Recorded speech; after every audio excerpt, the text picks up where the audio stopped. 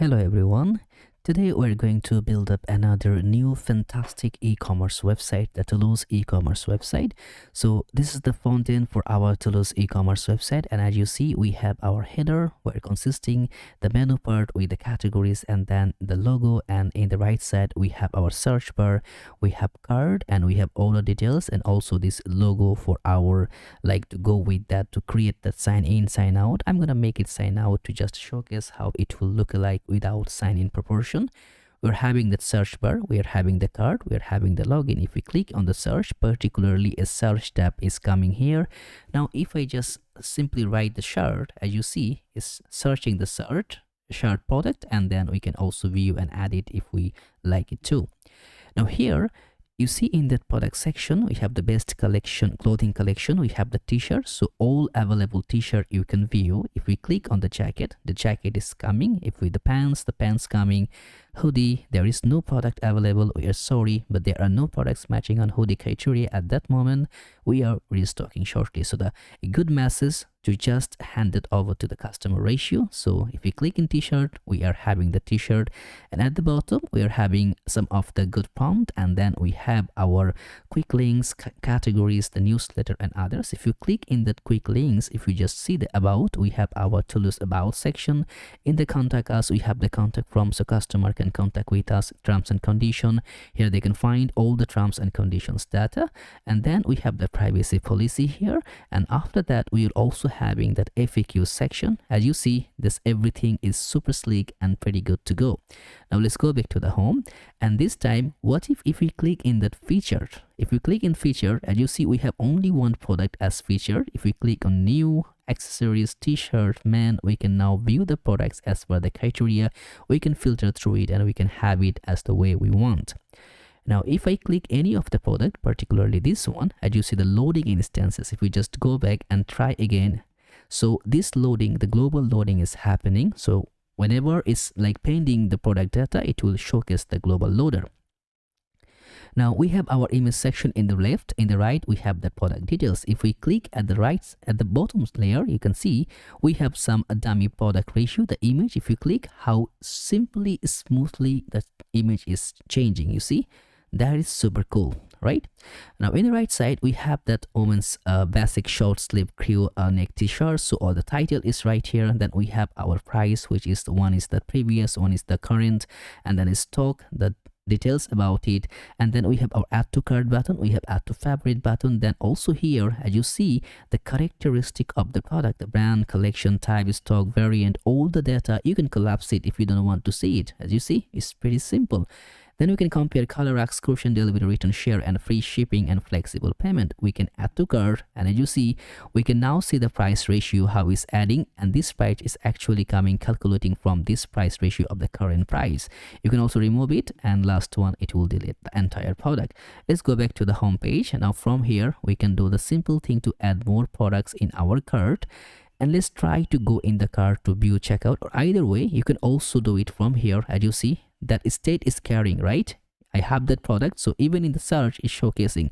And right now, if I just try something which is not mentioned in the search, just search and explore your products from Toulouse, and if it's not matched, it will not return the product. And like if I just make that pant, I should be able to have the pants. I can add the products from here, and also I can increase the quantity from right here. So let's close it. And by the way, this entire website is responsive. If I just go back here and go in the mobile view, in the right side, as you see, we're having that in the right side. If you click, we have home, feature, new, categories, accessories. If you click on t-shirt, you see how dynamically is rendering. You can also go back to the home and showcase the data here, and even you click in the outside of that ratio, you see it just removing. So that sidebar is looking and working perfectly the way we are looking it too. And in the menu screen, you see that's super sleek and simple. Now if you go back in the cart product, we are let them to view in the cart, the come in the cart page, but you see the login to view your cart items and checkout. Don't miss out on your favorite products. Now either we can sign in or we can just create a new account. So I will just go with the sign in. I'm going to just use the Google, and let's try to sign in with an account and see how the data it will appear. So let's click on continue. And now, as you may remember, you see that is the tools.react.com, so reactbd.com. So I'm gonna pass that, I'm gonna drop that link in the description because I need to collect some data from you. I'm gonna go then just explain it later. So let's just go through it. Now if I go back to the cart, and here from here I can just receive the entire card if I want. If I just remove, as you see, it's coming, your card is feeling lonely, means the empty card is there. We can discover more product, we can just go and add some product. Let's go back to the cart, and here we have around $200. So 220.75 the previous, now 20.75 the discount, and we can now go proceed to checkout. We can go with the Stripe, we can go with the PayPal.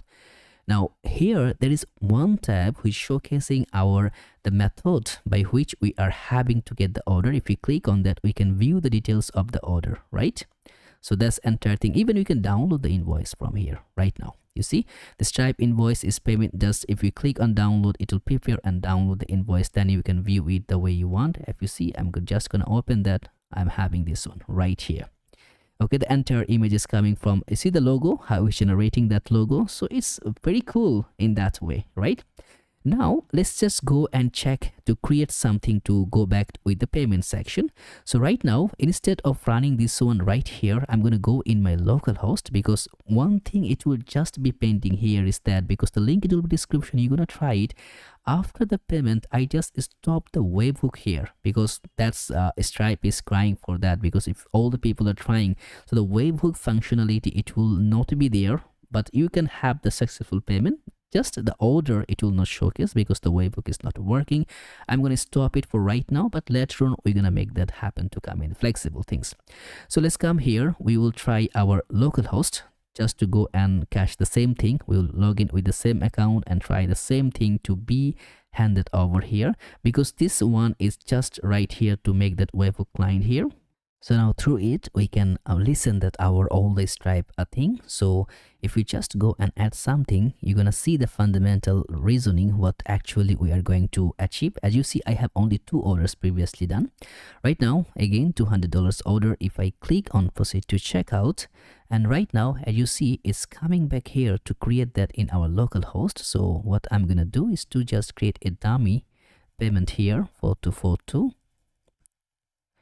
And a proper CVC, then pass the cardholder name and then hit pay.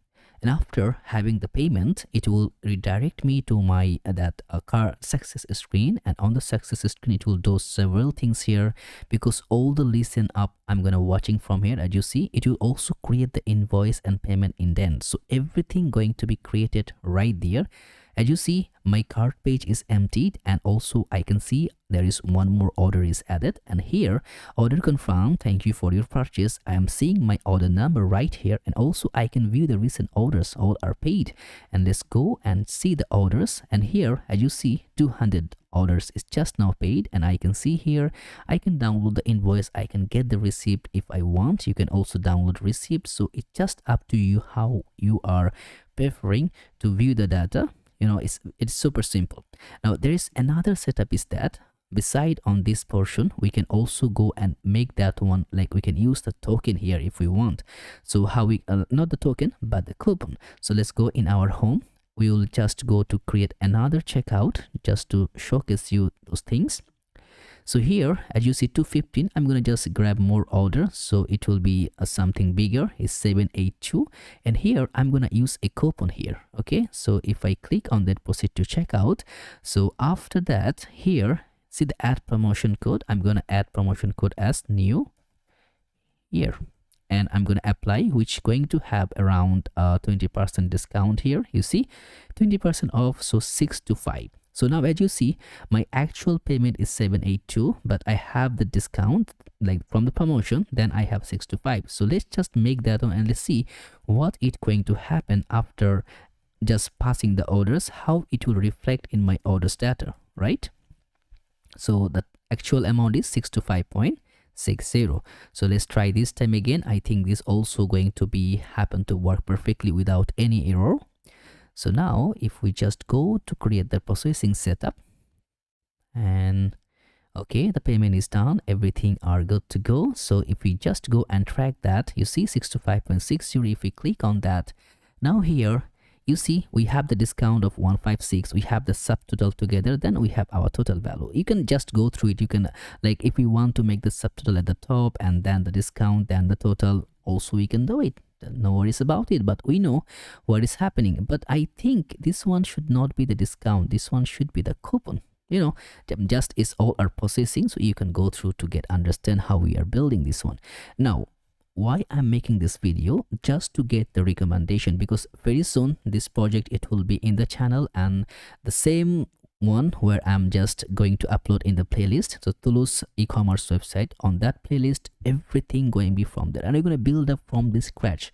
That would be bare minimum things I'm going to keep, that everything we are going to build up from the scratch, and I'm going to get you to provide you a better full stack e-commerce website experience. Now, why I'm sending you this video, please in the comment explain what you want more features, right? Whatever features you are looking forward, because there's also having an admin portion, this also having the authentication portion, this, so everything is there, right? So now whatever, because from the user perspective, whatever you are needing more, let me know in the comments, and I'm gonna inject that. And then, because you're gonna have a week time, within a week, not a week, 4 or 5 days, within those 4 or 5 days, let me know in the comments whatever more things you are looking forward for having that within this application, and I'm going to inject and start to build this entire things from this scratch. Again, from this scratch, that will be something new in this channel which we did never before. So let me know in the comments. So this is just, and the link, this link, it will be in the description for sure.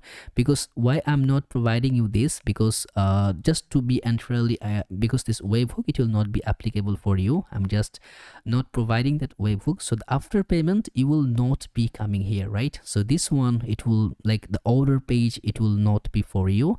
So that's the one recommendation which you'll not get. Others one, you feel free to recommend. And here, whatever you saw in the video, let me know from this notion how the change you want, how the more data you are looking for, right? So that's what I can do for bare minimum. Now for this entire web setup, entire design, this is a very sleek design, so recommend whatever extra you want more, how you want to showcase, and beside with that responsiveness, how the responsiveness you want to align or you forecast. Even if you want like the theming property or other, this entire things, you just tell me and I'm gonna keep that for you. Okay, so let me know in the comments below, and it will be right there when we are going to start building this amazing e-commerce website from the scratch. So finish it up, we're gonna see you in that project build. Hello everyone, we're going to start building our Toulouse e-commerce application. As you people know, I already posted one video regarding how it gonna comes and got a lot of feedback from you people, and I will try to implement all of this like fascinations and others. All of this going to be compatible within this entire build. This will be a fully functional full stack e-commerce website, and I'm gonna go with the pros and cons on every single aspect, how you can like to break things part by part to build this entire things down. So as you see in the home page, we can just go through part of clickable, get the events for the products, and also from the top layer we can toggle through the products and we can just render the products in a different dimension. And no worries about it, there will be a pagination is already there, so once we're gonna pour up more product, it will just showcase there. Now after that, we can go singly, like we can click to add more products, we can remove the products by itself, and as you see we have our add to cart button by which we can just showcase all the product. We can also receive our entire cart so on, and also as you see we can go and proceed to checkout to having a successful payment authentication method. Then here we have our order section where all orders we have been done, it will be available here. As you see, it's also a scrollable effect, and we can find the like amount details. And by the way, we can also be able to download our invoice for, so like it will be handled by Stripe, and after downloading we can send the invoice to customer and so on. Now first and foremost, as you see, those things clearly having a very good kick, and also the sign in and sign out, especially the user management. As you see, we can just simply handle using our Clerk authentication management. So now it will be a fully robust project, and it will be a series of produced project by which you can have a better understanding how e-commerce website, how full stack website is just developing and working. We're gonna go hand-to-hand experience. I'm gonna break through each and every aspect so that you can, like, after end of the series of video, you're gonna learn something new and learn something perfect for your job or for other preferences. So that will be our front end. And by the way, as you see, it's already deployed here. The link, it will be in the description. You can feel free to go there. And one more thing is that, as you see, this here we have one, like, the admin portion by which we can communicate. We're gonna use the sendbar to communicate with that. Not only this feature, we're gonna use a multiple, like, OpenAI feature, and we'll try to drag and drop of that messenger or the WhatsApp functionality. We'll try to adjust each and everything whenever we are building the scenario. We're gonna go from the scratch. Now, as I said, that will be that updated version. So the link, it will be in the description. Again, if you're preferring something new, let me know in the comments. I'll try to adjust and add it in the project. So for the admin portion, as you see, we're handling it within the Sanity IO. So that will be our products, categories, orders, sale, everything going to be handled from here within that parameter. And of course, I'm gonna break this thing down one by one, bit by bit. And to build our project, we're going to start using that React 19. Now the 19 is a stable version. We can use it right now, and I think nothing can be having any problem, any issues. So the packages, it will be rendered firstly, and every single time I will try to catch every single scenario, the advanced functionality which can the React 19 provide. And for our front end, more functionality, we will use that Next.js. And from the Next.js, we're going to go with that latest feature of that version, which is 15.1.0. So we're going to use that one. Then for styling, we're going to use the TailwindCSS for using the CSS styling sheet. Then we're going to use the Redis UI combining with the Shadchan UI, which can give us a perfect combination of how we're gonna render the UI, how we're gonna make that UI component in a very compact manner. And after that, of course, we're gonna use the Sanity content management service to get our content done perfectly, smoothly. And by the way, one of the people was introducing to get the user data here also. We can grab it, we will get it, no worries about that, because we're going to handle the user using the Clark, and then we can grab it here easily, as simple as like that. We're going to use the motion, the new motion, which have a very good functionality, not the framework motion but motion itself. We're going to use that for having all the effect, and we're going to use our Justin friend here to combine everything to manage our state. And of course, for the payment method, we are going to use this Stripe. And by the way, let me know in the comments which payment method you are looking forward. If I can happily get that intervene, then I will implement that one also. So we can adjust multiple payment here. So let me know in the comments if you are having or exploring any other different payment method. Of course, we are trying to implement that so far also. Now, so that's the dummy website, which the link I'll be providing in the description.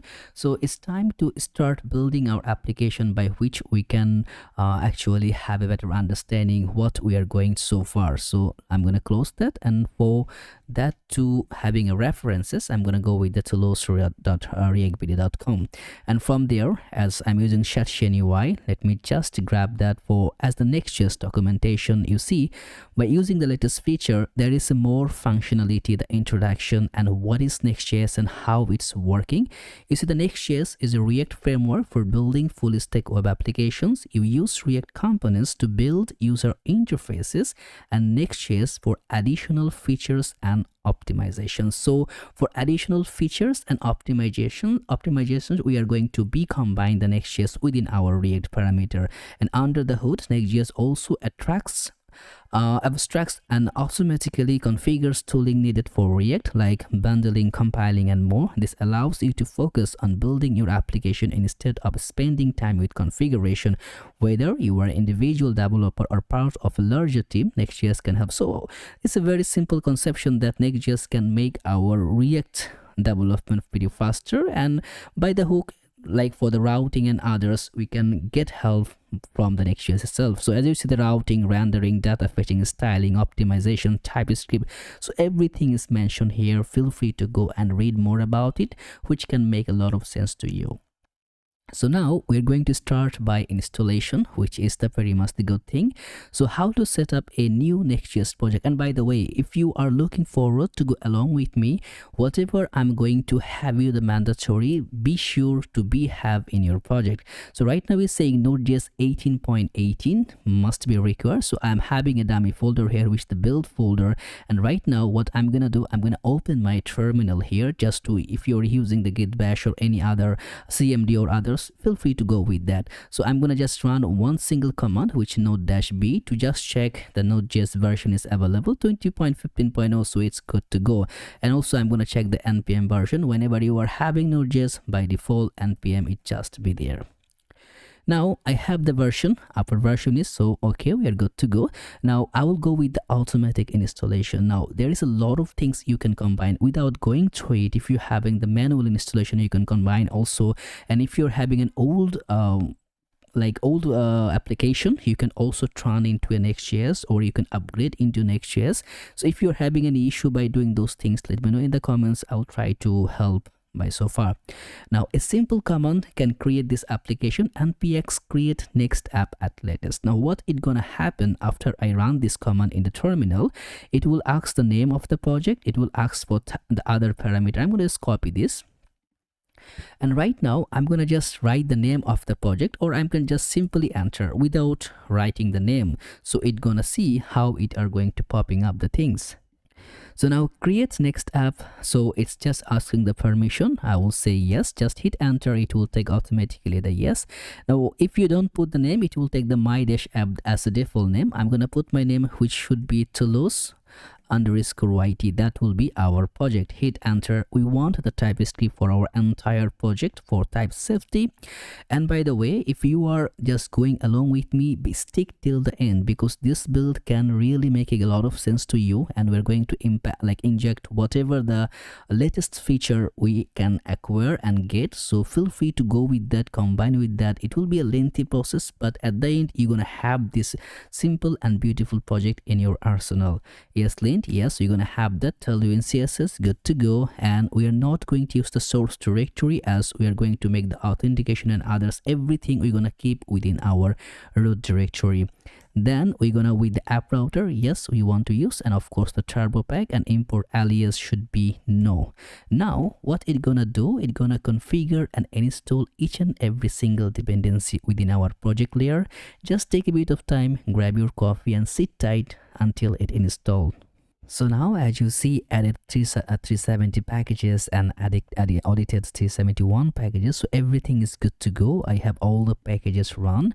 Now you can run that npm fun for getting more details about it. I'm not gonna do that. So if I put Alice, as you see, my Toulouse YT is already created here. And also in my directory, I can find one application is created with a full merge. So what I'm gonna do, I'm gonna go cd into Toulouse _YT, and then I'm gonna make code space dot to open it in my code editor. Okay, just open here. So there is a lot of other way by which you can open that in the editor. You can also feel free to go here, then by itself you can also open it with the code editor. And by the way, you can also create the application from like the VS Code editor itself. If you're having a trouble, let me know in the comments. I will let you know how to configure and figure out to remove all that error by itself. Now as you see from here, I will take my git bash. The first command I'm gonna run is that npm run dev to initialize or to run that application in our localhost 3000. As you see, it's taking the local network, and also by the way, it's getting also accessing my network for the 3000 port. So that is open. I'm gonna just drag it in my this terminal. And by the way, the application we're building, it's fully responsive. You see that? All the pages, all the functionality, it will be fully responsive, and it's gonna work perfectly aligned. So no worries about it.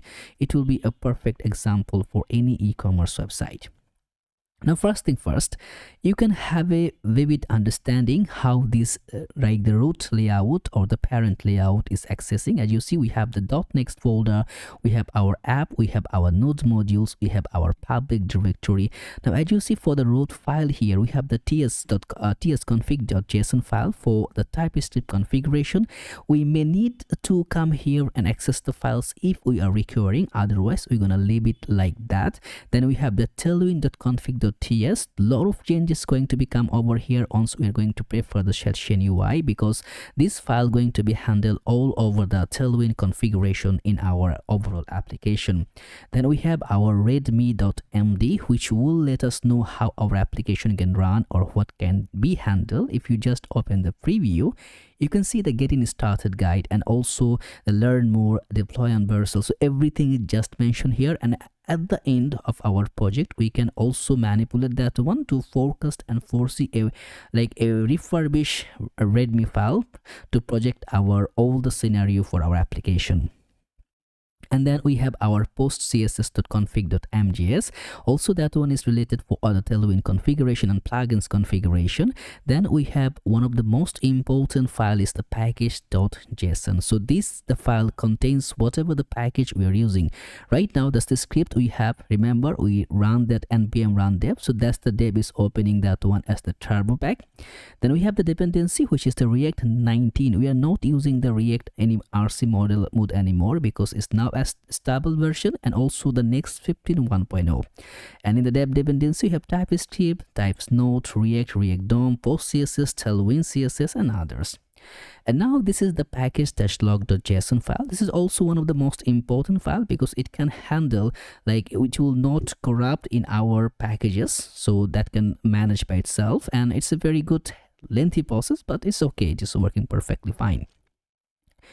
Then we're having here next.config.ts file. This file also is very important. It's the root layer of the file conception for the Next.js.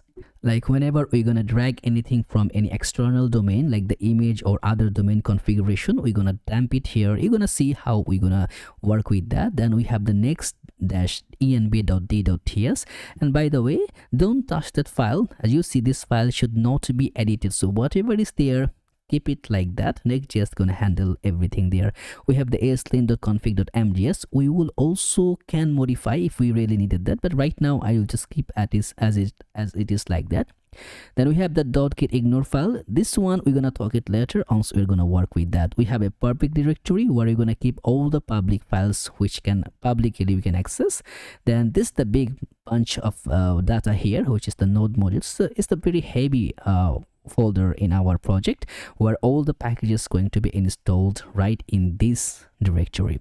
Then the .next, I'm going to keep it like that, and we have that app directory where we have the favy icon, we have the globals.css for running our CSS design, we have our layout by which we can inject everything in our project. Then we have our package.tsx, and whatever you are seeing right here is just coming from here. So what I'm going to do, I'm going to clear everything. So I'm going to select this div, entire div, I'm going to remove it, right? I'm going to take a new div, and within a div, I'm going to put an h2, which should be Toulouse e-commerce website. Hit enter. And after enter, as you see, the Toulouse e-commerce website is just created here. And what I'm going to do, as you see, the additional CSS style from here, I'm going to just remove that. And right now, as you see, we're having a clean build. So feel free to go read and how the project structure is happening, how image and fonts or layout or pages is working. So that is that you see is all are explained here, how the top level folders will work, how the top level files will combine, and how Next.js, how these files can modify, and what is this file means. Whatever I'm saying right now, I learned from here. So feel free to come here and learn a bit about it, how those things work, and as you see the routing files and everything. So that could be a better, if you want to understand better, feel free to come here and read and learn more about it. Then now that's the Shell UI, because that's the beginning of our project. I would love to configure the Shell UI at the very first, because later on it can, because this will combine some configuration within our application. So it's better at the very beginning you configure it. That's my suggestion for you. So to go with that, I'm now in the documentation. So from here I will click on that get started. And as you see, there is an introduction. Beautifully designed components that you can copy and paste into your apps, accessible, customizable, open source. That's the bold move. Now, this is not a component library, it's a collection of reusable components that you can copy and paste into your app. So that's the bold move. As you see, we're not going to add like a Shadchan package like TailwindCSS. No, it will not be added any Shadchan package there. It will be like building the components, and it will inject the components within our project, and we can access that whenever we are needing. So it's a very good handy project whenever you need to access those things. And now you can go FAQ. If you have any like more understanding, you can feel free to go and question and answer on that. Now there is a lot of frameworks it support, but we will go with the first one for the Next.js application. Click on that and create a project, then run the init command to create a new Next.js project or to set up an existing one. So I need to run this one. So just copy that. I'm using npm. I'm going to copy this one, and as our application is running in one terminal, I'm going to keep it as like that. I'm going to just take a new git bash here to open a new terminal, and I'm going to just hit enter. So now it will just go that npx Shadchan at latest init. So it's gonna just initialize the Shadchan application layer. I'll go with the New York, I'll go with the neutral, so whatever the default parameter, also the yes, so everything defaults I'm just getting. And now how would you like to proceed? Because now as the React 19 is right here, so many packages still not support the React 19. So if you're using PNPM, that one you no need to confirm that, because PNPM by itself can handle those merge. But I'm gonna go with that use -- legacy pair dependency. If you're using the further future level where the next React 19 have no issue, then you can just go with directly, but I'll go with the legacy pair dependency. So if you're using yarn or PNPM, it will be I think better with the PNPM. It will never ask that. Now as you see, it installed, like it's initialized, but what it had been done in our application, let's see. As you see in the tailwind.config.ts file, it added a lot of things. Also, if you just go here in the globals.css file, it's also added a lot of things. So all the dark and light mode, all other properties, it just added right here. And one of the main thing is that as you see, we have another directory here called lib, and there we have the utils.ts. Now as you see, we have imported the CLSX project, like CLSX, the package here. Also we have the tailwind.march. We never imported that, we never installed it, right? If we just go in our package.json, as you see, it added class variance authority, it added CLSX Lucid React, which by itself going to be handled for our React combination for the icons. It added also Tailwind March, Tailwind CSS Animate. So whatever the package is required to combine or build those components, it's creating by itself. So as one of the example is that utils.ts is a very powerful function which will resolve any class conflicts in our application whenever we are using the Tailwind configuration. No worries, I'm gonna use that, and you're gonna see how it's helping you so much and better way. Now let's just go and grab on components. I'll click on the components, and as you see, that's the components layer. So there's a lot of components. I'll first go with the button. How you can add a button is simple. As you see, you can go with the manual. I will just go with like that with the CLI, with the command line. I'm going to click that, use npm, and here I'm going to just paste it. And after pasting, it will generate a button for us. And as you see, okay, it's taking that command by itself. So let's see, after, as you see what it said, I'm going to just make it bigger so that you can see it. So the process is done. It used by force itself, then installing dependency and created one file, components UI button.tsx. Now as you see, it's created already a components directory here, and in the UI it created one button. Now how it can create those things, remember we are executing the npx command, so which having the read-write permission to access our folder and write anything it wants. So now here as you see, we have the button variants, default, destructive, outline, secondary, ghost, link, and also we have the size, we have the default variants. So by that itself is providing a perfect button which we can use anywhere. Now that's our application. Let's see if we can use the button here. I'll go in the page, and after that page h2 tag, I'm gonna get a button here. button, and there I'm gonna pass everything it's gonna take as a children. I'm gonna just pass a demo button. As you see our button right here, I'm gonna just provide a padding so it will be a nicer experience here. So should be class name, padding should be, let's say, provided 10. Now as you see we have a button. Now as we are having the button, we can pass a lot of other things. We can pass the variant if we want. So the variant, you see, we can pass the destructive, so it will be a red color, and also we can pass the ghost. So as you see, it just ghost, just a line, and also we can pass that as outline variant. So as you see, all the variant is reflecting here. So by itself we can have a perfect button align. So all the configuration and properties, whenever we're going to use from the Shadchan, we're going to combine like that. Now what I'm going to do, I'm going to run another command, which I'll go just with the previous command, nps Shadchan latest add. I'm going to add whatever package I'm needed. So as you see, we need the accordion. So if we go and pass to the accordion, the simple command after add, we need to pass that accordion. Okay, then also we need to add that badge, we need to add our card, we need to add the carousel, maybe not recur right now. Once we need, we're gonna just go back through that. And by the way, there is one more thing. If you go back in our application layer, if we go at the bottom, as you see, the about us, all the pages is right there, contact us, and also like terms and condition, privacy, privacy policy, FAQ. So everything is right there. It will be a fully compact package for building our application layer. So get a card, and also we will use that collapsible, we will use that command tab, and then dialog, and also you're gonna get the input, you're gonna get the label, also that pop over and scroll area. And after that we will use also separator, and then we will use that table, text area, and then tooltip. I think also you're gonna use the toast. So if we hit enter, it will create all of these files within our UI directory here. So that's the easy way. I'm gonna also go with the legacy path dependency. I don't want to make it as force. You go with the force, is similar way it will work, so no worries about that. Now if we are not making any mistake here for the naming convention, we should be able to see all the components or all the files, you can say, is rendered through here in that UI.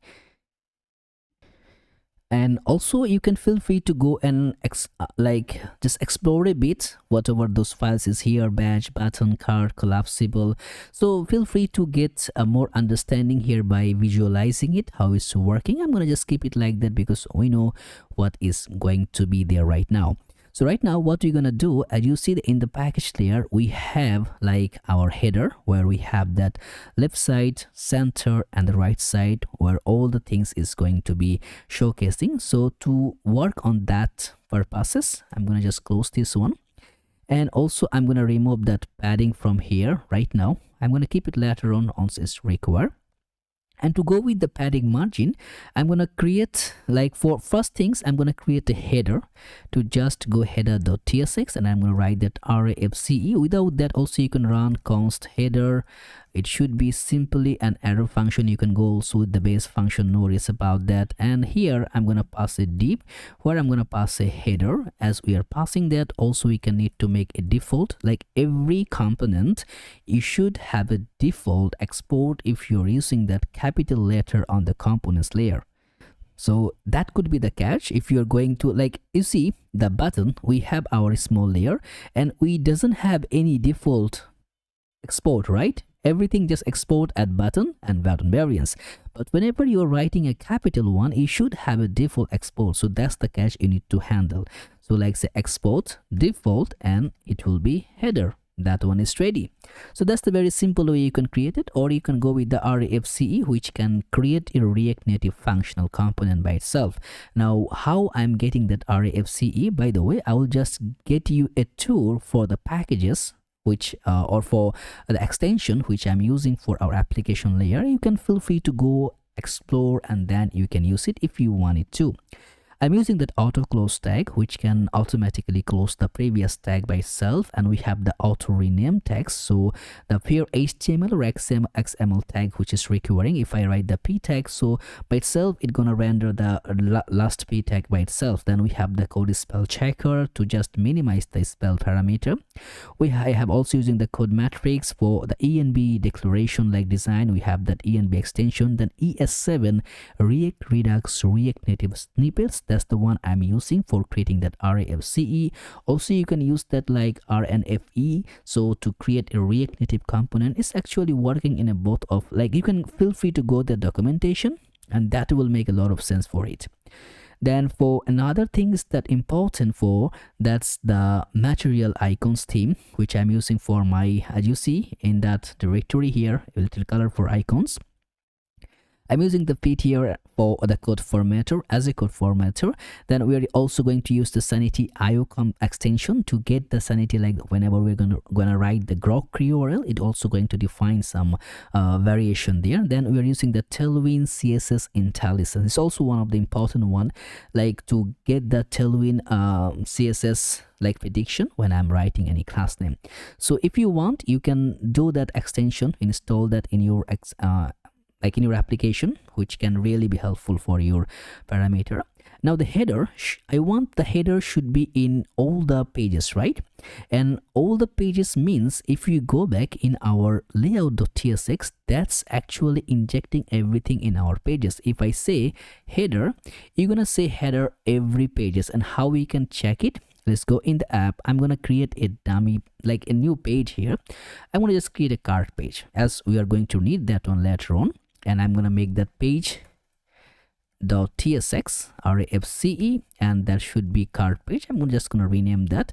Now I have header in this file in that localhost 3000. I will just go back in our cart file. As you see the cart page, I have also the header. So means whatever we're gonna keep, that children going to be the all the pages which going to be rendered within. Then at the top layer should be whichever we want to declare first. So we're gonna have our header, and also we're gonna have our footer to be expelled and combined in all the pages. So first going to be header, then going to be footer.tsx RAFCE, the footer.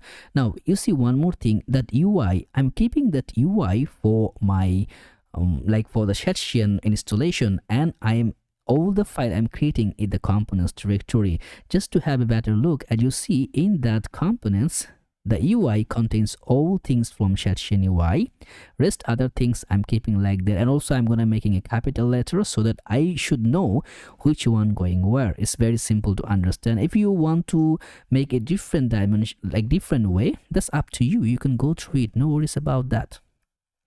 And footer. And by the way, check those imports. Sometimes those import can make a lot of problems. So be sure that import that like that one is rendered perfectly and properly. Otherwise you need to make sure it than to just go out of the error. Now here what we're gonna do, we're gonna use some combination layer by which we can generate the other properties. To do that, let's just go with I'm gonna go with that. So we'll go in the header. So in our header, we should be generating two separate properties, right? So as you see, we should be have our like the logo, not the logo. Before the logo, we're gonna have that our left bar. Then we should be our right bar. Okay, so left, right, like left, logo, right. So this two things going to be combined here. So to do that, now as you see that our header, I want to keep the header as a server side. Okay, so as you see, there will be several instances by which we need to make it a client side component. As you see the accessories or the new, because every time we pass that, we are passing some parameters or categories. So we will go and combine. We're gonna use the maximum way we can use the server and client combination in proper way. Okay, so for the left bar, I'm gonna utilize another components here, and that will be, let's say it will be header menu.tsx RAFCE, which gonna combine our all the header menu. So the first one, it gonna be dumping as a header menu. Okay, so that will be our left bar. Then let's go back here, and you see the header menu right here, and then we need to pass our logo. I'm going to create another component which will get us our logo.tsx rafce. That's our logo, and it will be right here. Instead of that, I'm going to just generate my logo, and after that logo we will combine to get our right side parameter. And in the right side, we can just simply, as we are just expecting everything outside, we can just make that a div here. So just to combine similar properties, I'm going to make it right. As you see, we're having one right parameter and left parameter and others. So in the top layer of the div, instead of the div, I'm going to give a name of as a header and put a class name. Background color, I'm going to keep it as white, and also I'm going to put a border B, and border B should be, let's say border B should be gray of, I'm going to right now keep it as 400. Later on I'm going to combine, because in our application we keep it 200, but right now I'm going to keep 400 so that you can view it properly. And also I'm going to make a padding Y, which should be 5 to provide some more space. Now as you see, those entire things, if I just make background color as red of 200 or 300, now as you see, it's just taking entire width, right? But as you see in our combination here, is actually measuring a max width, and to combine that we can just wrap it within a div. But instead of wrapping this one like that, what I'm gonna do in the components layer, I'm gonna take one more file which will be container.tsx, so which can adjust the ratio. So what I'm gonna do here in this one, I'm gonna pass one interface which will be as taking as everything as a props, and that props going to take children, which will be React node. And if you're having problem to get that, as you see in the layout, also we are combining that React node, that's the children which also we're going to use that same like the types. And also for the class name, if it's available, only then it will be there, and it will be partially as a string. So here we'll take two properties which will be children and also our class name. The type should be as props. Now everything we're gonna render within this parameter, the children. So whatever we're gonna dump inside of that, it's gonna render automatically. And after that, I'm gonna pass the class name. Remember, we have one CN file which is in the utils. Remember what I told you, we're going to use the CN file which will like remove the conflict from our application layer. And by the way, if you're having trouble to understand anything, or you are not getting anything whatever I'm saying right now, let me know in the comments. So no worries, we can figure it out, and I can let you know how you can also figure it out. Okay, now in this layer on the CN, I'm going to write whatever the class name I want to pass. So the max width, I'm going to make it as a screen axle, and MX auto to keep it in the middle. And by the way, if you having doubt what is screen axle, you can just hover over it. You see the max width 1280, MX auto means the margin left auto, margin right auto, keep everything in the middle. And also I'm going to make a padding X of 4. Let's put a BJ of blue. Should be blue of 500, just to combine. And after that, whatever the class name we are passing from the parent, it would be there. So right now, as you see, we are having one container up and running. Let's go in the header. What I'm gonna do, I'm gonna cut these three things. I'm gonna pass within our container and enter. And after that, you see, we have our max width working perfectly. We have all the properties working perfectly aligned and super fine. So right now, as you see, it's working perfectly. So I'm going to go in the container. I'm going to remove that color so that you can see it's working. And also for the header, I'm going to remove that background color. Okay, cool, it's working.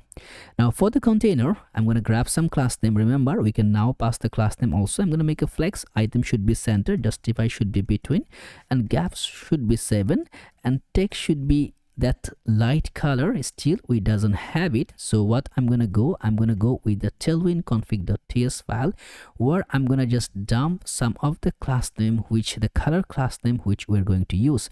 So here I'm going to say our like our colors start, and I'm gonna write our colors and you can pass the message as you like. So here we're gonna use several colors which can reflect our application theme color. So these colors, it will be dark color, light orange, light blue, dark blue, or dark text, and light beige. You feel free to just write that properties which can combine the color value, and those all the colors we're gonna utilize that one by side, bit by bit, whenever we're gonna just running our application. So we're gonna feature that and we're gonna see whichever we are needing right now. So here we're gonna see, as you say, should be light color. So as you see right now, the text a little bit a lighter way, so that's what is actually giving for us. And right now we're gonna first go to like check our properties where we can just give our like for the single parameter. Now here as you see, all the categories going to become, but for right now we're gonna keep dummy parameters as we are not having any categories, right?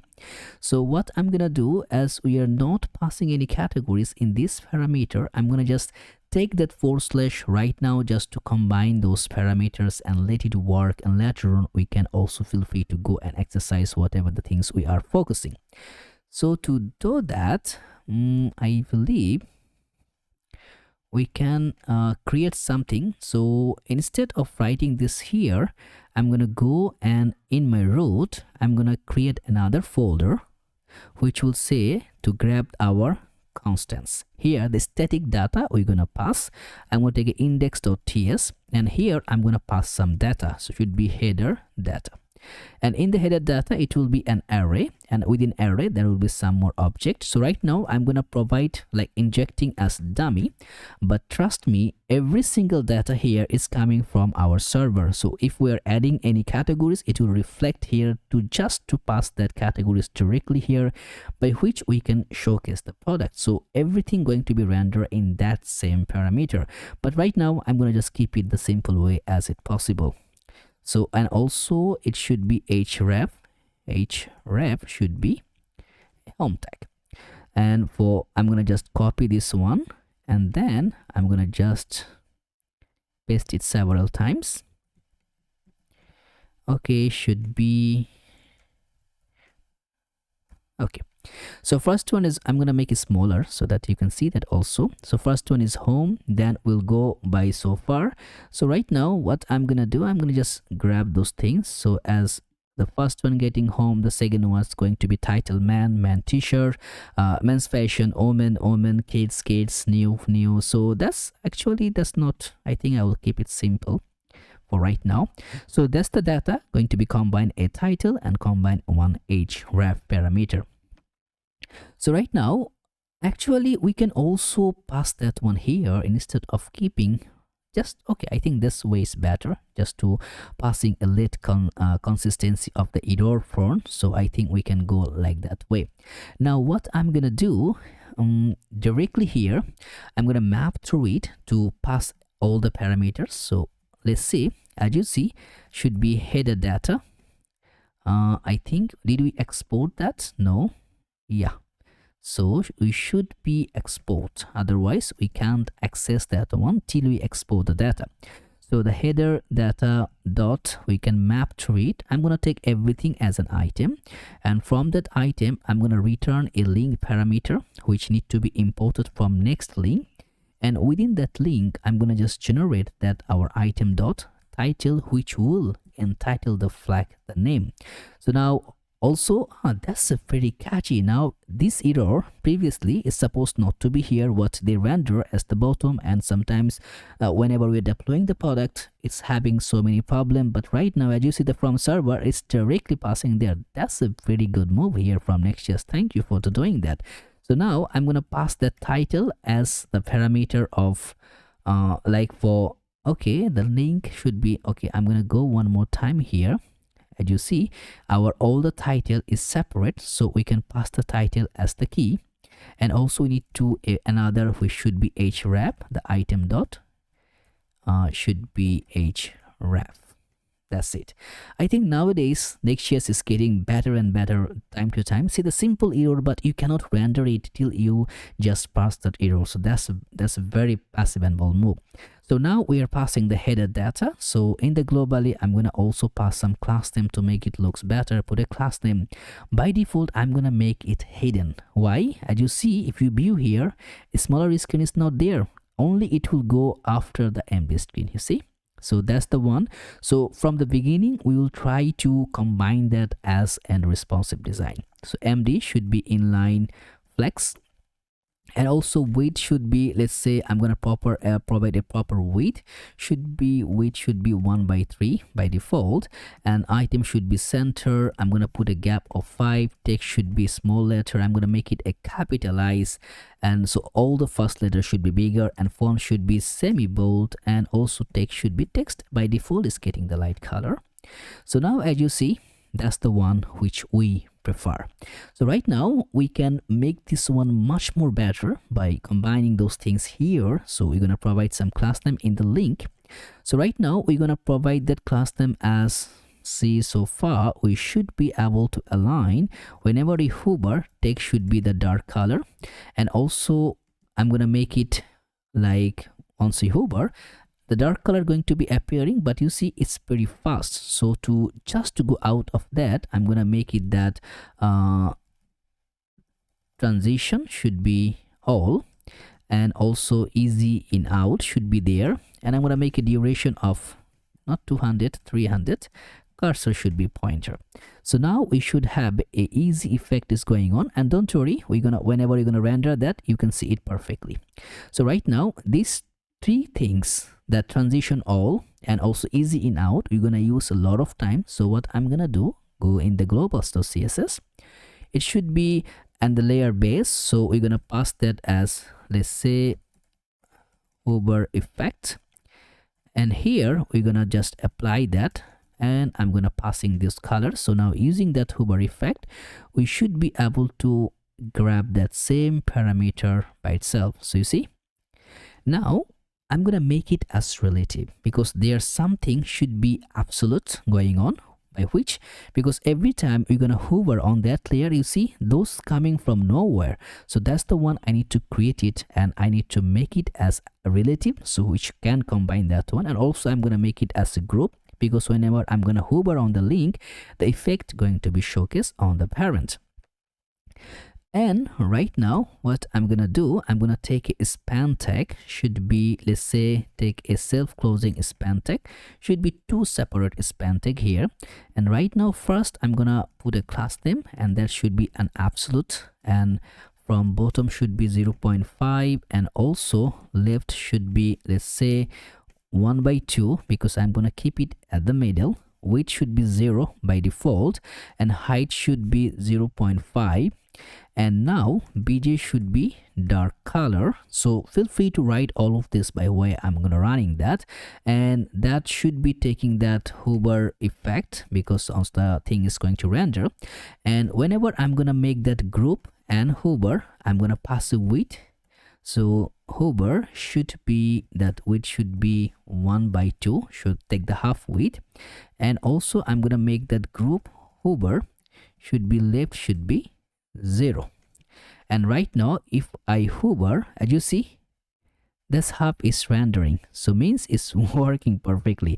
So instead of rendering again from all of that, I'm gonna just copy this. Okay, after copying that, we need to combine now. Instead of that left, it should be generating for the right, and also I think hover, the right should be 0.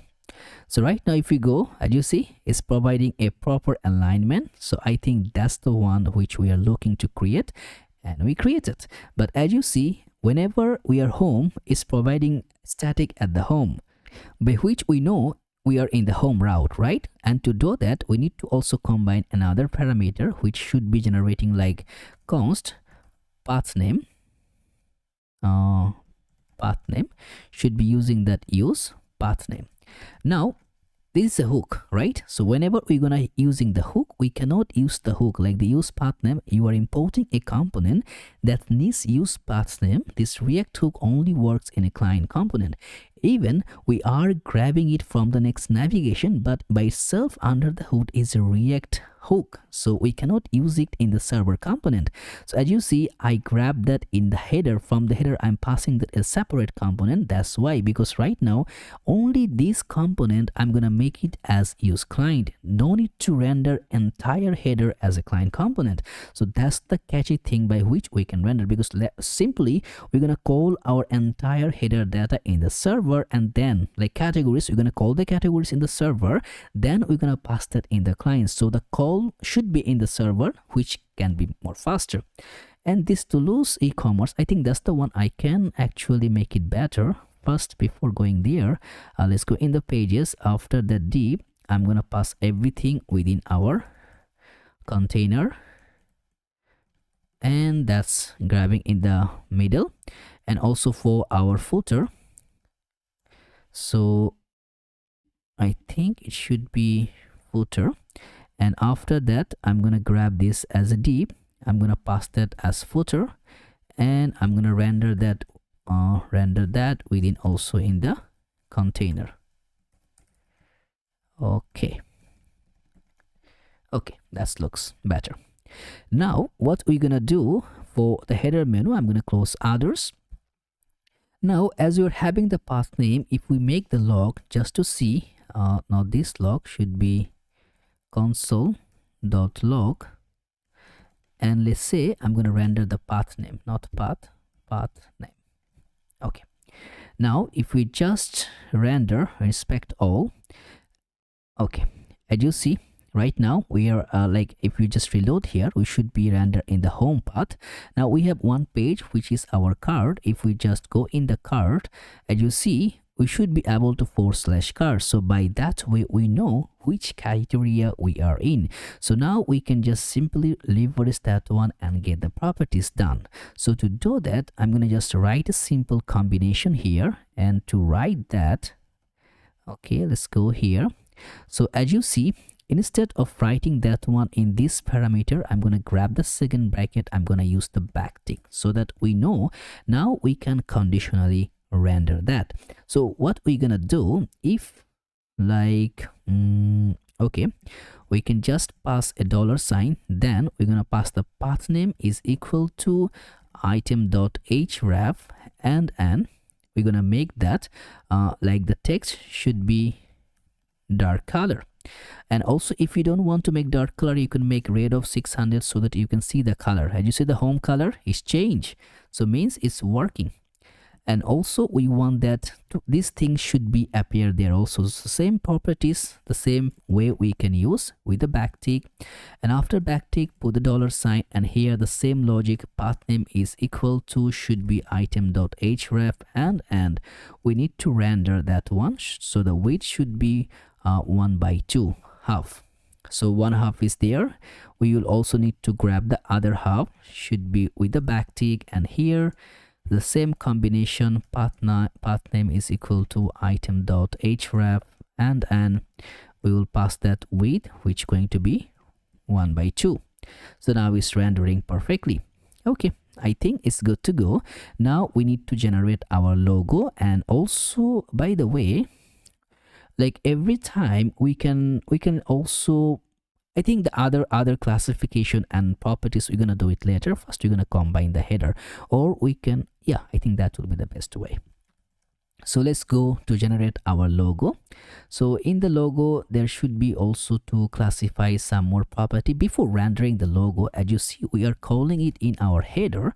I'm gonna make that properties done properly. So what I'm gonna do, instead of directly rendering here, I'm gonna pass it here, and also put a class name which should be auto by default, but MD which should be 1/3. So the half width it will take by itself. And then should be flex item center, justify center. Right now I'm gonna keep it like that way.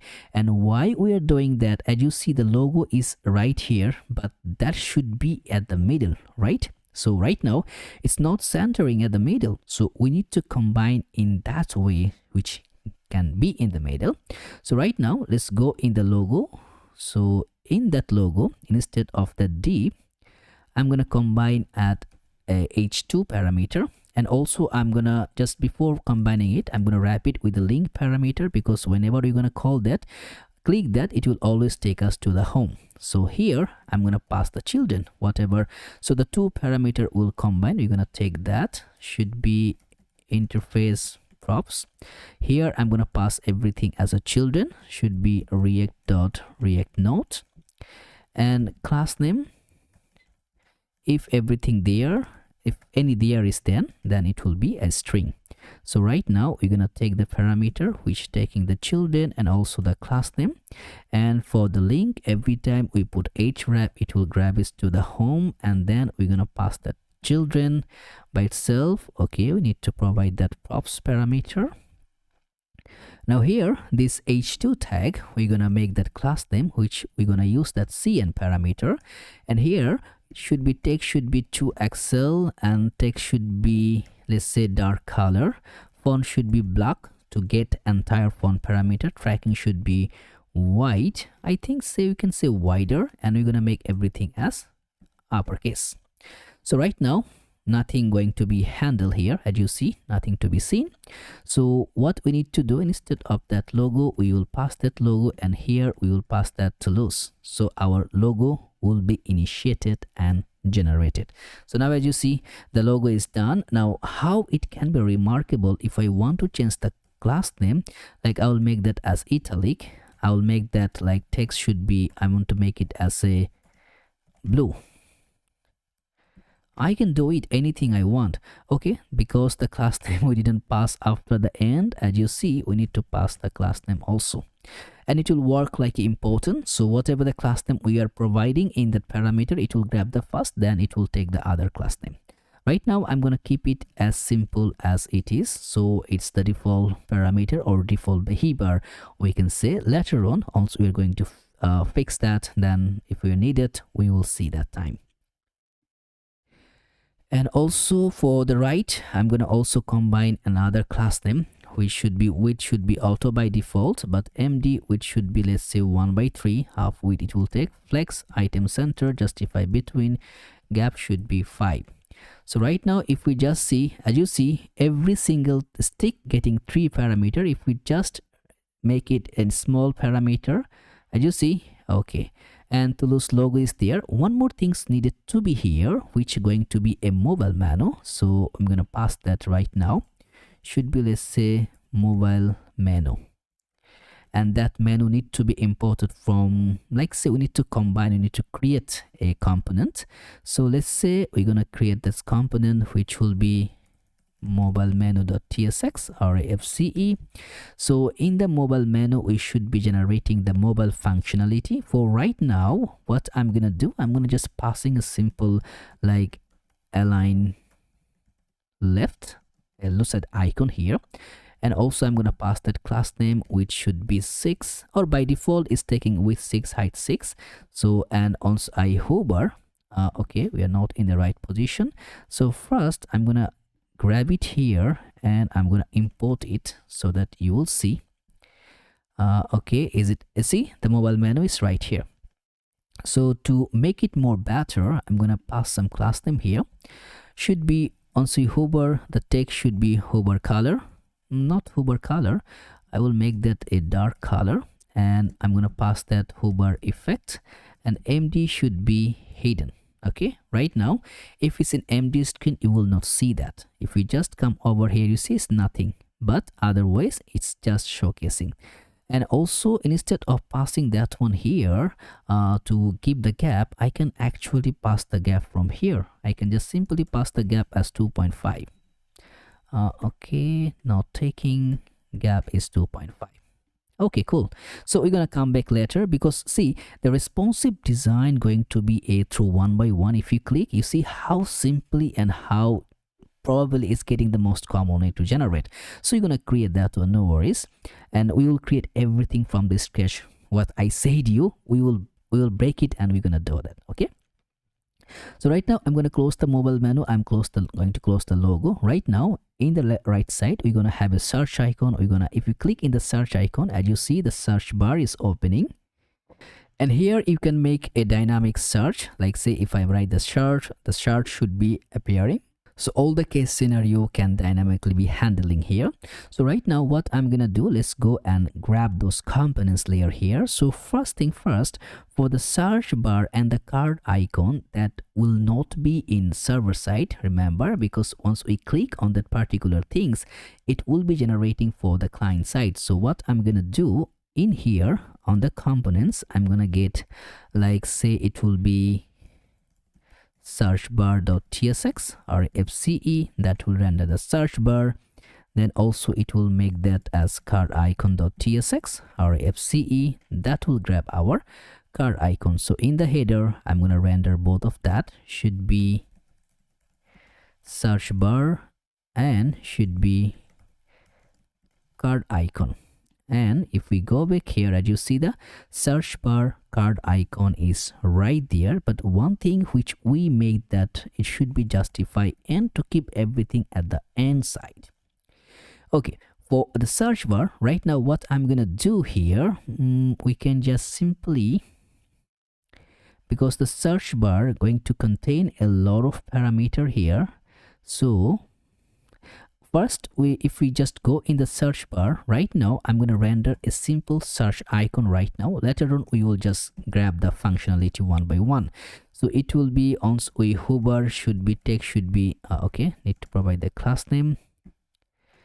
And I'm going to make a width of 5 and height of 5. Once we hover, should be, text should be, let's say, dark color. And I will pass that hover effect, just a simple icon. As you see, nothing else right now, nothing else. But later on, we're gonna combine that and make it a pretty good cool scenario here, so that you can understand a pretty better understanding.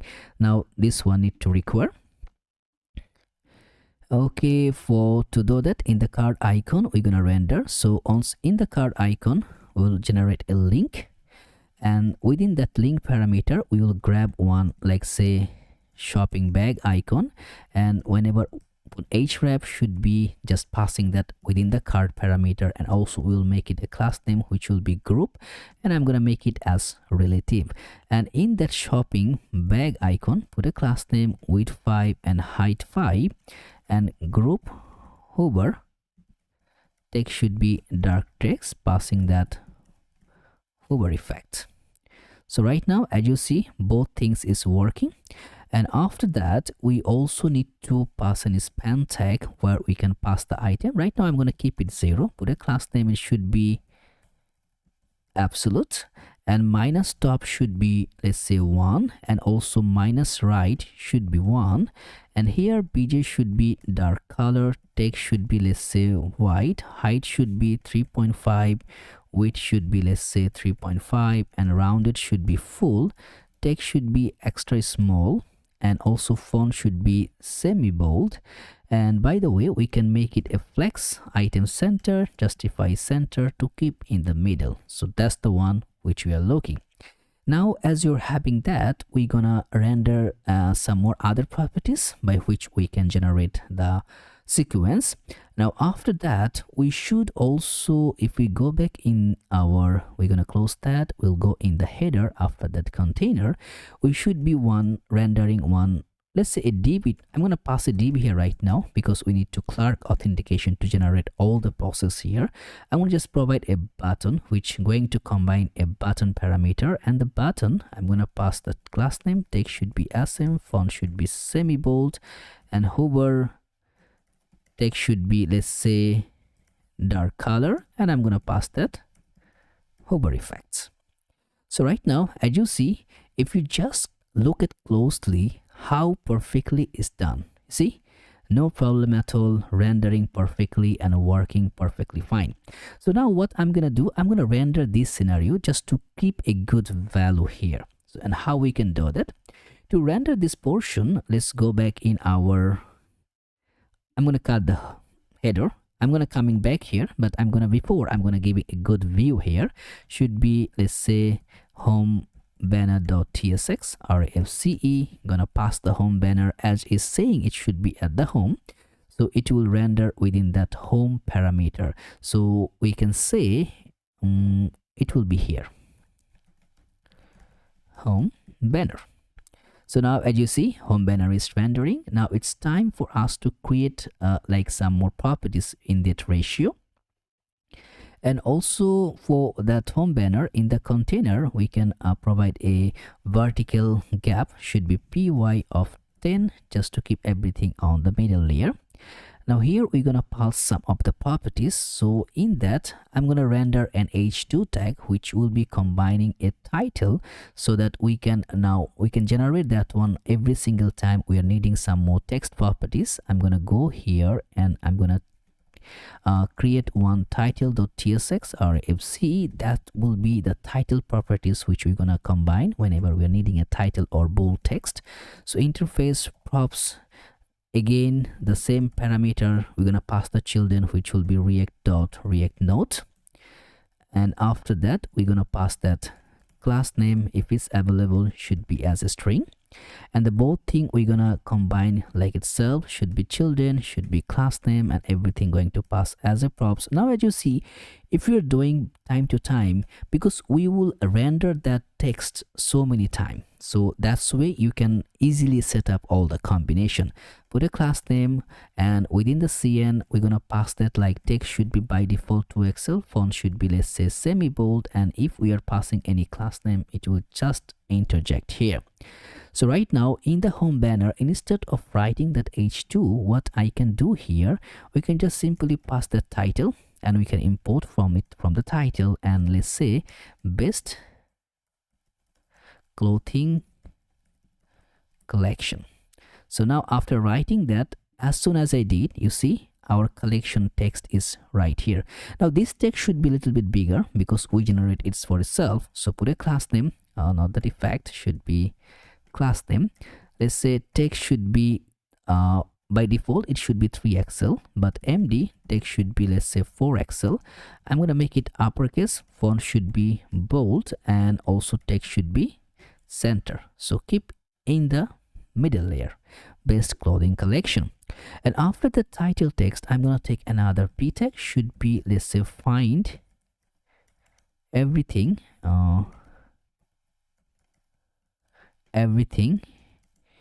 let's say you need to look and feel your best, and also and shop the latest,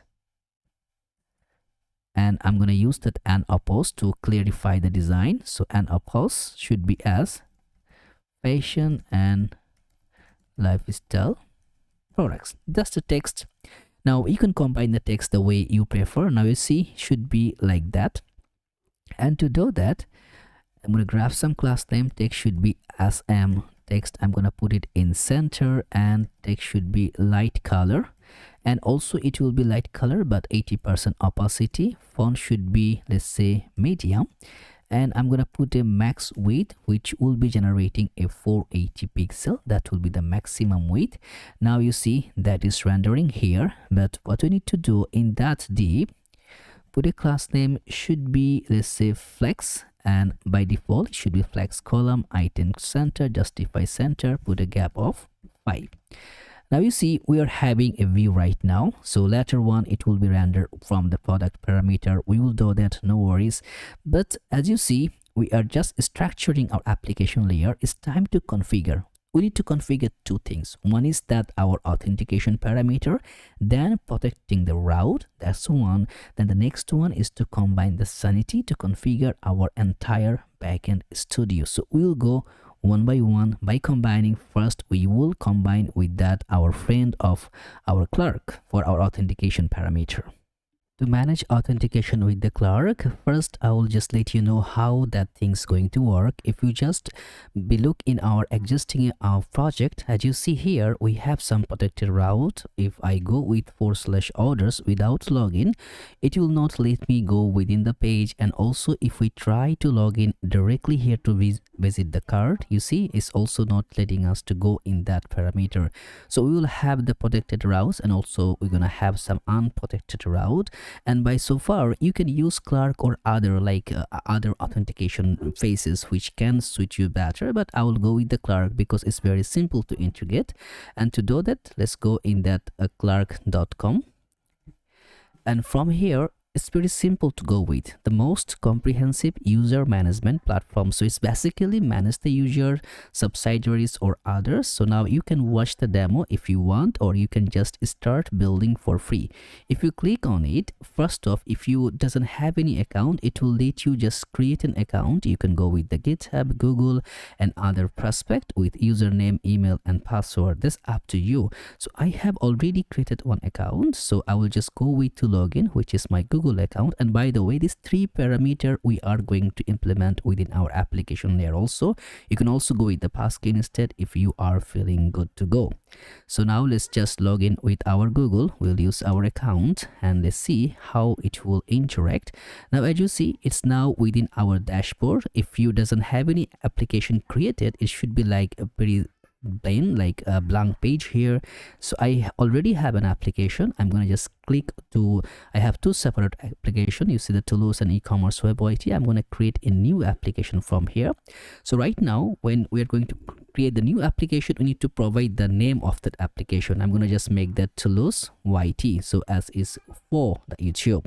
Now here I will choose the email, and that Google is coming by default. And also you can go with the GitHub, but more than that, you see, you can just focus on that. If you want, you can go with the Microsoft or LinkedIn, is up to you. But I think these 2 are going to saving our purposes.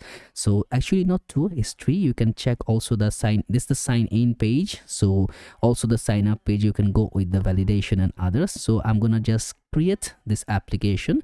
Now feel free to explore how you can do much and more from here. Now you see, we're just a couple of steps away from your first user. So now choose your framework below to get started, 0 to authenticated in less than 10 minutes. So now here we have to choose what kind of frameworks we have. If you go with it directly in React, you see how you can go through it if you want to remix or Astro. And by the way, let me know in the comments in which framework you want to implement your authentication next, so I can create a video to showcase to you which can be helpful for you to implement any of the application which is explaining here at below. So we are going to just implement with the Next.js, and it's very simple. As you see, if we go with the npm, first we need to install Clark Next.js, that's package which will handle our other parameters. So just copy this, and I will just go in my terminal, and right here I'm gonna just grab it. Let's take it at the bottom, and I will paste it. So it will install our Clark at Clark Next.js. And by the way, if you are feeling more to like Explorer, you can also just copy that. You can go directly in the npm just to let it how those things working. So if just to choose this one, and now you also get a vivid description on that npm side, how the Clark is working and how you will be able to good to go. So you see, everything is just described here. Now after doing that, you see .env.local. So this is the file which we need to be created. Either you can go with the .env.local or you can go in other from. I will just make to C. As you see, now I'm gonna just copy this. So I'm gonna copy this too, and after that I will just need to create one env file to paste that one. So let's go in here, and okay, there is some error. That error is probably, see, the legacy path dependency error is coming. So it's because the React 19 still is not like modified, but maybe when you are doing, or maybe within 1 month or less than those days, they can figure it out and they can implement that React 19 within their project. So now as you see, funding is done. So now what I'm gonna do, add that my root layer, because the authentication I'm gonna create in my root layer. Here I'm gonna create one file which will be .env. Okay, env. So that will be my environment file, and I'm gonna copy this, and then I'm gonna like paste this here. I'm gonna just make it smaller so that, yeah, you will not see that. Boom. So now as you see, I have these two parameter. One is that next public clerk publishable key and clerk secret key. And by the way, I'm gonna also having one more keys here, which should be, I'm gonna put it top on that, which going to be next public base URL key. So that's the key, should be our localhost 3000 for right now as we are running as the base. So that will be our key. I'm gonna close this file as I done pasting here. So now as we did those things, let's just see which more step we are need to require. Now after that, set your environment variables. So add these keys which we have been done, then update the middleware TS. So if you're having the middleware, okay, if you doesn't have that, you need to create a middleware file. So if we go at the root layer, the same layer which we use right now, we'll open another file, should be middleware.ts. So on this particular file, I'm going to copy this entire code from here, which going to handle now that middleware at the ends, like whenever we are going to like configure our route setup, we are going to like manipulate that one so that we will protect the route dynamically. And for running our application, we'll just write a function by which we can declare which route should be protected and how it would be protected. So now, okay, save, the middleware is done. Let's see which step require more. And now as you see, add clerk provider to your application. The clerk provider component provides session and user. So just see, we need to get the session and the user, which going to be implemented from the clerk provider. So now it's recommended to wrap your entire app at the entry point with clerk provider to make authentication globally accessible. So it should be at the global layer. Okay, as you see, it should be at the top layer. So if we go at our layout.tsx file, as you see, we have our HTML, we have our body. So entire things is right here. So this entire HTML which we are having right now, I'm gonna wrap it with our provider. I'm gonna cut it. Then I'm gonna pass that, let's say, clerk provider, and I'm gonna wrap it there. And of course I need to import it at top. So let's just grab it. Should be, I don't know why it's not coming by default. So import, and that should be clerk. Okay, it was there. Provider, and that should be from, and we will make that at clerk Next.js. I think, yeah, that's the one. Okay, I think there is some misspell maybe. If we just you see the R was missing from here. If I hit save, after hitting save, I want you to reload it here just to see any kind of error is happening or if everything is going all right. And now after done, so create your first user. You just need to npm run dev. You know, we're using turbo, so it's just going through it without any further error. So now we can view the user if you are having the user, and also you can just, you see the organization configurations to everything we're gonna do. You can manually create your user, but we're not going to manually create. We'll create it like from our application layer. So to get the user, first we will check if our application layer is done properly. So let's just go in our header where we can now view all the data. As you see, our header is still in server side rendering, not in client side. Now we can also call the user in the server layer, and it's very simple to call. Like to const user is equal to, we need to use the await functionality as is going to get the user. And by the way, if you go in the clerk, there is the documentation by which you can like see of and others. And I think if we go, so that's the overview here. So okay, yeah, so now you can also go with the continue with Next.js guide, and which can let you know how you can combine all others. You see, using the sign up, using the sign in and other parameter, how you can get the user and how the public route can be combined. And so that will, you see, you can make that one create route matcher by which it will be like is public route or not. So that's actually pretty good to combine with that. We're gonna complete that later while we are going to needing that properties. So feel free to go and see how that can work for you. So now as we are making that await, remember our entire function should be, the component layer should be an async, otherwise it will not return any data. So now from here we will get that current user, which is going to coming from our friend Clark. So as you see, the Clark is implemented here and is coming from Clark Next.js server. Now that user we can call also in the server, and also we will call that sometimes in that like the client component when you need to make the component as client. So it will be dependent the way we are going to configure it. So now let's see if what kind of things we're gonna have in the user. So if we just make log over here, let's say not that log, should be, why it's not coming, log, okay, should be, let's say I'm gonna take in a key, I'm gonna pass the user should be available here. And if we just see in my terminal, you see the user is getting null, and also you can view that one here even though it's in server component. As you see, the server user is null, so we are not having any user right now. So let's go and create a user so that it can be dependent how the things can be combined. So remember, we have that very much every single scenario to go and combine those parameters. So right now what I'm gonna do, that login button, right now here we will put a check here when the login button going to be implemented and not. So instead of the div, I'm going to just cut that and I'm going to remove that div. Here I'm going to pass if we have no user. So as you see, user going to combine that all the data property. If we have no user and we will be wrap that with a parameter which is going to be like sign in button.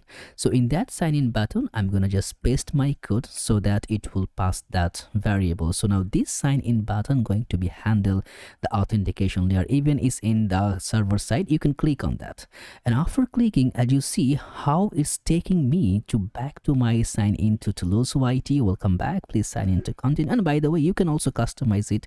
I'm gonna show that one. If you're willing to let me know in the comments, we're gonna go with that also. Now we don't want to go out from our application. Let's go back, right? It should be making a pop-up. That would be good, like creating a model. That can be a good way to like use that. So we will use the mode, which will be our model. So instead of going to another page, it will open that model here, and now we can log in. So also beside that, why I removed that console, I'm gonna just grab that and I will pass the user right here. So let's go and log in with that. So I'll go with the Google and let's see if it's working, and I will choose my account to log in.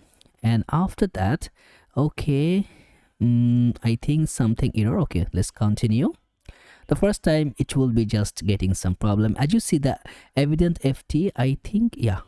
So first initial login, it will just compile that route parameter. So it will be passing you to a dummy account layer here. You can click on that, just go back to our application. So second time it will not be applied there. If you just put in the console, again, I'm saying you can see the console, server console log in the client.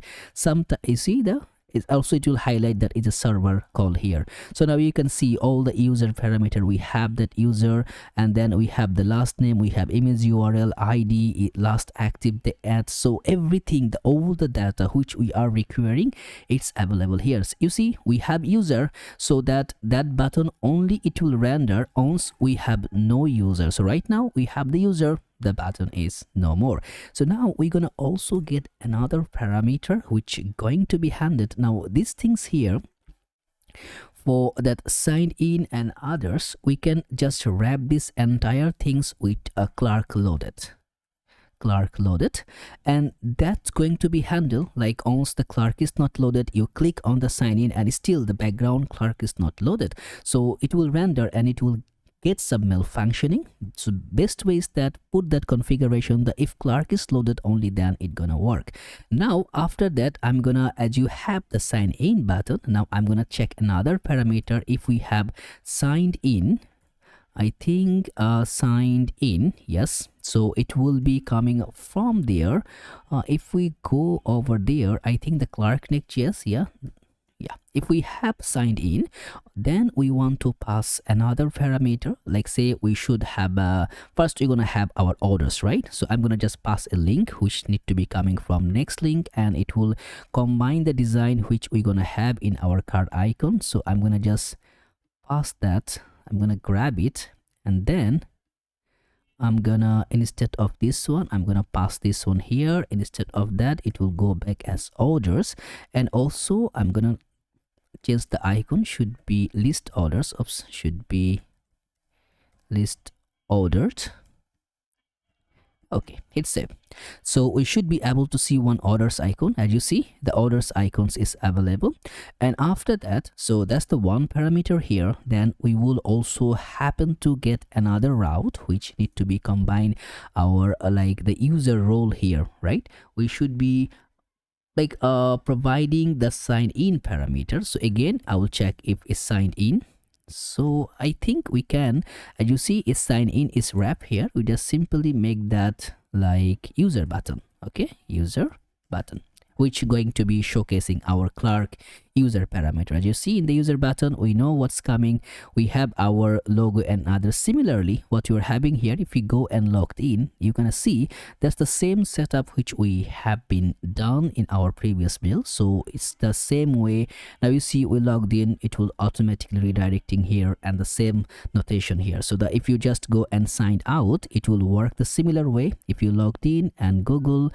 And by the way, you can also put your name and others if you are willing to, but I'm gonna just go with the icon. I think it makes sense. So now we are having our authentication layer. As you see, it's pretty simple, right? So later on, we're gonna also combine so many other parameters. So this thing, so if we make it smaller, you see that. So that's the one we need to create, right? Beside creating that, we also need to showcase the protecting route and others, how we can protect the route. If we see, we will create one like the folder which going to be maintain our orders. And in the orders, we're going to create another page .tsx RAFCE should be our orders page. So in that orders page, if we just click here, it should take us to our orders page, right? So right now, as you see, we doesn't have any users, but we can come back in orders. It's actually not a good idea. So what we can do, remember, we have one async function, should be user is equal to await, and that will take our current user. And now here we're gonna write a simple functionality. If we have no session, no user, okay? If we doesn't have user, I think right now we have user. Yeah, we can check that. So first I'm gonna log out. Okay, then I'm then I'm gonna just go to see our orders page manually, so anybody can access the route. So here I'm gonna say if we have no user, then we will just make that as redirect to, and that one should be imported from Next navigation, and will redirect to our home page if we are having no user. Right now, if you see, if we go backwards to our, like if we click on that and go in the orders, like so many people will think, okay, I'm not showing that one to the user, but the route is still there, anybody can access. Like I can go and click orders, you see now it's impossible to access, right? So instead of every time hard coded here, we can just combine a global function. So let's go in the hooks, and in the hooks we can just mention here, so required user.ts. Here we're gonna create that function which can handle that. So that one, you will say let's say export const required user, which will be an async functionality, and here we can combine with that. So first we're gonna grab the user, const user is equal to should be our current user, and if no user, then redirect to home. Okay, so now every time we call that function, it will just combine that. So if we come back here, instead of passing that, we'll just make that required user. And this time also, if we go back there, orders, okay, it's now I think const user, wait, that can be we can just simply go with that. Let's see, I think it will work in that way. The problem is, I think we're missing something. As you see, we're missing that await here, so the user is not capturing. That was the problem. So now as our user is running, we can now go and combine everywhere. For if you just go, you can just, you see the required user, you can also grab that with a variable like const user is equal to await user. You can grab the user if you want. So if you are using the user, you can perfectly align that. Like if we try to go in our orders right now, so let's say orders, and we can't view it and it's server side configured. So right now if I want to see the user, you can go, but as I'm not needing the user, I will just make that await functionality. And now as you can view, we are having our protected route. So in that way, with that simple hook, wherever we need user and also need the protected route, it will combine that and we can modify it the way we want. Okay, so right now as you're having that, there is one more parameter. I think we're gonna close others. Okay, so as our authentication is done, and if we just go and check the font details, you see we are having our system font, but in our application here, if we check that one, we have our railway font. So now we're gonna combine the font, and to cross check with the font, we'll go with the Google fonts, and here we can find the fonts which we are looking forward to. So first thing, if I go back here, as you see that I will remove everything and I'm gonna show you how you can go with that. So let's click on browse font and I will like type railway. Okay, so click on railway, and now as you see, that's my railway font, like get font, and after combine that, get embedded code. And on that embedded code, I need a simple things from here, which going to be getting that parameter https. You see the font details, that's things I'm gonna copy. And after copy, I will paste in the like in the browser, and from here I will get the font which I require. I will go with the Latin font. So as you see that source URL, if you just copy that from the https till here, that of that .woff2, if you copy and paste properly, it will automatically download to your download folder, and from there you just get rename it, and then we can simply use it in our application. Now I'm gonna drag that font here, and to combine that, remember in our, especially in the file here on that layout, we already having two fonts set up, which is going to be just mono, and I think is one is the jest font. So as you see in that font table here, so let's just open it in the app. I think note it in the app, did we remove the fonts on the lib? Okay, where we pass the font, so just next font Google. Okay, should be somewhere we keep, it's getting from the next. Okay, let us find it. I think that too is embedded with the next property. So what we're gonna do in our app, I'm gonna just grab another folder which will be our fonts, where we're gonna keep the fonts family, and here we're gonna just grab our fonts which going to be the railway. I rename that one, feel free to rename it and then use it. So now in that layout layer, so now as you see, I have previously two font attach, right? Now this font I'm getting is from the Tailwind fonts. So if we just come here and remove this two gist font, so let's say remove this one, and also I'm gonna go and remove that my variable setup. Okay, now as you see, we are having still the font setup, so that's the UI sans. So now we will combine how we can set that fonts to our parameter, and it's pretty simple to go with that. First things, okay, I will change also these properties, which should be our like e-commerce applications. Let's say Toulouse e-commerce app for shoppers, and here we can also write the description, e-commerce app for education purposes. Okay, so after changing that, you see the title is changed. Now here we will get our font. So first thing first, as you see, we were not using that anymore, so I'm gonna remove that, and from here we will make that like const railway. So that will be our font. Railway is equal to, should be, we're gonna use that our local font parameter. Why is not giving me that scenario? So I think we need to import that, import local font from, should be next and then font, then it will go with that local.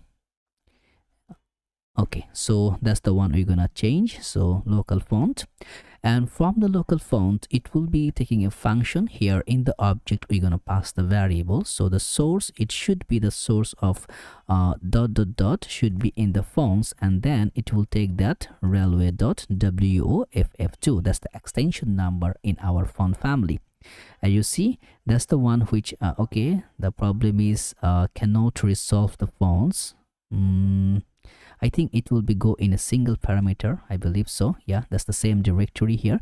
Or if you want, you can also make it out from here, like you can make it in the okay. Right now we're going to keep it here. Later on when we're going to inject our studio, we need to go in one upper layer.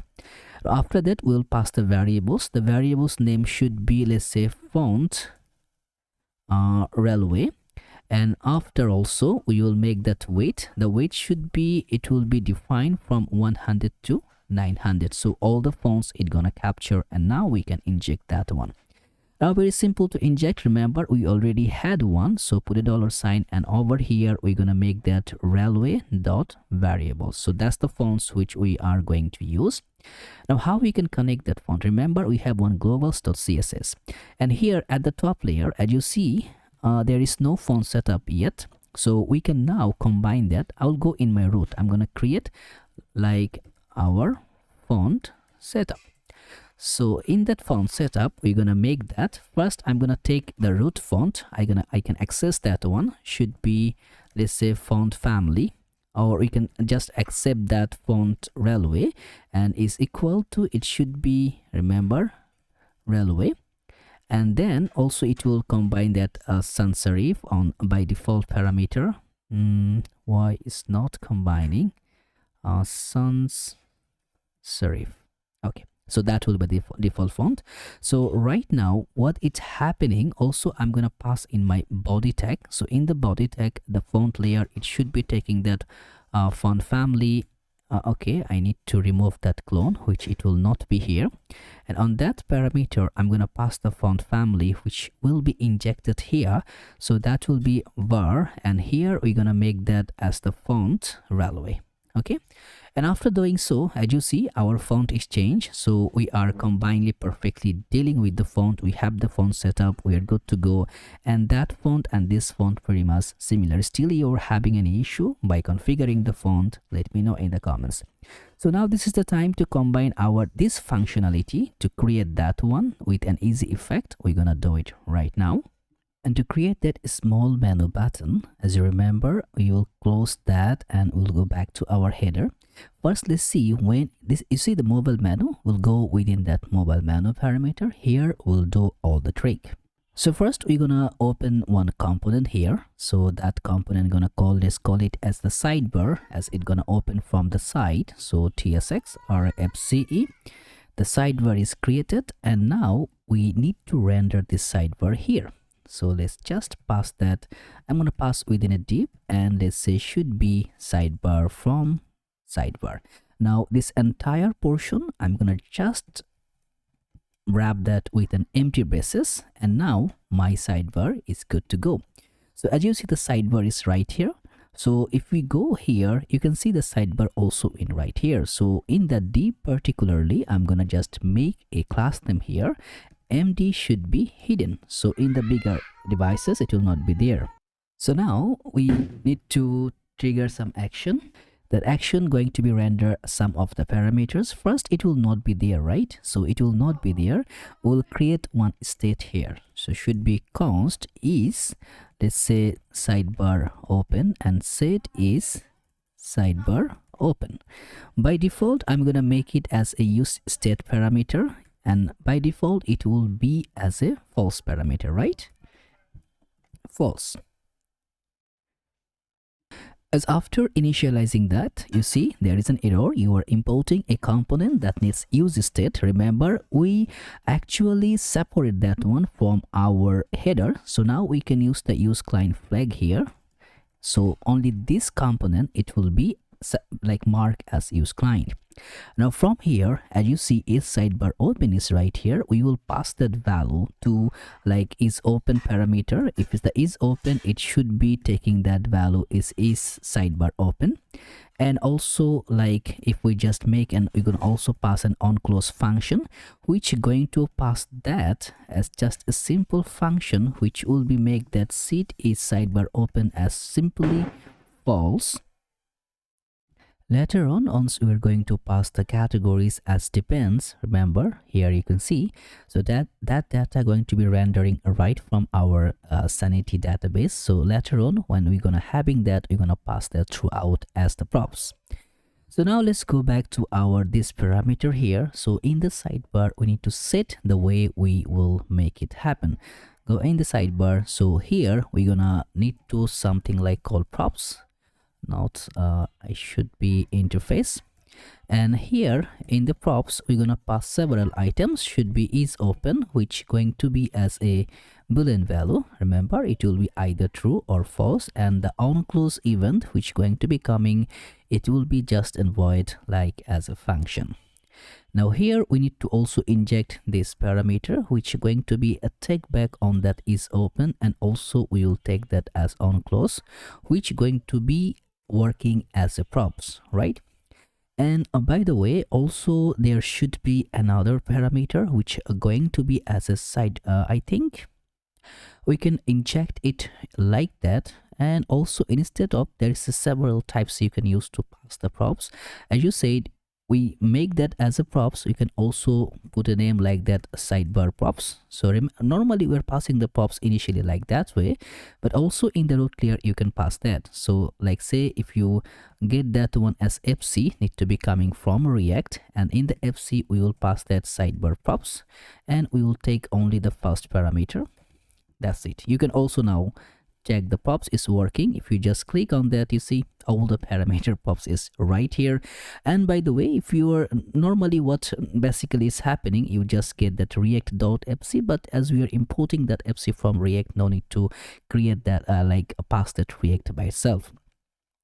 Now here, as you're having this portion, we can now start spinning our things. So as you see, sidebar is right here. So first thing first, I'm gonna go and like pass some class name to make it in a proper shape. And how we can do that, let's put a class name, and first of all I'm gonna make it as fixed, so it will be entirely in fixed portion, and also inside y should be 0, left should be 0, z should be 50, so it will be top of all the item, and background should be, let's say I think we have one dark color. We're gonna pass the dark color, and from the dark color it will be the opacity of 50, so it will be the 50 shadowy color. And remember, right now we are creating this portion, the out layer portion here, right? Then we're gonna put the inside layer. And remember, if you are having any issue to create those kind of sleek design, especially to create the sidebar, that can be your overall solution, the one which I'm showcasing right now. We're gonna use only the single property like the animation property, and we're gonna create everything by doing that. So now bj should be dark color, 50 opacity, shadow should be axle, and we are going to make that right now. We will make that hover effect here, okay? Hover effect, just to keep it as simple as possible. And also I'm gonna make that width should be full, so entire width it gonna capture. And after that, first in the top layer we will like just see in the package, did we have the motion and others. Right now no, we doesn't have the motion yet, so we need to import the motion as we're going to work with that. So I'm gonna go with that motion.dev. I think that's their website name. Yeah, motion, not the framework motion, but this one. So this the new motion. So to do that, I'm just gonna click this one, and on that my terminal here, I'm gonna just in the second one I'm gonna paste this one to install those libraries. Here, how it going to work is similarly the same parameter of that framework motion. The motion is a JavaScript animation library that's easy to start and fun to master. It's the only library with a hybrid engine, combining hardware accelerated DOM animations with the flexibility to animate anything that a browser can't, like independent transforms, gradients, or 3JS. So all things going to work with that. Either you can go with the JavaScript, React, CSS, Bow, Framework, and the Webflow. I will just choose the React. And here, that's how easily the motion is a React is a simple. So it's a very simple to install, and then you just install it and just use it from the motion React. Okay. So I think it's already installed. It's time to get it here at the top. So we need to have okay, we'll just get the motion at the top. So it should be import motion from, let's say, not module. Okay, it's not installed because remember we have the legacy path dependency error here. So I need to just copy that.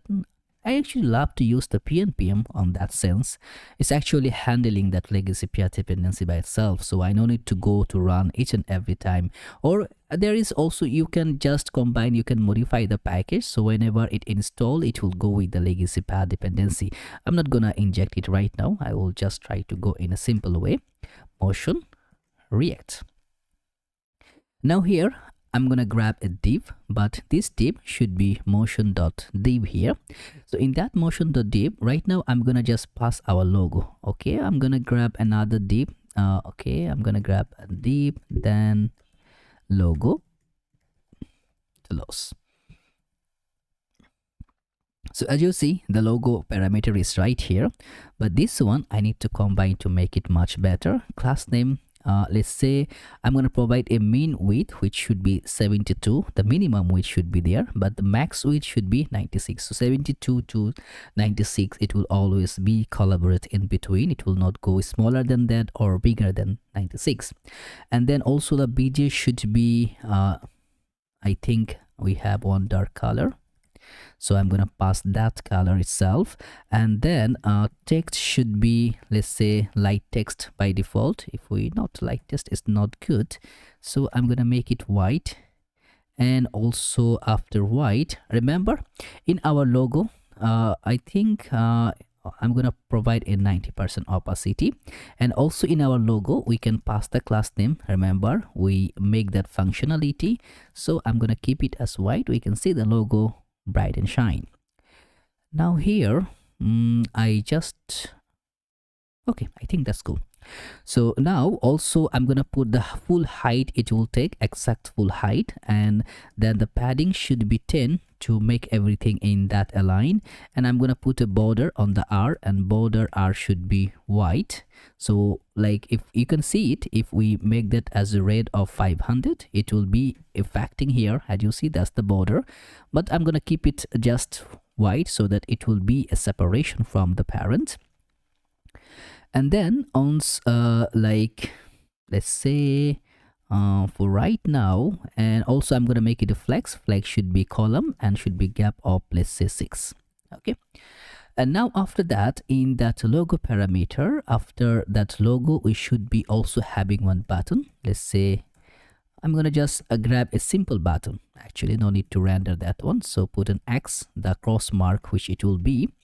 So now you see that one is right here. So first, let's just design that div here. So should be class name, and in that class name should be flex item center justify between, just to be aligned at the same parameter.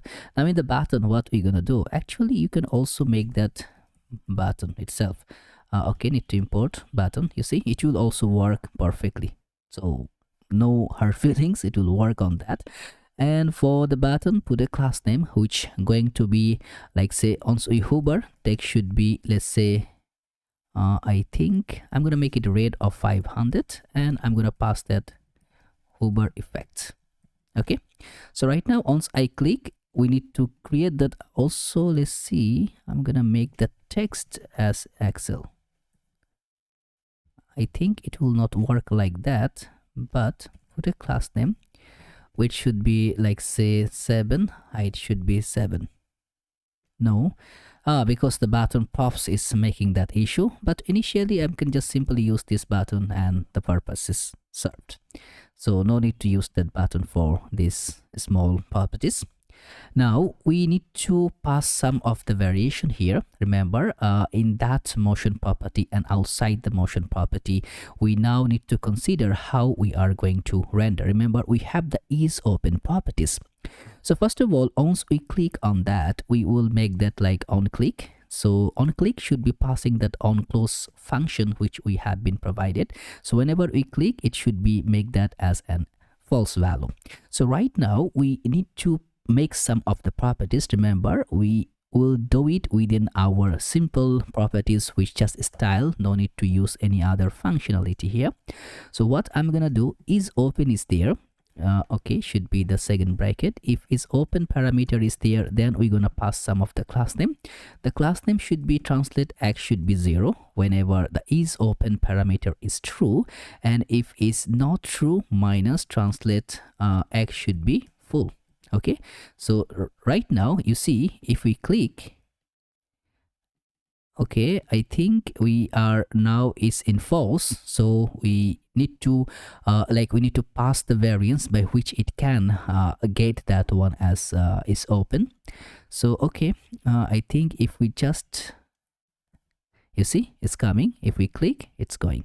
So right now the first instance it will be like first time once we click it will be false, right? So initially it's false, right? So we need to make it true within clicking this parameter. So what I'm gonna do in that button itself, instead of this div, I'm gonna again render that as a div parameter. So here I'm gonna just pass an on click event, like simply a function which is going to be, let's say, set is sidebar, which going to be, if it's open, it just gonna be passing as a boolean value. So right now if we click, as you see it's open, if we click it's close.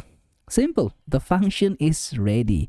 I did nothing else to create or combine that, but there is some of the parameter by which we can go and other feature. Remember how those things can run and outside click all events. So I'm gonna wrap that with this our motion if it's required, or you want to make some other flexible scenario to showcase here. So right now I'm gonna go to prefer one of that properties here. So this is my motion div. First I'm gonna make it the initial, which remember once clicking that is coming first. So if you see here, see there is a slight delay to just render this property. So we're gonna just create that delay with this property. So the initially it's going to be, let's say, opacity should be 0, and once we are going to animate that one, that time I'm going to make that opacity should be as 1, and also I'm going to pass that transition. So that transition going to be, let's say, I'm going to pass a duration of 0.4, and also the delay should be 0.3, just 3 millisecond delay. And also I need to pass the reference. Remember, with that reference we need to, like, once we click outside it should be go on that purpose, but I'm gonna do it later. But first we're gonna render our other properties, means the icon and others.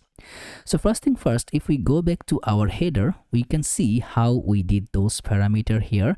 So in that header on that mobile not that mobile menu, where our in the header we have our header menu. So I'm gonna just grab these properties, that's the div layer which we created here. Okay, I'm gonna just grab this one from this proportion. Let's go in the mobile menu, and after this div in the sidebar, so after this logo and others, we can now generate, like, we can pass this value here, and then we will get that header data call from the constant. And also we can call like the properties here should be const path name is equal to use path name, which need to be imported from Next navigation. And then we also need to import the link from the next link, and I think we're good to go. If we render, as you see, I think something is not right. Okay, are we having the data header? Okay, that is hidden. So by default it will not be as hidden, and the parameter by itself it will not be in that proportion. I'm gonna just remove this here. Okay, should be like this. As you see, you can view that. So it's right here. So right now we need to combine true of some of the parameters. As you see on hover, it should not be that. So even the dark color, that should be as white color, so that it will be seen properly. And once we are hovering, also that color should be white. And that one also, instead of dark color, we're gonna pass it as white value, and this one also should be white. Okay, so how we can combine that properties, especially this one actually not require. Okay, so this span tag we can just remove, because it's simple. We're gonna keep it simple and like a normal value properties. So I think it's not required. And instead of that fully white, we can also make something like a 70 or 80%. You see the dark effect is going on. So now let's go and combine this one without any pressure. So first thing first, how we're gonna render. So make it a flex, and that should be flex should be in column, so side by side. And I'm gonna put a gap of 3.5. As you see, the gap is just right there. Text should be the base text. Font should be semi bold, okay, a little bit bolder. Tracking should be white, and that's it. So now you see the home is selected. If we click on man, you see how that is rendered. If we go in the man, you see the route, it should not be found at all, but you see that actually selected. No worries, we're gonna create those variation and functionality. And one more things I want to do, once we click on that, like on click, I want to make that on close function. So remember, if I click on the man, you see how it's disappeared, then product is rendering. If we click on our logo, so the logo, it will okay, also in the logo we can do it. Yeah, so on that logo, if we make that on click, should be on click. Now here, yeah, that's the catchy things how you want to pass. No worries. Instead of that, we can render within a button. So let's say it should be another button, and here once we make that on click, should be on click, on close should be round. So if we click right now, you see that's disappear. How simple. So don't take lots of headache. It's very simple to create and pretty defined to go with that. Now we need to configure our social media, right? So I'm going to create another components which going to use that social media.tsx RAFCE. We're going to call all of our social media at the bottom. After that, before finishing that motion div, it should be our social media. So all the icon, we are going to combine it here, and it is pretty simple to create also. I think we just need to pass an array and like that. So first thing first, I'm going to render the array properties. Okay, we can go in a dynamic way, so that you know, like here, if we see, we have this black and white, right?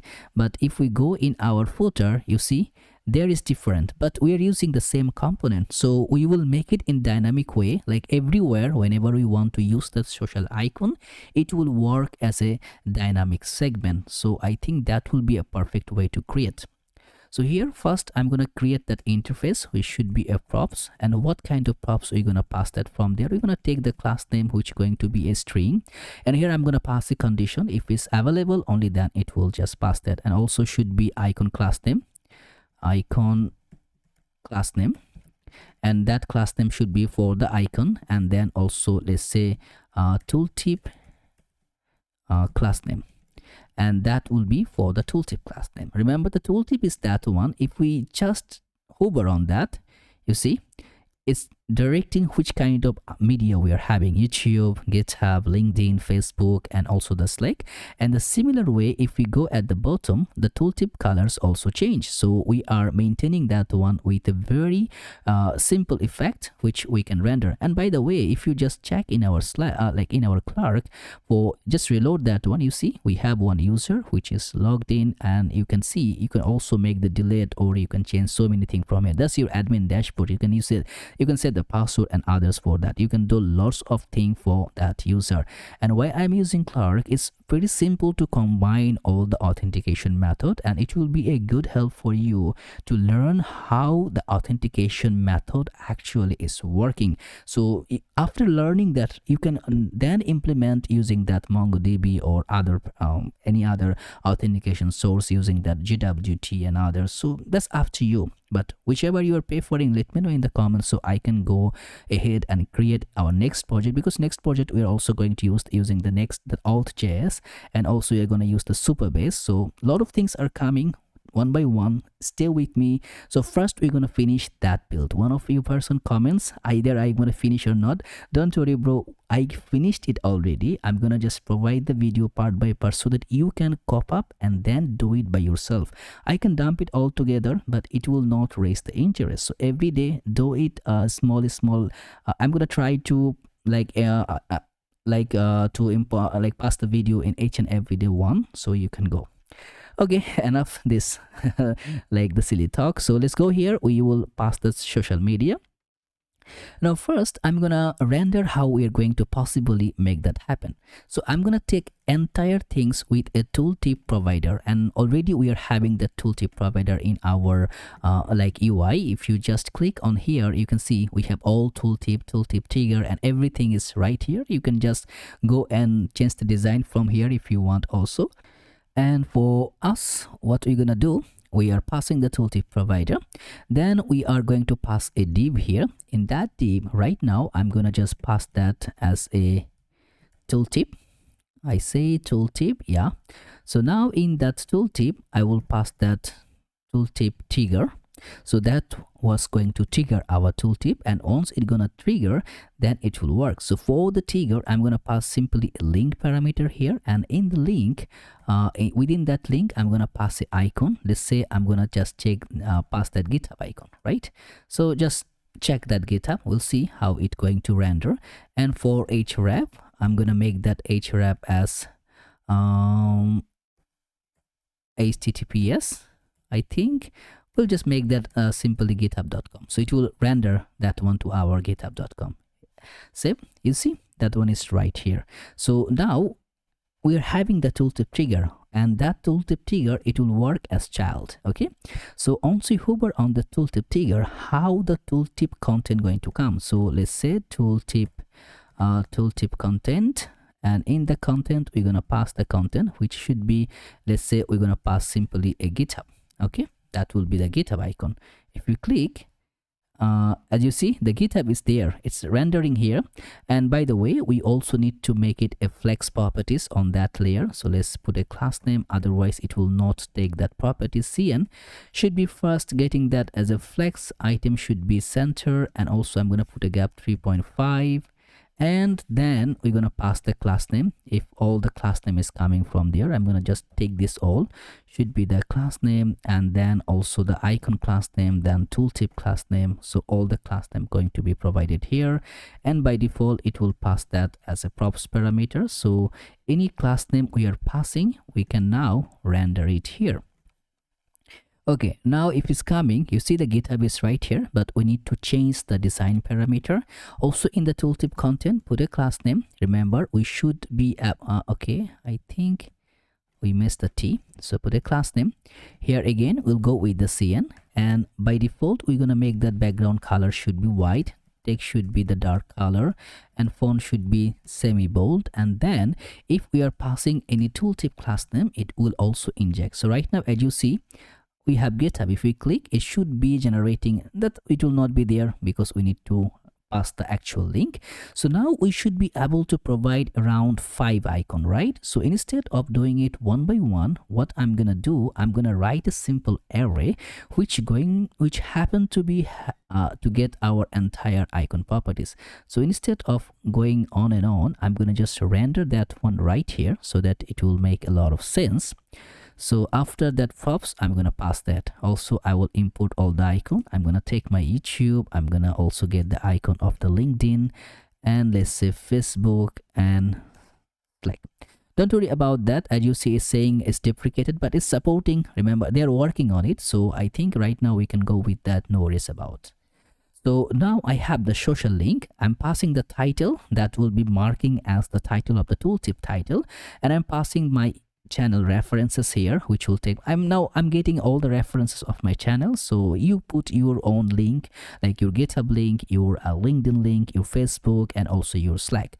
So totally we have 5 object in the social link, and every object the title is different, so that we can use the title as simply as a key. So right now, instead of running this one like that way, you see the tooltip trigger and others. So this tooltip trigger, we will render a different way. So let's go in that social link dot map. We'll pass everything as an item. So from there, we're gonna render these properties here. Remember, we first need to provide a key. Otherwise, if we save, as you see, we are getting a big bunch of error which saying you need to provide the key, man. So the item.title should be the key. Okay, we are having the 5 items all together, all are mentioning as the GitHub parameter.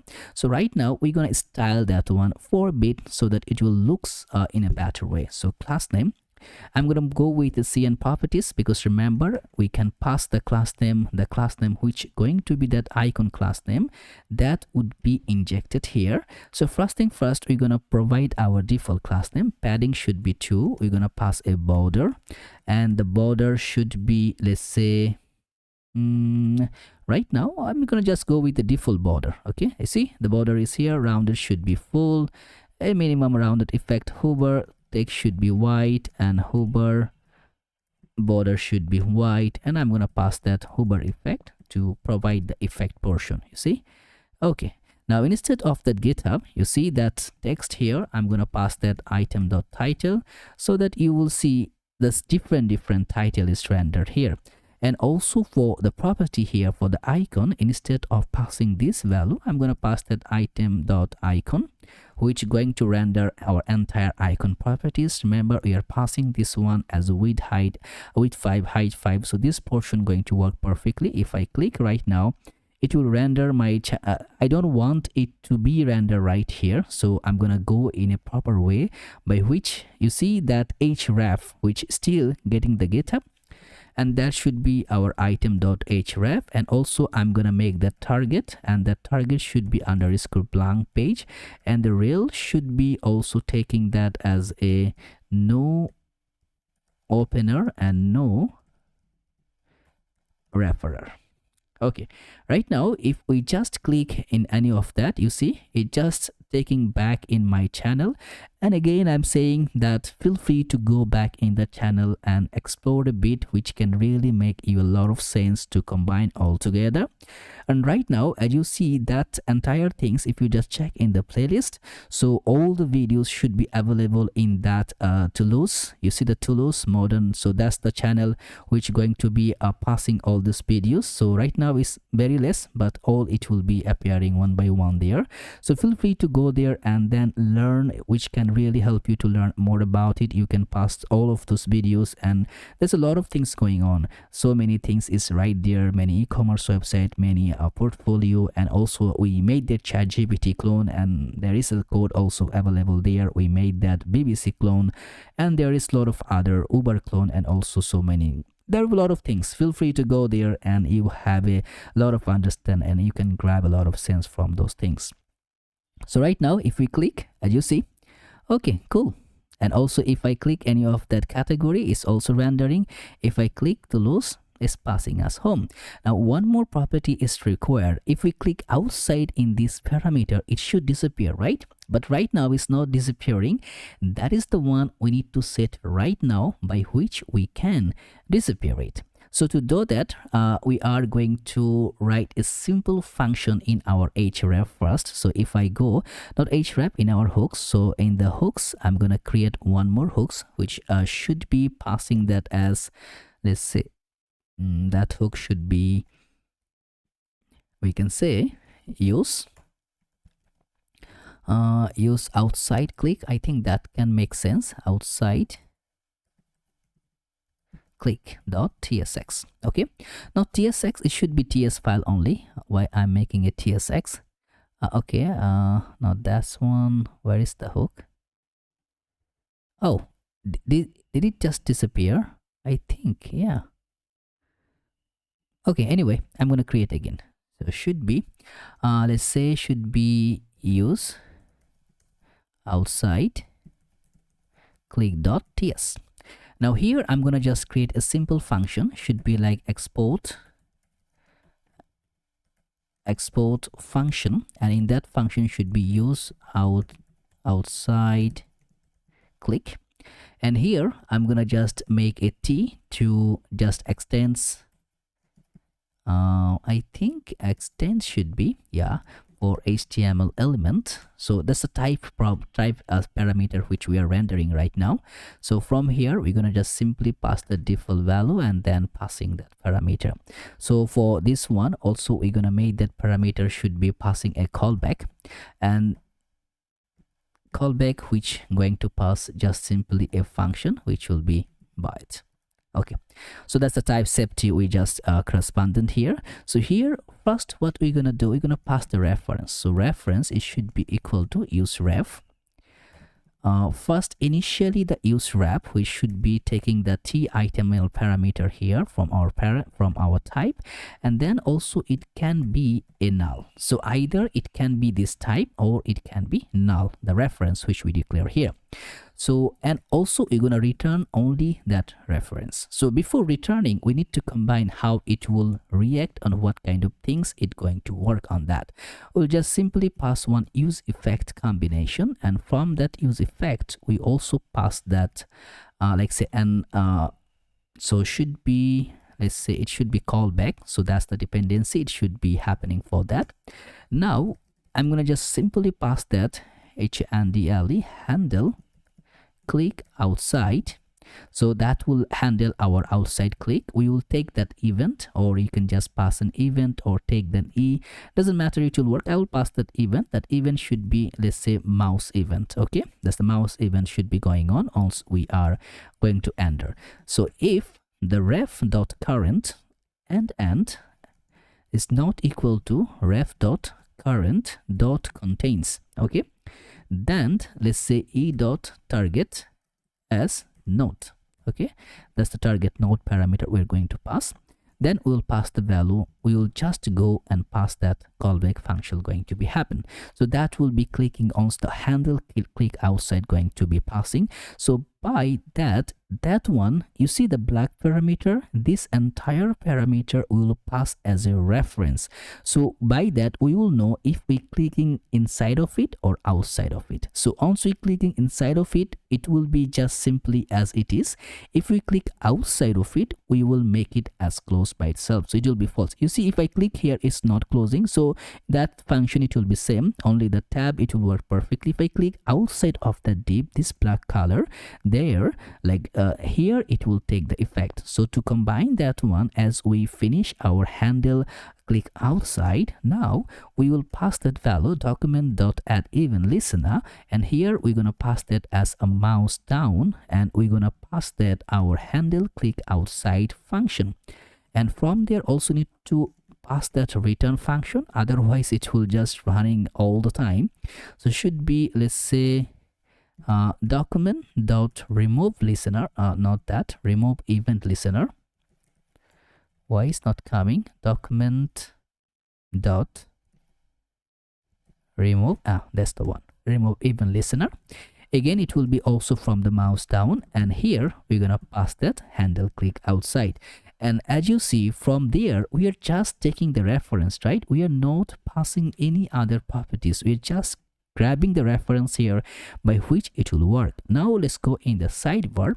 Here we need to configure that one with the reference, and how we can configure that is pretty simple. So it should be, let's say, sidebar reference, and here we will make that use outside click. You see, that's the hook we are clicking using that. Here we're gonna pass our value should be on close, so that's going to be handled right here. And also that one should be HTML, let's say, div element, and the first argument we're gonna take, second argument we'll just remove. So now we have a perfect reference by including, so that sidebar reference which going to be indicate in which part we will inject it and how it gonna work. So the reference should be, let's say the reference, it would be our sidebar reference. So right now if I just click outside, okay, nothing happened. I'm gonna reload it. Let's see, there can be see. Okay, now it knows the reference. If you click inside of it, it's not going. It's just taking the page, and then so I think okay, that's button also clicking. Okay, I think yeah, if you click here, it's clicking. We need to handle that. So how we can do that is clicking entirely. Let's say I will make that as a BG of red. Let's see which background color is taking. It's taking entire background. So I will make a width of 44 just to combine, or I can go with 32. I think 28 or 24 should be perfect. Yeah. So that way it will not just passing that entirely. Or you can make it as a block, or there is a lot of things to go away. But this is, I think now if we click here, you see. Okay. Yeah, now that is working perfectly aligned. I think the hover effect is going on from here. Where is that? We passed the hover effect. Yeah, you see, because it's just here is the cursor pointer is happening, right? So right now it's not working, and we will make that, let's say, cursor auto, not the cursor pointer. You see? Okay, now here if coming, cursor is coming. So right now what we did, just focus on, if you just logged in with the Google, now this time it will automatically grab that my page in my particular scenario in the home page. It will not go and like other senses. You see, we're coming here and dynamically we are rendering the sidebar. So that is a pretty geek to start with that. You see, now it's beautiful, combination is perfect. Now there is a lot of things to go on there, because we will now destructurize our app, because we are going to start building our backend structure. We're going to implement Sanity.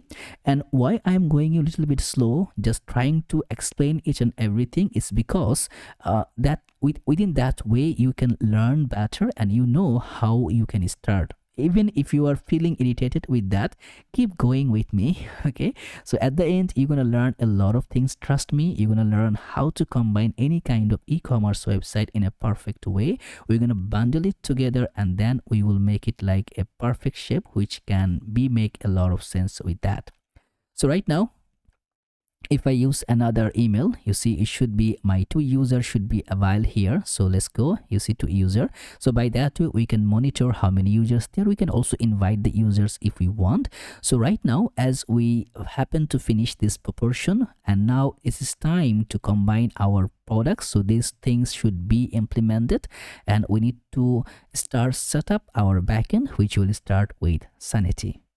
To set up a Sanity within our project, we need to go and focus one package here. Let's just go in npmjs.com. Here we'll search for the package which will be like Next Sanity.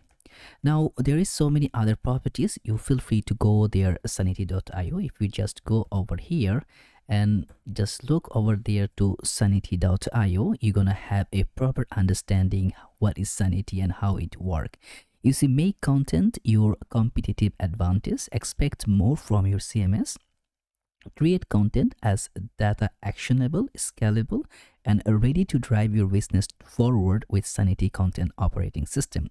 Now here you can see how you can do npm create Sanity at latest, by which you can create Sanity within your application layer. And now it's not about only you can take it with the Next.js, you can import or flexible with any other platform. And I see they have lots of people who are helping them to build. So now those are the things how it's work, and especially it just go with the Grok query. And don't worry about that, I will just focus to go each and every single compartment on how you can focus and build those parameters. So now as you see, with this start learning you can have a very better overview and understanding. But right now, as I'm logged in, I'll just go to view my manage projects section. And here you can see the overall projects which is created here. Right now from here you can create a project manually, but what we're gonna do, we're gonna use that package which is the Next-Sanity. Now, what is Next Sanity? The all-in-one Sanity toolkit for production-grade content editable Next.js applications. And a Sanity, you can see the features here, especially the Sanity client for queries and mutations, visual editing for interactive live preview of a draft content, embedded Sanity Studio, Grok query, and portable text. All of this we're gonna use it, and I'm gonna let you know how you can configure within your application. And as you see the table of contents, I will just let you go with the quick start. There is a lot of other functionality by which you can start. I'll go with quick start as we build our application earlier. Now, a simple configuration, the manual installation, npx create next app at latest. That's for creating our application. That's for the manual. Don't fall for it. Just check here, quick installation, right? The quick start need to be go here, npx sanity at latest init. I'm gonna copy this one, and after copying, let's just go within our code editor, and the second terminal, I'm gonna just clear everything from here, and I'm gonna paste this one. Right now, as you see, after is done, it's gonna create one Sanity folder here, the new structure. Now I want you to focus overall here because we're gonna change our project structure, the old structure scenario, because we need to create a client side application which the client only can get access, and then we're gonna create our studio which the admin can access. So we're gonna separate both compartment, right? So first we're gonna install it, and then init, enter. So now what it's gonna do, it's gonna create. Now remember, you can create manually if you want it to, right? What I'm saying, you grab it manually, then you need to get the project IT and production layer, but we're not going to do manually. We're gonna go and create that from this interactivity, like with that Next Sanity project. So now, yes, I want to, okay, let's proceed. And after proceeding, it will just take a bit of time. So grab your coffee and sit tight because you need to go to configure so many setup while it's installing. Okay, now installation process is done. As you see there, how it's going to start. It's already installed the Sanity at 3.67.1.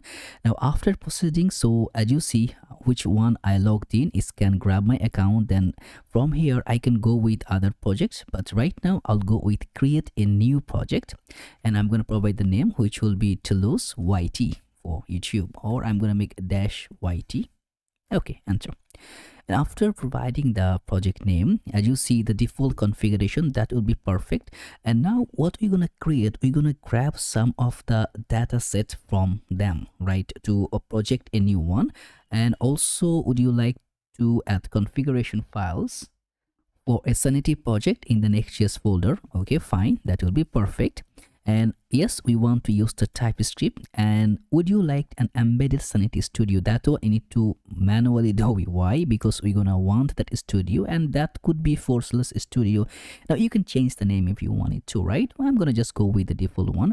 Right now we can go with a clean project with no predefined schema types. That's actually good if you can go, but I will focus to go with the blog schema so that you can have a better understanding how that things is working. And also let it generate. Later on we're gonna ship that to our env file.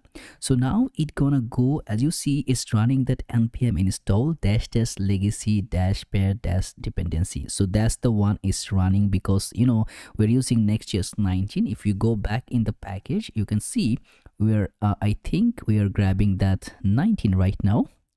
Yes, you see the Next.js 19. That's why you need to go with the legacy path dependency, because some conflict can be raised over there. So it's maintaining by itself. Again, now it's gonna install all of those properties. As you see, it's gonna install that Sanity Vision, Sanity image URL, style components. So feel free to wait a bit, and also it's gonna add that course 3000. Localhost 3000 to the course origins. And if you just go back here, if I just go directly on this premises and I reload on that, we should be able to see one application is created already. I believe so. Yeah, you see the Toulouse YT is created, which I am having my project ID and everything is configured by itself.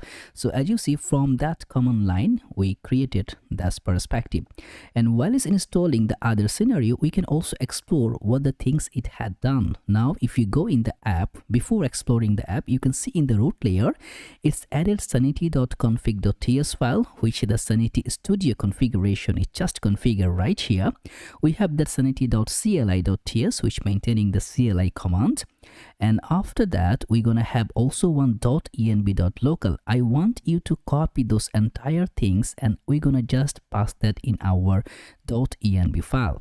And how we can do that? It's pretty simple. I'm gonna just copy that, and let's go here. I think if we just go, I'm gonna just paste it here. Okay, so that's, I'm just passing that in my env file. Okay, so later on we will remove that once it's not needed.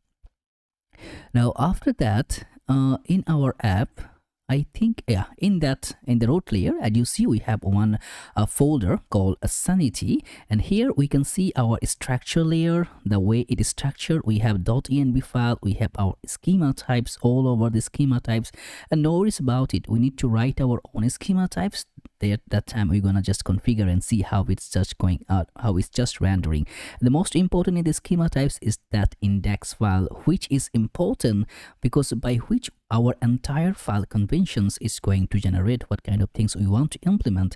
Then we have that env.ts, which projected all the environment variables for the Sanity. We have the structure, how the structure going to be localized, and then we have one leave. This is one of the most important because see the client. With that client, we can fetch the data. We're gonna use the query by using that client, and we're gonna use that URL to generate our image, to showcase the image. We're gonna use it so more and often. Then we're gonna create our application in the live version using that live setup. And now if you just look at in our app, you're gonna see something happened here, which is the studio. Here, as you see in the page, we have one studio setup, which is really remarkable, and we can see how the studio can generate. So right now we have our studio. So if we just go in our previous application in localhost 3000, I'm gonna go /studio, and now it will render our studio. As you see, if we just look at the bottom, it's compiling the studio, so means it's just going to get our studio back to in the so let's just give it a time to reload, because the first time, the very beginning, it will take a bit of time. Okay, now we are having some complication with the Clark, because as you see, we are handling everything from the root, right? So now what I'm gonna do, I'm gonna just make some quick setup by enabling these things to go and inlay others in around it. So what I'm gonna do here, as you see in there, I'm gonna take another directory which will be coming with the first bracket, and I'm gonna mark it as client. So that will be my entire client side library. So I'm gonna just go to grab the folder structure. So now from here, as you see in my app, I am having that client. I'm gonna take that card, and I'm gonna take that orders, and also that layout and that page, right? These three things, this I think 4 things, I'm gonna ship that within my client. Okay, so as you see right now, in that root layer, I have my studio, I have my Fabi icon, I have my globals to CSS, and also I think the Fabi icon, I'm gonna leave it like here. Yeah, I think it will, yeah, that make a lot of sense. So right now, if we just go and check over here, we're gonna find some error is running here. If we just go, and I'm gonna just go in my localhost 3000, of course, there should be error. So you're gonna fix that in a very short time. So in that layout, that should be one layer of down here. So we'll go make an upper layer, save. So it should be okay. It's working. That's coming here. And now also we need to render one more properties. As you see, that's the client, right? So the first bracket it gonna ignore. Okay, so our client is working perfectly. So now for the studio, as you see, we have our page, but this studio, as now we have no layout at the middle. So we need to create a layout over here. So I'm going to take a new file, which will be layout.tsx, RAFCE. We're going to just simply like that root layout, or you can say studio layout. That's up to you. Okay. So you're going to just keep that as root layout. And here we're gonna pass some of that. Like, remember, we have the children in the layout, and that children should be the children of should be children react node. And we're gonna render. So instead of the div, we're gonna grab it with HTML formation, and here within the body we're gonna just pass our entire children properties, and the language should be English. Done. And also we can export some metadata if you're willing to. You see, you can just make e-commerce backend and just pass that. Let's see if it's working or not. So if we this time, if we try to go back to our studio, I think that will not collapse by so far, because the root layout which we created, that's this layout. Like, remember the client layout which is accessing the Clark provider, but the especially for like the Sanity is handling its own provider. So I think that can be causing the collapse. So now, as you see, now we can go with the Google, because now it has its own setup and I need to choose my own account. Be careful once you choose a different account, it may not be giving you the proper data or proper access, so you need to be careful on that. So now, as you see, we have our structure ready. We have the post, we have the categories, we have the authors, blah, blah, blah. Everything is working perfectly fine. Now here, we don't want it to be a block, right? We will just manipulate some of that. Then we're going to start building our setup. Now this env file not required because we're accessing our env from there. And now on that Sanity, on that structure, as you see, that's written here is the block. So we can just make that, let's say, Toulouse backend, BACEND. Okay, Toulouse backend. And after doing it, gonna reload the entire properties, and then we supposed to get change that Toulouse backend should work. And let's see how it's just providing the data. Okay. Yeah. It just come here to Toulouse backend. Now we no need to get the post, we no need to get the authors, we only need the categories. So you're gonna keep the categories from here.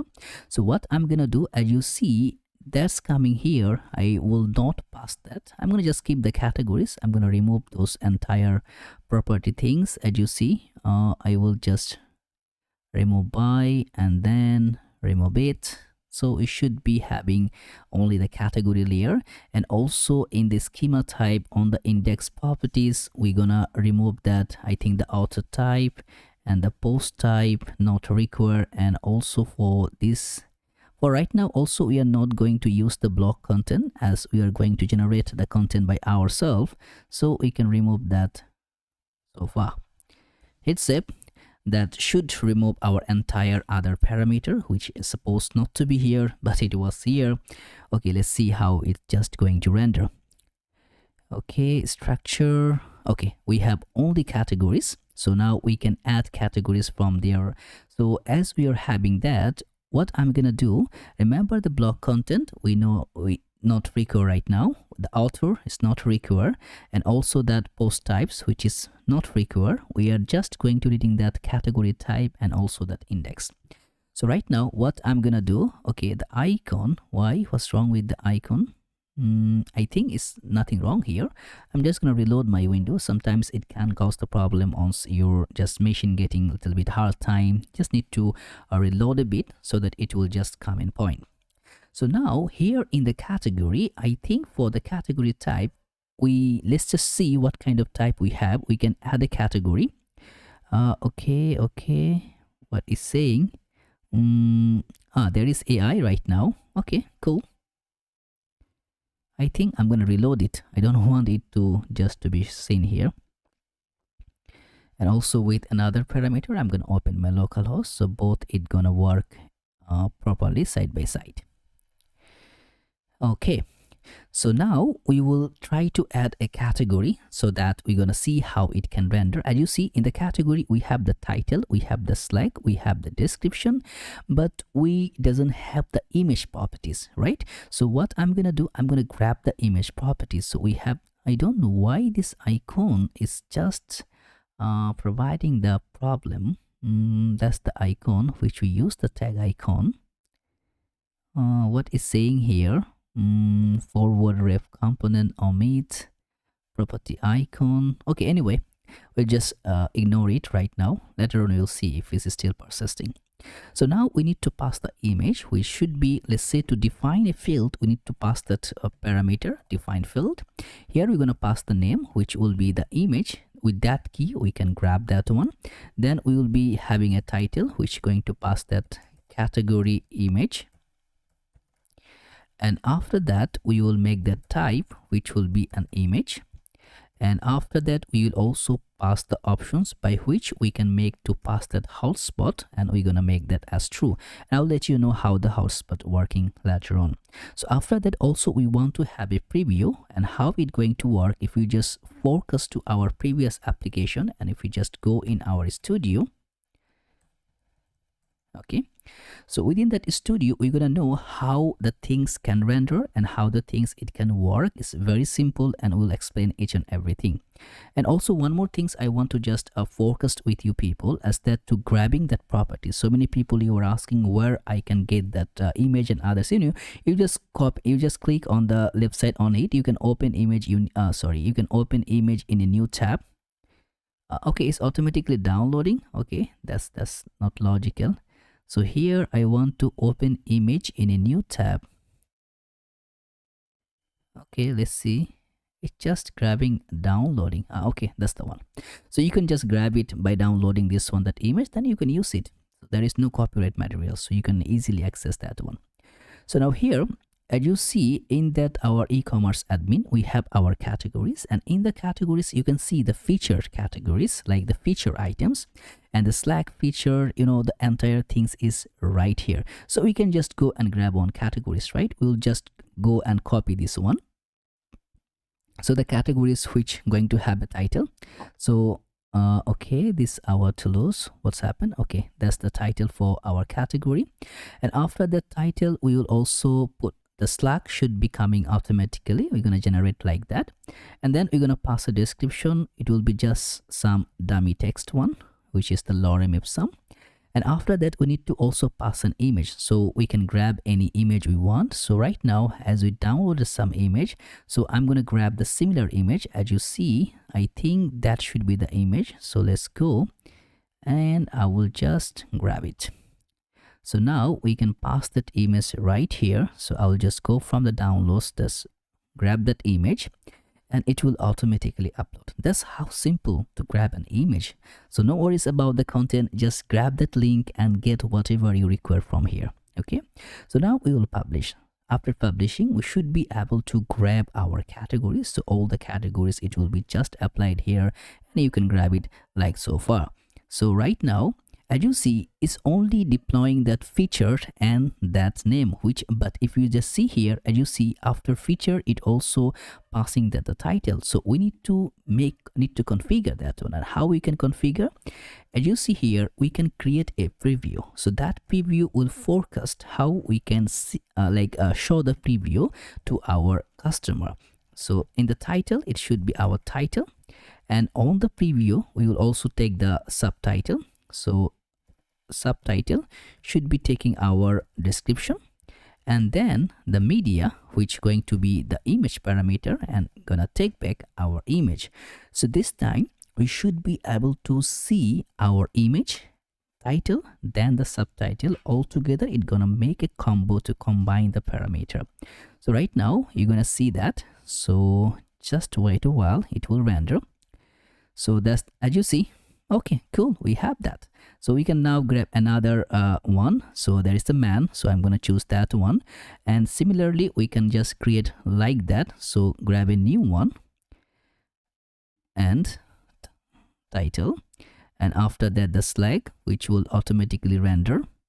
I'm going to just copy this portion and the Slack, passing that, and for there I'm going to just take this one, enter. And after uploading the image, you just need to publish it, and that will be within that category layer. Okay, now we are having the categories and we know how we can configure the categories, right? But what about our product? If we just see here, as you see, we have our entire product section here by which we can showcase the product within our website. As you see, the product is coming right here. That product is automatically rendered from these products. So how we can grab these products. And to get the products here, first we need to grab our the schema, right? So here, after the category schema, which we have already created, we need to create another schema. We're going to provide a name for that schema. Let's say it will be product schema, or the product type should be product type.ts, right? And to define the schema, how we're going to start, I'm going to close others, and here we're going to start building that page.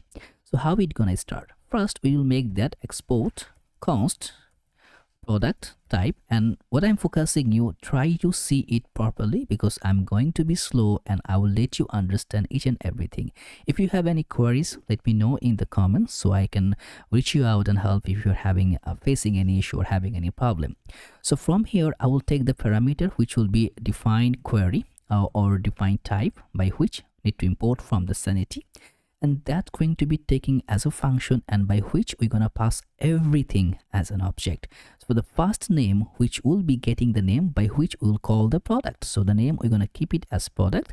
The title, which going to be passing as the product, which need to be showcased once we are uploading the title or others.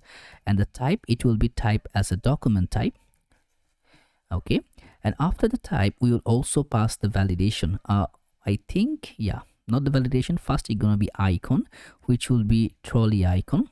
Okay, and after passing the icon, we also need to get the fields, and that fields will be an array, and within that array we can inject multiple fields. So now here, this error actually combining, I don't know why it's coming right now. Okay, I'm gonna keep let that error persisting because it's the new for me. I didn't find it before. Let it be, because it's just passing an error. I think for the type error, we can figure it later. So now in that fields, we can define multiple fields parameter, right? So first field, it should be let's say in the fields, sorry, it will not be as an object. We need to pass everything as a defined field. Should be defined fields. And in that defined field parameter, we need to pass everything as a function. Within that, it will pass an object. So first, we're going to pass the name, should be the name, the product name, it will be there. Then the title, by which we can know what kind of things we want to pass, that should be product name. And after that, we also pass the type, which will be a type as in string. And now we will pass the validation properties, by which we will know that product name should be required, and we'll set a rule on that. So the rule, it will be, let's say, rule.require. So the product name should be required whenever we are going to upload any of that product, right?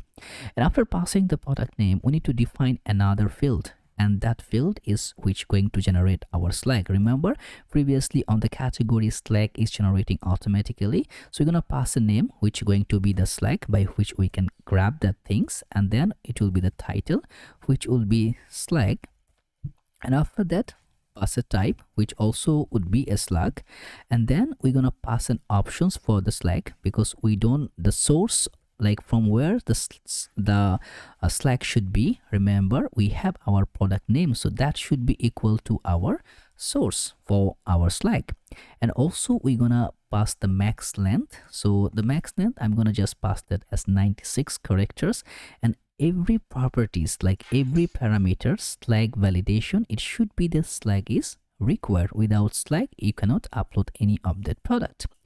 And after slug, we will have so many other parameter.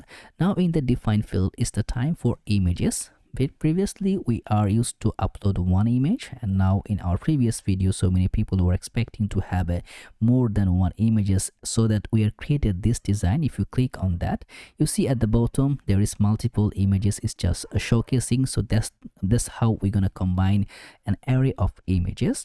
Now for the name, we're gonna pass the name of images as the multiple images going to be rendered here, and the title should be our, let's say, product images. And on that images, the type, which going to be an array. And after that, we will also like the type, which type it will be. We're going to pass the type, and the type it will be an image. And of course, we can pass the value as an options, particularly for all the images. And we're going to make that hotspot. Let's say, I think it should work. We are passing the options, and here, let's say hotspot should be, let's say, true. If it's required, we're gonna see. So now we have our images, and after images we are going to render so many other properties here, which are going to be, let's say, now it's not that much important, because the two things which only going to be defined two parameter, which if I just go and see, one is going to be named as an intro, which the title should be the product intro, and the type is a string, and we are taking the description not that content value but as a title of as a type of a string, by which we're gonna render it in a very simple way. And after that, we're gonna type another defined field, which is one of the important one, and that now the intro and description is not mandatory. So the first thing, the name, which going to be passing the price, and also the title should be, let's say, product price. And after that, we will pass the type, and the price type, it should be as a number. And also you're going to pass the validation, which will force us to pass the rule, and the rule should be required. So that's how we're gonna combine that one. And after the price, the same thing is going to be as a discount, so we can just copy that. We can just paste one more time. Instead of price, that should be our discount, and here we can pass that as discount price. Okay, and that one also going to be as a number. Okay, so after that, we will also define our categories. Now remember, we having the categories, which is an array, and where we're gonna pass the other category tile. So the define field parameter, we're gonna pass that name, which will be as a categories, and it can be assigned for the multiple categories. And the title, which going to be, let's say, categories, and also the type, which going to be as an array.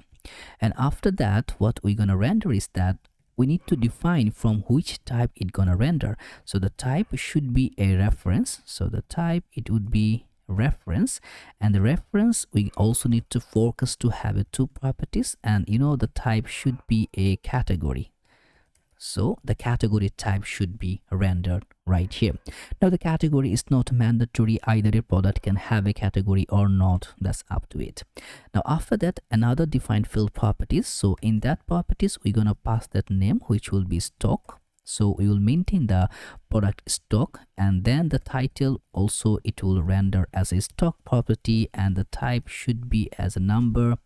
And after, we're gonna pass the the validation rule. So right now we want that product that should be a required properties, because we want to see if that products, now the required minimum should be the 0. We need to pass any of the value here.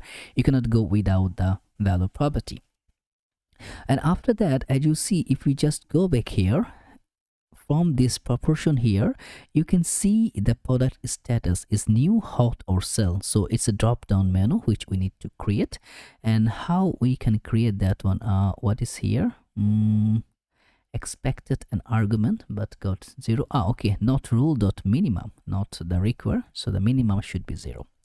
Now after that, we will define another field, and here we will define that drop down. So the name should be, let's say, status, and on that status, the title should be, let's say, product status, and on that options parameter, we're gonna define, we're gonna pass a list. On that list, which will be an array, there we're gonna pass the title. First title, we're gonna pass a new title, and the value we're gonna pass as a new value. So that will be the first one. So there will be a multiple options align. What's wrong here? Oh, we need to define the type. The type, which will be as a string type. So st, let's say array. And after that, I'm gonna copy it 2 times more. So let's here 1 2. Okay. Okay, I forget to pass the comma here. Okay, Now one would be new, another should be, let's say, hot, and the value we're gonna pass just simply as hot. And the last one value should be a sale product, and we're gonna pass that the value as, let's say, sell. And after that, we also need to pass the product type. If you just showcase here, as you see, we have multiple product type here. So that's variance also we need to create. So here we will make that define field parameter one more. And here the name should be a product variant, variant. And also the title should be, let's say, product type. Or you can say the variant is up to you. And the type should be, let's say, string. And after string, we're going to pass the options, and in the options, remember how we do it. We will pass the list item. So in the options, it should not be an array in object, and in the list it should be an array. Here we're going to pass the object which we are requiring right now, and we're going to pass a list of object which going to render our items. And that could be, one should be the title, which should be t-shirt, and the value should be t-shirt. Jacket. Remember how we're going to render this. As you see right here, if we just go back, the categories, this categories actually is coming from there. So that will be where we're going to maximize those things just to get and filter the properties. Now, if we just go back here, you see we are having almost all the properties. Now we need to create a preview like before, and we can just pass it the way it's supposed to be in a very easy shot. And how we can do that? To make that one in a proper way, first we're gonna create a preview. And on that preview, it will be an object. So we're going to pass the select value, which will be also an object. First, we're going to pass the title, which will be name. And then the media, which going to be passing our images. And then we're going to pass the subtitle. And the subtitle should be our price. Okay, so the price we're going to keep as subtitle. Now we create the select value. Now we need to prepare our media. And here we will take everything as a selection, and from the selection we're gonna pass how we want to render things.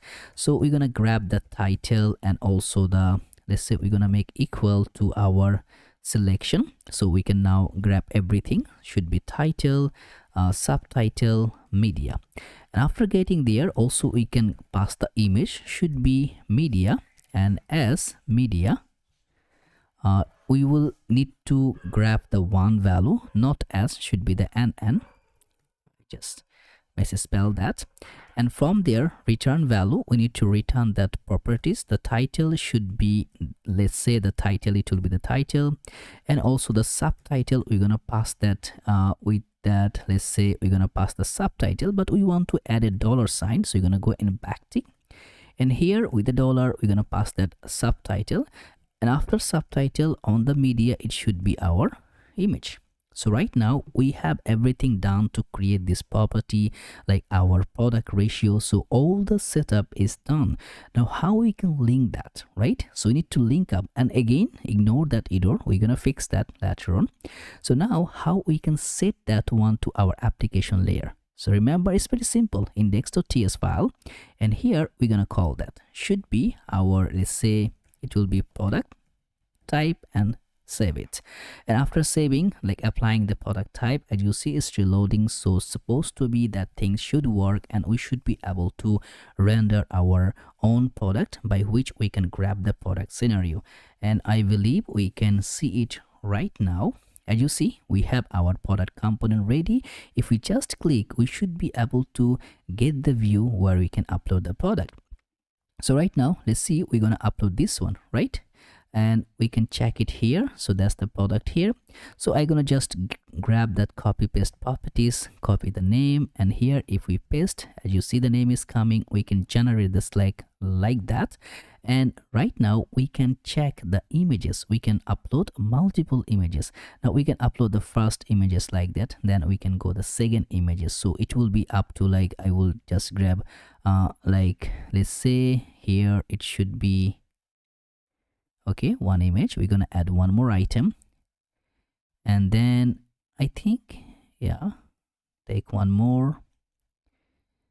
And I don't know, sometimes the drop down is not working properly, so better to go in that way. So but we can like enable the drop down also if you like. Okay, so now we have the product data, and for that we should be having after that the product intro, which I'm gonna keep the same of it. And after that the description, it's just some of the lorem empty data here which we are passing. Okay, and now we need to pass the product price. How much is there? 63, 10 is discount, so it will be a 63 value, and then it will go with the 10% discount. And also we can inject with the category. We can pass the category. You see from the drop down we can now see all the category. We can categorize as a main product. And now we need to put the value. We can pass the 10 in stock, and all the product status we will make it as hot, and also the product type, it will be, let's say, t-shirt, and publish. So now we're having a new product in our list by which we can generate the product. And you see the name and the price is right here, so we can grab another product. And you can simply grab the duplicate the item, so you can just duplicate and then rename. But I want to add a new one. As you see, if I just go, I cannot publish it right now because I need to fulfill a lot of others property. So I'm going to choose another one, which will be this one. Okay, and now as you see, if the field is mandatory, you cannot publish it. That's the way which the rules is actually working in this setup. So right now, as you see, I can just copy all of the properties from here. So right now, let's say I'm gonna copy this field, allow, and here what I'm gonna do, in that product image, I'm gonna just paste the field. So I have all the images here, right? And also I do one thing, I will add image before, so I can add this image for the main image, and I can delete this image right here, which is not required. And from here I can pass the intro. Let's just grab the intro. Okay, classic t-shirt. And after that we also need to grab the description.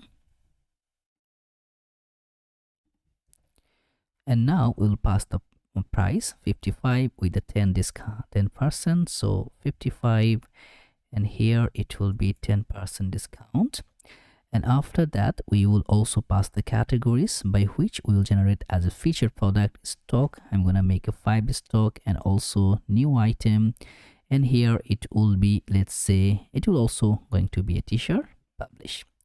So right now what we are having it, we are just getting the products, and there is the order, and I think the sale is not required. That one will not get it because we just need to have the orders by which we can showcase our order data. So right now, as you see, we have the product and we have the categories, so other layers. So now we can combine together and we can have our products done to fetch the product from there, and then we can just implement it here. So it's a pretty difficult task to combine those layers. So what I request you to capture everything the way it's supposed to be and then configure it. If you configure, after that, now we can just go and set up to fetch the data initially. So now you know how to set up and configure the Sanity. So you can feel free to go and just upload all the products and also as well as the categories. So you know how to extract the image and then upload it here. So what I'm gonna do to alongside start with, I'm gonna just go and grab change the key here. So I'm gonna make that env file, and here I'm gonna change the credential. Like I will just change the, what you can say, the project ID here. So I'll change it, so it will just load my initial project here, the previous one, which I can use. Okay, like that. That's it. So I change my initial key here.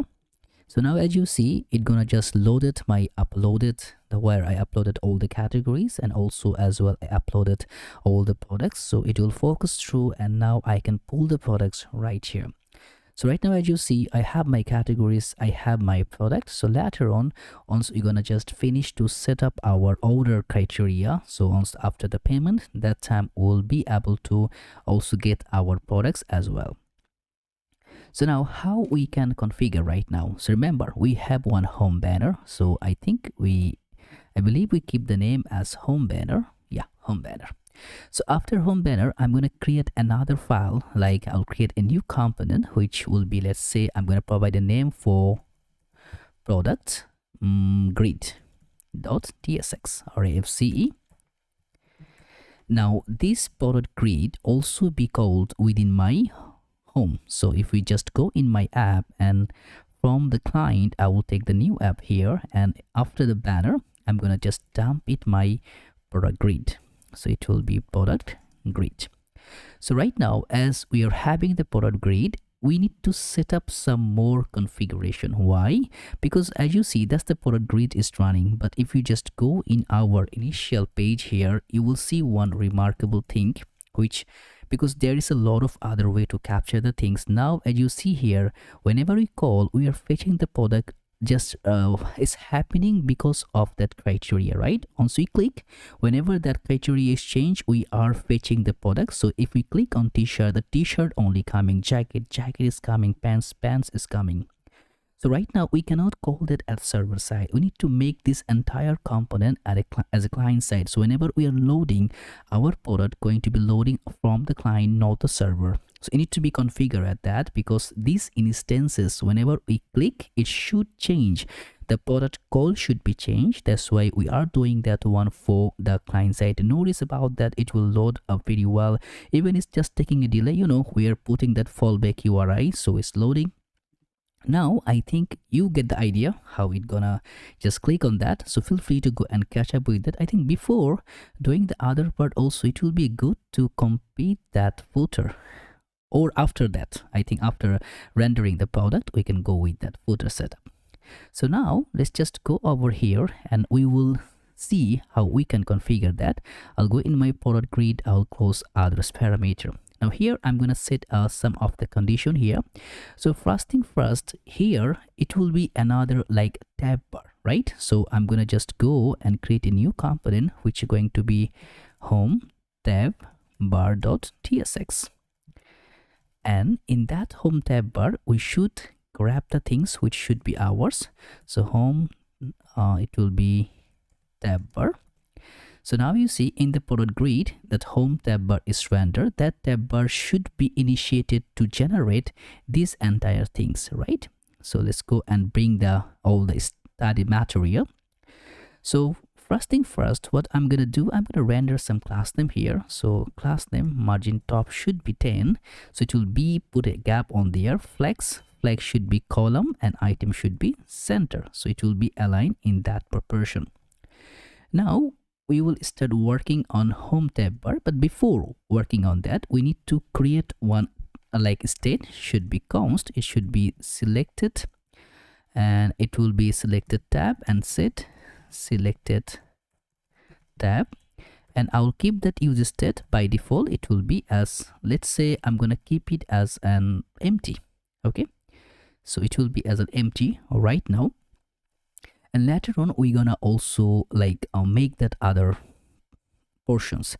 And by the way, as you see, I think not now, later on we're gonna render. So now we're gonna just go and pass that. So we need to also provide that as a use client flag, because we still rendering everything as a server side component. So now here in the tab bar, we're gonna just pass that one. So should be selected tab.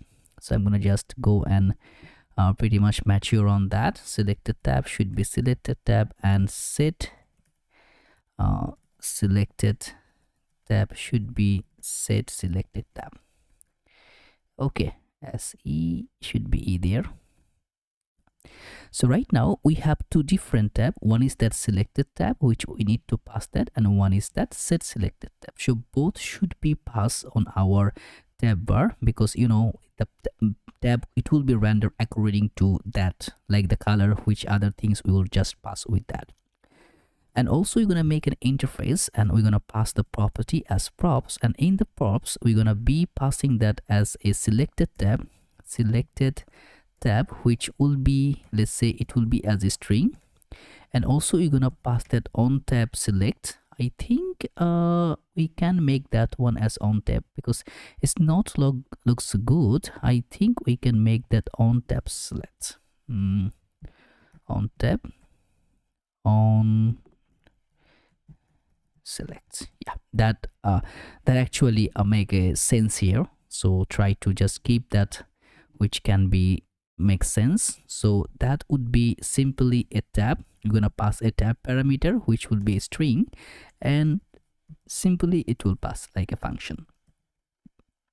So now we have two parameters. Now we can destructure and grab that here. Should be getting the selected tab and also should be getting that on tab select, and I will pass the parameter as the props. Now what we're gonna do, remember we need to grab our like the product type and other parameter which we can render. So to do that, we're gonna pass an array here. So if we go our constant file here, we're gonna generate a new array. Should be export const, it will be, let's say, product type, and here in that array we're gonna pass the value the way we want to render it. So first we're gonna pass the title. The title should be as, let's say, t-shirt, and then we're gonna also pass the value. Now I'm gonna just make it as a lowercase, so it depends on how the way you are going to render that one. So right now I'm gonna just go and like prefetch the similar parameter to just generate the product. Later on we will make it a more dynamic way. So first the title it would be t-shirt, jacket, pants, hoodie, and shorts. Similar that, as you see, we have pants is loading, hoodie is nothing is there. The short, the nothing is there as if you just see, we put the t-shirt, we'll check the value later on because it will render the way we are preferring.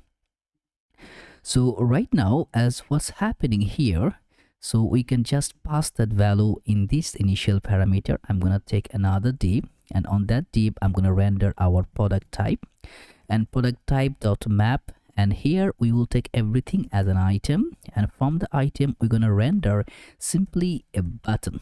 Right, in that button we're gonna pass that, let's say, item dot title, and also we're gonna put the key which will be item dot title, as it's everything has a separate item title configuration. If we save, we should be able to see some parameter. As you see here, there is a t-shirt, jacket, pants, hoodie, and short. Now from the middle we're gonna just render some specific way, put a class name here. It's going to be like a flex, item should be center, and put a gap of 1.5, and then text should be small text, and font should be semi-bold, not serif but semi-bold. Okay, kind of like that. Now after that parameter we will also make a line here, put a class name, should be flex, item should be center, gap should be 1/5. Now the gap is coming here, but why I keep that gap here? Because there after that that array, like there's the div consistency, we're gonna also generate one button, and in that button we're gonna make that like repeat icon. So that's what we're gonna render here, so that we are passing in that value properties.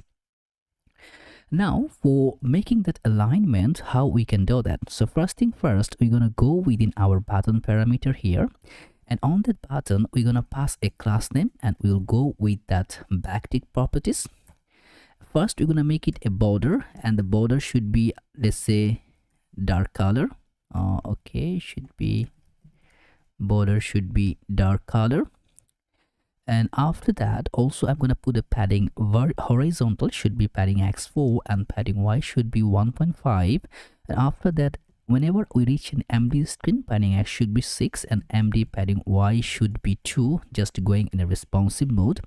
I'm gonna make it rounded, should be as a full, and hover, the background color should be a dark background color, and hover text will be white. So right now you're gonna see something not much aligned. As you see, that's the one. On see hover, you see the similar effect is happening here, but with a pretty good smooth effect, which we will create, of course. And after that we're gonna also pass that hover effect parameter, and see now if we just go and align here, it looks perfect. And I'm going to just copy this entire portion here, and for that button here which you're going to render, I'm going to also place it here. So as you see, it's just getting bit a nice clarification, but you know, we're going to make it in a different way. So instead of this parameter here, I'm going to just render it as a normal padding property. Should be padding should be just 2.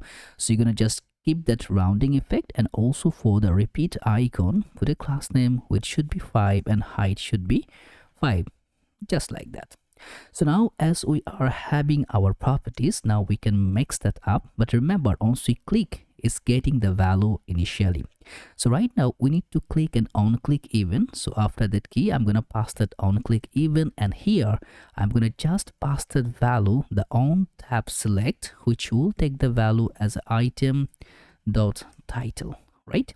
So right now if we just click, that should be selected. You can just feel free to log and see if it's fetching or not. But right now what I'm gonna do, within a backtick, if the selected tab is equal to the value of item.title, and I'm gonna just put a value property here. So the bj should be dark color, text should be white. If I select jacket, t-shirt, pants, you can also go with the value. Doesn't matter, it will make a lot of sense here once you're doing it.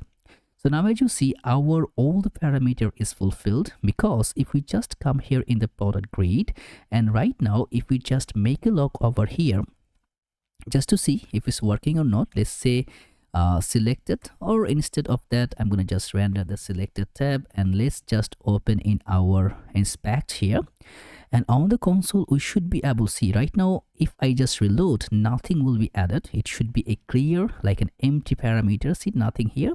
If I choose t-shirt there, jacket, pants, and other parameters, the way we want it to render, it just render like that.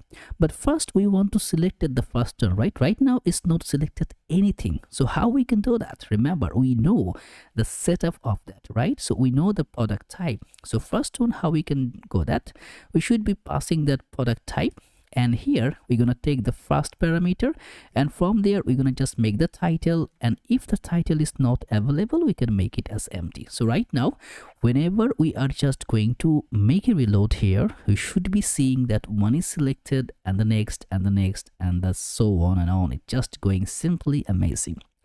So we are having that value, right? So once we are having that value, now we can call the product with that particular scenario. But how are we going to call the product, right? First we're going to call the product, because we need to call it in client fetch method, right? And to do that, remember, we have one file where we have the client. So like if we go back here and we just go back to our Sanity in the lib on the client, so that's the one which we're going to handle to render our client properties, by which we can get our client, because we have the project ID here, we have our dataset, API version, everything is just right here. We know how to configure that and how to get the data.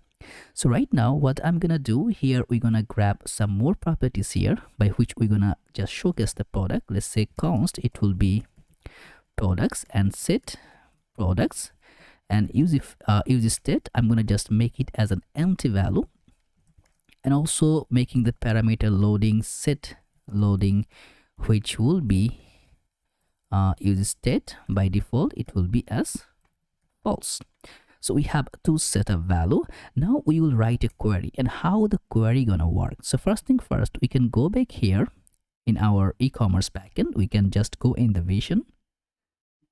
Here we can write our query to check if it's working or not. So it's very simple to go and write in query. You just put a star mark and then the third bracket, and then after we need to pass the type. So what kind of type of query we want to run, and is equal to, remember, the name which we are providing there. If we just look and see in our code base here, and if we just go in our product type, you see the name which we provide here, name as the product. So it should be entitled the same name, otherwise it will not render. And if we have the product, and also let's say just we're gonna pass if we have the product, right? We're gonna grab everything, whatever the product we are having right here. You see we have 16 products, 16 properties. We are grabbing the product. So right now we don't want like that. See the variant here, the t-shirt. So we want only that particular variant. So and we're gonna pass the variant, and that variant is equal to, right now we're gonna just pass a simple variant, and if we fetch okay, the variant, we pass that, and after passing the variant, is it not available here? So let's see. Okay, I misspelled the variant. I think variant. Yeah, variant. Now if we fetch, yeah, I have 8 items which entitled as t-shirt. And also, by the way, we can also make it like ascending or descending. Like say I'm gonna place it in an order which will be, let's say, name A as C. So the name should be ascending way if we just fetch that one. So let's fetch again. And now as you see, we have a product name started with I think the name is at the top. Okay, we can just see it here. Let's say we will just grab that like that name, and it will provide us the name. Okay, I think, okay, that should be something. Let's say just giving the name. Yeah, as you see, we have adult, ultra, athletic, and if we want to make descending, it's simply just passing that descending key DESE. If we just save it, oh no, DSC, I think DSC, that's hopefully it will be right. And now we have the order descending parameter. So that's how it's going to work. We're gonna just make that similar effect within our code layer here. So what we're gonna do, first we're gonna write a query, right? So const query is equal to, you're gonna go with the backtick. Remember why? Because we need to inject the variant according to the variant which we selected, right? So in that process, we're gonna pass underscore type, which is equal to, and that will be, let's say, product, and our variant. And now the variant, we will not hard coded it. Remember, we need to set the variant. The variant should be is equal to the variant which we want to provide, right? And also what we want to make it as order, which will be, let's say, name and then ascending, right? So in that way, we are going to just pass the params, and now also we're gonna pass the variant as a param. So let's say const params is equal to, so in that params, we will inject the params as a variant key, variant.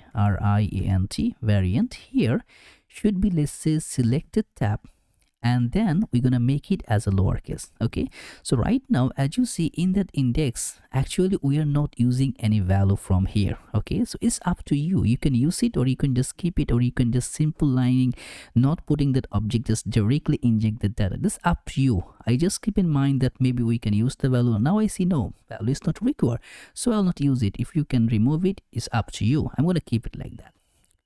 So now that's the params actually rendered. So now if we just see what kind of query we have the query, then we have the params.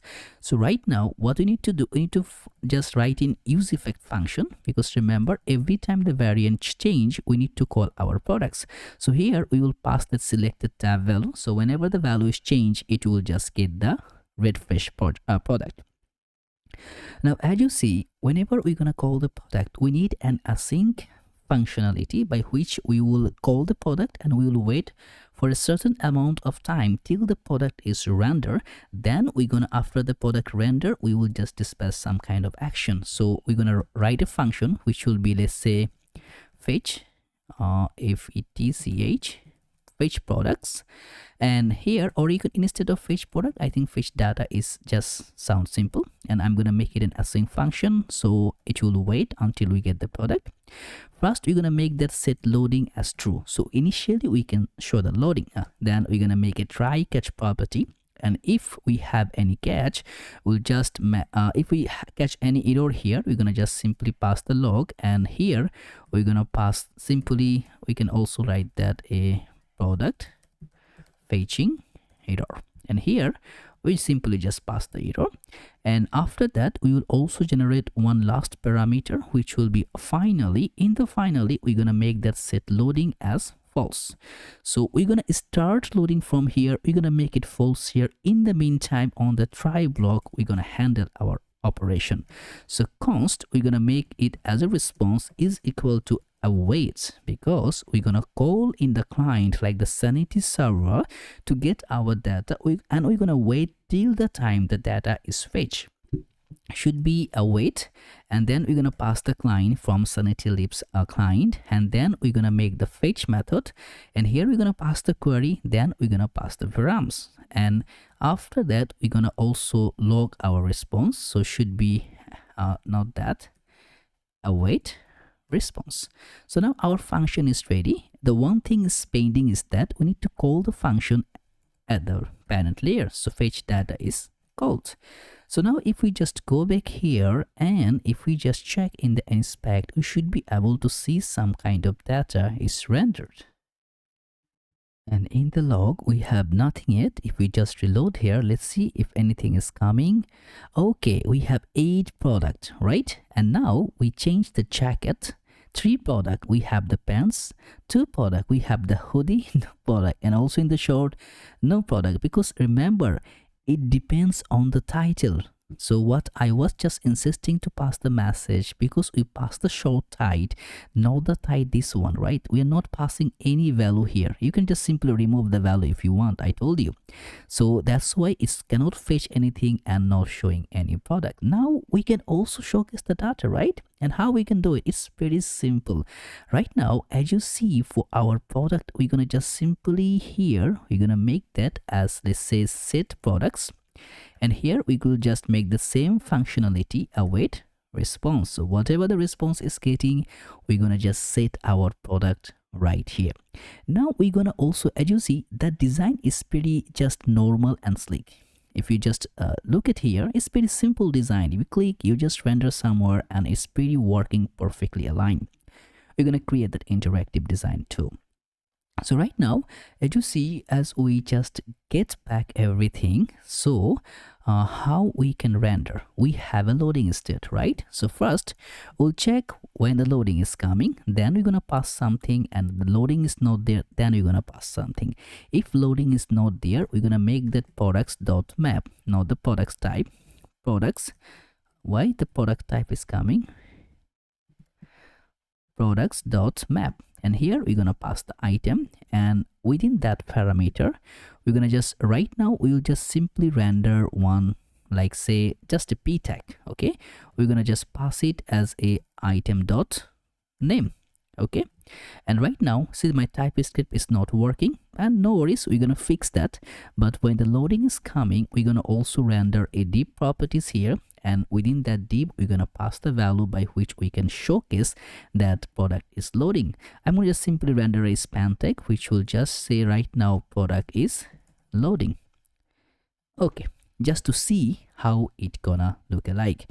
If we click on t-shirt, you see, okay, no worries, we need to keep a key. So here, instead of just go on, we can just simply pass the key, which will be item.id, just to go out the error right now, jacket, hoodie, and also the loading type it will render.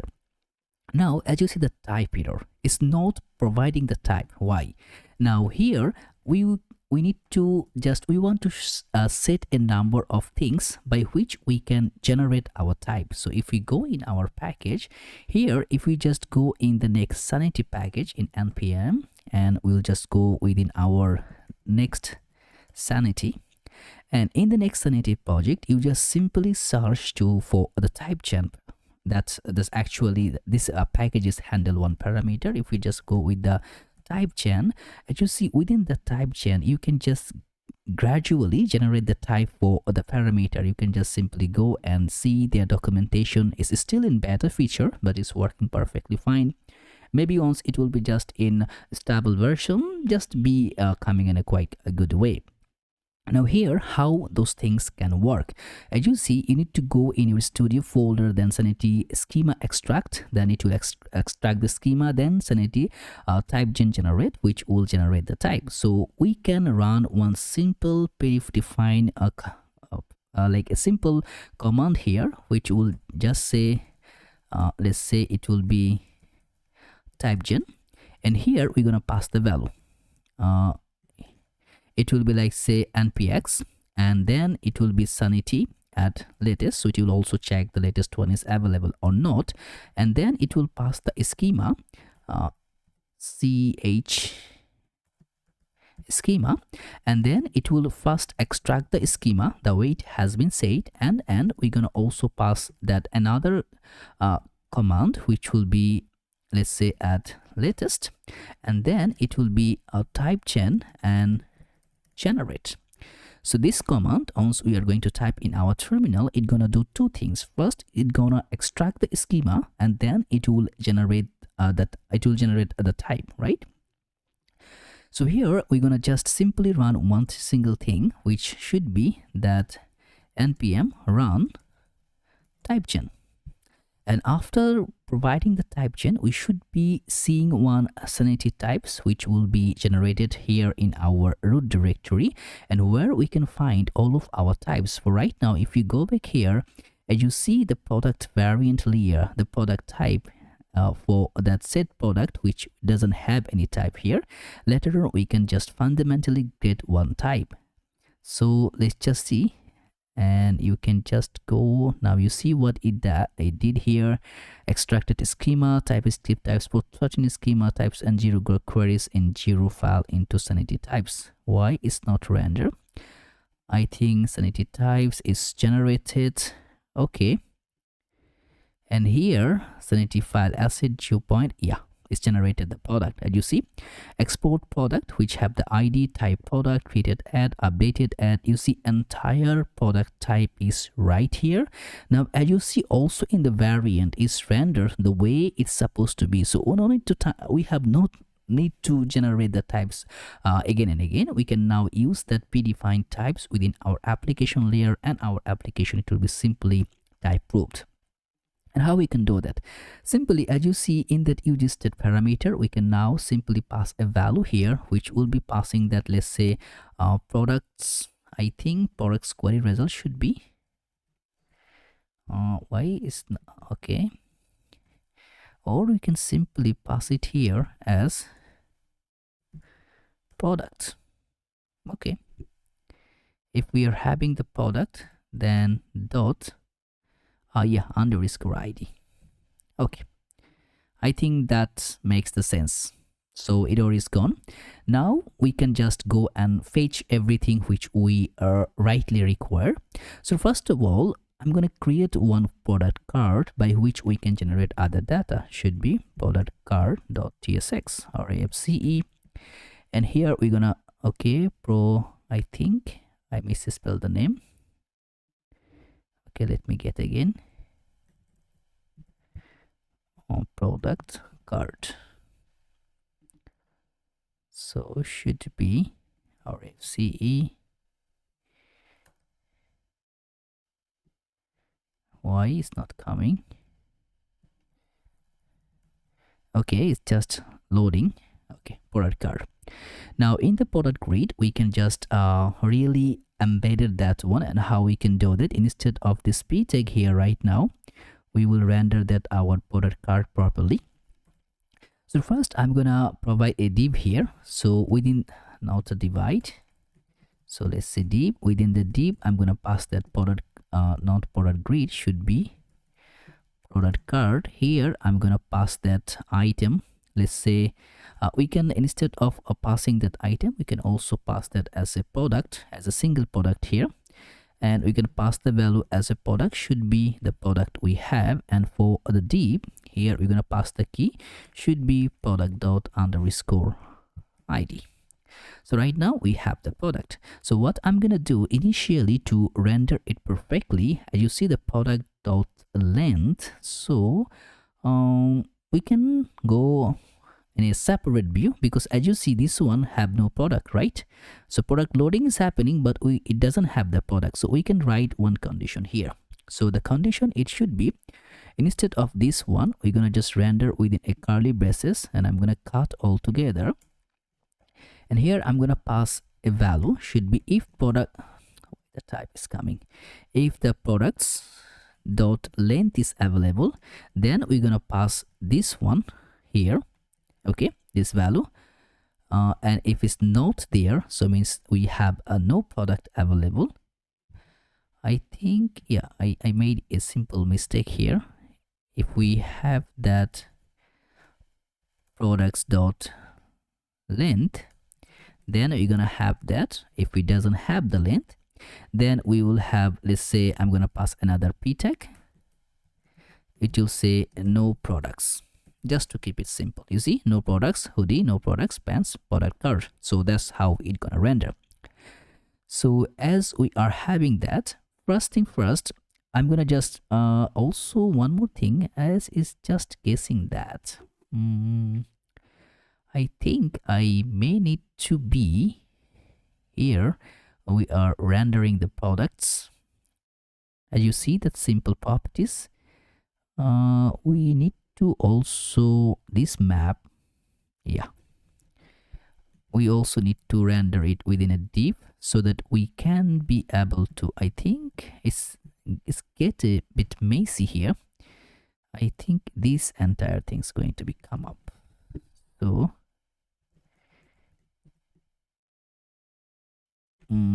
yeah, if we just pass that value here, instead of that, let's say the product, instead of these properties, we just need to pass these properties. Okay, right now we have a good look. So now here we're gonna pass some class name. The class name should be, let's say it will be coming as a grid, and by default grid column should be 2, and in SM device grid columns it should be also 2. I think 2 is enough. Only the MD we're gonna change, so MD grid column should be 3, and also LG grid column should be 4, and also I'm gonna put a gap of 8, margin top of 10. So you're gonna see the product variant and also other properties is quite promising, but you know, there is still a lot of things to do. So first thing first, you see the div here, so which making everything flexible in a proportion. I'm gonna see how much width is taking. So let's say BJ going to be red, and here, okay, if I make a full width of the parent, yeah, right now it's working perfectly. Now it's talking. So as you see in the product, short, no product, pants. Okay, let's say just go in the no product value. We're gonna just pass a simple components which will showcase that no products available.tsx. So that component is gonna render once we are having no products available. So that should be no products available, and we're gonna go in a very simple legit design here, which can make that, like, also we can pass the tab value here, right? If we just see in the production, in the short, as you see, passing the message perfectly. So that's the one we are going to create. So here we're gonna pass that the selected tab, not internal selected tab, which going to be selected tab, and I'm gonna grab it in my product value here. So in the no product available proportion, we can now mesh through it. First thing first, we need to pass 2 properties, one this and one also class name, if we are rendering one more time. In the selected tab, it should be as a string, and also for the class name, let's say if we just put that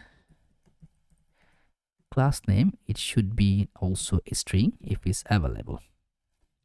Okay, right now we have no product available sign, and what we're gonna do, instead of writing that, we're gonna import the motion properties here. Motion from, let's say it will be motion /react.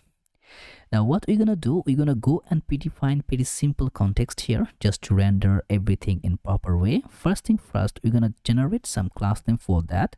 Should be class name. We're gonna wrap it with cn, just in case we are passing any other class name in future. Should be flex should be column, and item should be center, justify should be center, padding y should be 10, and min height should be 80. Okay, I'm gonna just put right now the padding y 10. After putting the products component, then we can make it more flexible. First, I'm going to pass a motion, then I'm going to pass a div here, h2 tag, which will say no product available. And after that, we're gonna pass another properties here. So after having that motion div, we're gonna render another motion.p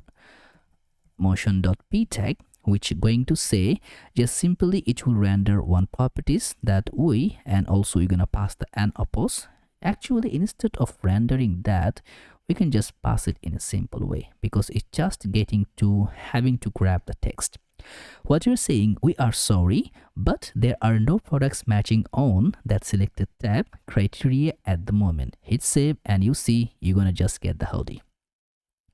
And after, we're gonna also pass another motion div, which going to render our that properties. And why? It's just, you see the how design, simply design is happening, and you can see the value properly. That's what we are looking to create. So after that motion p tag, we're gonna also get another motion.d properties, where we're gonna pass a loader2 icon, loader2. And on that loader2, after that loader2 icon, you're gonna also render one. We should be and it should be, let's say, an oppose. And after that are restocking shortly. So, and the last parameter, which it will be another motion.p tag, and which will say, please check back later or explore our other product categories. So that's the entire things, you see, that's the entire parameter. So we'll start working from the top. Remember why we make it that one as that sense. Now it will make a lot of sense here whenever we do that. So mean height should be 80, and then space y should be 4 to vertical gap from 1 to 1. And I'm gonna keep entire text should be center aligned. You see, it's all are in center faces. And then bj should be gray of 100, and we're gonna make a rounded of lg, and width should be full width, and empty should be 10. Just put a gap from the top. Okay, right now you grab that. I think margin top, is it required? Yeah, it is required because we are not providing a normal potential there. So in that h2 tag, put a class name. Text should be, let's say, 2xl, and font should be bold, and text should be gray of 800. That's simple. We grab it, and I'm gonna put the motion later on. I'm gonna just pass the class name to make it looks perfect way. So class name text should be, let's say, gray of 600. Bit of just a gray bit of text. You see, very simple. Okay. And after that, for this motion div here, so for the logo, like the icon, put a class name, which should be 4, height should be 4, and say text should be blue of 600, and space x should be 2. Okay, just to provide a gap there. And what I'm gonna do in that top layer of the div particularly, put a class name flex item center, and I will make that as space x should be here, yeah, and the text should be blue of 200. That should be globally. So over here, I'm not gonna work on that proportion. Okay, so right now, as you see, that's providing that properties, not 2 but to having the 6. You see that text. So there should be working with another things. We're gonna pass the animate should be spin, so it will automatically spin all time. Now the last one for these properties, put a class name which should be text should be sm, small text, and text should be gray of 600. So now our text is aligned. If we just check back here, as you see, if we just change the criteria and how one is coming from the top, other is just like all 4 are having some effect by which it render properly. So we need to create that scenario. And how we can do that is this, the motion div here, we're gonna make it first one. The initial render, it going to be, let's say, the opacity should be 0, and also y it will be -20.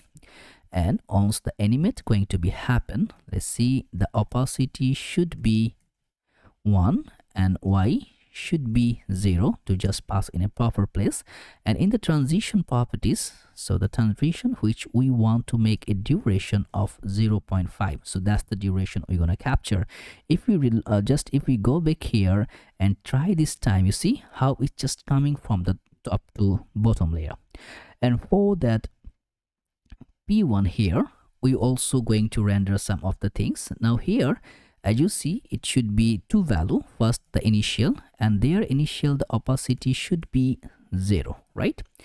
And after once the animate going to happen, so once the animate going to happen, the opacity going to be 1, and we also going to pass the transition. And the transition we're gonna make a delay here, so 0.2, and then the duration going to be 0.5. So that's the duration we're gonna provide. And after that, we will also make that, remember that one is spinning, like it's getting bigger and smaller. So that's the one we're gonna also render. We're gonna make it in scale properties here. So in the motion.deep, what we're gonna do, once we're gonna just make that animate, we will just pass a property that we're gonna pass a scale value, and in the scale value in the array we're gonna pass 1 by 1. So all the properties, it will just get a value, not I think 1.1, then 1. So it will go bigger, like normal, bigger, normal. So as you see what's happening here, getting bigger, normal, bigger. So it's just going to be go and pushing up again. Now also this one, after animate, we're gonna pass a, let's say the transition. On the transition property, we will make that like it will always repeat, so it will be infinity, and then the duration should be, let's say 1.5. So you see, okay, nothing happened yet. No, it's happening. You see how it's rendering. And for the last one, it will be also pretty simple. Initial, it will be like say the opacity going to be 0, and after that when animate, the opacity going to be 1, and after let's say the transition it will be, the delay should be 0.4, and the duration should be 0.5. That's it. So we're having a perfect combination the way it supposed to be look alike. Now it's time to render the product properties.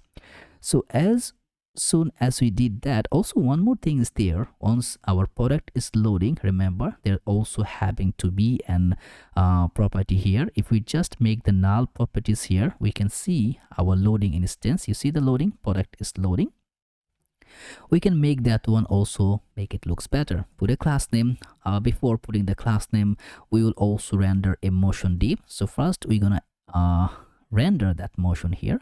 Actually not motion, we need two separate things. So import should be motion from motion React, and also we want that animate presence from there.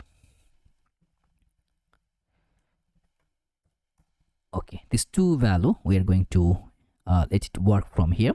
So what I'm gonna do, I'm gonna just cut it all together, and then I'm gonna pass a, let's say motion.deep, and here in the deep we're gonna render. So before the product is loading, we will render one icon which will be the loader2 icon, and here also for that loader2 put a class name, width will be 5, height will be 5, and animate spin. Okay, so that's the same properties is happening right here. So first we're going to provide the class name, should be flex should be column properties, item center, justify center, padding y should be 10, mean height should be 80, and space y 4, and also text should be center align, and then bg should be gray of 100, rounded lg, okay, rounded lg, and after that also it gonna be width, it will take the full width, and also margin top should be 10. The similar effect we are creating, which we are having right here on the product properties. So right now for the motion div here, we're gonna put a class name to make it looks perfect, flex item center, space x should be 2, and also text should be blue of 600. Or we need that, I think we'll go without, you see. Okay, we're stocking for the loading instance. I think not require that much properties, you know. I maybe the motion is not require, we'll not use that. We can just simply make that text looks perfect. So what we can do, put a class name, text should be, let's say Okay, let's say we're gonna make the text as Excel. Font should be semi-bold, you see. Okay, and also we can just go with that. I think Excel is looks more weird, and we can just make that its initial value, which will provide a good. So that's, I think that's perfect, because it will just come for a blink. Okay, if we go here, oh, looks nice. Now is our time to render the product card to create in a very comfortable product scenario. Let's do that. And to grab the product within the product component here, we first need to configure our product component. So first thing first, here in the product card, let's just go back here within that parameter, and then we're gonna set how we can configure those things. So first we will need to grab the product, right? So by default we are passing the product, so we will just simply define the type, which will be product, and the type, the product for the product which is coming from the Sanity. Now if we log through it, we will be able to see several products, by which we are requiring here the 8 product. In the inspect here, we're gonna see that all product by default is extracting together. Now if we go in the pans, we should be able to see the product automatically render from this captcha. So right now what we need to do, we need to make it in a proper alignment by which the product showcase very gently. So first thing, in that product here, first we're gonna take one more div here. So there should be two options, one option for the image, another option for others. First we need to go and check if we have that product.image here. Only then, like images, because it's array of images we are passing. Because right now if we just check in our particular backend sector on the products criteria, if we check right now, we'll be able to see that is like there is a multiple images is there, you see. So first thing, for this particular section, we're gonna get is first one selected as the new one, and as you see in that details page, we are rendering all the images together. So that's what we're going to create. So if we have the images, then we will make a link parameter by which we're gonna go back to the single product page, and here we're gonna render our image tag, which will be imported from next image. Right now we will provide the source, which is going to be URL4. Remember, we already grabbed that one in that image criteria, which building for the image URL4, by which using that Sanity image source and just making that URL to get that particular initially. So right now what we're gonna do here is simply we're gonna pass that our product, and we're gonna pass that our product dot images, and from that images we're gonna pass the first one, and then we will say after did we miss anything here? I think, yeah, we'll pass to grab the URL here. So it will provide the URL, and for the link editor, I'm gonna just simply make an ref for, let's say just make it a product. Okay. And now once we did that, we're gonna have some multiple error here. First, that image with because we are grabbing that image from that Sanity CDN sanity.io, which require, because right now what happened to that, our application going to go to next a Sanity CDN, and then it gonna ask to serve the image. So we need to let it provide a ratio by which it gonna render the image. So the width, I'm gonna provide a 500 by 500, so width 500, height also be 500, and alternative tag should be, let's say I'm gonna make it as products image, and hit save. Then you're gonna have a separate section here, which is now what I require you to first read properly. What is saying? Invalid source prop https sanity cdn sanity.io images. So is providing the proper ratio. If you just copy this, you can see that image. If we just go here and place, you see the image. So what is saying on next image, hostname cdn.sanity.io is not configured under images. So what we need to do, we need to configure that image properties in our next config.ts file. So here we have that next config.ts file. You see that config, config options is here. We can now simply pass that whatever the images we're gonna grab, we're gonna pass within an object. We're gonna make the remote patrons from where it's gonna render the image. Right now we can make it as an array, because we will serve the multiple host name with the multiple protocol. So the protocol first, it should be HTTPS, as is coming from CDN. If you just see here, that's the value is HTTPS. Now we need to highlight the host name. It's pretty simple. After passing that, we need to pass the host name, and that's it. That's only this much code. It will just remove our problem. So if we just reload here, it will work perfectly. If after reloading also if not rendering, then you just simply come here, close the terminal, then rewrite or rerun it again. It will work perfectly. So for me, I think it will work. As you see, we got 8 images, which is not so looks like it's nowhere near the way we want it to be, right? No worries, we can fix that. We know how to do that one. So first thing first, for all the images, I'm gonna make it as a priority, right? Because not the property priority. So all the time the first initiate because it's loading in the client side. So whenever it's just render, because if it's in the server side, I will not make it priority. But in the client side, let client load it whenever it's possible. Now I'm gonna put a class name, and the class name I'm gonna put it within a backtick property. First, I'm gonna put a width full, and the height should be 72, and object should be contain, and also overflow should be hidden. And I'm gonna make it, I think, I'm gonna make it as let's say whenever we can pass that one. Let's say first I'm gonna give the property of that. First, I'm gonna make it that one as I'm gonna make it as a relative property, because there will be some absolute things. Or I'm gonna provide absolute. I think no. I'm gonna make it a bj of gradient, and to right, and from I'm gonna make it as a zinc of 200, and via zinc of 300 to zinc of 200. So you're gonna have a subtle background here. You see, that's what we're creating right now. And also I'm gonna make it a overflow of hidden, and also I'm gonna make it as, let's say, not this one, I'm gonna make that one as the top layer. I'm gonna just make that one rounded LG. Let's say why it's not getting. I'm gonna make it as a group. Text should be small text, and rounded should be LG, just to providing that round. Right now it's not here. As you see, this here, it will be there, so no worries about that.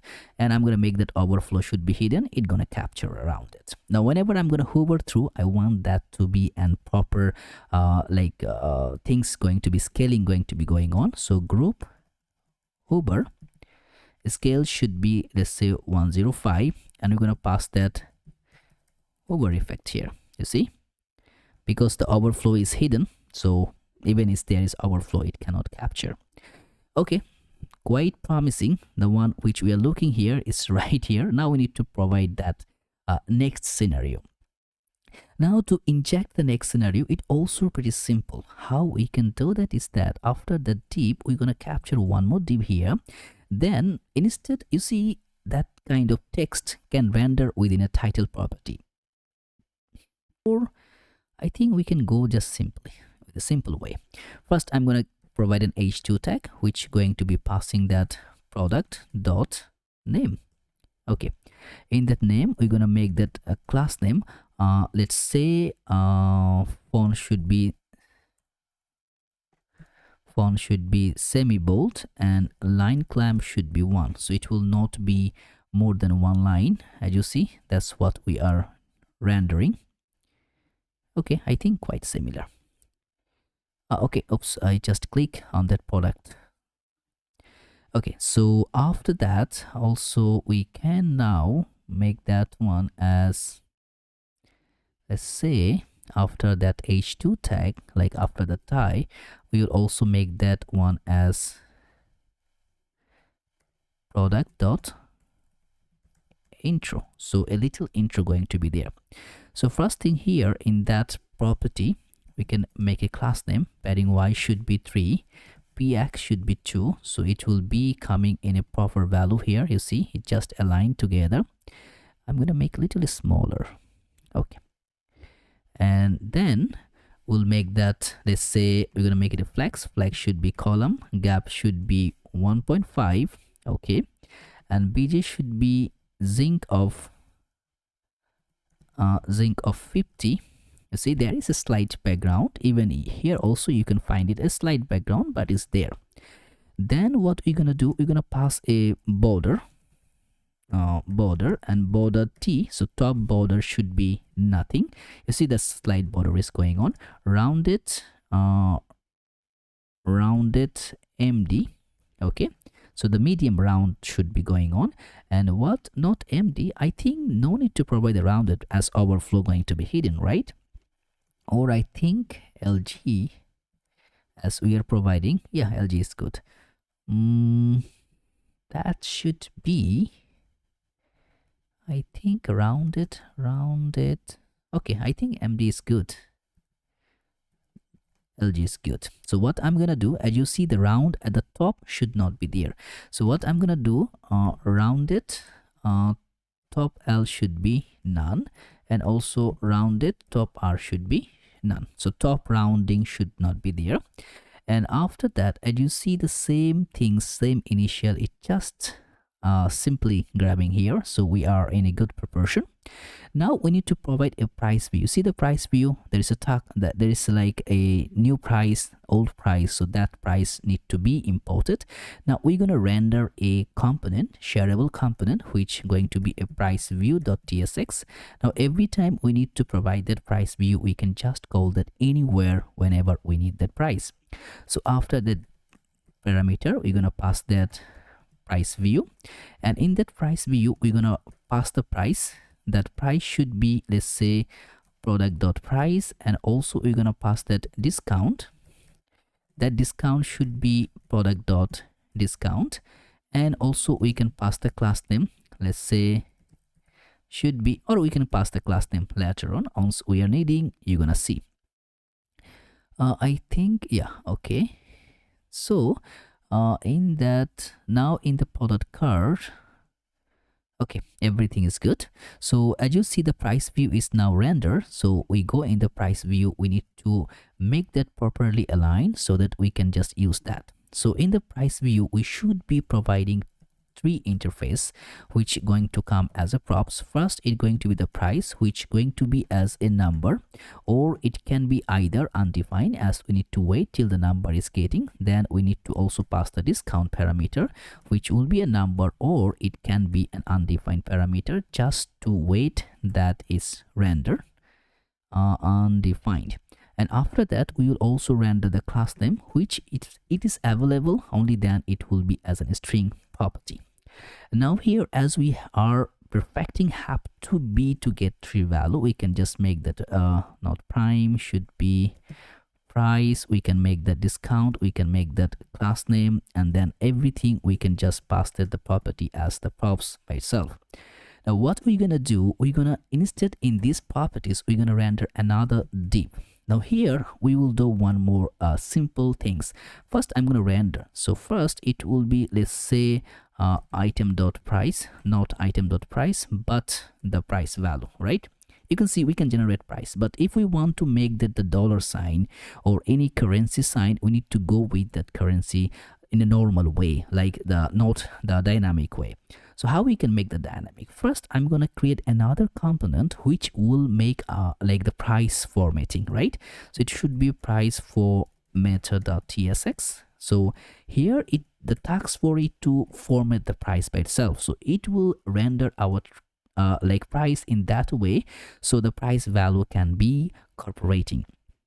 So instead of rendering this one, we're going to just make that price formatter here, and in the price formatter we're going to pass a amount which should be taking the first amount as the price amount we are going to passing from there.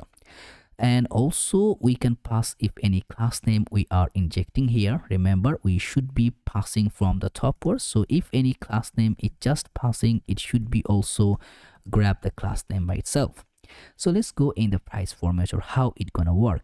It will work also pretty simple way. We should be able to get properties. So the props, whatever the amount it's going to render should be a number,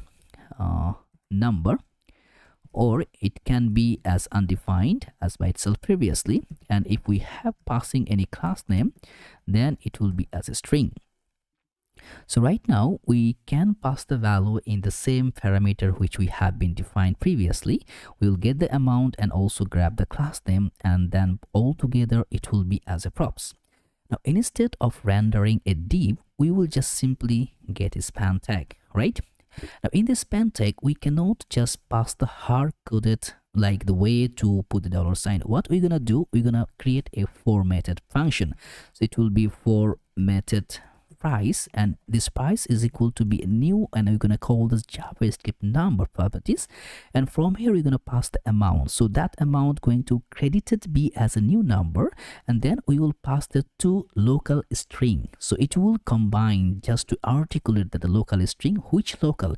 We're gonna pass it en US. So the United States, so means the dollar capability sign could be ensured here. Now after that also we need to pass the currency, which is going to be USD, and after that we're gonna pass also style, which going to be currency. And then now we can pass that minimum fraction of digits. Right now the dollar have 2, because 100 cents can make $1, so it will be like $2, 2.20, 2.50, like that. So that fraction can work with that parameter. So instead of pricing that amount hard-coded, you see the 34, we can now pass that formatted price, the price which defined which currency it will be on. And also for that span tag, put a class name. We're gonna pass the cn value. First we're gonna pass the default class name. The text should be, by default it should be small text, font should be semi-bold, and after that text should be dark color. So that's the default, right? Then also we can pass, if we are going to pass any class name, we're gonna capture that. So in the price view right now, what we're having, we have two kind of price, right? So we have that price formatter, we are passing one price. Then we're gonna say if we have the price and we have the discount, only then we're gonna render another property. And which property is that? We're gonna okay, not like that, and we're gonna also grab another price formatter. Here we're gonna pass the amount. The amount should be the amount of, let's say, the price, and then we're going to plus our discount amount. So the discount plus, not discount plus, should be okay, should be into that price divided by 100. Now okay, that's not be, this will not be there. Okay, now what actually we're doing there, see, if you just make that like this property here, in this property, I think on the product, you see we have a product price, then we have a discount price. This is not the actual price, this is the percentage.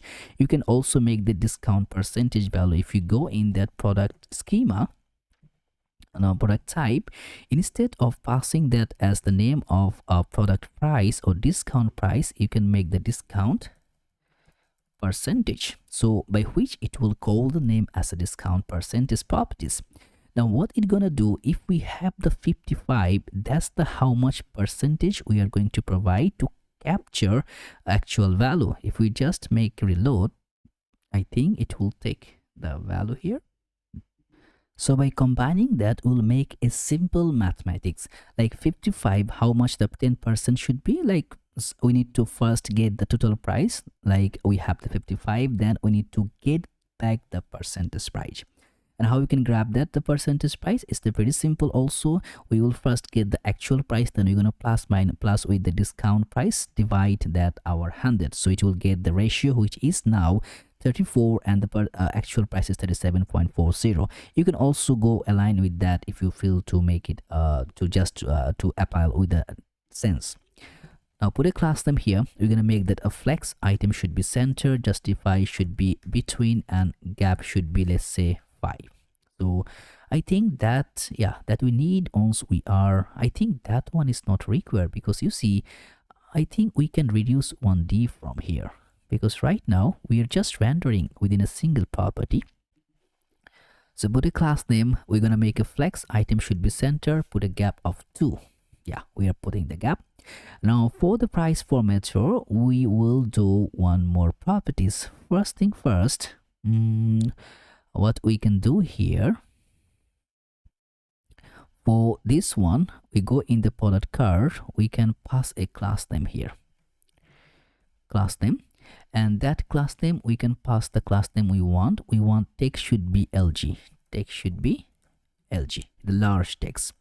And here, as you see, we are passing that property within the class name is providing the large text, but this one also we need to pass here. But we will make something. Okay, it should be formatted. Okay. After that, let's say render the class name, and on that class name we will use that, let's say cn, and here we're gonna use that line through. So the text should be line through, as you see a markup there, and text okay, and text should be extra small, font should be medium, and also text should be, let's say, zinc of 500, so much more less highlighted, and you're gonna pass the class name value. Okay, so the by default, actually without, I think this one is not required anymore. We can just make that as medium. So right now what we are having, that you see we're getting the price ratio value. So what is the actual price, what is the discounted price, we are having the idea. So after that, we also need to generate this add to cart button. So whenever we are going to add products in the cart, we're gonna utilize that button. And by the way, I'm gonna go in the card, I'm gonna close others, and for add to cart also we're gonna create a separate component, because that will be making like having the relation with our actual store here. So add to cart button.tsx rafce, so that's going to be rendered whenever we're gonna call the product to make it add to cart.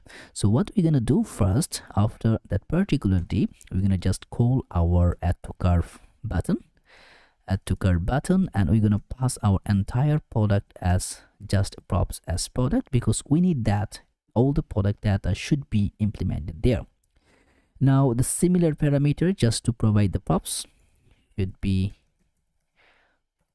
props, and here product should be the product of our sanity types, and also class name, if there, should be string.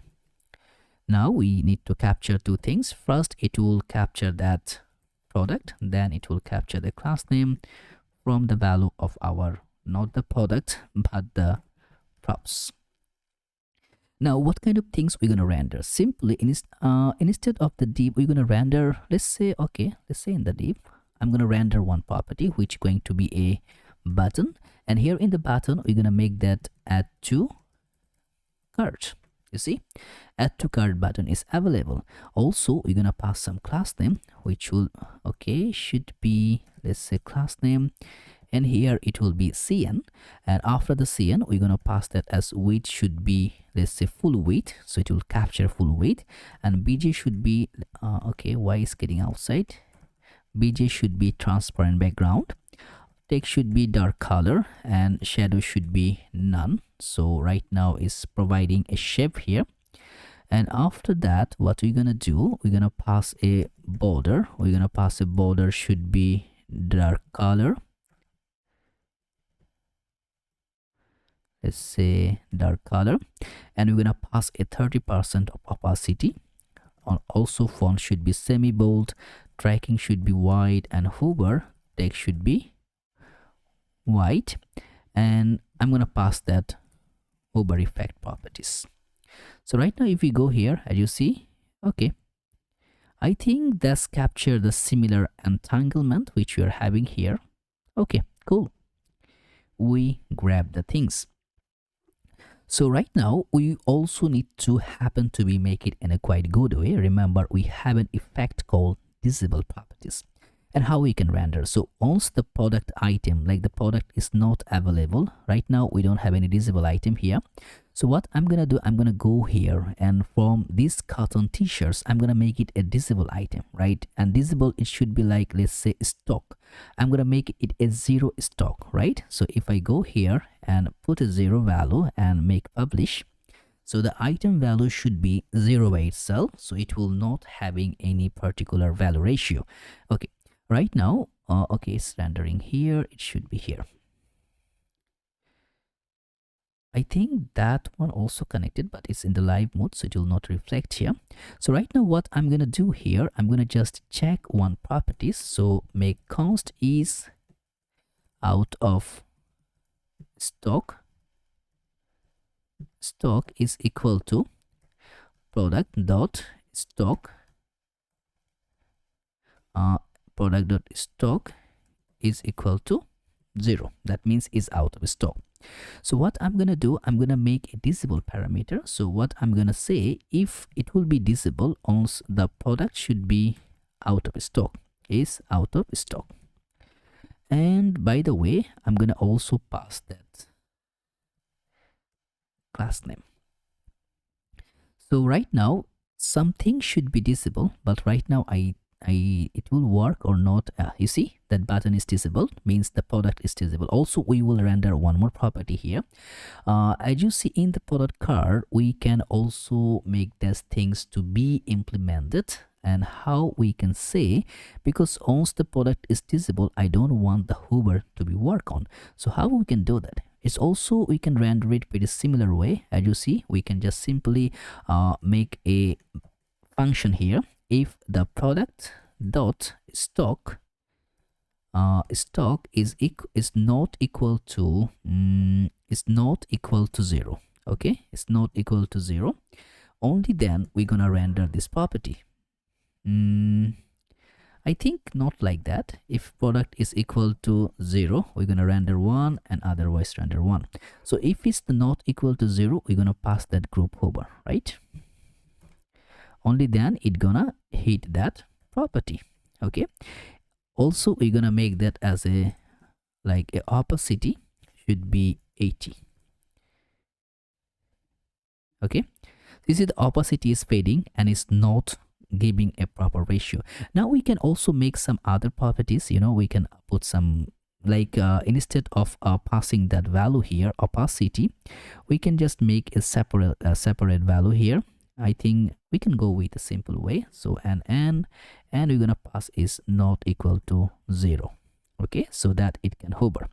Remember one value which we are taking previously, we can just make it as a relative property, and here we can pass a value here.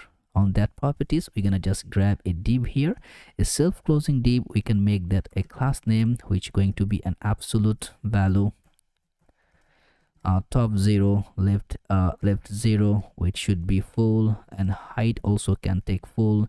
And let's say bj should be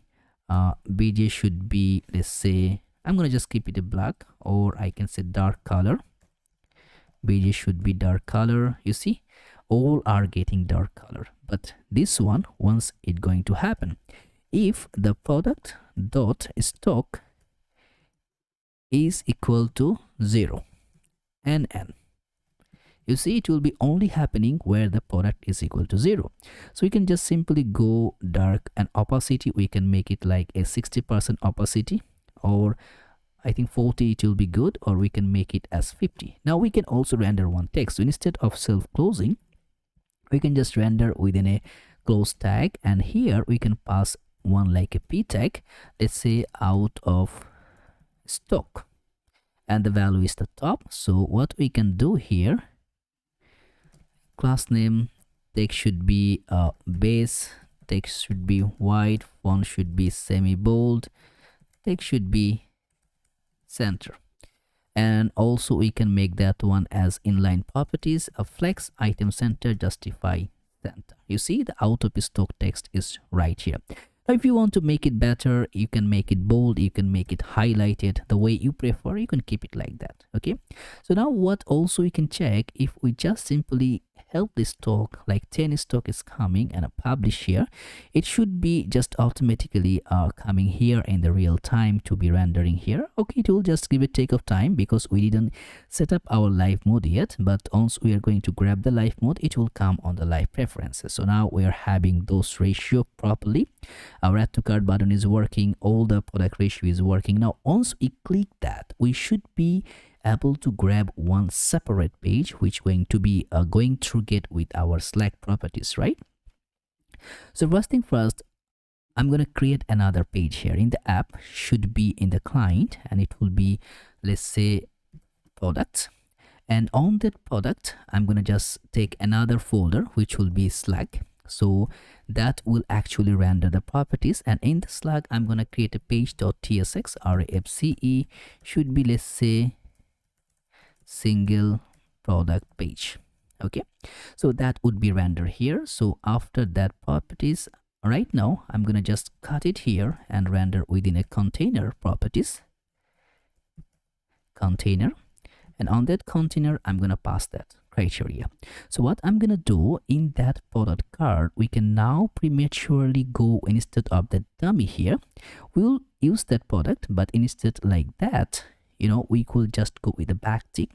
And here we're going to go with the /product, and then we're going to generate the Slack. So the Slack should be product dot Slack dot. So the current Slack it's gonna render. If we click right now, we should be able to go, you see, it's just getting with our product Slack and rendering with our single product page. So it's pretty simple. Also, we will do one more thing is there. Whenever we're adding to cart, you see that design, we need to also preferably like complete that one, so that later on also you're having the product, we can just simply make that happen. Now to do that, right now, what I'm gonna do, just create a dummy design. And how you can do that? That's also pretty simple. Let's say const item count, which the count should be generating later on. I'm gonna just keep it right now as a 4 count, right? And here we're gonna pass a condition. So here we're gonna say, if we have item count, okay, not all, should be till here.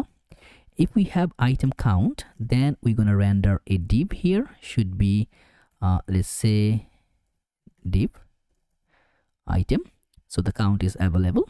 And if it's not there, the button it will be. You see the item because we put a dummy count here 4. If we make that 0, you see the button. So later on, we're gonna grab that count from from the properties of our store when we're gonna set the store by together. Now here, what we're gonna do, we're gonna render 2 div, 2 particular div and 1 particular value properties. And how the design is gonna be look like? If you see, we have the quantity, then the value, we have subtotal, then the value. In that ratio, we're gonna create that. So let's just bring that one in places. So first you're gonna have, you're gonna have 2 div within a simple div property, right? So 2 div going to conquer how the way it's supposed to be. So first this one, we're gonna make a width, width should be full and text should be small text, just to be inseparable. Now first in that div particularly, we're gonna render something which going to be an span tag. Here we're gonna make that as quantity. And after that, we're gonna also render the quantity button. Remember, once we happen to be here, you see the quantity, it's having one add button, one delete button. So this button also going to be, I think, better. We can create it also within a separate component because the functionality we will create there. Quantity buttons.tsx. So everything we're rendering within a component layer, later on you're gonna see how fruitful it is to create in that way. So should be quantity buttons. So you see the quantity buttons, 2 parameter here. We're gonna just simply make that class name. We're gonna make it a flex item center justify between right now. And also in the quantity buttons, we will pass our entire product. Product should be as product. And after that, within this div, we're gonna render the next layer, which also going to be span tag. It will be like, say, subtotal value. Subtotal then should be the price amount, should be price formatter. And in the formatter on the amount, we're gonna price that product dot, let's say, dot price, and we're gonna just multiply it with item count. Right now here we're gonna also render one error properties. So if we have the product dot price, then it will be passing that product dot price into, let's say, item count. Otherwise it will be just simply render as 0. Okay, simply going to render as 0. Okay, what's happening? Did we miss something? I think I may type something wrong. So here, okay, What's wrong here? I think something weird is going on. Let me fix that. Okay, if the item count is available, we should be passing that product in price into item count, otherwise it will just render as 0 properties. So now you see getting the subtotal up because this price and quantity will merge. So right now for that div also we can pass some class name here. Put a class name, you're gonna make a flex item center justify between, and border should be at top and padding top should be 1. Just a simple gap here. Okay, right now I think it looks quite good. So also for the span tag class name, text should be extra small and font should be, let's say, semi bold to make it looks better. And for the quantity, it will be also going in the same proportion. Class name text should be extra small, and I'm gonna make it text muted foreground just to be little bit top nutshell. Now let's go in the quantity button. We will generate our properties on that button itself. So first thing first, in that button also going to getting some properties. So interface, it will also grab the props. Also, you know, the product, also we are passing the product, so the product should be there, and then we can pass also the class name whenever we are want to, and which going to be as a string. And also we're gonna get another dummy style which will be the border style. Right now I'm not gonna needing that. Also you're gonna pass the border. That time I'm gonna show you why we need that. First you're gonna pass the product, then we're gonna pass the class name, and it will be rendering from the props. So right now what we're gonna do, we're gonna simply generate 2 button and 1 text. That's pretty simple. First thing first, we're gonna render the button. So it will be 1 button, and in the button it will be like hi minus, or you can just simply get that minus from Lucid React. So that will be 1, and after that we will pass a span tag which going to get our item count. So right now you see the item count, it will be coming from there, remember, because we will access the state. Also I'm going to just pass that const variable, const item count. It should be, let's say, 4. Okay, so later on I'm going to fix that because we are not going to passing it from here. Okay, so should be item count which is getting 4, and then we will get the similar one which will be another button, and in that button it will be, let's say, plus icon. So these 2 icons should be aligned together. Now no worries, we're gonna make the design and it will be perfectly aligned. So first thing first, put a class name, and here cn. First it will be a flex item center all together, and gap should be 1, and text, I'm gonna keep a base text here. Okay, and for the button itself, let's see what we can do. Put a, like, we're gonna pass a variant, and in the variant we're gonna pass the outline variant, and also we're gonna make the size which going to be as icon size. You see it's getting quite smoother, and put a class name which should be 6, height should be 6, a small icon. So now you can see our icon, similar icon properties of this, and it's just working fine. So the same properties we're gonna use, I'm gonna just copy this and I'm gonna just pass this value here. Okay, we have a proper button here. So for that item count, we can also make that one looks perfectly aligned. We can make a font should be semi bold, width should be 8, text should be center, and also text should be dark color. Perfect. Now first thing first, at that top layer here, we can also make that a padding bottom of 1. So the padding top and padding bottom both will be merged together. So as you see, and we can also make it visible, remember. So to make it visible, it will be taking a similar action. So visible, it will be visible once the item count is, no, I think on 1 only you're gonna make visible once we're going to make a minus effect. So it should be visible once we are going to like that item count is equal to, let's say, 0, or yeah, right now I'm gonna keep it like item count is equal to 0. Right now I think I think I'm going to keep the disable once I'm going to get the exact value when we're going to render that. So as you see the product and class name, we're going to fetch that. For the class name, we can just simply pass it here, class name. Later on, we're going to pass the product. Also, we're going to create the other properties. So as you see, right now, if we go back to the home, we can render the products properly. We can, if we have the error message, it's also rendering perfectly. We can view the products. We can just go in the single product page. And also we need to define how we're gonna render the products view and other properties. So this one, that properties right now in the item count, what we can do here, we can just simply make it item count as 0. So we can have that button together. Now there is one more property still pending. You see, once we are just, you can look it here, once we are changing how product is coming, you see there's a subtle value which is actually giving a smooth animation effect within our, when we're rendering the product, which we already missed on. So I'm gonna go in my let's say product grid, and here we will make the design. How we can grab that? See, we make that one as map, right? So instead of the div entered like that, we can just simply provide the motion and other parameter. So to do that, we can just simply wrap this entire div here. So instead of this one, I'm gonna make it motion.div, and entire div parameter I'm gonna wrap with our animate presence like that. So the key, we need to also change the key. We will just go in one forward, so should be here.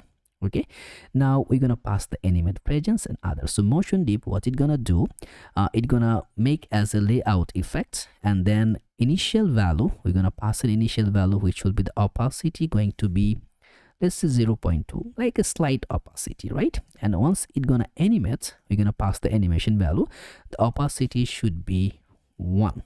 Okay, and also whenever it gonna exit, we're gonna make the opacity should be 0. So it gonna having a very good impromptu once you're just going to happen to be in a proper ratio. So right now, if you go in the jacket, you see pants, wow, hoodie, no. You see, it's not coming abruptly, but it's giving a perfect, you just make reload if it's not loading properly. It's just giving you a proper smooth transitioning by which you see it feels better, right? So that's the way we can now render our product properly. And no worries, we can also grab the others. I think the responsiveness is working perfectly well. So right now it's time to, I think we can do the other properties. So let's go and start. So before going to render that single page scenario, I think it's better to create our footer here. As you see, the footer also providing a pretty good merge and larger scale here. As you see, it's defined in perfectly structured way. So to generate that one, I believe we need to go in the footer component here. In the footer should be 2 separate components need to be rendered all together. So one, it will be the footer top, right? So that's the footer, and here we're gonna, instead of this portion here, we can entirely make it like, if we go right now, you see that top layer. I think we can go, because this footer is not happily be programmatically be to generate on that portion. Okay, we can go that. So first we're gonna make a separate component. I'm gonna close others, and from here we're gonna create a single component which will be, say, footer top.tsx or fce. So the footer top component would be a render from these purposes. So it should be footer top. So now you can see a footer top component render. So at the footer top, we can pass some value by which it gonna generate the actual ratio. So to do that, in the footer top, we can make that things looks in a better way, or pretty much, I think here, instead of this portion, we can now, I think we'll go in that way. That will make sense here. So the both, it will be perfectly aligned.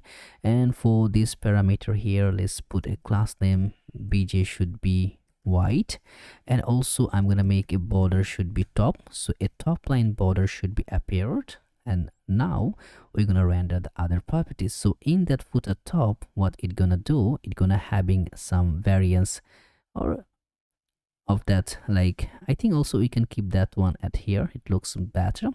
So we should have 4 separate like visit us, call us, working hours, and email us parameter. And to do that, we will create one array with that properties. So first, let's just see how we can render. Either we can render a component, or we can, I think we will just create a data, right? So should be, let's say we will create a data property here.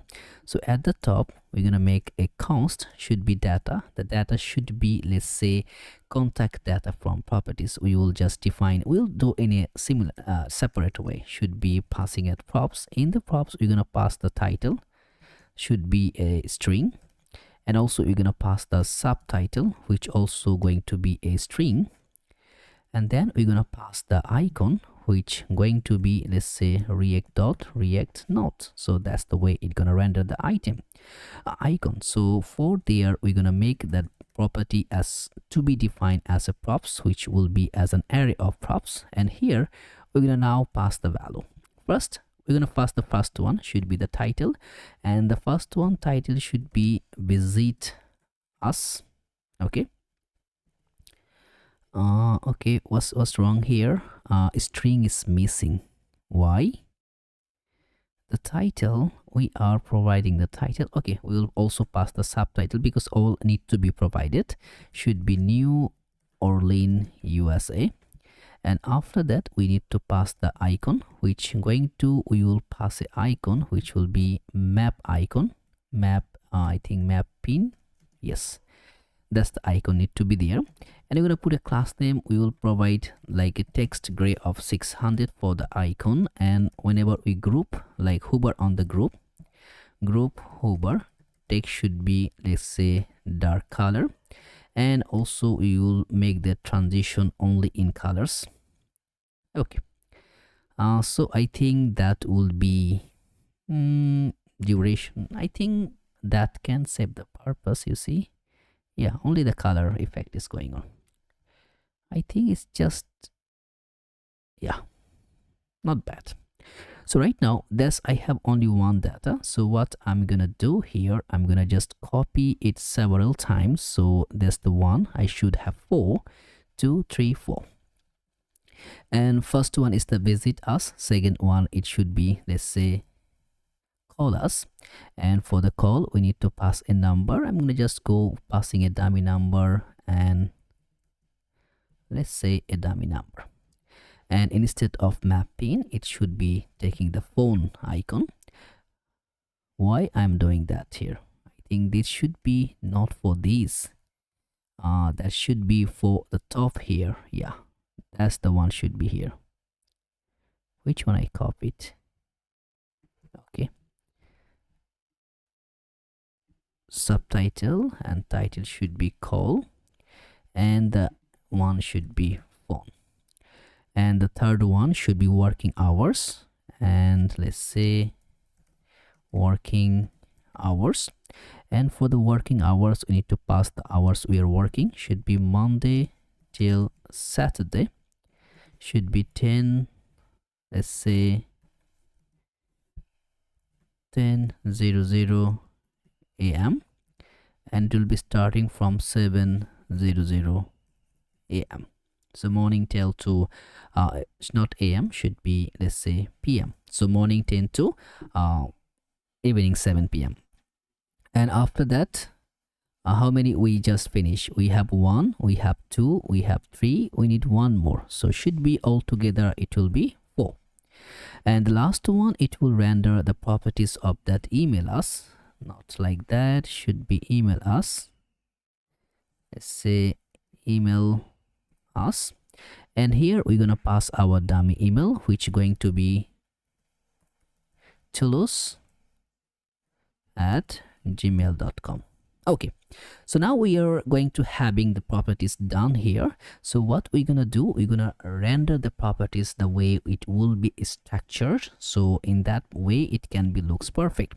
So we'll go in a different motion. What I'm saying, we can make this one, you see the data structure, we can just generate with a simple structure property so that you're going to learn how to create those also. So in the div, what I'm going to do, I'm going to simply map through the data.map, and here in the map we're going to grab the item, and also I'm going to grab the index to give the like for the property of that key. So here I'm going to render one contact from contact item. Okay, so I can also create that one here, so it should be const contact item, and it will be a simple contact item which is going to be returning a value. First I'm going to just return a div, and here it's say, let's say test. Okay, so it should be providing 4 tests. You see the 4 test data is running here. So first in the contact item we're going to provide like the key, which will be an index key, the key it will be there, and then we're going to also pass the icon, which is going to be the icon as a item.icon. We're going to pass the title, which is going to be item.title, and also you're going to pass that content, which should be item.subtitle. These 3 things going to be passing there. Right now, before passing that, we can also pass the interface, to grab the properties. And by the way, I think no need to pass the interface if we are going the similar properties, right? So instead of writing that icon title, I think we can also pass the subtitle, so the same properties we can combine. So here we can just pass that icon, we can pass the title, we can pass the subtitle, which is going to be passing as similar like a props. Now here again, I'm not saying you can do in that way. There is a lot of others way you can do it. It's just to giving you a smooth transitioning flavor by which you can do something different. Now here on that div, I'm going to make it as a grid. So the grid column should be 2 by default, and MD grid columns, I think, yeah, by default I'm going to keep 2. LG grid column should be 4, and also gap should be 8, and I'm going to pass a border of B. So right now you're going to see this ratio is rendering. Okay, cool. So as we are coming here for this property, I'm going to just put a class name, make a flex item should be center. I'm going to put a gap of 3. I'm going to make it as a group, and also hover should be bj gray of 50, not like that, gray of 50, and I'm going to make a padding of 4. And remember, we have the property transitioning of colors. I think no need that one. Yeah, we can transition colors because the color should be changed. You see, on hovering it's changing the color pattern. Okay, so right now instead of this one, we can pass simply the icon properties. So the icon would be rendered very much simple way. So if we hover, you see the icon properties is changing correctly. Then we're going to have a div which will be having a h3 icon, h3 tag, which will take that title, and after h3 a p tag which will take the subtitle. So both data is aligned. Now what we're going to do in that div, let's put a class name. I'm going to make it a font of semi-bold just to be keeping in exact motion. And also we can do the property value font. If we make the font of semi-bold, we can make the text of gray of 900, and whenever you're going to group in the hover, text should be dark color maybe, yeah. And also we're going to make that transition on the colors for all together. That's the one. I think that's not the one that should not be here. That's taking for both of the item. It should be only for that h3 tags we have. So the h3 tag gonna capture that. And for the p tag, it should be class name. Text should be, let's say, gray of 600, and text should be sm. Empty should be 1, just providing a margin top properties.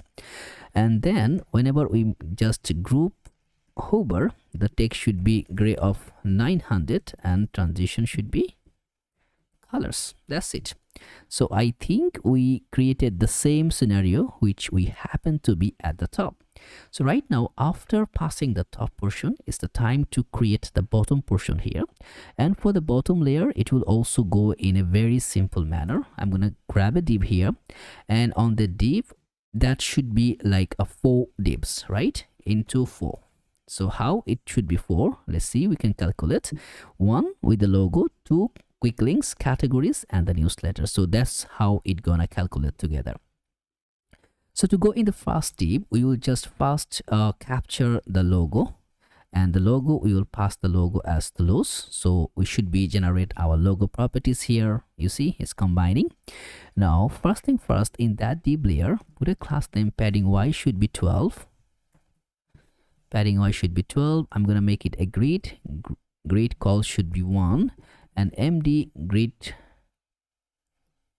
let's say calls of 2, and lg grid calls of 4. Put a gap of 8. That's it. So should be the padding align property also coming, and then I'm gonna put a p tag, should be saying discover carted font. I think we can make that a lorem of 35. Oh, not that much. Lorem of 30. Yeah, just some dummy random text. I think 30 is too much. We can just make in a very limited edition. I think that much is enough. Yes. Or instead of that, we can make this much. Okay, so for this proportion, and also we can render our social media here. Social media, you see, so entire social media properties going to be rendered, but this one we can fix because our media can also take the class name by default itself. So put a class name space y should be, let's say 4 as psc space y4, just providing that vertical gap align. Now for the p tag, put a class name, and here text should be gray of 600, and text should be small text. And after that, for the social media, we would also pass the class name. Text should be dark color with a 60% opacity, so you can see a little bit dark effect is going on.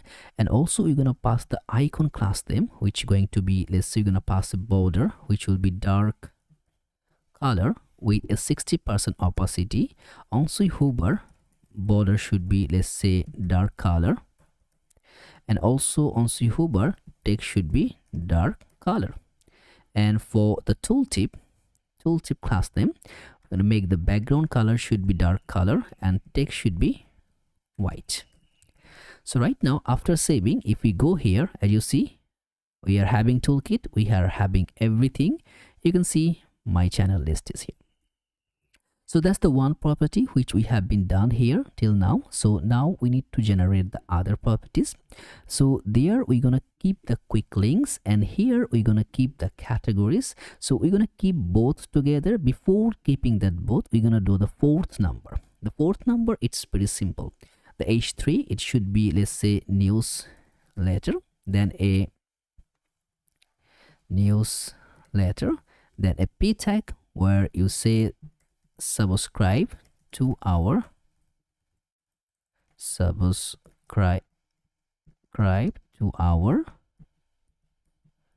newsletter to receive updates and exclusive offers. Okay, so that much data we're gonna inject here, as you see, newsletter. So from there we need to create this scenario, and after that we also need to be passing the from. So after the p tag, we will render a from properties, so should be a from, and that from without getting an action. So in the from, we're gonna also render an input value, so should be, let's say, input, which will be imported from UI input. And in the input, we're gonna pass the type. The type should be email, and also for the placeholder, it should be projecting enter your email. And after that, it will be a require value. Put a class name. Now we can define how this input will look like. But before generating that, I'm also gonna make a button which will say subscribe. And for the button type, we will render the type which will be, let's say it will render as a submit button. So if we go back here, you see we are just looking at the proper things which need to be aligned together. Now we need to create a proper design by which from there it will be look similar like here. And to do that, you see that from or previously at the top layer, I think this one not need to do anything. For H3 we can make, or yeah, I think that would be good. So the text should be, I think the base text it will be there. Font should be semi bold and text should be gray of 900, or we can make that as a dark color, and margin bottom should be 4. So that's the, I think, classic, the top layer text here. And after that, for the p tag, we will make that as a class name. Text should be gray of 600, and text should be sm, mb should be 4 of margin bottom. And for the input variable here, we're gonna make that width of full width, and px should be 4, padding y should be, let's say, 2, and we're gonna keep a border, and border should be gray of 300, and rounded should be lg. And once we focus on that, outline should be none.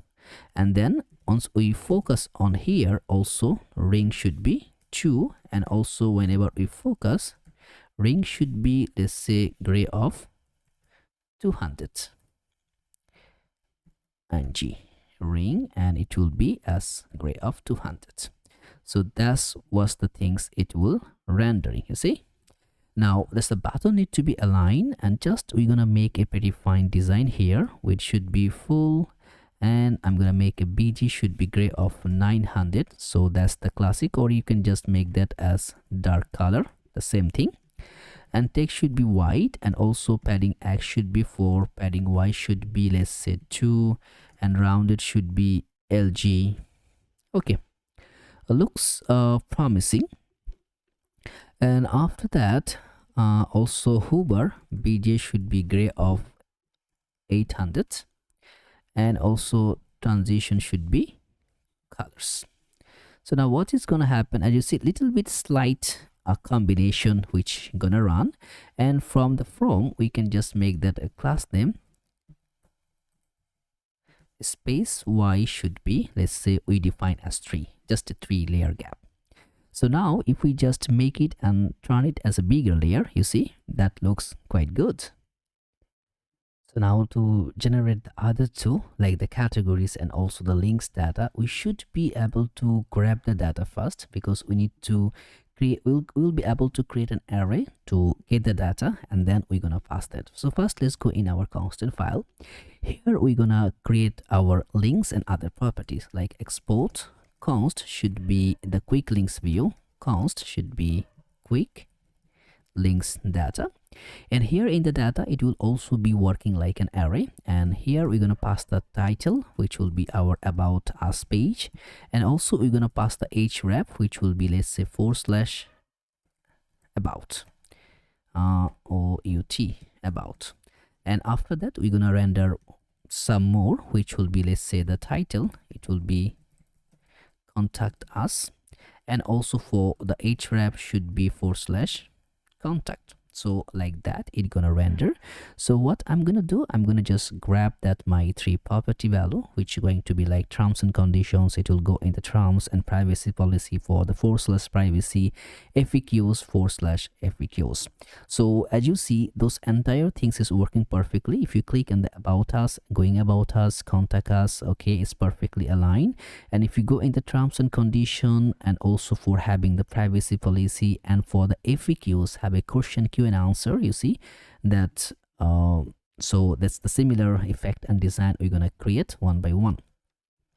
So that will be for the quick links provide data layer, and also for our categories. As you see, we can go through with the categories, the men's fashion and others. So we can go pretty much, we can define the categories by itself here, or we can get the categories from there. So in both way we can work, but for right now what I'm gonna do, I'm gonna just provide a dummy categories by which it will just render our this layer. So in the categories data, we're gonna pass the title as the men's fashion. We're gonna go the men's fashion, and I think instead of men's fashion, we're gonna just go and men. Women's fashion, women, kids corner, kids, t-shirt, accessories, household / household, others and others. So that's how simple it's gonna combine. So if we go in the footer right now, we can go and map through this together and make these things to be done. So let's go at the first one. The first one, it should be the quick links, right? So I'm going to put an h3 tag, which will define quick links. And in that h3 tag, we're going to put a class name, which it should be class name. Font should be semi-bold, text should be dark text, dark color, margin bottom should be 4. You can make a title component to render that one. It's up to you. I'm going to go in a simple way as it is possible. Now after that h3 tag, we're gonna can render an UL property, and here we will pass that quick links data dot map, and everything we're gonna take as an item, and from the item we're gonna just render one li. Or instead of going like that, instead of that UL, we can just go in that like deep properties, because we need to link through all together. Then we can get the link here from the next link, and within that link we can pass the value, which will be item.title. And here, as the link is persisting, we need to also provide the href, which should be item.href. And as the title going to be different, so the key, I will provide the key, it should be item.title. So right now we should be having that our about us, contact and other properties. And for the div itself, we can make a class name is space should be y, and I'm going to render it as 3 property gap. Now it's not a list item, so instead of writing that, we can make a flex, and the flex should be in column, and I'm put a gap of 3. So in that way we can just pass the value, the similar effect, the one which you're having, we can get this one right here. So right now what I'm gonna do, in that link property, we will make that class name, which going to be text should be gray of 600, and also on Huber, text should be dark color, and also we can make that text should be SM, font should be medium. We're gonna pass that Huber effect value right here. So right now you see that looks kind of same of it. Not kind of same, it's the same of it. Now after that, one more properties need to be shadowed through together, and what I'm gonna do, I'm gonna just copy this entire properties from there, and I'm gonna paste it right here. Okay, so we're gonna have a separate quick links value here. So instead of quick links, we're gonna pass it as a categories. So right here it should be our categories. So in the categories, we're gonna just render, instead of this quick links data, we will render our categories data. So you will be able to see the same franchise is going on. So right now, instead of directly putting the href mark here, we can just go through and combine within a backtick, and here we're gonna pass, it will go with a /category and category, and then it going to we're gonna pass the item, which will be our item.href. I think instead of this one, we can just make it simple, as we can just pass that value and grab that initially. So if we click here, so right now you see the category, I think category not /men. Oh, sorry, just going to be like that. If we go here, if we just go right now, we're not finding a page because we didn't create it yet. If you go in the kids corner, you see /kids, so you can get the value and call that particular data ratio. So now if we go here and make a little bit design portion here, as you see, that's perfectly aligned, pretty good, small but quick and responsive design which we created, and it's working perfectly aligned all together. So right now let's go and combine some page. If you see the about us and other page, and it's pretty easy to create the page, and we already created several, so we're gonna go and grab some pages here. So as you see, I'm gonna just remove all, and from the client we're gonna create about page, about, and in the page it should be page.tsx, not tss, should be tsx. Okay, so let's combine that, rafce. Here we're gonna render our like the about page, about page, and everything we are going to render. Instead of this one, we can just pass that container, and here it about page. So that's one. And after about, we will create also others. We have our contact, terms, and privacy policy. And to do that, let's go in here. I think instead of doing like that, we can wrap that one, because this link should be the external link, which should be a user specific. So I'm gonna go another folder and I'm gonna just wrap it here with a, like say it's user specific, right? So no need to just go and messing around. So I can just push that within this parameter. It will ignore, but we know what kind of user activity we are happen to be keeping there. And then I'm going to make that as a contact. So right now, as you see, if I close the user, I know this the outside link I have here in this page. .tsx rfce should be contact page. And also in the contact page, we need to render our, instead of these properties, I'm going to pass, okay, I'm just going to simply pass the our. What's wrong here? Why it's not working? If I remove and say container, and here it will be contact page, and after contact page will be another one, which will be say terms. So the terms and condition, it will go here, page.tsx rfce terms page, and instead of this, we're going to render within that a container from our container. And I think we need two more page, which will be, let's say, privacy. And in the privacy, similar page setup. So page.tsx rfce should be privacy page, and it will also going to wrap up within a container parameter. So we have pretty much all of the page. No, I believe one more, which is the FAQ. So if we go and make the folder FAQ, and here it will be rendering that page, FAQ page, and we are done.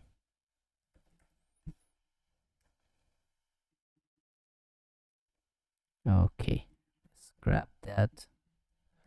Okay, right now I'm gonna close all together, and as you see the structure layer in the app on the client, I have all the user-centric page.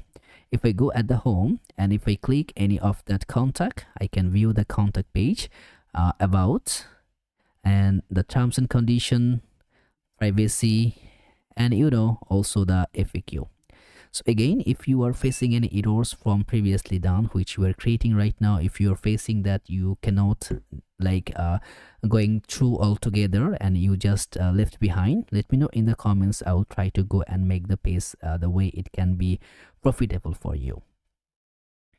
So now for the page details here, which we are rendering right here, all the details, we're gonna go at the end of the video, because remember, we need to go and fix a lot of things which we are offering in our e-commerce website. So right now, as we are having, like, we have our header, perfect design header, we have our this property, and we have our footer. So I think right now we can start working with to be generating our single product page. So right now we're gonna render our single product page. If you click here, you can see we are now going here with a single product page with the particular select properties. So now we need to grab the select first. So let's go in our product select and here. So how we can grab that one? And by the way, we're gonna keep our single product. So as you see here, if we just if you go in the home, and if we go in a single product, this entire things is loading from the server side, not client side. Okay, so the loader, as you see, which is the loading effect is going on, that's actually the global loader. Okay, so right now how we can grab that? We're gonna call the product in server side, we're gonna render everything within the server side properties. So first thing first, we need to grab the props, like grab the Slack. And how we can grab that? First, we're gonna make it as a async property, and then we're gonna go and create our params. So it should be params. And for the params, how we can render in our Next.js 15, you can make that like you can grab the params from the promise. So it should be a promise, and in that promise, within that property layer here, we need to grab that Slack, which will be Slack, and it will be passing as a string properties, and I think it will work. And if it's not work, we will see how we can render.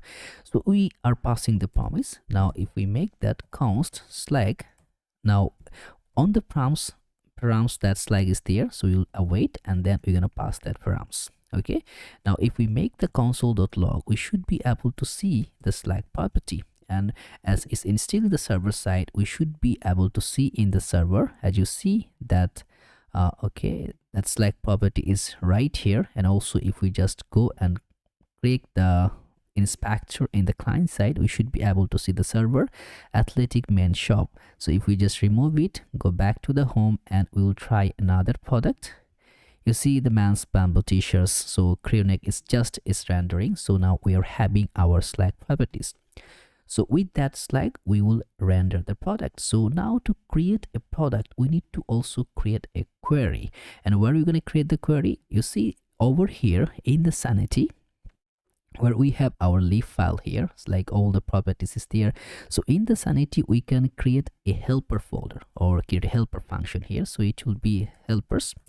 On the helpers, we can just make that. First, we're going to create one like query, or you can just grab it index.ts. It's up to you. You can go with the query. Like in the helpers, we'll just make that query.ts. So here, queries, queries.ts. Here we're going to create all our queries instantly. Okay, so the first query we will render here, it will be generating the product as Slack. So export, I'm going to make it a little bit bigger. So export const get product by Slack, and here it will be a synchronous function, as we're going to talk to the database. And here as a params, we're going to take the property of Slack, which will be string. So as we're getting the products by Slack, we need to pass the Slack to that, then we're gonna get that. So also you're gonna pass the value here, like the query value. It will be like, let's passing a query, should be product underscore by underscore let's say Slack underscore query. Okay, that's the query we're gonna name. And here we're gonna pass to make that the define query. So define query here, and on that parameter it will go by backtick here. First we're gonna pass our star mark, and then the third bracket and underscore. First it will go is the type should be is equal to, remember the type, it should be the product type, so product. And after passing the product type, we will pass the n value, the Slack dot current, and that current should be the current, and that one should be the Slack which we are passing as the value of that like as the profs value which you're passing the Slack. So that should be the initial value for that. So right now we're gonna just go render on the Slack, so that will be in that property to Slack.current, it will get the particular Slack. And also we're gonna make that one as like order, and it will be that name and ASC. And first of all, the zero query, the first one, will get that as a value. So that's our query here. So after getting the query, we're gonna make a try catch value, and on the catch we're gonna make that console.error, and on the error we're gonna make that error fetching product by Slack. So that's the way we can just know from where the error is coming. Now if there is no error is coming, means we're gonna grab a product here, and if we're having the product, then we're gonna just make that const product is equal to, await. And now this time we're gonna use that sanity fetch, which is coming from the leave function here. If we just go in the sanity fetch, you see it just concate the defined live. We are passing the we are passing the client and other properties. So right now, instead of that client with config, we're gonna render it in a predefined way. So right now, as you see, we should be providing one API token by which we can pass the value. So what we're gonna do, we're gonna go to our friend of here, Sanity.io, and within the manage app, we're gonna render two properties, like two values should be passing from there, which will be like one should be the Sanity public API key and another should be Sanity API read token. So that's our Toulouse YT. And from the API, we need to create one API. It's very simple to create. You see the add API here, and you just need to pass the number. So I'm gonna make that as a developer API, like the developer. So here, if you click on the save, I will give one the developer read and write access to all datasets. So here what I'm gonna do here, I'm gonna go grab in my env file, .env file here, and here in the env file I am going to pass these two value, which will be one Sanity dataset, and after that should be Sanity API token. And here I'm going to render the API token, and after that also I'm going to make API read token. Okay, so like that I'm going to pass that one here. So I got my developer token, and now I'm going to create another token which will be like, let's say the viewer token, or yeah, just keep the same name. So here, this one I'm going to let you see because that's just a simple viewer token. So the same developer token, it will be creating like that. I'm going to copy this one here, and then I'm going to pass that as API read token and hit save, and I'm going to close this. So now I have my two token initially here in my application layer. So now I can combine that, and let's see what we are actually going to do. So first thing first, I'm going to grab the token. So const token is equal to should be process.env, and here I'm going to pass the read token. So that's the token which I'm going to use to just grab the property value here.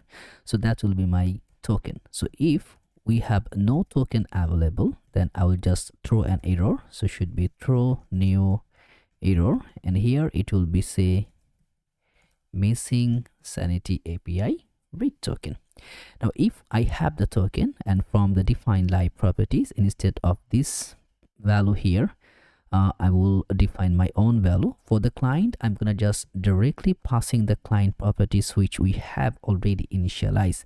So the client by itself, it should be the client from the client, and then also for the server token, it should be getting our token, and for our browser token, it also going to get our token. And then for the fetch options here, for right now, we will make that revalidation as 0. So whenever we're going to change in our API from the server side, we will instantly get the product by itself.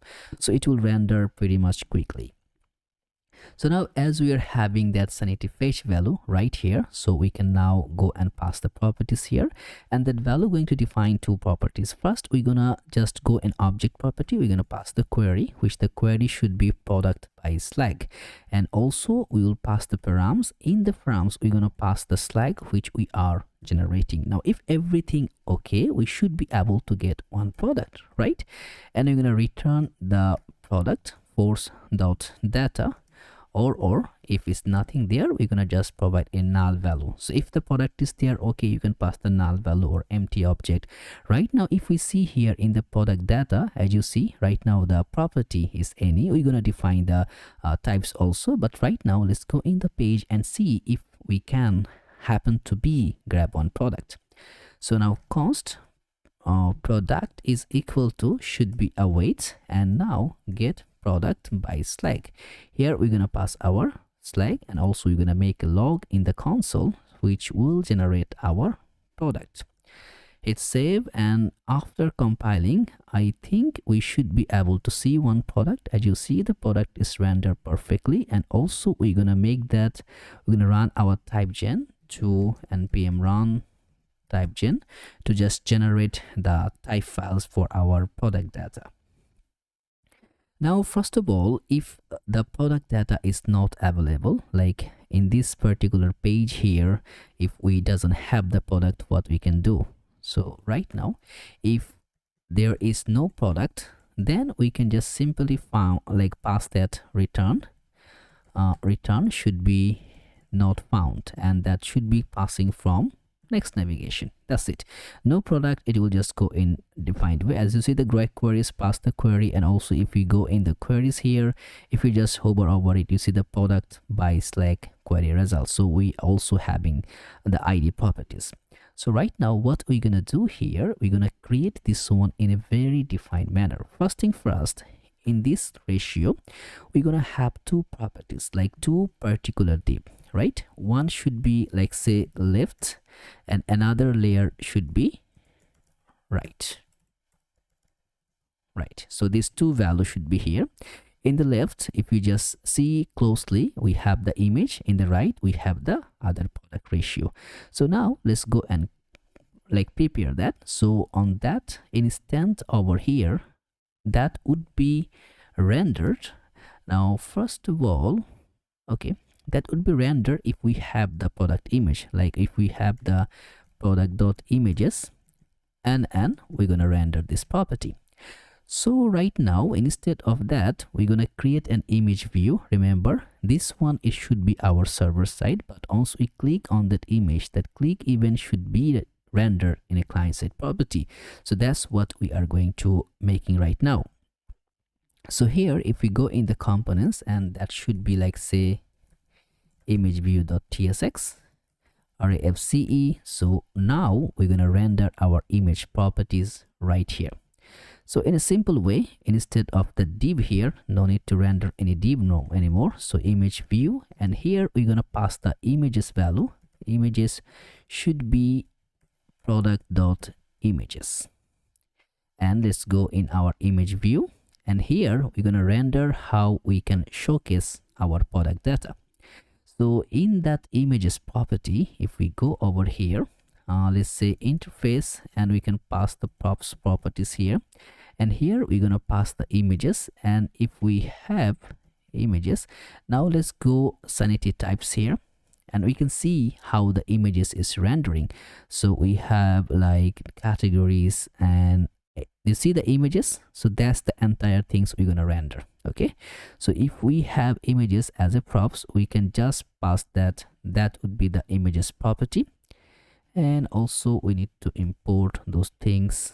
Okay, I think others need to be work properly. Why sanity hotspot? I think we need to import that, otherwise it will not work properly. Yeah, and crop. Okay, so that's the props which we are going to define here. So what we're gonna do, I think that should be one layer top of that. So let's just take it outside, and here we will pass the images property here. So it should be images. So now it can be is equal to an array. You know, it will be rendered as it can be images or can be an empty array. So till it will wait till the images is loading. So right now we're gonna render the images, but before that, you remember we're gonna make a clickable event here. So I'm gonna just make it globally as a use client flag. So my entire I'm not making my entire single page as a client side. I'm just making that image view property, that component, as a client side. So over here, what I'm gonna do, I'm gonna render my client side value here. So also I'm gonna grab that two properties here, should be import. It will be, let's say, motion,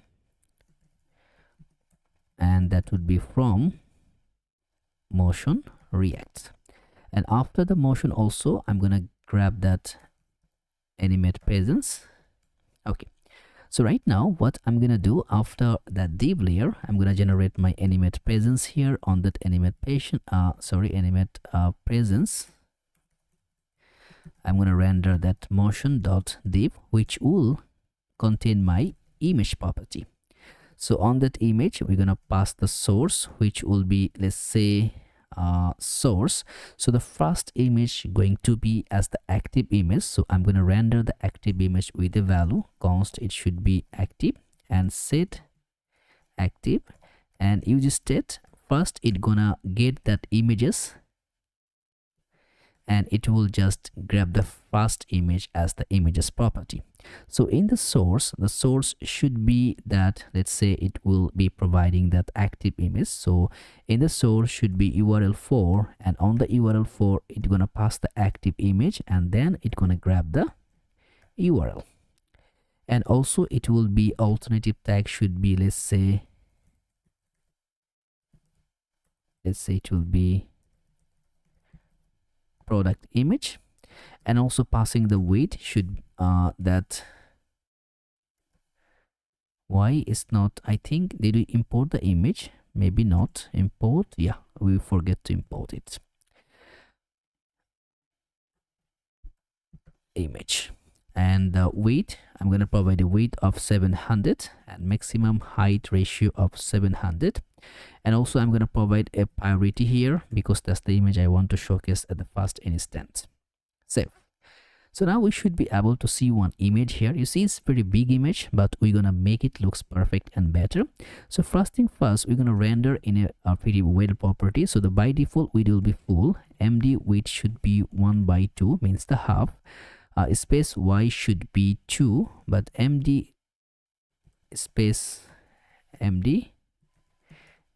Y should be 4. And within that animate presence, I'm gonna just make the mode which will be white mode. So as you see, the effect going to be happen once we click any image, you see it's fading away and fading in properly. So that's white mode which we're going to create. So right now also here we're gonna put a class name on that property layer. So the class name, it will take the full width, and max height we're gonna define it should be, let's say 550 pixel, and also mean height also it gonna be of like 450 pixels. So 450 to 550 it will be all together.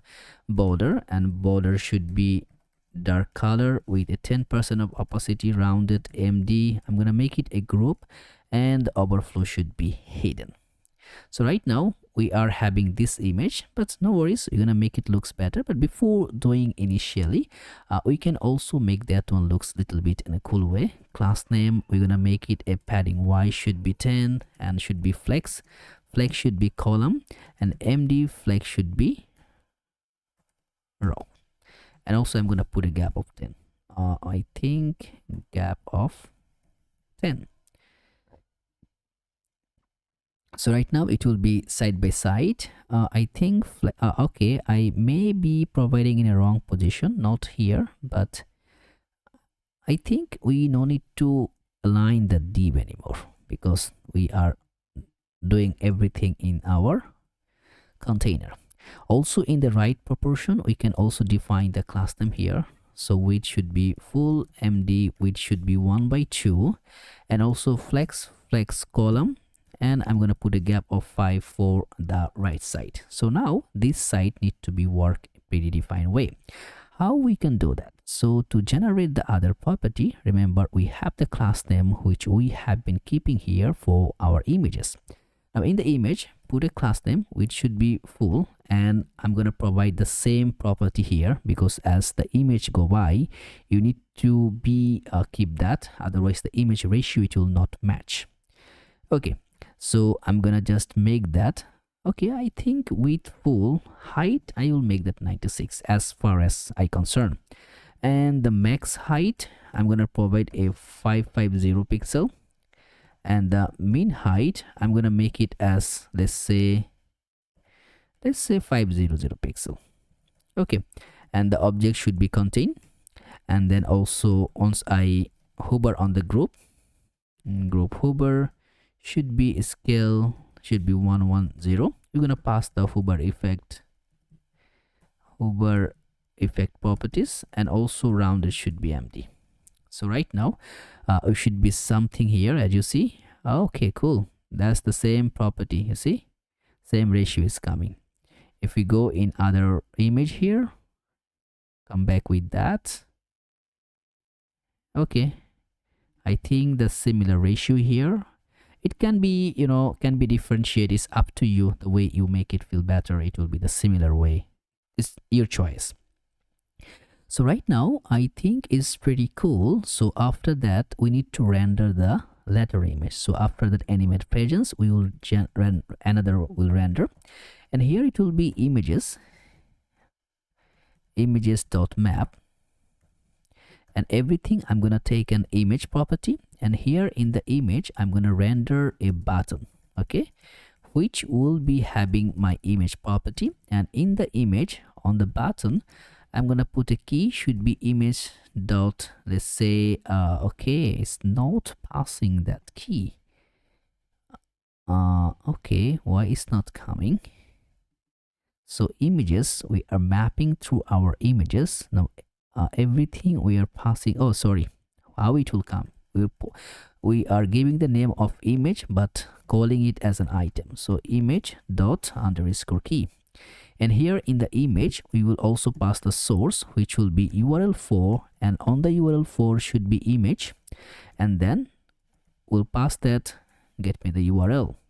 And here also put an alt tag, should be product image, and this one I'm gonna take a width 100, height of 100, okay. And for the class name I'm gonna make it width of full, and height should be auto, and object should be content. Why I'm giving the full width height, you're gonna see, because I'm gonna combine this one here. So in that top layer of the div, let's put a class name. I'm gonna make it a grid columns of 6, and I'm gonna put a gap of 2. Height should be maximum of, let's say, 20, and MD height should be 28. Oh, it's too much, 278, 28. So right now, as you see, that effect is happening, but the image is not so good. So we need to keep in a proper ratio. So here in the button, we're gonna keep that one in proper ratio. So right now, let's say, okay, did we miss anything? We're gonna put grade columns, which are 6, gap 2, height 20, MD height 28.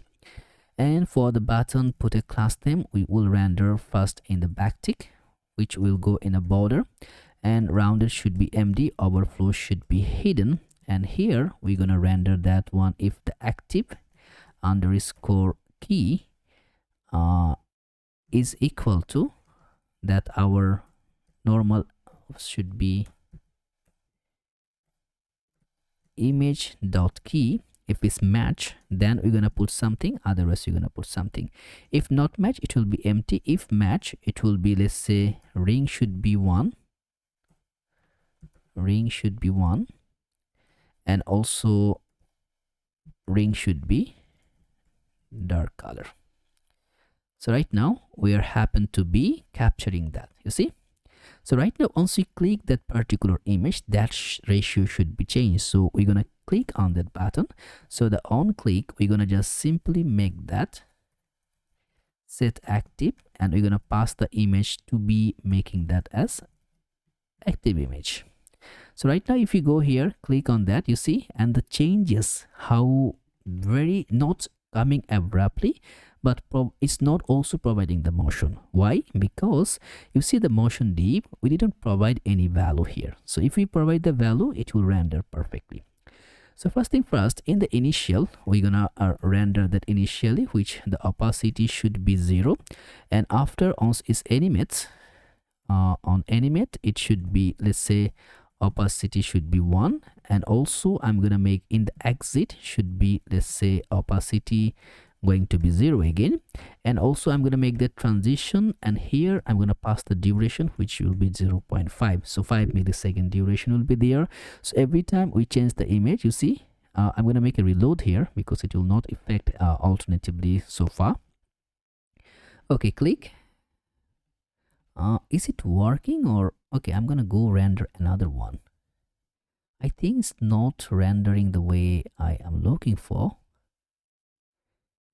You see here, you see the fading effect is rendering perfectly, but here it's not giving me that gig.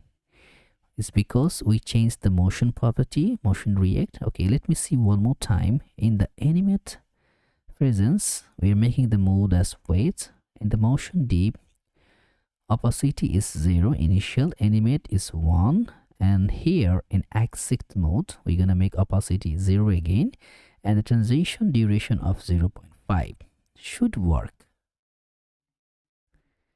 Okay, I'm gonna reload again. Let's see. It's okay. We are not. Yeah, we should reload this one here.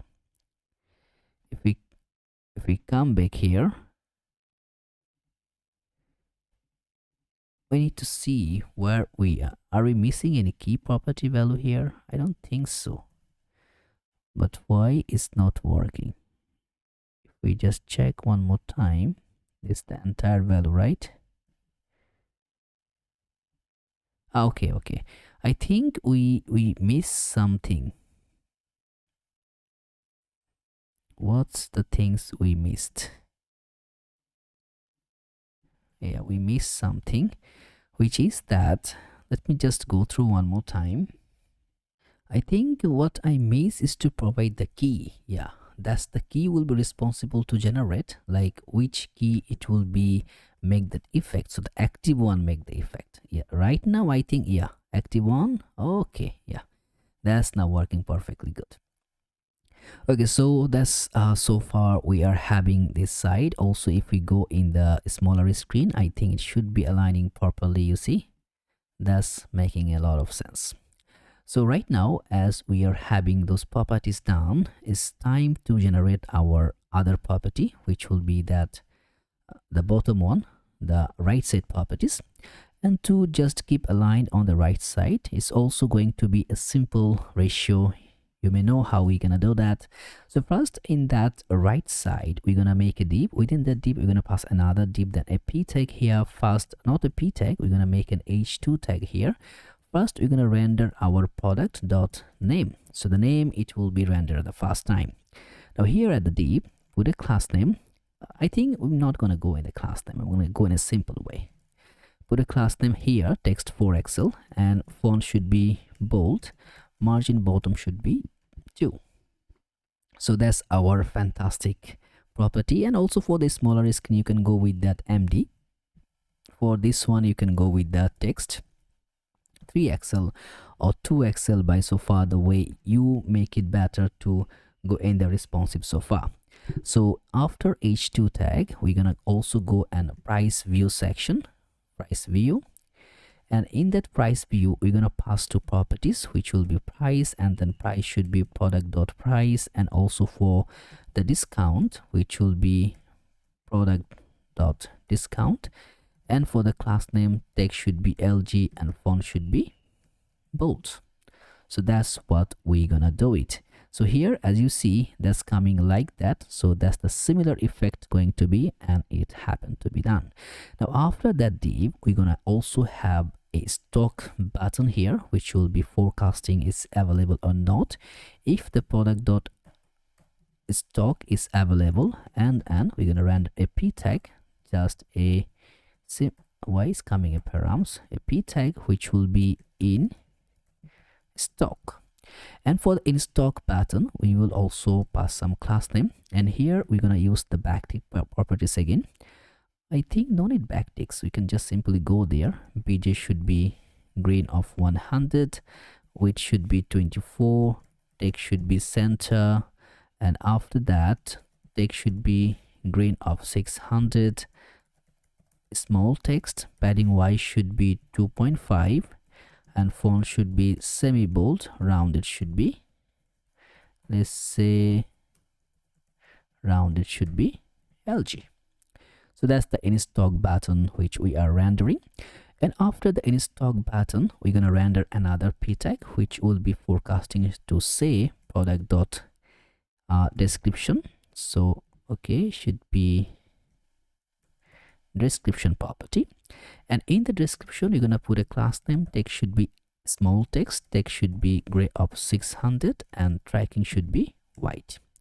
And you may astonish from where the gap is coming. Remember, at the top layer we are providing the gap of 5. That's the ratio which is just creating that gap over here.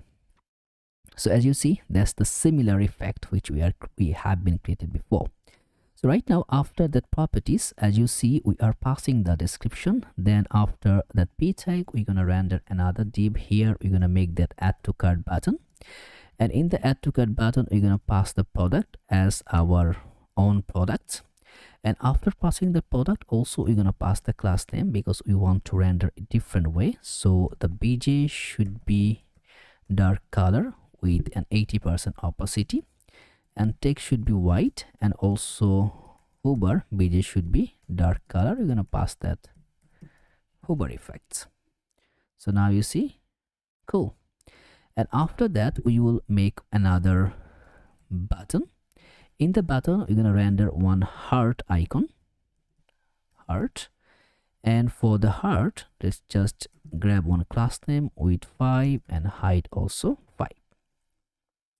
Now for the heart icon, we're gonna make a class name. Border should be, let's say, we're gonna pass a border. Border should be 2, and also border should be dark color with a 30% opacity. I think we can just only pass a single variance here.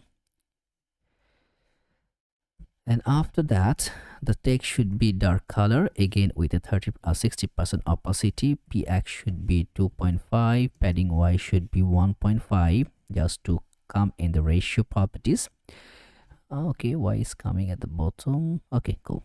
And then we're gonna make that rounded as md, and also hover text should be dark color, and hover border should be dark color. We're gonna pass that hover effect. So at that layer of the div, we can now align this all together. Put a class name flex item center, gap should be 2.5, and lg gap should be 5. So now this one will be side by side. As you see, if we go here, okay, rendering perfectly. And one thing we can do here, we can also pass the width full properties, so it will take the extract full. Is it taking? No, it's not taking. Why? Flex item center. What we can do? We can make it flex 1. Still not taking. Okay. I think did we pass that add to cart button? We have the class name, and we pass the class name at the button, so it should take, and it should take the full properties, right? I think which we missed here is that we didn't provide the with full flag here, so it's cannot take the full properties. Maybe if we go here, if we just remove the flex property, it's taking. If we make that flex, it cannot take. Gap is 2.5, lg gap is 5, which should be full. What's wrong here? And all other properties is can take. So the width is full, md width is 1.2, so that perfectly aligned. What happened to our add to cart button? Okay. I think we need to define that width properties maybe here. Yes, that was the problem, because it cannot take altogether the width here. So, it's just a problem can be subtle, but you need to know where it can arise. So feel free to go and debug time to time whenever you are facing the different properties. Now here there is one ratio here to passing the characteristic to get all the data variance, and then also to the compare and others. So right now what we can do here, we can create those properties. So to do that, after that add to cart, I'm gonna just make that one like that. We will create one more component here. In the component, I will make that product characteristics.tsx. You can make this small name if you want. So here, after that add to cart button, so after finishing that div here, we can make that our product characteristics. So not the cart. And here we can pass all the product value. like the product should be our products. So the characteristics we can render right here. We're going to render, but before that we can also pass the other value, like the value which we are generating here: free shopping, compare, ask question. That's the simple things we can render also. So first we're gonna put a div here, then we're gonna put another div here, then our X, it should be border split. I think border, why is not providing that? Should be providing, so should be our X, and here it will be okay. I will just grab the icon. I think the icon which we use here, that is from the icon of, okay, I think we can just go with the border icon. No, not coming there.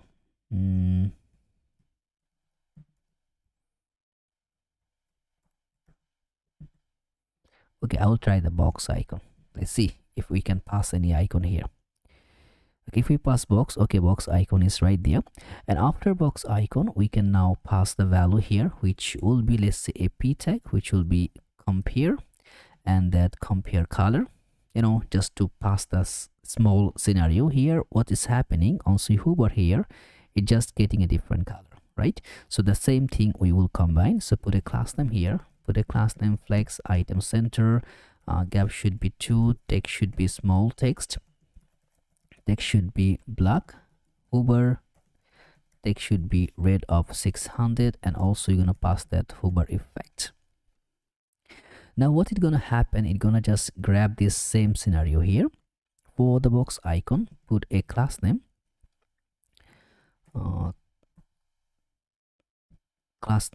width should be 5, height should be 5. So that's the same thing. I think that will be 4 times altogether. So 2, 3, 4. So that's the 4 times. And here at the top layer, we need to align some of the properties. Should be, let's say, flex, and flex should be wrap, and item center justify between, gap should be 2.5, and also border should be bottom, and border B should be gray of, let's say, 200. Padding Y should be 5, and minus margin top should be 2, just to keep up the ratio. So that's the compare color, and after compare color we can just make that ask questions. So let's say, okay, what's wrong? It would be this one, should be ask a question, and here we can just make that let's say file question, just to see how it gonna. You can change the icon from the icon properties. That doesn't have a big error prone. Here we can make that delivery and return. So we can make delivery, or we can make it as order. I think list ordered icon, and the last one, it should be our share. So here we will also pass our share icon. Okay, so that's the 4 properties we are having. If we go make it bigger, you see the 4 icon is just rendering perfectly well. And after this align div here, we're gonna render one more div here, then one more div, and here a p tag should be free shipping. In the free shipping, we're gonna say free shipping over order $120. So above that, you can grab the free shipping. Otherwise, you may not have the chance to grab the free shipping. So here first in the div here at the top layer, put a class name, which will be, let's say, flex. Flex should be a wrap, item center, and gap should be 5. So in that div, we're gonna make something like border, and border should be, let's say, dark blue, and on that make it 20% opacity. Text should be center, and padding, I think padding we're gonna provide it 3 padding. And after that, hover, border should be dark blue, border should be, oh, not border, border should be dark blue. And also we're gonna pass the rounded MD and hover effects. Good. So in that p tag, it's going to be taking some classic class name. Text should be base, font should be semi bold, and text should be, let's say, dark color. And for the p tag over here, put a class name. Text should be, let's say, small text, and text should be gray of 500. So that's the one properties which we have created. Then I'm just gonna duplicate it one more time because the same ratio properties it gonna come up. So here we're gonna make that as, instead of free shipping, it should be, let's say, flexible payment. And here we will pass some reasonable text. Here should be pay with multiple credit cards. Done. So right now we have two properties and it's both looking perfect. If we just make it bigger, it's good ratio. Now here what is happening, once we are just defining that to be happen to be like the product characteristics, we are using the accordion, right? So to render that is pretty simple. You see how simply we can render. So to do that, let's go in our characteristic tab here. So here we're gonna render. I'm gonna make it again a smaller screen. So in here, as we are grabbing the product, we can just inline make that everything like we are grabbing our product, and in the product, from there, the product, it should be the type of product from Sanity. Now here, instead of the div, remember we already installed the accordion from us Shellchain UI. So now we're gonna utilize and use that. Okay, I think I remove another good part. So instead of that, I need to, okay, what's wrong in my mouse? So you're gonna remove this one. So we're gonna use the accordion, and don't forget to import it from the UI accordion, otherwise it's gonna be a problem. So also we're gonna use that accordion item, and after that we're gonna pass that accordion trigger, accordion, why what's wrong, ACCORDION should be trigger. And I think, okay, I'm going to stop here. Then here I'm going to pass that product dot name, and here we're going to make that name as characteristics. And for this accordion also the type should be single, and then I'm going to make it as a collapsible, and the item should be, let's say, value, and that should be item 4-1. Hit save. So we should be able to see something. You see the accordion, so it's collapsible. Once you click, you see how it's just hovering and pretty good defined. So right now, after that accordion trigger, we can pass that accordion item, right? Not item, I think the content we need to provide. In the content, we're gonna pass a p tag, which will be, let's say, brand. On the brand, we can pass a span tag where we're gonna generate our, let's say, for right now, did we have the brand? No, we didn't have the brand, so we're gonna pass the unknown. Later on we will now you know how you can inject the brand, right? So feel free to take a challenge to create that. So you're gonna pass the brand to your product. So let's pass the class name should be flex, item should be center, justify should be between. Oh, not that one. That class name should be happen to be for this p tag. And here class name flex should be column, and the gap should be 1. So to initially render, if we open, you see the brand. Okay, cool. And for the span tag over here, put a class name, font should be semi bold, and tracking should be white. So that's the properties, the way we're gonna render. So we're gonna have like 5 properties. So 2, 3, 4, 5. So now you can see we have 5 different value. So first it's gonna be brand, then we're gonna pass like collection properties, and we're gonna pass a dummy collection of 2024. Now you can create the collection also, you know the how to go that. So the type should be our product variant, and then stock should be, let's say, now here you're gonna render different way. If the product dot stock is available, then we're gonna render like say available, otherwise we're gonna render out of stock. Okay, and the last it's going to be our variant, and the variant, it should be just not variant, or you can just make that product dot intro, or you can make that intro. That's up to us. Okay, right now as you see, we can just pass that value. If we go and generate one, like if we go and make one product, I think you can check that one. If we click here, now we have particular value by which to generate with a single product screen, and you can see all the properties, and right now you see how it's working perfectly. So as you see, we defined that a pretty good step. So now I think it will be good way to generate our search bar, and after the search bar to go and like structure our store. To create the search bar, we need to start working in our search bar component. As you see, it's calling in the header. We have that search bar, so we need to start working on this parameter. And how are we gonna showcase the search bar? It's very simple. We just need to use a dialog panel. So how it gonna work?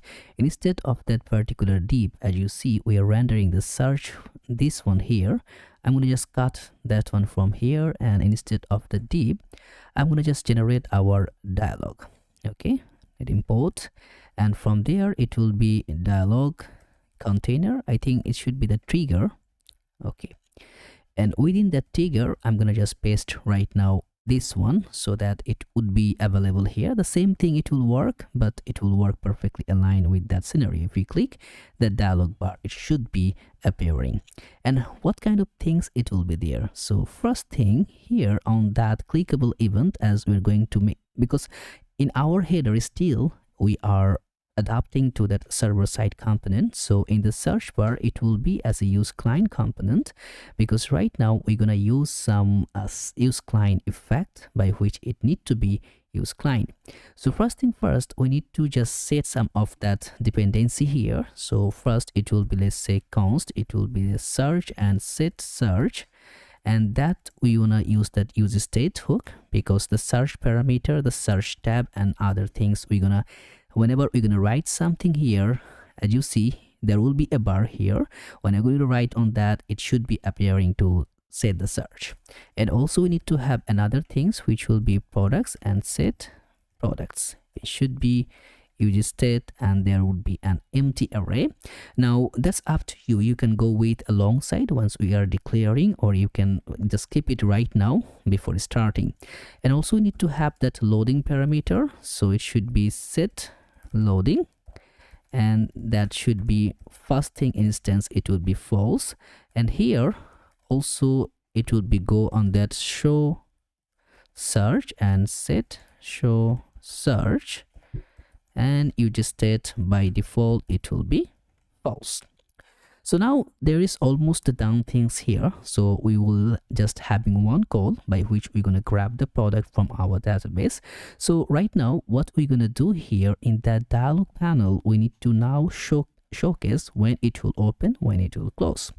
So the open parameter, it will be whenever we are just showing that show search. So once we click on that, we should be enable the show search button, so that time it will open. And also on open change, we will just write a simple function here, which will be set show search. So if it's true, it will make false. If it's false, it will make true. That's simple as it is. And once we click on that dialog trigger, not in the search, see, because we have the dialog trigger, that's how it works. We no need to click, just declare the parameter on the search itself. So what we're gonna say here, whenever we're gonna like click on this parameter, we'll just simply run an arrow function. Here we're gonna say set show search. It would be same thing. right? So it's gonna just keep that one as a show search or others. So right now we will be able to get that. So now also we need to have a dialog content. So let's say to grab the content, and after the content we also need to have that dialog header, and in the header we should be having that dialog title, right? And be careful, once we are importing that, there is two separate which going to be okay, let me just, okay, I'll go backwards just to show. Dialog title there is coming from the Redis UI, and one is that /UI dialog. So it should be coming from the dialog pattern which we are just installed from that UI. In the UI from the section already we are getting that, just we install the dialog, so it should be coming from this parameter, otherwise you're gonna get a very much error and you'll just give it a lockdown there. So now in the dialog title I'm gonna just make that as product search bar. Okay, so that's it. Now let's go here and we click in the search bar. As you see, we are having that product search bar. From this notion we need to make it something like this. So, and also it should be a responsive pattern. As you see, even in the smaller skin or bigger skin, it's working perfectly fine. So that's the one we need to capture, and that's we need to configure. And how we can do that? First thing, we will work something here in the content view. So let's put class name, and here it's gonna be max width should be 5 pixel, and I'm gonna make it an MX auto, should be in the middle. Or you can just make that 5 pixel, and mean height I'm going to provide a height of 90 VH. So means the view height it's 100%, but it will go with the maximum of 19, and also that would be mean and that would be max. Okay, now it's pretty much affordable that you can just make that height of 90 VH, you know, that also work perfect. It will work perfectly, right? So I'm gonna make it a flex, and flex should be column, and just overflow should be hidden. Basically mean and max, so minimum it would be there, maximum it would be there. I think better is that we just gonna declare that height should be that 90 VH. That's it. As you see, we are having that 90 VH height parameter here. Now after that, in that dialog, I think for the dialog I'm gonna just make a simple contribution here, put a class name, margin bottom should be 1. Okay, so now we need to grab our like the from parameter by which we're gonna declare how we are going to render the product. Now this, as you see, the dialog header, it will be still in the header. We are not dropping outside the header. After the title, I'm gonna just grab one from here, and in the from, let's say I'm gonna take an action. No, I'm not gonna take any action here. So just pass a class name. I'm gonna make it as relative, because there will be something which we need to make is as absolute positioning. Here I'm gonna grab my input file here, so the input component, and then I'm gonna write something here. So the placeholder should be search your product here. And also let's say provide some class name, should be flex1 to grab the entire space. As you see, it's appearing. Okay, we need to click on that because by default it would be false. As you see, if it's activated, it's working perfectly fine. If you click on that, it will be closed. So now we need to also make that rounded should be MD, and padding Y should be 5 to make it a little bit of bigger. And also we're gonna provide a value. The value should be the value of search, and once we're gonna write something here on change event, we're gonna take everything with the event parameter, and here we're gonna say set search. We will set the search value from here. Set search should be e.target.value. So whatever we are writing into it, it should be saving on that. And also for the from parameter, we can just write a simple on submit function here. That on submit should be taking the event as e, and here e dot prevent default. So whatever, whenever we are gonna just typing or entering anything, it will be remove the default behavior.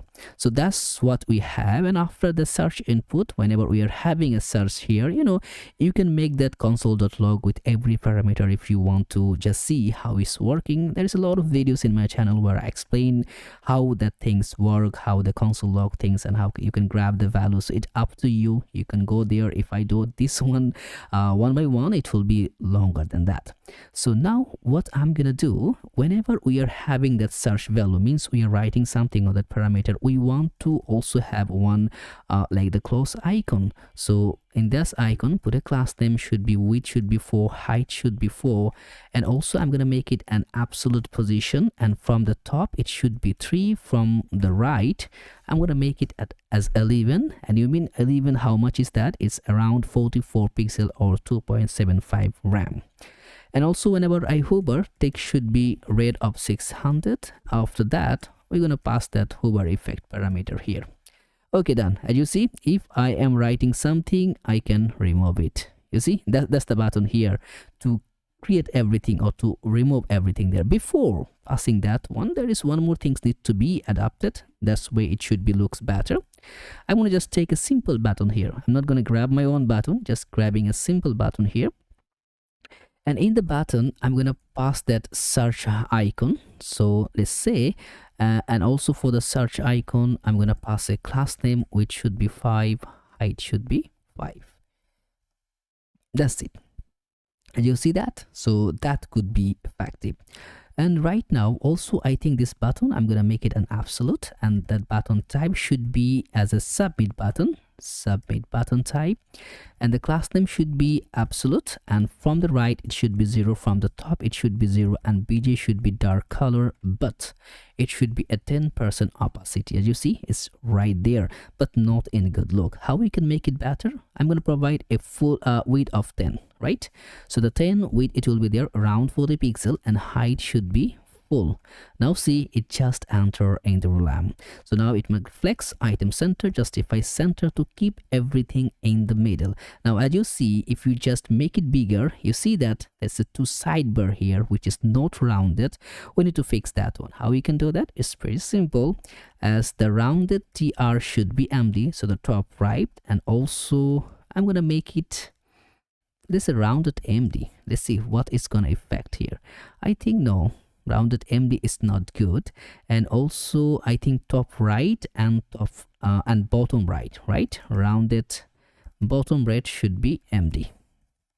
Yes, perfect. It's just grabbing that rounded effect. And whenever we're gonna hover, bg should be dark color. Okay, right? Hover text should be, let's say I'm gonna provide a white text, and we're gonna pretty much pass the hover effect. So as you see, that's cool. Okay, so if I type something, I can click here, it will work. If I click here, it will also work. So right now we need to focus on that button. Okay, I'm gonna just uncomment it. Okay, I should go on select all together, uncomment. We can now see the button, and also click on the button. We need to run on effect. So on click, it should be just passing a simple parameter, set search should be empty. That's it. If we click right now, you see nothing here. If we click right now, nothing here.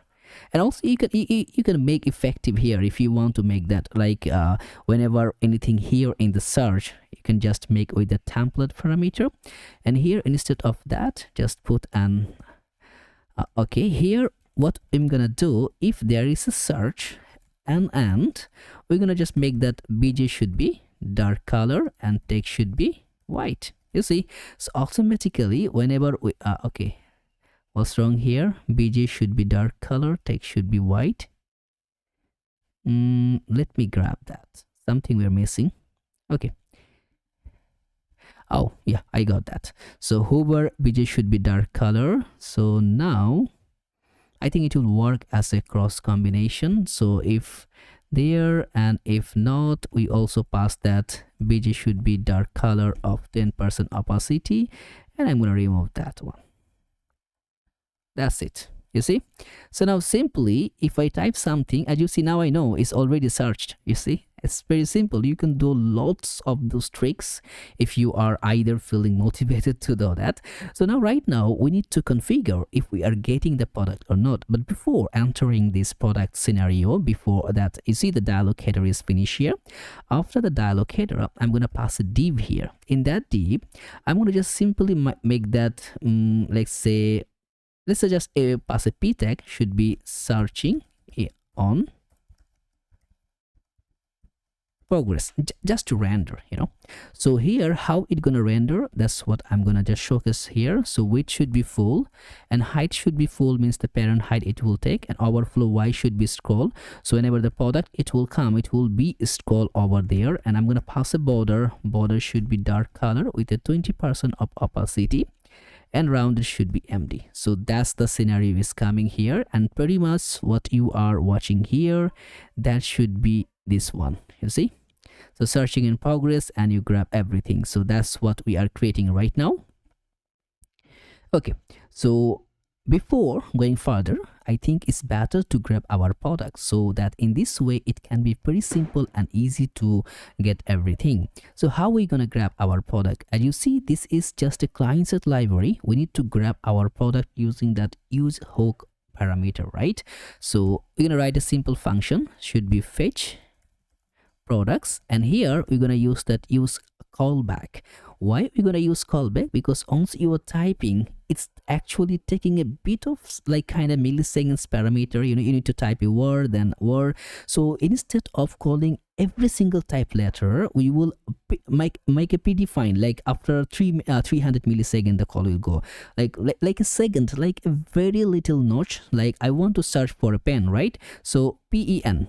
So there is a gap, like a simple 300 milliseconds or 0.3 seconds. As you see, it's a little bit of drop over there before sending the request. Otherwise, every time I write something, it's calling, write something, it's calling. So instead of just 3 times calling the request, I can call it 1 time, right? If I'm typing faster. So that's how we're gonna do it. We're gonna use that use callback hook, and it should be an asynchronous function as we're going to talk to the database, and here we're gonna return that. So if we are having that, if we have no search, right? So no search, okay, not search header, SCARCH, no search. You can also say if the search is equal to empty. So that's the same thing, it will work. Okay, I think use callback, did we, okay, we imported it, but there is an error because we need to also pass an dependency hook here. Otherwise it's similarly working like an use effect hook, but in a different way. So if we have no search, we will just make that a set products. It will be automatically, we're gonna pass that an empty value, and we're gonna return from there if there is no product, like if there is no search. If you click here, it will not call till you provide the search parameter. Okay, done. Now we're gonna make a like after passing that, we're gonna make that set loading value as true, because we will pass that try catch parameter, right? So in the catch, we're gonna just pass that, we're gonna make that right now console.error, and in the error we're gonna pass that error fetching products, and we're gonna just showcase the error, not that one error, the error which we are facing here.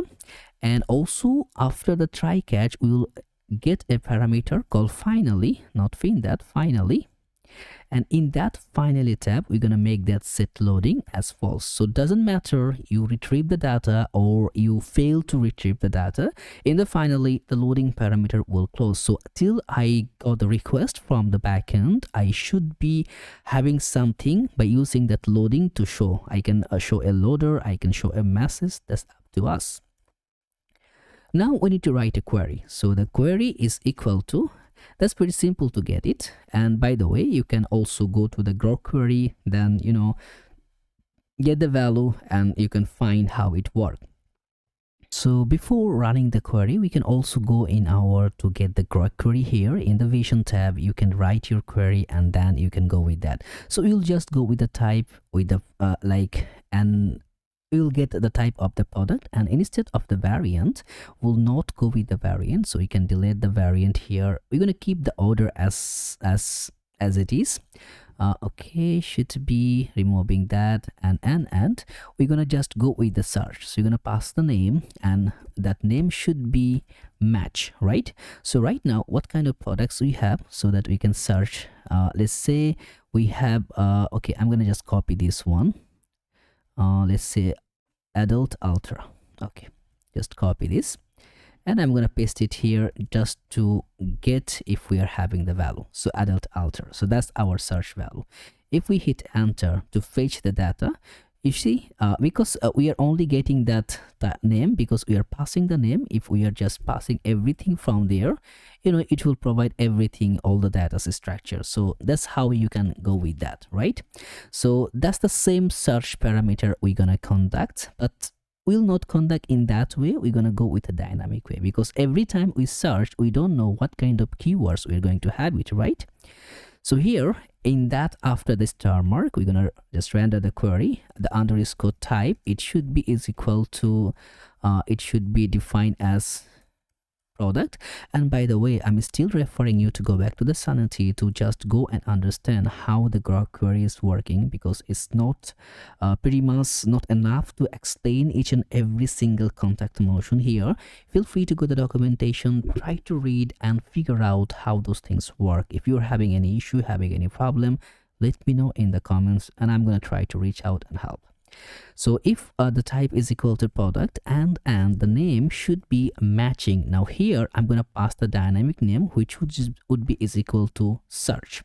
And after that, passing there, I'm going to pass that order, and in the order that should be name ascending. Okay, so that would be our query. And after passing the query, we are gonna also pass the params. The params should be is equal to, and here we're gonna pass the search params. Remember, in that here we pass the $sign, and that's actually grabbing it from the params, not directly. That is not capturing our search here. This is not taking there, my friend. So this one, we need to send it as a param. I keep the name similar so that it should be easy to understand. So here in the search param, let's see what we're gonna do. We're gonna passing that search, and that should be, we're gonna use a backtick, and we're gonna pass a $sign. Here we're gonna pass the search query value, and because we're gonna go every single match, we're gonna put an asterisk here so that whatever the match is there right now, if I type any word and if it's matching any singularities, that should be rendering the product. So that's, you can go with this way or you can go with other, it's up to you. And after that, now we're going to pass the cost response. So the response should be is equal to await, and that would be client.fetch.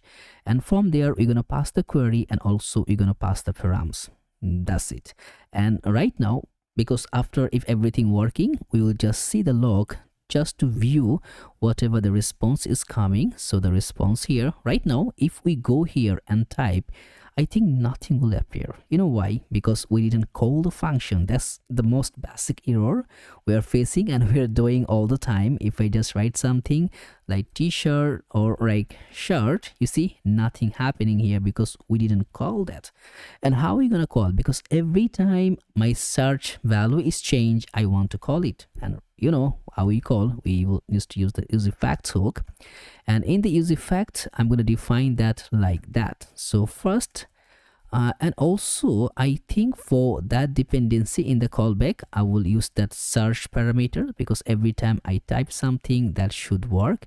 Okay, what's there is saying missing description or area dialog content. I think in the content, okay, no worries, because there would be like in the content we need to set so many other parameters. So means, oh yeah, we should okay, I think we can find the solution for it. That's not a big issue, as this warning is still, we are good to go. So right now here, what I'm gonna do in that useEffect parameter, I'm gonna call that function. But remember, we use the debouncer, so we're gonna go with that. So const, I'm gonna make that debounce timer, and that should be is equal to set timeout. And in that set timeout, we're gonna define it. We first gonna go get the products here, and that products also fetching that. We're gonna every time wait for 300 milliseconds. So we're gonna just directly call that, you know, we will give it the time to render the data that we're gonna call. And in the return, we're gonna just hook up the function here. So that should be, we're gonna just clear timeout. So in that clear timeout effect, we're gonna just I think, yeah, we're gonna just make that our debounce timer. I think that will be enough for it. And after that, also in that use effect, we need to use a dependency which will be applied for I think for the search and also for the fetch product. So both value will be applied to get the things with the different motion. So I'm going to reload this entire things as I'm having an error. Let's see what's actually moving through. If we, yeah, now if I search something shirt, as you see, I'm typing, right? I'm typing the letter, it's waiting, right? See, it's wait.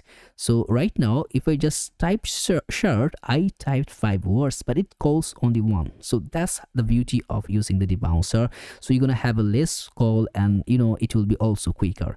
As you see, now I can grab the products. I'll just simply go here, and instead of that console log, I'm gonna just pass that set products. It should be whatever the coming as the response.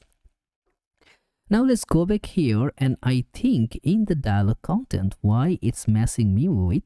So that is my dialog content, and so if I expand it, I think I'm passing a max width and also height, flex call, overflow hidden. That's it. And from that dialog header, okay, also dialog header is pretty simple and straightforward. Okay, let me just go and just see exploring if there is error is there. So MB and page title is done, and after that we are passing the from parameter, and on the from we are passing the simple value as possible. I think that should not be an error. We'll see that. Okay, so now here at the div, we now can start working on how it will be look alike. So instead of passing that the p tag, what we're gonna do is that I'm gonna render one more div here. So on that div, I'm gonna pass a simple loading text. If we have the loading, okay, then we're gonna pass a p tag, which simply passing that searching on progress dot. And if we are having the product, and on that particular instance, if we're having that products dot length, so means we have the product, you know, every search it can be coming the product or not the product, passing a div, let's say products available. And if we don't have the products, let's say another div, no match. Okay, just 3 parameter. So I'm gonna remove that. As you see, no match, and that should not be showcasing anything right now, but we're gonna fix that. We're gonna showcase and actually we can just also write here, instead of no match, we can just render some different parameter. Like you didn't have a search, how it can be no match, right? So if we have the search and we have that our products dot length, only then we're gonna pass a p tag. Okay, p tag, which should be nothing match. And after that, if it's nothing is applied here, we're gonna just pass a p tag here, which would be search and explore your products from Toulouse. Okay, and before that p tag here, I'm gonna also pass that our search icon. Okay, I think I'm in the wrong motion. Yeah, that should not be here, that should be inside that p tag, like that. So right now, as we're having nothing, so first instance you're gonna view that. So we need to make that looks perfect. So in that div, we're gonna additionally enter there. So class name text should be, let's say, center, and padding wise should be 10, and font should be, let's say, semi bold, and tracking should be white. So that's how it's gonna enter here. So in the p tag, we're gonna just make that class name. Text should be, let's say, green of 600. Put a flex, item center, justify center, put a gap of 1. So from the search, it should be just a minimum gap ratio. And also the class name, which should be 5, and height should be 5. That's it. So what you are viewing now, right, I think that's the one. So search and explore your products from Toulouse. So as you see, that's how we're gonna fix that. I think one more parameter which we are having being traveled here, so that could be effectively here in this parameter. Okay, Okay, I think instead of, yeah, that really that can really cause some problem. So here, instead of that, I think I'm gonna love to go in my previous segment here, by which I'm gonna go with that minimum and maximum with that 90 VS. As you see, I don't have content, but it's still getting the full effect here. So let's go here. Instead of that, I'm gonna go my previous value, which will be min height 90 and max height 90. As you see, now I'm getting this ratio. So that would be looking better instead of rendering this. And now also, if we are just typing something, you see there's an okay, it should not be. Okay, let's see if it's really also happening here. Okay, it's because I know what's happening, so it's wrong also in the production. That should not be, if the products, like, that should not be here. If there is no search, yeah, that should be just constructing the search. You see, nothing match. So that's how it should be work, because there is one more check is happening, which is making that problem. So nothing match, how it gonna possibly render the effect? And here it should be nothing match with the keyword, which the keyword we are typing. We're gonna pass with this span, and we're gonna pass the search value here. So we're gonna pass the key tag by which that whatever we type is not matching. And after that span, we're gonna put a full stop, and please try something else. Okay, as simple, nothing match with the keyword. So for the keyword, we can make it also for the p tag. I think we can do something. Class name, I think for the p tag I'm gonna keep it as it is. Only the span tag is the problem here. So put a class name. I'm gonna make that one as underline, and text should be red of 600, like that. So we know what we are type.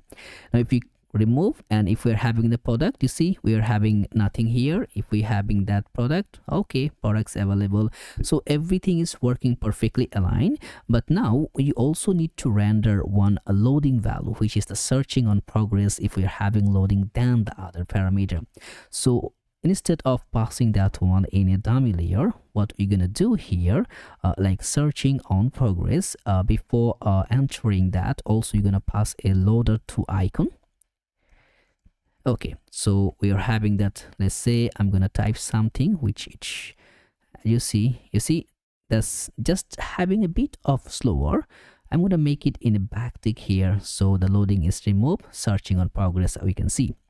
So first thing first, for that icon, I think it would be better if the way it is, or we can make that one as, let's say, put a class name which should be 5, height should be 5, and also it should be animated spin. It will always spinning on progress. And for the p tag here, put a class name, and here flex items. Okay, flex item should be center, and also padding x should be 6, padding y should be 10. I'm gonna put a gap of 1 in between, and text should be center, and let's say text should be, I'm gonna pass a YOLO of 600 right now. Let's see how it looks. A font should be semi-bold. Okay, searching on progress. So the searching is going on. You should wait till it search. So I'm gonna remove this one right now. If you want to make also in the justify, if you keep that, let's say, justify center, it will be at the middle. But for, I think the sidebar is working perfect. So I'm gonna just remove that null check. So right now I'm gonna have the products, right? So whenever I'm having the product, I can now render the products as usual. So whenever I have that length, instead of this one, we can just simply go with that products.map, and everything I'm gonna take the product as a product should be that product from the type sanity, and from here I'm gonna return simply as a div. So first thing I'm gonna return as the link. And of course, links need to be imported from the next link.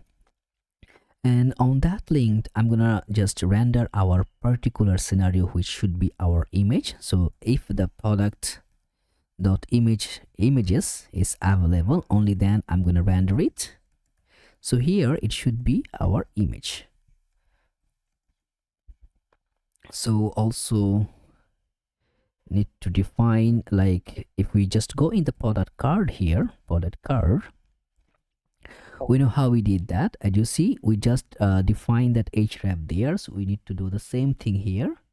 So the same link href also work from there. So I'm gonna just simply copy this portion here. So href, and the similar things what I'm gonna do, as we're having the product here, I'm gonna just simply dump it here, and it will work perfectly as we are having the product itself. So for that particular div instance here, I'm gonna pass a key, should be item, not the item, should be product. Okay, what's happening? Should be product dot id. Okay, and in the images flag, we need to render the image. So first I'm going to provide a width of 200 and height of 200 as an external image, and the source should be url4, and on that url4 predefinedly I'm going to pass the product, and then dot images, and from the 0 index it's gonna capture, and then you're gonna simply pass that url. So you're gonna grab the url from there. And after that, also we need to grab an alt tag, which should be, let's say, product image. And also we will define that a class name. For right now, I'm going to keep it like that. And as you see, you're going to have a multiple product. So if we just go back here and search for shirt, and let's see, we're having the same product scenario here. So we need to make it looks perfect and better. How we can define that? First, we're going to make that as object as cover, and width should be full and height should be full. And whenever I'm gonna make a group hover, scale should be 110. I'm gonna pass that hover effect ratio, and no worries, you know, till now is still, you see that full external things is happening, but we're gonna fix it right now. And as you see, instead of driving everything that link here, I'm gonna take that link in a div here. So there we're gonna pass the product, and after that div we're gonna, like, this will be particularly one div, and there should be approximate of 2 div here. So one would be taking the image, and that one should be taking our, like, description. So 2 initial divs should be rendered all together. Okay, it's just okay. Okay, so how we can configure that? So as you see here in that our parent div, we need to make that one. So class name, I'm gonna just, it will be the background color also, I'm gonna make it as white just to be on there. Our flow should be hidden, and I'm gonna pass a border B. So there should be a border at the bottom. So every single part, you see there is a border. So all the screen scenario, there is just happening to be a border. Now on that div here, I'm gonna make that as a class name. Flex item should be center, and I'm gonna make a padding of 1. Okay, as you see, it's coming right here. And what I'm gonna do here, that should be okay. Here on that link, I think we need to work on the link itself. Yeah, so let's say here we're gonna put a class name here. Height should be 20. By that it will take the height on that image here, and md height should be 24, and md width should be also 24. And flex, I'm gonna make it as shrink should be 0, so it will not be shrink itself. So as you see, the image is looks aligned here. And after that, let's go after the shrink parameter, we're gonna pass a border, and border should be dark color, and which would be 20% of opacity. Rounded should be md, overflow should be hidden, and I'm gonna make it as a group. So whenever I'm hovering, my image should be scaled up. You see, scaling up, but it's not overflowing from the top. If we click, it will take us to the single parameter of the single product, you know, but still it's not removed by itself. So whenever we're gonna click here, we're gonna pass an on click even, so should be on click, and from there we can just make that set show search should be false. So every time we click any product, you see that would be disappear, and the things, it will work perfectly fine. So also we're gonna remove that instances, no worries, one by one. Okay, so now we have the product scenario. After the link, as you see, the description should be aligned here. We're gonna make this one looks perfect. So class name, I'm gonna make it a flex grow. So flex grow. so it would be grow all together. And also I'm gonna make it okay. There should be actually are we missing something here? No, I think what we are missing here, this div should be aligned inside of these. Yeah, because we are keeping this one. If we just look back here in that particular div, we are keeping as a flex here. So that should be coming all together. That's what we're missing right now. Okay, now we're good to go. Okay, so here as you see we are passing that, so I'm gonna make it a padding X should be 4, padding Y I think we're gonna make it 2, and also flex should be grow, so it will always grow together to get the entire space passes.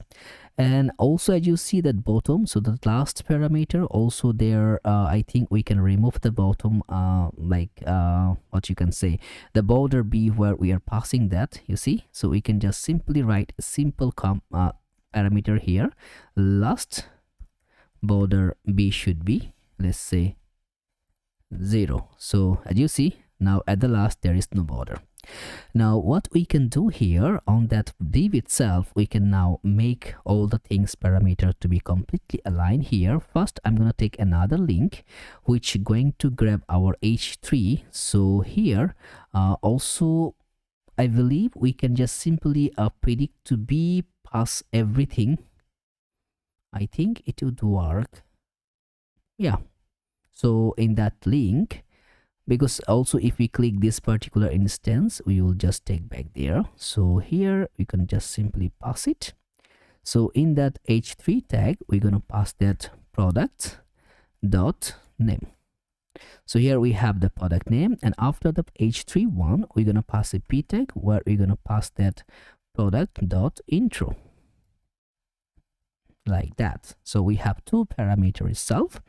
Now for the h3 parameter, put a class name which going to be text should be sm, and md text should be lg, and font should be semi bold. You see while I'm typing I'm making it also responsive by the way, and text should be gray of 800, and line clamp should be 1, so it will not be more than 1 line.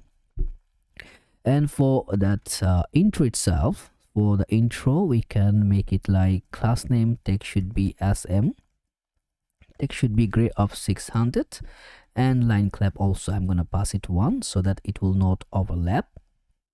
So like similar, if you click here also it will take you that particular the single of there, and you also need to, as we are just going back there, we need to also predefinedly make that on click event here, otherwise you see it's not disappearing. Set search should be not that one, should be set show search should be false. So you click, it disappear. Okay, so now again after that link parameter I'm gonna pass that our price view, so should be price view, price price view, and in the price view I'm gonna pass our similar parameter. The price should be product dot price, and also the discount should be product dot discount, and here we're gonna pass the class name, md text should be lg. Okay, you see that's looking quite a show here.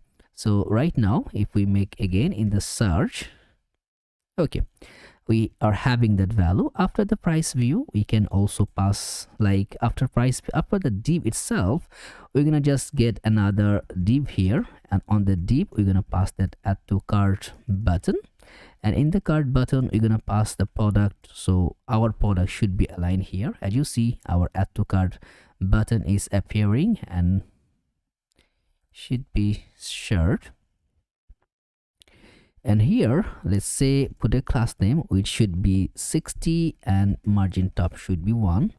That's, you see, now if we click the other parameter also, it will work perfectly. So now it looks good, but the problem is if you remove, it's removing, but when I'm typing, you see that also I'm seeing that the other parameter, which is not good. The message should not be implemented while we are typing here. So nothing match, and also search explore the products. So if we have the search, we can just say also, if we have the search and no loading.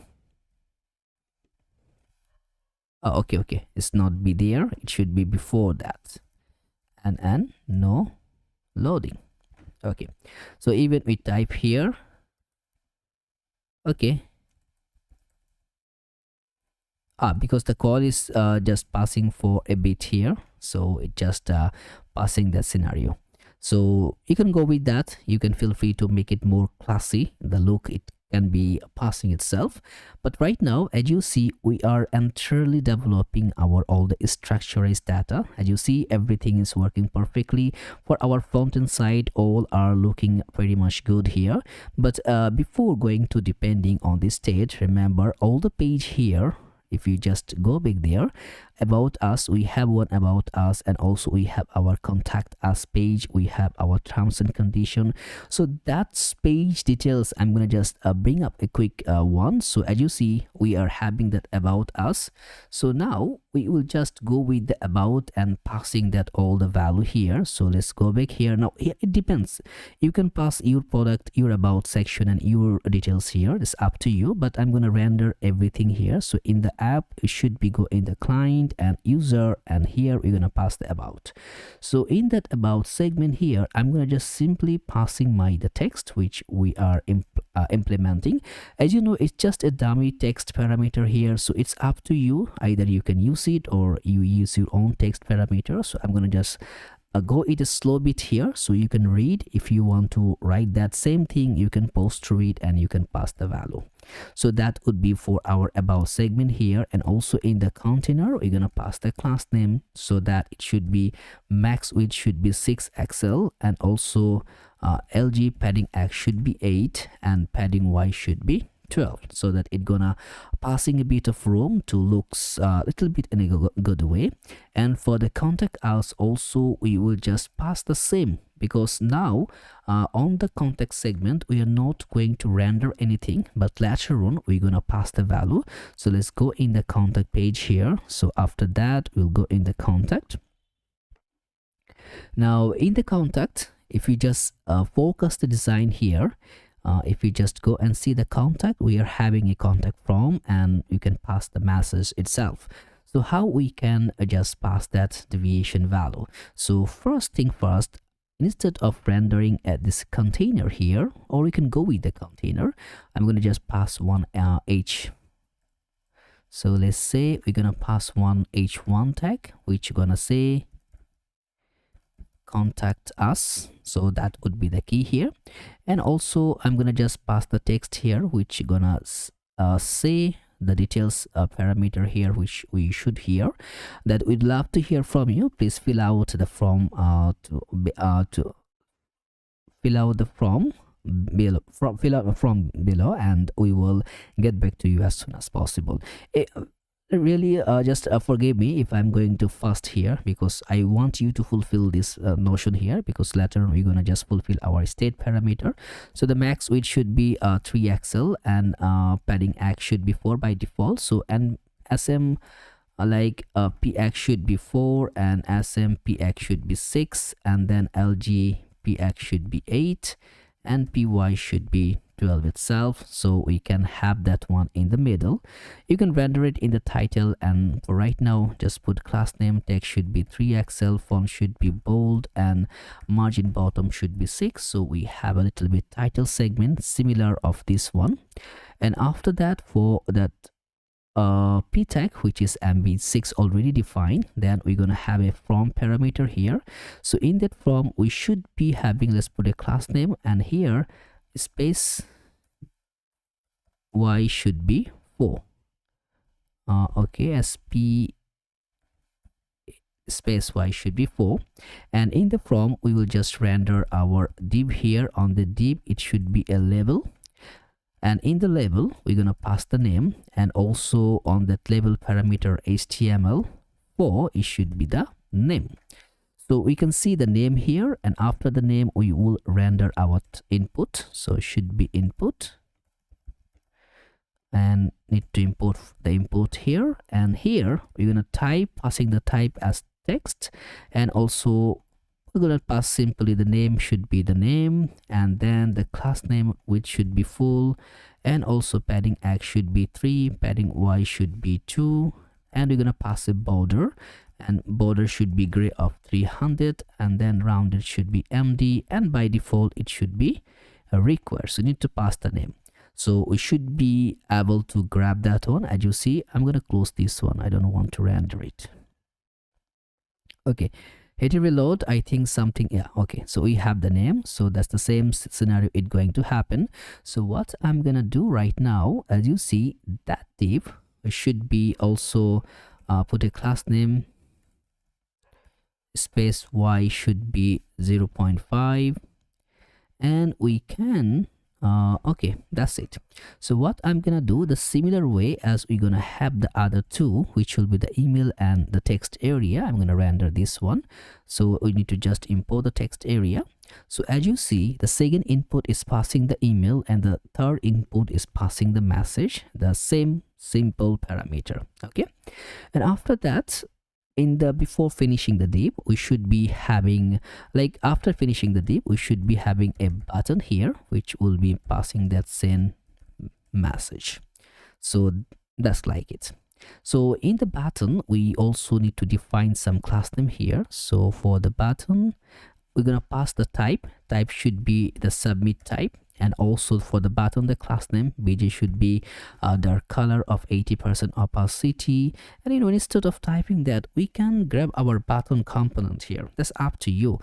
So the text should be white, and also padding x should be 6, padding y should be 3, and then rounded should be MD, text should be SM, font should be semi bold and hover, bg should be dark, not bg should be dark bg, and we're gonna pass that hover effects.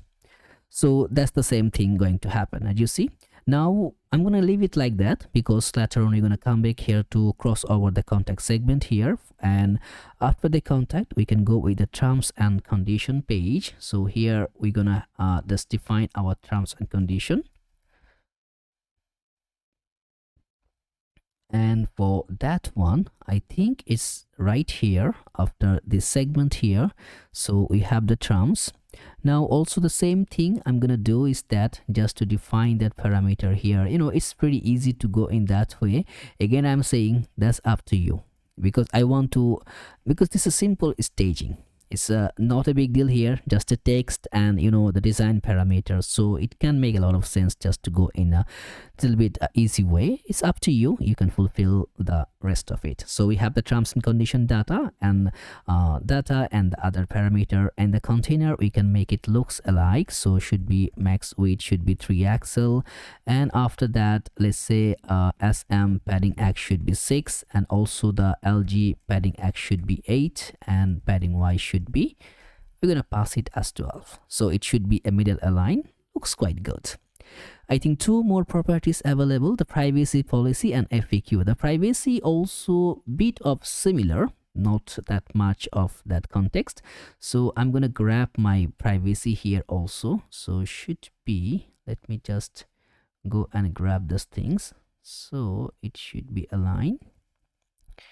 Let me go and grab the privacy portion here. So that's my privacy here, and I'm gonna pass that within this parameter. So if we go in the privacy, we should be able to see the data, and the similar parameter, same like the terms, I'm gonna just grab the class name here, and let's just pass it right here. That's it. So we have our privacy policy. And after the privacy policy, we also go with the FAQ. But in the FAQ, as you see, we need to also make that accordion to just go and pass the value. So here I'm gonna give you a bit of time that how you can configure that, as this new things is coming here. So right now what we're gonna do, if we go in our FAQ, we have nothing just but of a text here. So let's go back. I'm gonna close this, and this is not required, and let's open the FAQs here. So in the FAQ on the container, we're gonna render the other parameter. So first thing first, we're gonna just pass in a div. On the div, gonna pass an h1 tag, which will say frequently, and that should be asked questions, right? And also in that div, I think we no longer need a div here, as we're having the container here.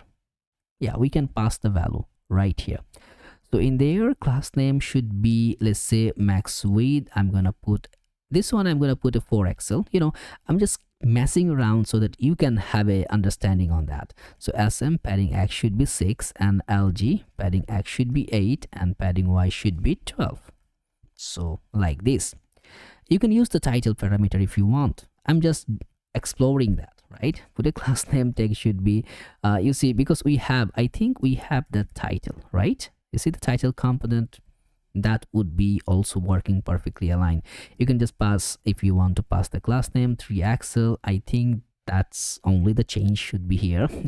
Now after that, also, if I think we have my constants here. Yeah, in the constants, we will pass one FAQ data parameter by which we know what question should be aligned. So that's the one is the tricky one. So here we're gonna define one data structure. So like export const FAQ as data. That should be an array of data. First, we're gonna pass that as a question, and let's say if saying what services does Toulouse offer, it's a question, right? And in that segment here also I'm going to write the answer. So whenever anyone just pass that variation, it will just give the value, right? So I'm going to just popping up those things here. It's pretty simple to define, so let's just pass it here. So the same thing as you see, if we by default, the first one is just open. You see, Toulouse, what services Toulouse does Toulouse offer? Toulouse offers a wide range of. You see, the text can be different. I just generated with that ChatGPT. So that's how you can render your own text, question answer like that. So on that particular segment here, we can now render an accordion. So here, after the title, I'm gonna render that should be accordion, and on that accordion we're gonna also make that FAQs data dot map, and everything we're gonna take an FAQ, and also you're gonna take that index parameter because we need to provide the key here, and should be accordion item. And on that item we're gonna pass that first is accordion trigger, and on the trigger itself we're gonna define that like FAQ dot question. That will be the trigger parameter, and after the trigger we will pass that accordion content, and on that content parameter the content should be like say FAQ or and should be answer. Now, as we are having the accordion, we need to pass some valuable things here, which should be passing that the type should be as the single type, though, and also should be collapsible, and also class name. I'm going to pass the full width here, so it will take the parent's width, and I will pass the default value. So the default item, the default value should be, let's say, item 0. So the 0 index value should be the default value here. Now here for the key, I'm going to pass the key as indexed and also passing the value, and on the value I'm going to use the backtick here. Okay, should be backtick, and on that backtick item it should be the item of let's say the value should be the indexed parameter, so it can go through the index itself. And also in the class name I'm going to make it as a group, so that you should be able to see some data here. As you see, that's the one. So right now we need to make it similar of this parameter, and how we can do that. It's also pretty much simpler in that one. So in the trigger itself we're gonna make it looks in a class name. Text should be that text should be left, and also text should be LG, font should be semi bold, and text should be dark color by 80% opacity. Whenever we hovering on the group, text should be fully dark color. We're gonna pass that hover, should be no underline, and we're gonna pass that hover effects. And for the accordion content, we can just simply go with that class name. Text should be gray of 600. Okay, if you come here, as you see, perfectly aligned. So I think that's, we just head back through the way it's supposed to be. I think now we can render our store itself, which we're gonna use that Justin. For having an overview, we can just go through to Justin documentation. So Justin, and in that website you can see all the details has been just aligned here. We can just go in the documentation, or either you can just go in the GitHub repo. You're gonna get everything from there. So that's their intro documentation here. So first thing first, we need to install that within our project. So here with our second terminal, I'm gonna just run to install that one, npm install Justin. And if we go in the documentation for the GitHub, as you see, there is very simply just establish how you can create the store, and then how you can just entertain with that. So it's not installing, it's because I think we need to go with the legacy path dependency. So I'm gonna copy this portion from there and run the command again. Okay, let's see, npm install Justin should be coming with the legacy path dependency. Now what we're gonna do, we're gonna go with our all viewport, and one more things also it will be there, which is that Justin, I think that persist also, you can search over that. So if you just make that persist, you can see that persist middleware also, we will use that to just prefetching our data and keep everything aligned. So I'm going to close this. Now here I'm going to just also close the terminal. So first what I'm going to do, I'm going to go in the root of the project, and in the root I'm going to create a new file which will be our store.ts. so here with a single parameter we're going to define that, and after that it will be easy to use for all. So first we're gonna just make that const user, like say use card store is equal to, we're gonna take that create, and that create we need to import from the Justin. So that will be just providing a function over here. From the function we will use some other parameter. So right now if we go over at the top, let's import that, and that it will be create from Justin.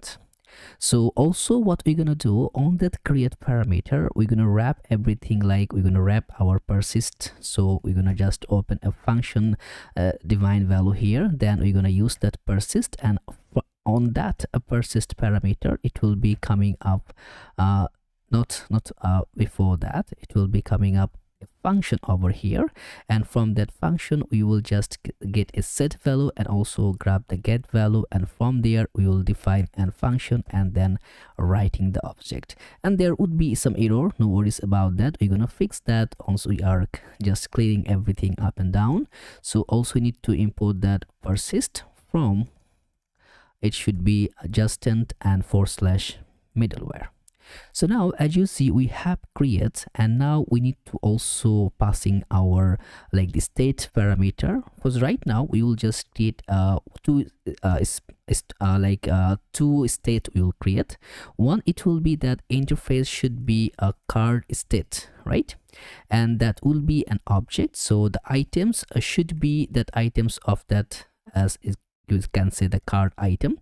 So now also you will define what kind of card item it will be. So it will be simple of that interface, and that should be card item, and on that card item it should be passing that product, which will be value of the product, which we have sanity types, and also we're gonna have a quantity which going to be is equal as a number.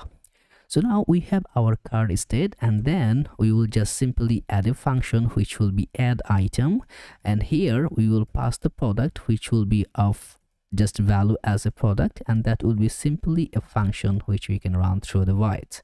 So now we have two value properties here. So after that create, right? So on that create parameter, we can also pass that car state and we can close it. We will just take a single parameter as it could be an empty object.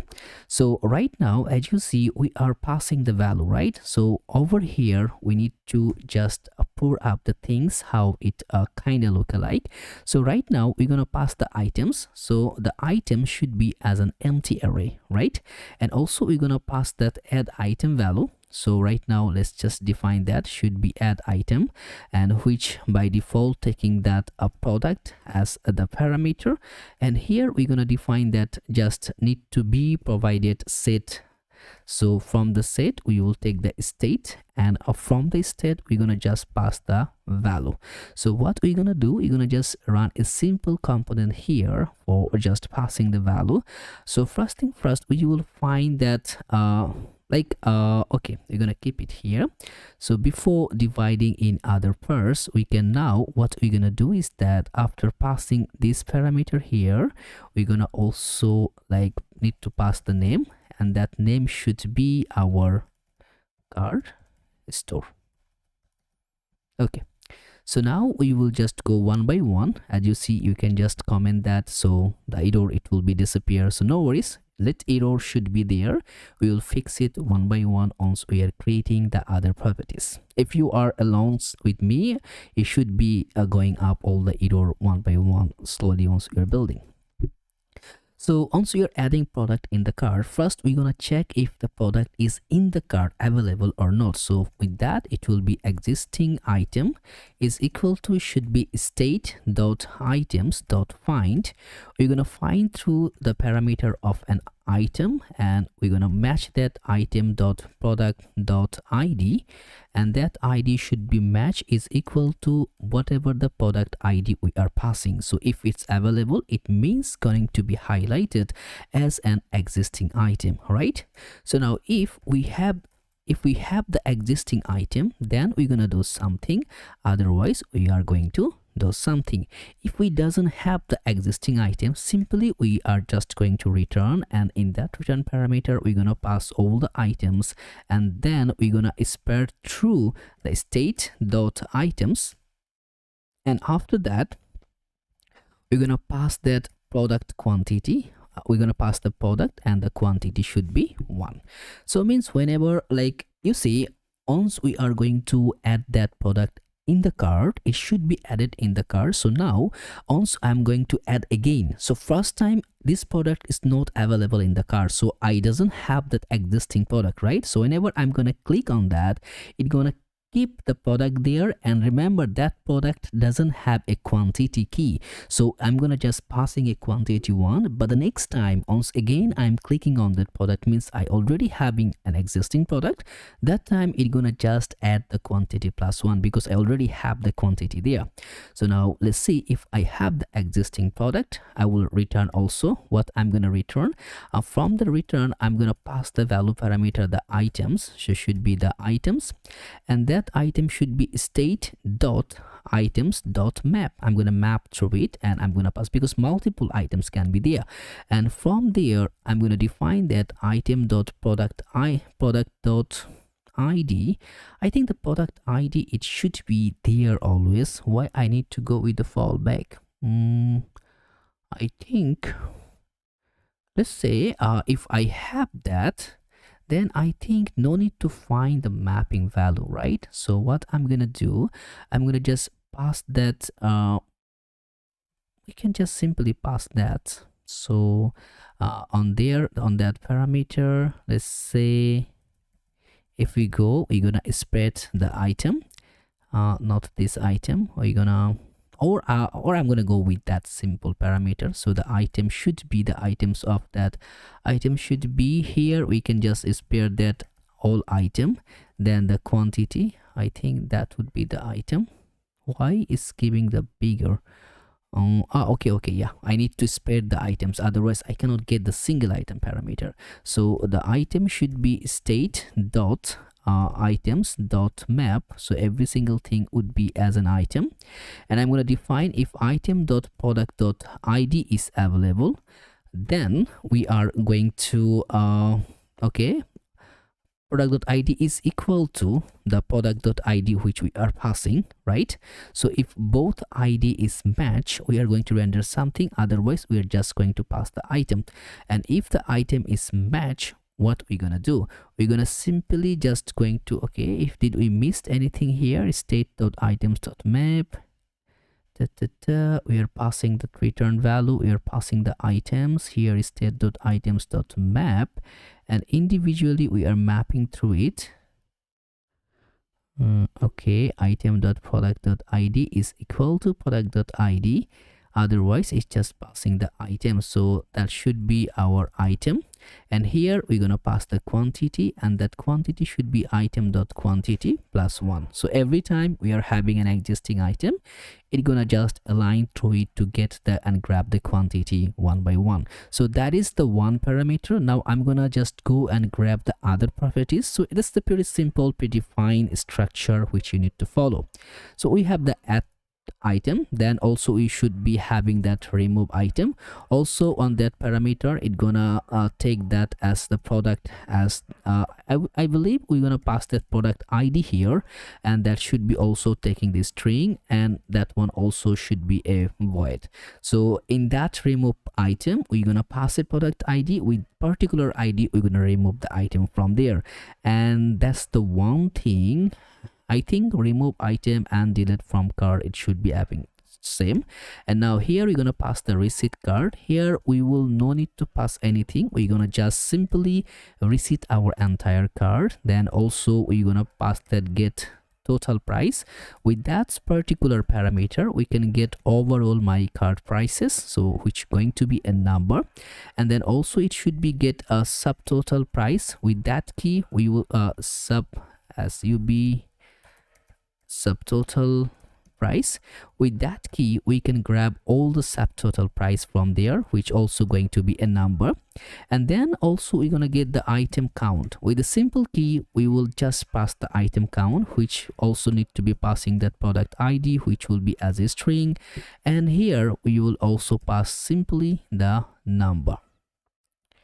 Okay, so you're gonna pass the item number. And now get a grouped items. So in that grouped items also we're gonna pass the value. Here should be passing that card item, which will be an array of item. With that we can extract all the item from there.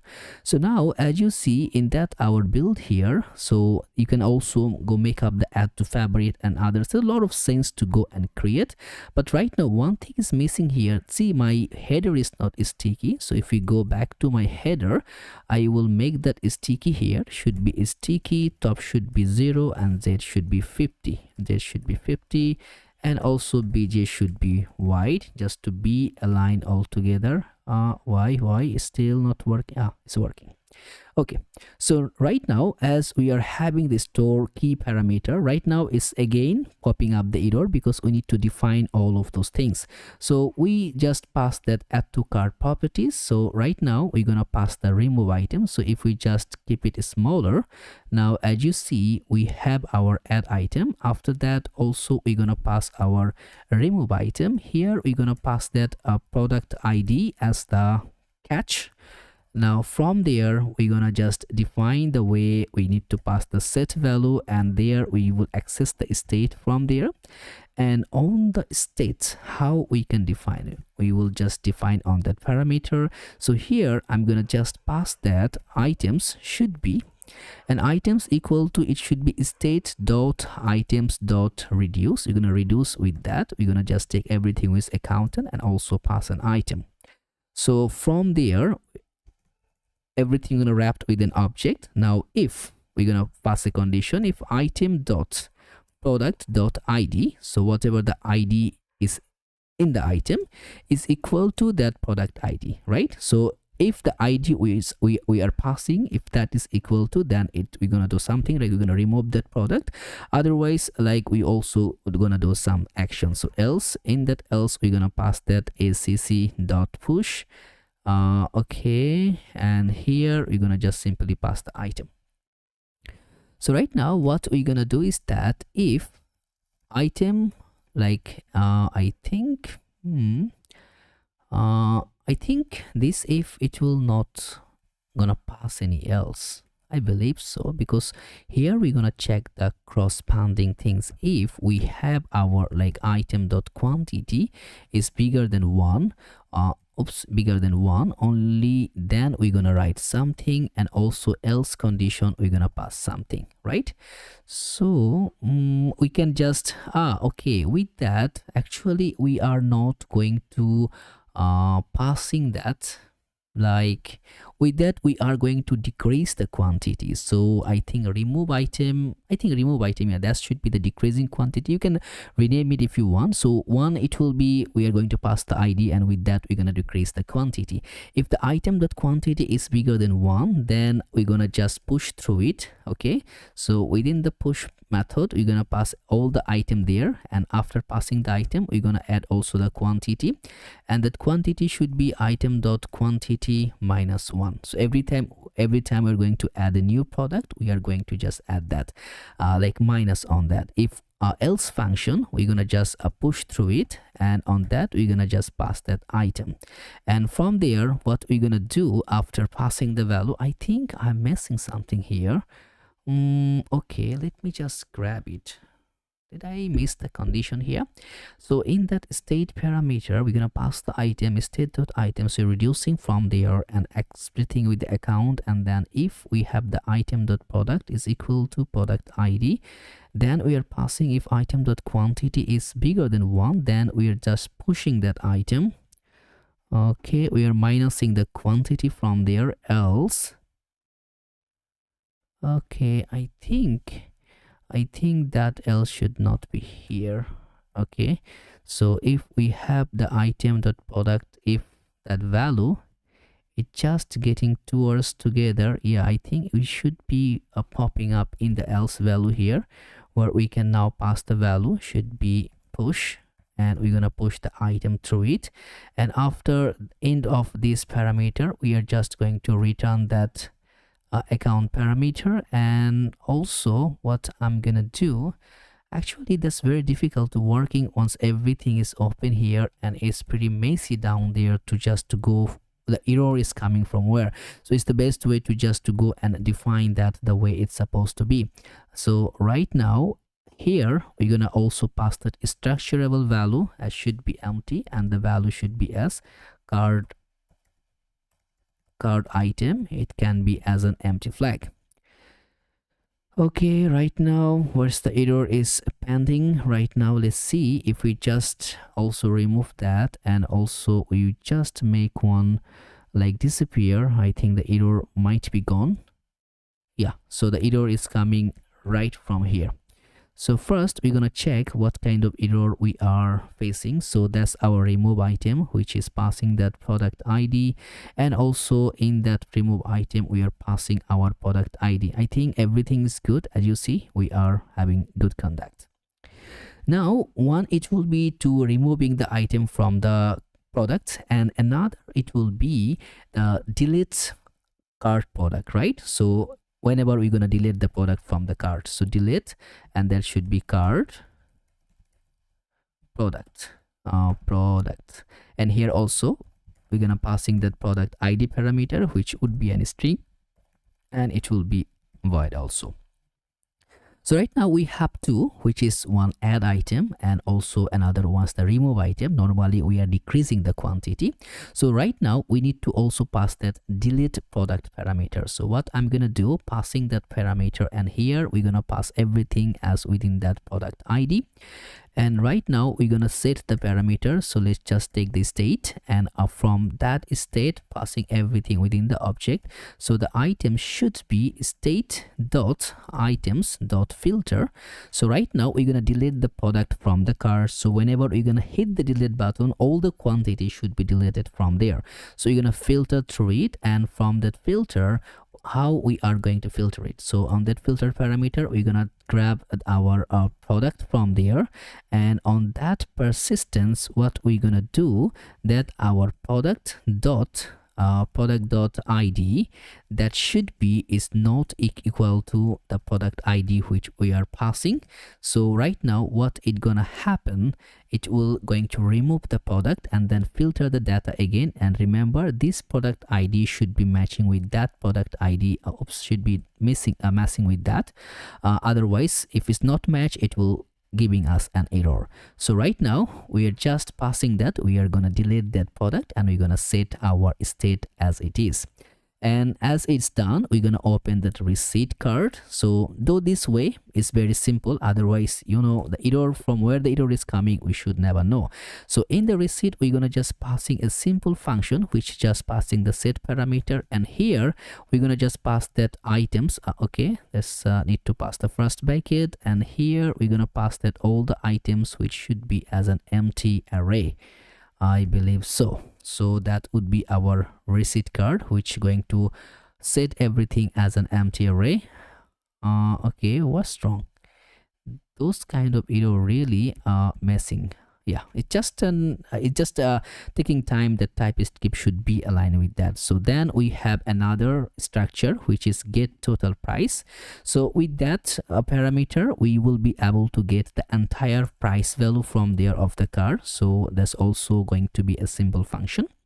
And from here directly we're gonna get the value, right? So from how it gonna render, it gonna just return the value for us. Return, we're gonna get all the items dot items, and there we're gonna reduce through it to get the particular one. And from there we're gonna just take that total, and also we're gonna pass the item value. So right now what we're gonna say, the total should be, we're gonna pass through the item, should be item, let's say item dot product dot price, and if the price is available, then we're gonna just render it through the 0, and then we're gonna pass the equal into sign the item dot quantity. Now what it gonna happen, it gonna go through each and every single product value, and it gonna just render like the price. It will just check that price is available, and then it gonna render the mark to grab us the price. So I'm gonna just comment that and then again uncomment it, just to get the TypeScript to be get a sort out of error. So I think there is some problem still which we're persisting here, which is just a simple function. It's just getting that get total price, and here it's just passing the variable, and we are just returning the value which going to be get items dot reduce total item. We're getting the total price item dot product dot price, which is okay.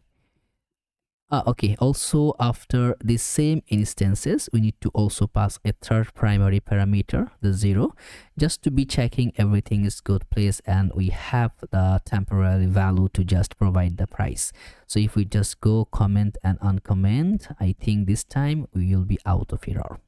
Now what we're gonna do, we're gonna also having that get subtotal price. So all the subtotal values should be aligned there.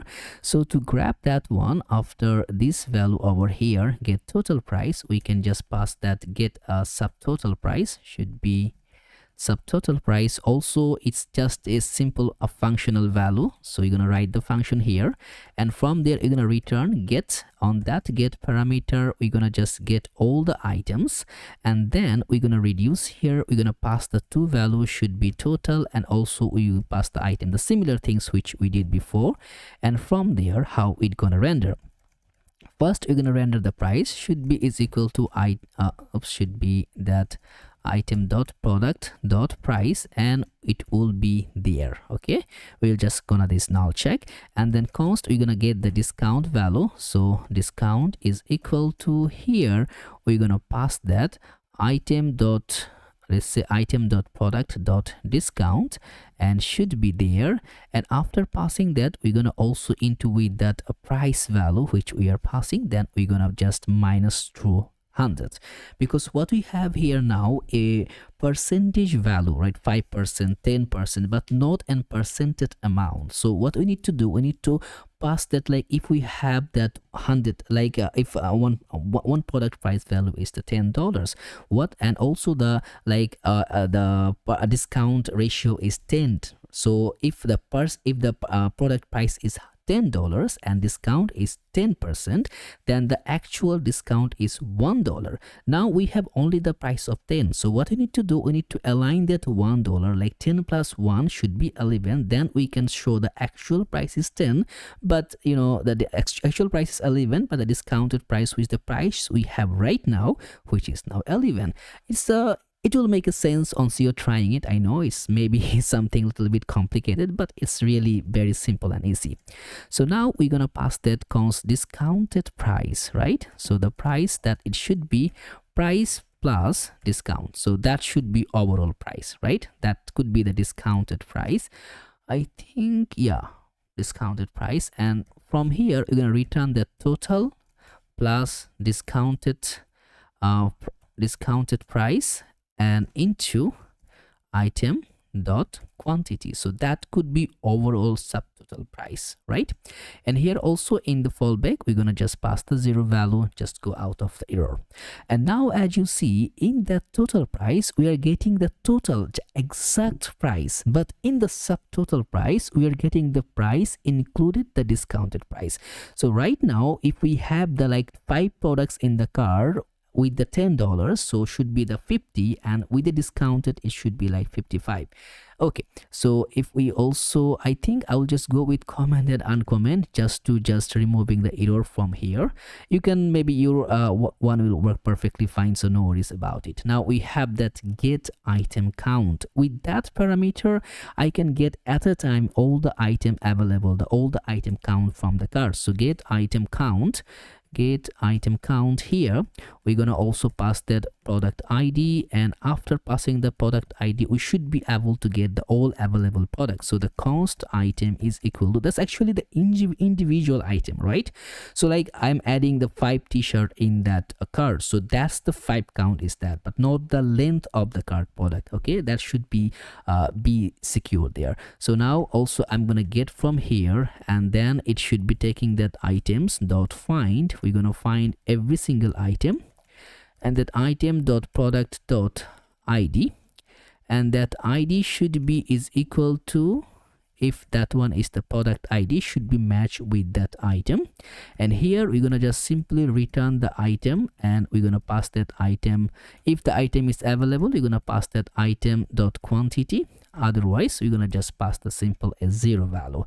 The last one is to get grouped items, right? So that would be a very simple and very cute function here. With that, we're gonna get overall parameter, like the length from there should be great grouped items, and on that, simply running a function here, we're gonna get entire cart dot items. That's it.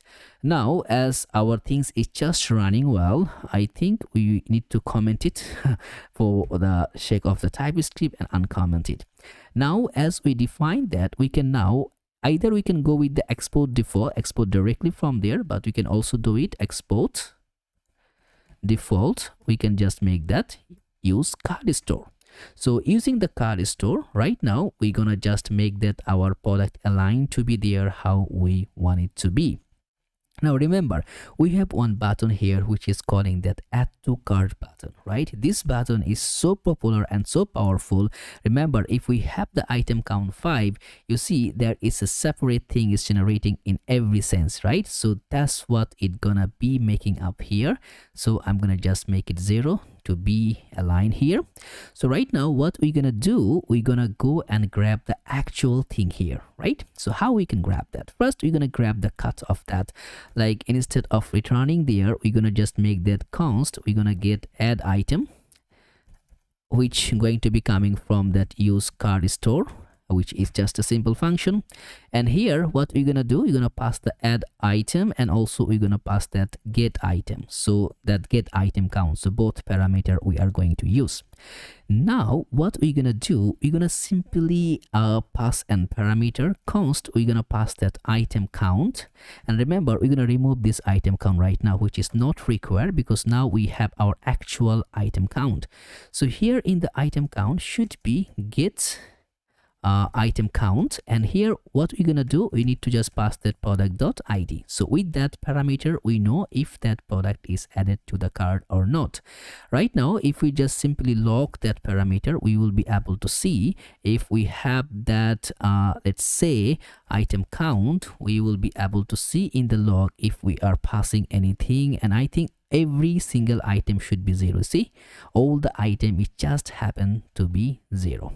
So right now we need to write a simple fundamental function to add the item to the cart, and it's pretty simple. You see the add items, with that we can just simply run through it. So here it is add to cart button. We can just simply go over here and write an on click event.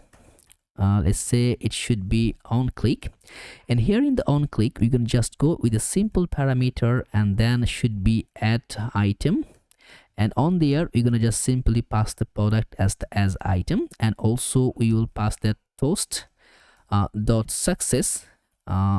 Toast was the one we are using, should be toast. Okay, UI toast, what we are using, we should be using that React hot toast. Did we install React hot toast or not yet? So I think we installed that, and I believe we can just grab it by importing that, so we should be knowing that. No, it's not installed. Okay, good, we will install that just to showcasing the toast. So should be npm I react hot toast, and it's pretty simple to use.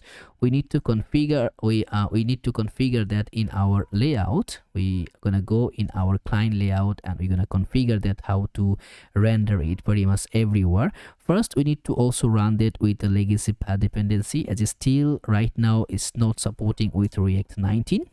So right now what I'm gonna do, I'm gonna go in the layout on my client layout. Here what I'm gonna do is that, okay, it's installed. I'm gonna remove that, and first thing first, I'm gonna pass the toaster right here. So after the footer, I'm gonna create a toaster component, should be toaster, need to be imported from React hot toast, and here I'm going to pass the position, which will be bottom right, and after that I'm going to pass the toast options.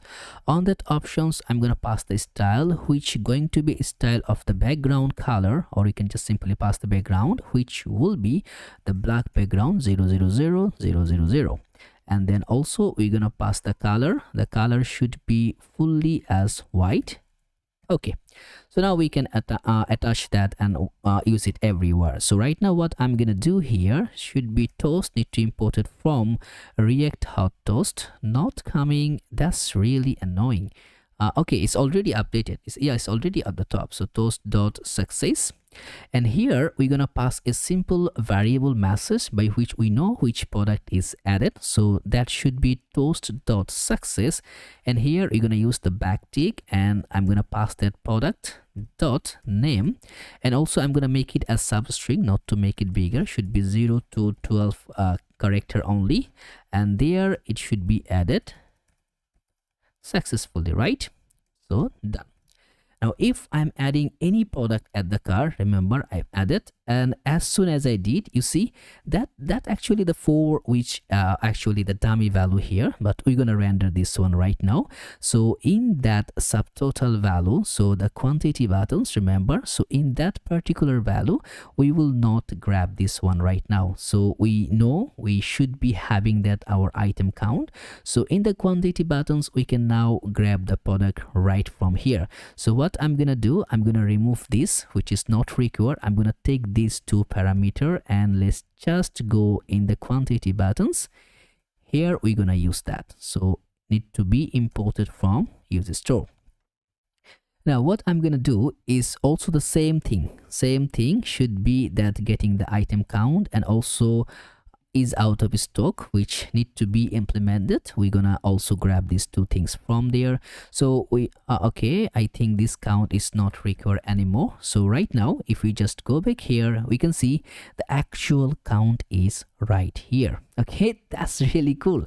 Okay, right now what I'm gonna do is that there should be 2 options. One is the increasing the quantity, another is the decreasing the quantity, right? So what we're gonna do first thing is that increasing value should be always working as the same value of it. So I'm gonna copy this one, and here in the button for the plus icon, I'm gonna just go and simply paste that. Also need to import the toast. Okay, done. If we click, you see it's increasing. Okay, so I have the actual value ratio here, but the problem is also you're going to decrease the quantity. We need to also make some progress here. So here I'm going to define that should be const, or we can just simply make that on click. Here we can just define a simple function which going to be rendered that if right now if the item count is less than 1, you know, automatically, you see, if it doesn't have the count, it can just go from there. So also remember, we need to click, once we clicking that, it will be deleted the product. So I think better, instead of getting that, because we need to write a condition, I'm going to globally define that should be handle remove products. Okay, so that would be our call. So what I'm gonna do, this button also, let's just click that const handle remove product, and here the function will go on. And for this button also, we're gonna make it disable the button once we need. So when it should be disabled, that button would be disabled if item count is equal to 0 or is out of stock. So I think the button, it will not be available, but it's better to just showcase there. So right now we will just pass that remove items, right? So remove items, I think it should be remove item. Did you get that? remove item. Let's just go back to our store, and here we pass that value, that remove item. Yeah, we need to import it first. As you see that get item count, we need to grab that, otherwise it will not open there. So just pass that product dot id, so it will remove the item. And after that we can pass a success message, should be toast.success, where we're gonna land through that. We're gonna pass the product name. We're gonna just simply say quantity decrease decrease decreased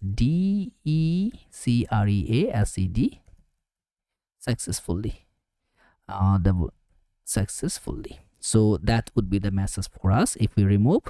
Now the last one is it will not be decreased. As you see, it will delete the product, right? So we also need to pass the message in that correct sense. So what we're gonna do, if the item count is bigger than 0, you know, that time we're gonna pass that. Otherwise, if this is the last one, we're gonna pass that message, which should be that toast.success. And here we're gonna go with the backtick, and we're gonna put the $sign and pass that product dot name, which going to be passing a substring, which also going to be 0 to 12. And here we're gonna pass that remove successfully. You can pass the 3 dot, or you can go with that. So if we go back here and remove, you see decrease successfully. If we just click the last one, the adult alter remove successfully. So the last one should be as a remote parameter. Now there is a changing pattern here. As you see, that could not be happen. See the distance here. So what we can do right now, instead of passing that, we can define a height of 20 just to see how much the height layer. Okay, that should not be from here. If we go back to our add to cart parameter, okay, so the button, that's the button here, add to cart, that's the one. So what we can do here, we can make a height of 20 just to see the ratio. I think it's too much. So now from here we can define how the height, I think instead of 20 we can pass simply a 12 height, so all the cart parameters should be aligned properly, as you see. Okay, now for that one also we can make that a flex item should be centered just to be at the middle. Okay, you can also make that items end, or you can create other ways. So at least my cart is now looks perfect. So now what we need to do, we need to get the value in the cart, right? So let's just go back to our cart, our, you know, we have one cart icon. So we are just going to go back our cart icon. In the cart icon we know how to pass the item, so should be const, and here we're gonna pass the item, should be passing that it should be is equal to use cart store From there we will get our items. So here we're gonna simply pass that should be items dot length is available, then passing that items dot length, items dot length, otherwise it should be 0 count. So right now if you just roll back here, yeah, we need to make it a client side as we're using that persist like the Justin here. So use client, done. So right now also you're using the persister, so you know if you are just making it reload, it will not be disappear. So we have the product here, you can remove, you see the 2 is coming, you can add. Okay, cool. I think it looks in a good way. So okay, perfect. So what else we are missing here? If we go and check back, we can go and feature and okay, I think that one is, if we created it or not. I think we created, no, we didn't created it. So right now we also need to create that page by which we can go and feature new all the teaser section menu we can provide it. So right now as we have our state is ready, now we believe also our source is ready. If we just make that chart here, as all the components align, if you add to cart, as you see, it's just adding from here. So right now what we need to do is to create this feature. Okay, we should check it here. Chart. Okay, yeah, it's already added. Good. So right now what is the missing account here? I think this one is down. I think that's not same. Yeah, okay. You can make it in that similar way, or also you can go with this changeable way. Which way you prefer, you can just go that. Okay, it's up to you now. So right now as we are having here, we need to go and create those things as the category feature section. So once we click on that, should be generating our category product. So right now we are going to create generate our category pages. Now, before creating the category page, we need to adjust the list of this, which is not actually the category list. As you see, that is our category list over here, which we are uploading that feature new accessories, woman, man, and t-shirt. So this is nowhere matched with that. So it's matched, but it's the similar, but the slag and other properties is not matched over here. As you see, if we go back to the header, also if we just focused in the header menu, we are using some kind of header data, the static data, which are just maintaining to create this scenario, but we will just go and fetch our actual categories, right? That will, in that way it will be more more sophisticated, and we can easily configure our properties. And to do that, in the header, as our header is still as in the server side, we didn't make it as a client yet. So here we can now configure and get our category properties. So right now, one more things which we need to adjust to create a function by which we can call our categories. So let's go over here in the hooks. I think we will go in our sanity, helpers, and the queries. So here we're going to create a new query. Previously we have the get the single product. Now we're going to also create another properties by which we can grab our categories, and that it will be export const get all categories.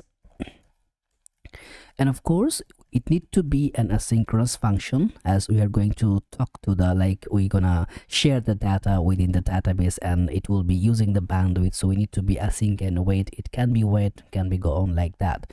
So now let's pay stat const categories query, and here we're gonna define our query, which it will be with that define query. And within the defined query, we're going to just write our query parameter. And by the way, you can also check with your vision. Like in the vision, we can just simply type about the type of which will be that category. And we will just go with the order name ascending. We don't want just to put the name, we want everything, right? Whatever the properties has, it should deliver all of this. Okay, 0 item. Okay, there is one more things which we need to remove is that condition. Okay, so it should be disappear from here. I think now we should be able to get all of our categories. Now if you just want to see how it will be look like, if we just provide the name, as you see, it's just coming. Oh, okay, the name okay, let me just grab all, and we're gonna see it's coming with the title. So if we just grab the title, you're gonna see all the categories is actually make sense. We have the feature, new accessories, t-shirt, woman, man. So in that similar way, we will grab it. So first thing in that queries, it will be an star mark. After the star mark, the third bracket, and then underscore type, which will be is equal to category, and after that category we want it to be coming as order, which will be name ascending. Okay, so that will be the query for our categories query. And now similarly, like the previous function, we'll use a try catch block here. In the catch, we'll just pass a log properties here in the console, just to say just to define that, or you can go with the console.error instead of the log, to just passing that actual error. So the error fetching all categories. Done. Now here in the try block, we will pass that const categories. It should be is equal to await, and now we're gonna make that sanity fetch properties, and from that value we're gonna pass the query, and the query should be our categories query. The categories query, and after passing the query, it should be retrieving the data. So you're gonna pass that return should be that categories dot data. If data somehow is not available, then also you're gonna pass an empty value. And now also, even we are having the error, you're gonna just pass an empty array. So right now I think this one looks perfect. So what we're gonna do now, we need to call that properties from our categories, like we will call it in the header. So let's go in the header, because remember the header menu we are calling, especially in the header menu is in our we are calling it in the header. And by the way, the header menu actually is the use client properties, so we need to go on like that way, so it will be easy and simple to understand. Now what we're gonna do here, there is one more things we need to go. Okay, we'll go that first. I'm gonna check if the data is coming or not, and as it's not to be, it should be here. We're gonna pass that, let's say const categories is equal to await get all categories. That's it. And now if we just make our log properties here, we should be able to see our categories. And I will just open my console here, and if we just save the product, let's hit save, and I believe we should be able to see the data value here. Okay, still I think it's compiling yet. Okay, we can see the data. I think it's just a minor network issue. So we can now see all of our categories is available here. Now you can just call the slag, and also like whatever the data you needed, you can just get it, those data. But right now I'm gonna get everything. Okay, so now as we are having the data here, what we can do, we can pass the data to our menu section. So I'm gonna just grab that data from here. And after that, in that header menu, I'm going to just pass in the same category layer the data, right? Now, there is one simple possibility, as you see, that categories is passing as any. Remember, we have one tiny function here, which is going to be, let's say, npm run. If we go back to our packages, we just create that one as that type gen. So npm run, we're going to run our simple type gen, enter. So this will help us to get our like what you can say, the types for our sanity types. And after that, it should not be related to showcase any, it should be providing an actual type properties. So let's go in the header menu. Now in the header menu, we can now call that categories. So we can just simply grab it, categories, and that categories, it should be, let's say, the categories, it should be the categories of that okay, I think it should coming up there, still not yet. So what I'm gonna do, I'm gonna just minimize that. If we go back here in the category, we should be able to see the category query list. So that's the actual form is coming over here. So we can just pass it, we can import it, and you see the type error, it just disappear. So right now we have that categories, right? So instead of passing that those categories, instead of passing that dummy categories which we are passing from the header data, I'm going to just remove that map to header data portion. So let's just remove it. We're not going to use it anymore. And here we're going to just simply pass our categories, right? So from the categories, simply I'm going to grab it not as an item, but I'm going to grab everything as a category.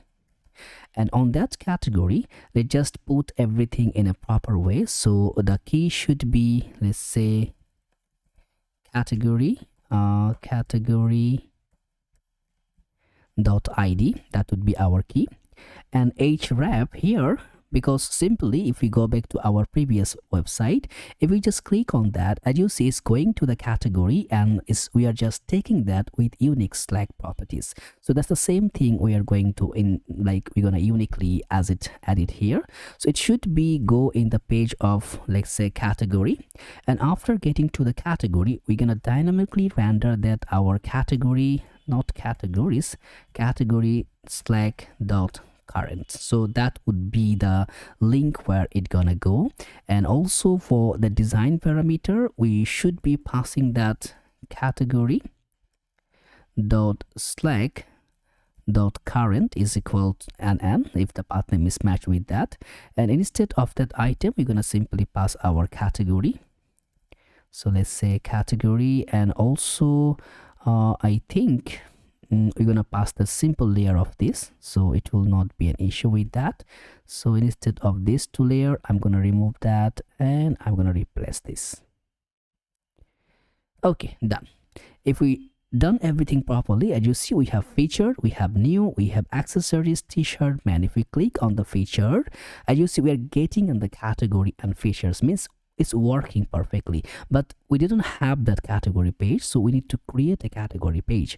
Remember, in that our app on the client section, we're gonna create a different folder which will be named as category, and on that particular folder we're gonna go with to create a unique page that it will be Slack, right?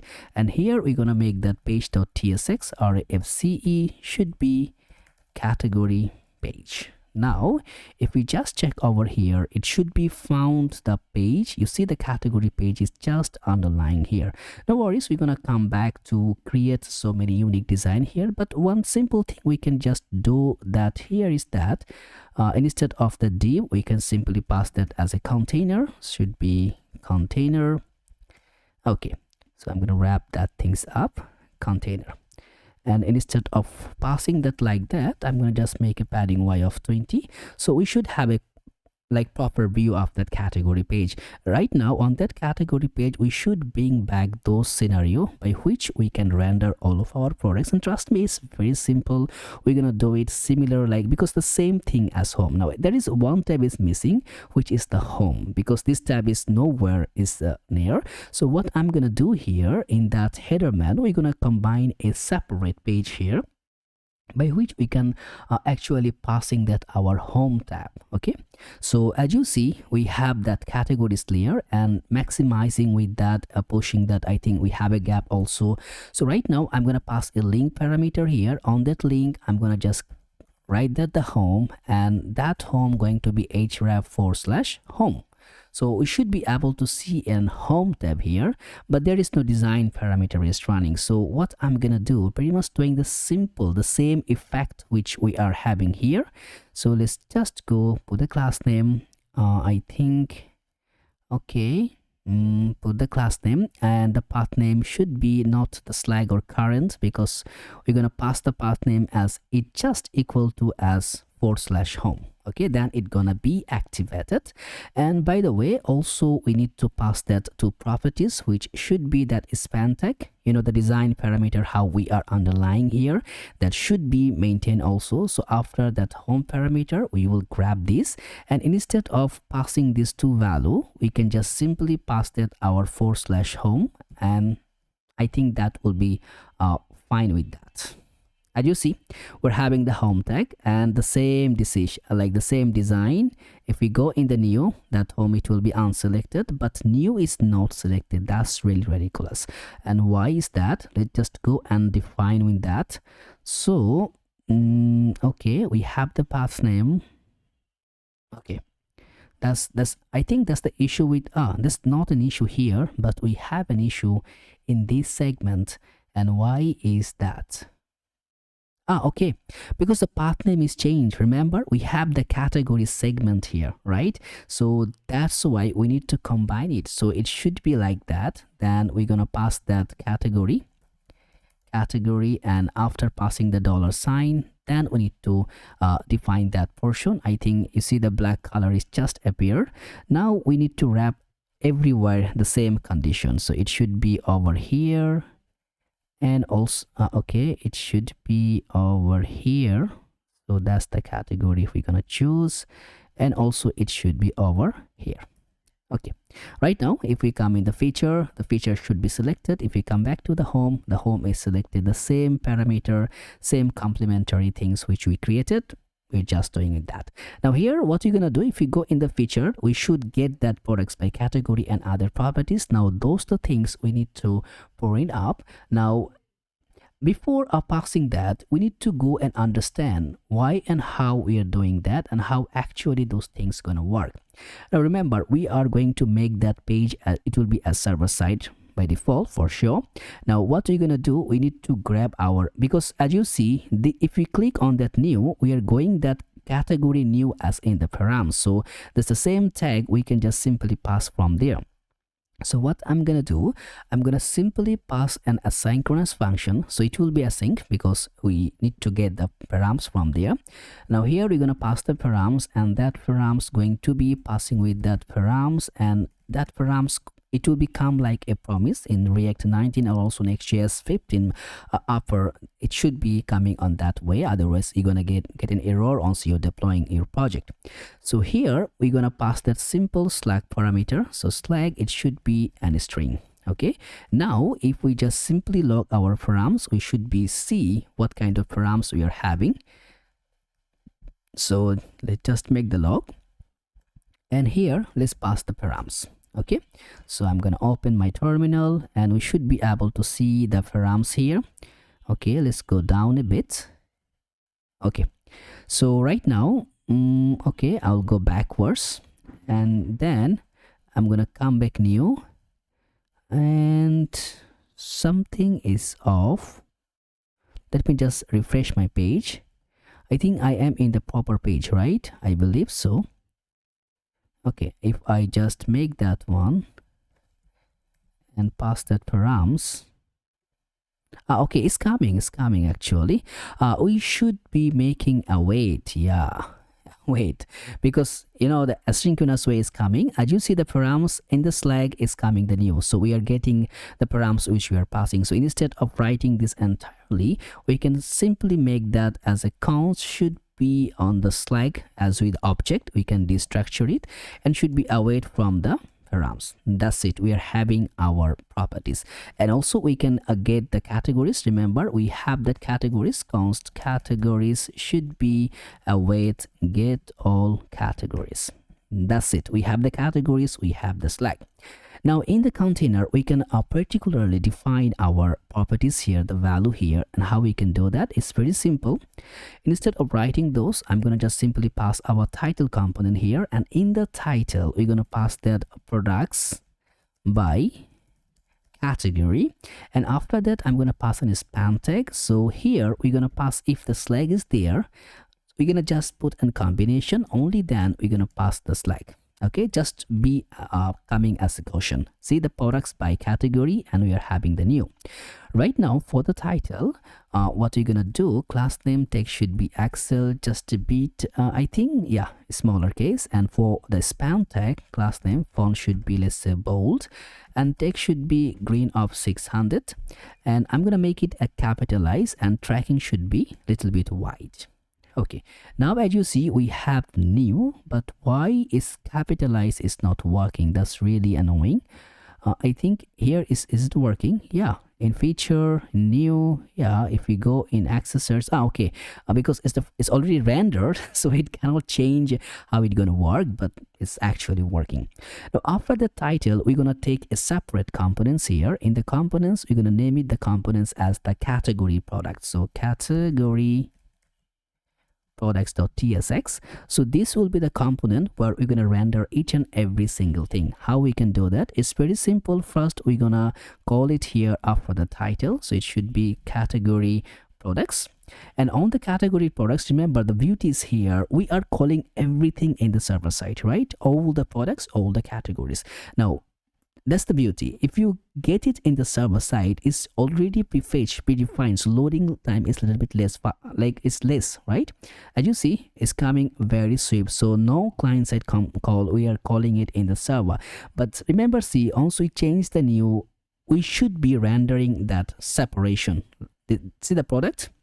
Because categories, as you see, what I want to understand, in the feature, we call the categories by itself in the server. So categories, it will be always there. But once we select the category, see the product is changing. So that's the same thing we already did in the home.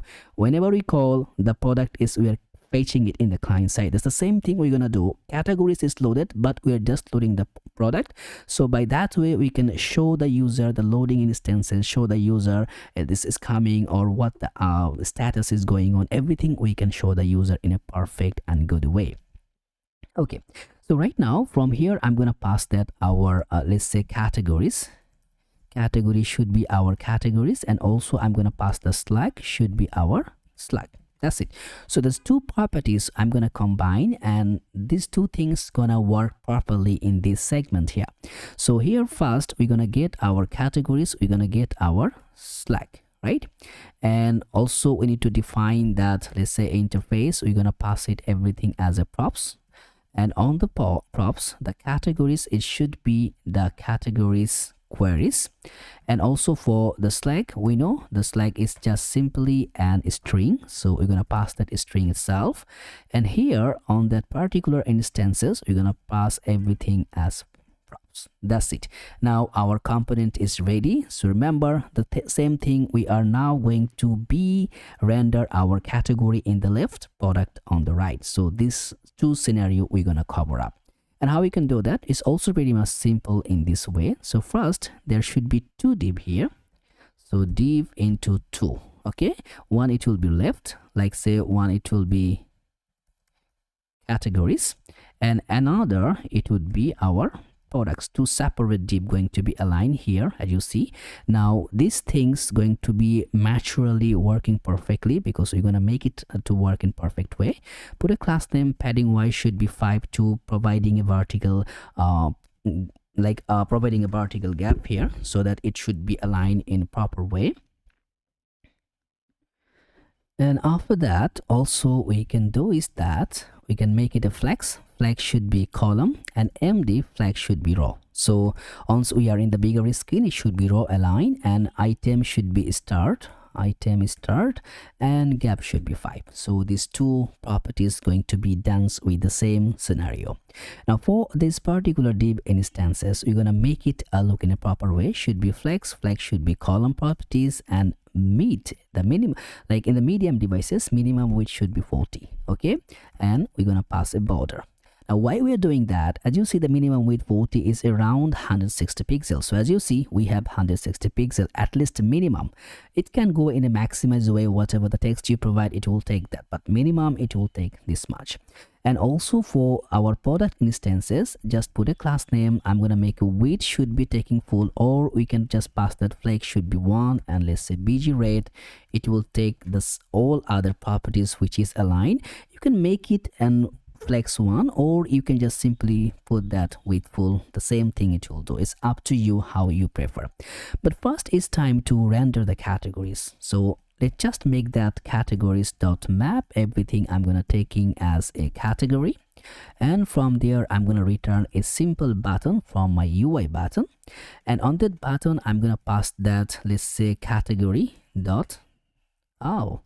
I think if you take the category, it's making the annoying thing is just passing the categories as the first topic. I don't want that. So I'm going to take it as item.title. You can make it the way you want, right? So the key should be item.id.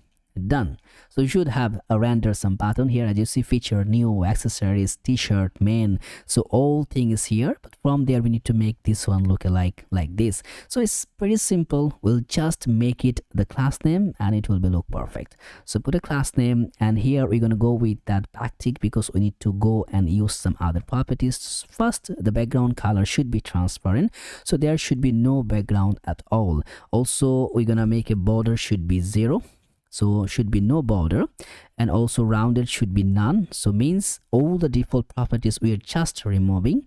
And then text should be dark color, so the black text should be appear. Okay, cool. And let's say shadow should be none. Okay, no shadow, nothing at all. You see, it's perfectly aligned and simply looks gorgeous. But there is so many other properties we should be affecting on here. And how we can do that? Once we are hovering, the BG should be dark color. Once we hover, text should be our white color, and font should be, let's say, semi bold. And also I'm gonna pass that hover effect to just passing an effect whenever we are hovering, as you see. Okay, cool. And now also I think it's better to provide a border B. So all time there will be a border on the B, but you see that border there is 2, because there is the, I think for the last I want to make border should be 0. Border B should be 0. Okay, so the last one we have no border, it will just indicately getting the border how it's supposed to be. Now what are we gonna do if our item dot slack dot current is equal to, now here we need to pass the current slack, and that's where we need to make it as a use client component, because right now whenever we click we can just handle our current slack properties. So I'm gonna first make it as a use client because I know the error is coming at the top. Now what I'm gonna do, const current slack, and it should be set current slack, and it will coming as a use state. By default, the slack which is coming at the first, it should be as a current slack. So whenever I come here, by whatever slack I click, as you see, I coming from the accessories, click accessories is already selected. Go back to the home, coming from the man is selected the man. So that's the one we want to create. So whatever the slack we are coming, that should be our first priority. So the slack.current is equal to, we need to mention that our, let's say, it will be the current slack, and we're gonna make that BG should be dark BG, and text should be white, and also border should be dark color. That's it. So right now, as we are having that feature is selected, if we go in the new is selected. So right now we know which one is selected or not. So every time we click something, I want that one to be my selected properties, right? And that for this one, I'm gonna just simply make an on-click event here, on-click function by itself, and that should be, let's say, set current slack. It should be item.slack.current, and that one passing that as a string value. We know that. So every time we click, t-shirt selected, man selected, feature selected. Now for that hover effect, you can also make it a little bit less darker. So let's say I'm gonna make it as 80% opacity, so whenever you hover, at least not getting that effective value, right? It's up to you how you prefer the design. So right now we have our current slack. So with that particular slack, we need to get our products first. After getting the product, we can now passing the products here to showcase what kind of products it would be. And to do that, first we're gonna take the properties here. So should be 2 separate properties, const products, set products, and should be use state as an empty array, and then we're gonna pass also loading, and should be set loading, and then use state. By default it should be as a false value. Now we have 2 properties. One is that product, set products, loading, set loading, 2 value, right? Now we need to fetch our products. How we can fetch that? We're gonna just simply write a function, should be fetch products is equal to, we need to make an asynchronous function, and here we're going to pass our category, not category. Remember, we need to go with the category slack, and that category slack, it should be, we are passing our own slack by itself. So we're going to pass it as, say, category slack Did we need to, okay, I'm gonna pass that category slag, and that should be passing as a string value. Okay, and from there we will define our function. So it should be, let's say, try catch block, and on the finally we're gonna just make that our set loading should be set loading as an empty, or not empty but false. Now on the catch block we're gonna just make that, let's say, console dot error. On the error we're gonna pass that error fetching products, just to see the error if we are having any. Now we need to fetch our product. Now every time, remember, we can actually fetch our entire product throughout our slag.current properties. And how we can do that is actually depends on our, like whenever I go in the try block, first I'm going to make it as true, right? Then I'm going to make my query. So the query should be within the backtick. And here we're going to pass that our star mark, the signature mark, underscore type should be is equal to, and here we're gonna pass that it should be the product, and now we need to reference that, right? So it should be references, the reference, because it would be go in the multiple references. So let's go here, and in the references we will write a separate property of type, and that should be underscore type should be is equal to, let's say, that first instance it should be category. So that first the category parameter it will be taking, and then and the slag dot current, and that should be is equal to the category slag which we're gonna provide. So category slag, right? So if it's matched with that, and after passing that we need to pass that underscore id. So the category slag is gonna match, and then it's gonna match with the actual id. And of course we want that one should be order, and that it be name ascending.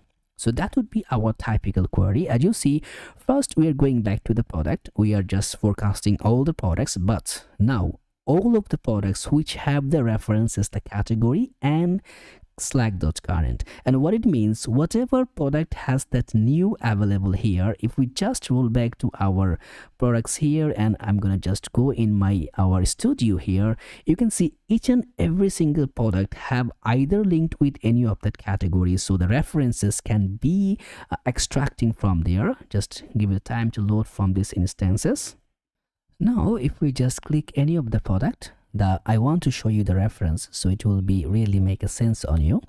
So now if we just go in the description for our particular product here, as you see, every single product have this product type, either jacket, pants, hoodie, shorts, others. That's the one thing. And we have the categories, t-shirt, new. So the reference is going to be forecasting from this, either is added on that categories or not. So that reference going to be occurred from there. Okay, so now once you are just dealing with that, it will be really making a simple sense here. So first thing first, what I'm gonna do, I'm gonna just simply write that const data. It should be await, because we need to go to call our client, and from the client client.fetch, we're gonna just simply pass our query, the query which we written there, and that should be passing that our category slag. Because remember, we are passing that category slag here as a prop, so that prop should be aligned.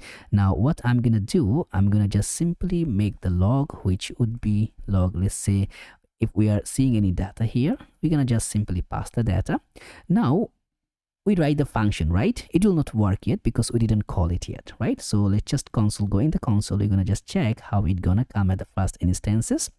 So simply we are going to run an use effect hook. So use effect, so every time the data scenario is changed, remember our current slag should be changed, and that should be called our data. So every time the current slag change, it would be calling that particular data. Now in the fetch product, we need to pass a property which is passing as the category slag, because I changed the different name, because if I put the current slag also here, the current slag is going to having some confusion. So here I'm going to just pass simply the fetch product, and I'm going to pass my current slag. So every time the current slag is changed, product should be called. As you see, we have 3 products here. If we go in the featured, you see we have 1 product here. If we go in the t-shirt, we have 8 product here, and you're gonna see that really making a lot of sense here. So as the data contains all the properties, so I'm going to just simply make that set products and should be available our data. Now what we're going to do here, first thing first, in that particular div here, so as we define that it should be full properties, so in the products layer we're going to just simply write some of the condition. The first condition, it will be once there is the loading, we're going to pass the loading instance, and if the loading instance is done, we're going to check also if we have that products. Remember, actually we did those things, and you know where, if we go in the page, if we just go directly in the client, remember this product grid, the same thing, the same functionality we have been doing here. Is it the products.length is coming, then we are passing those value, passing this product card, animate presence.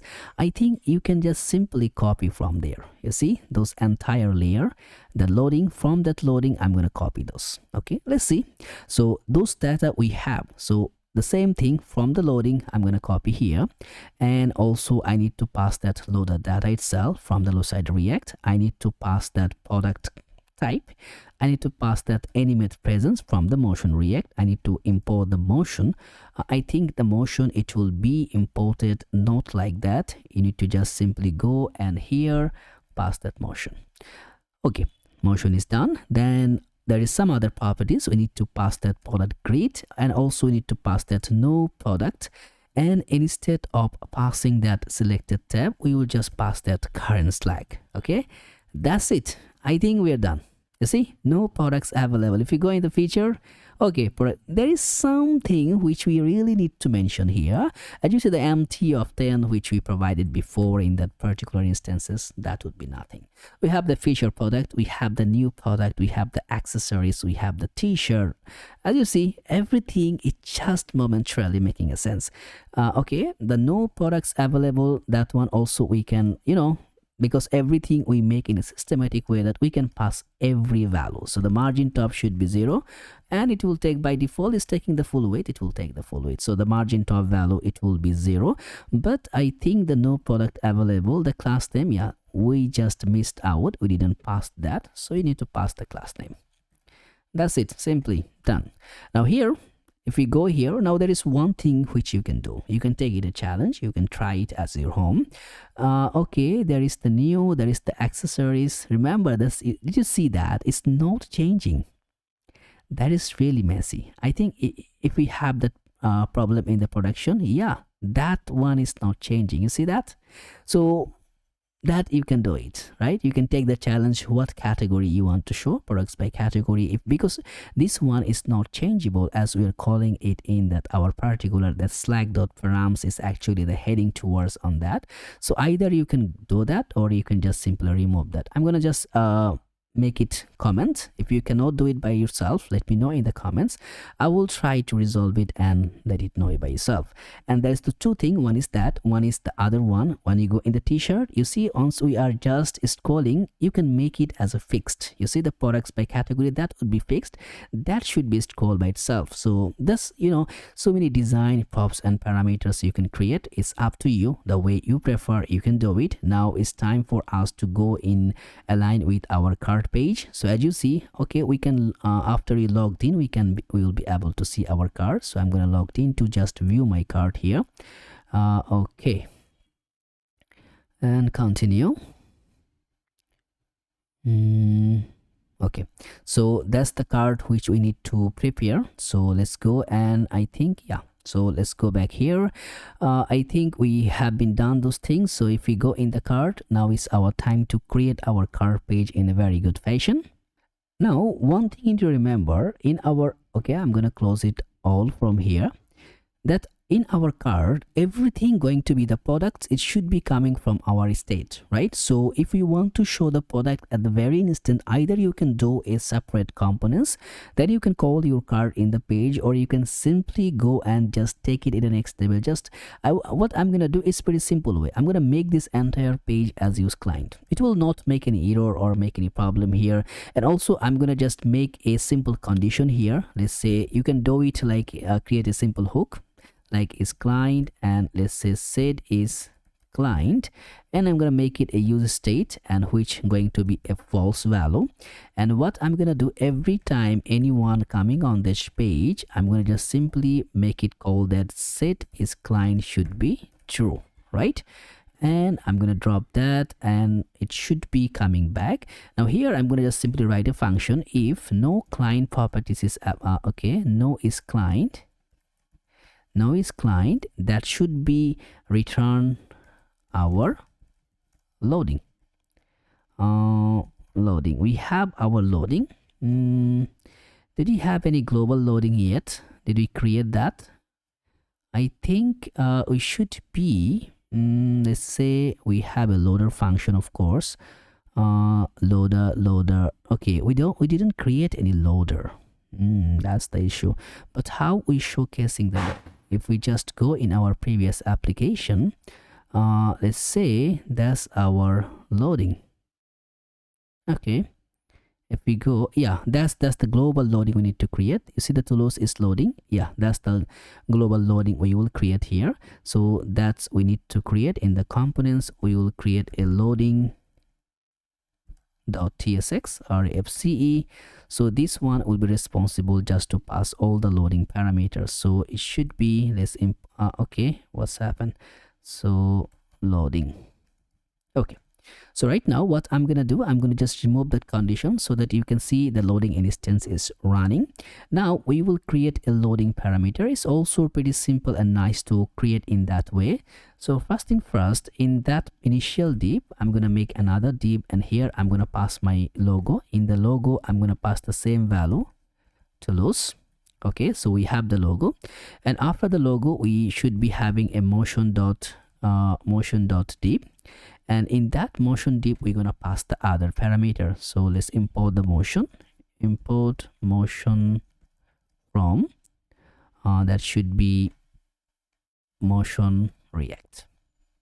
Okay, so in that motion we will simply passing a loader2 icon. So after the loader2 icon we will pass a span parameter that should be saying Toulouse is loading dot. So as you see, the value is just here, but we're gonna make it looks in a perfect way. So first, in that div instances, I'm gonna make it a fixed value, and min height should be screen, and width should be full, bg should be white color, and from the left 0, from the top 0, and entire things should be flex, item center, justify center. That's it. So everything should be in the middle, as you see. And now we also need to combine it in a proper way. I think I want the header to be seen. Okay, if we go here, okay, let's go home. If we go back home, if we reload, okay, in the card, yeah, that should be below the headers. I think that really makes the sense.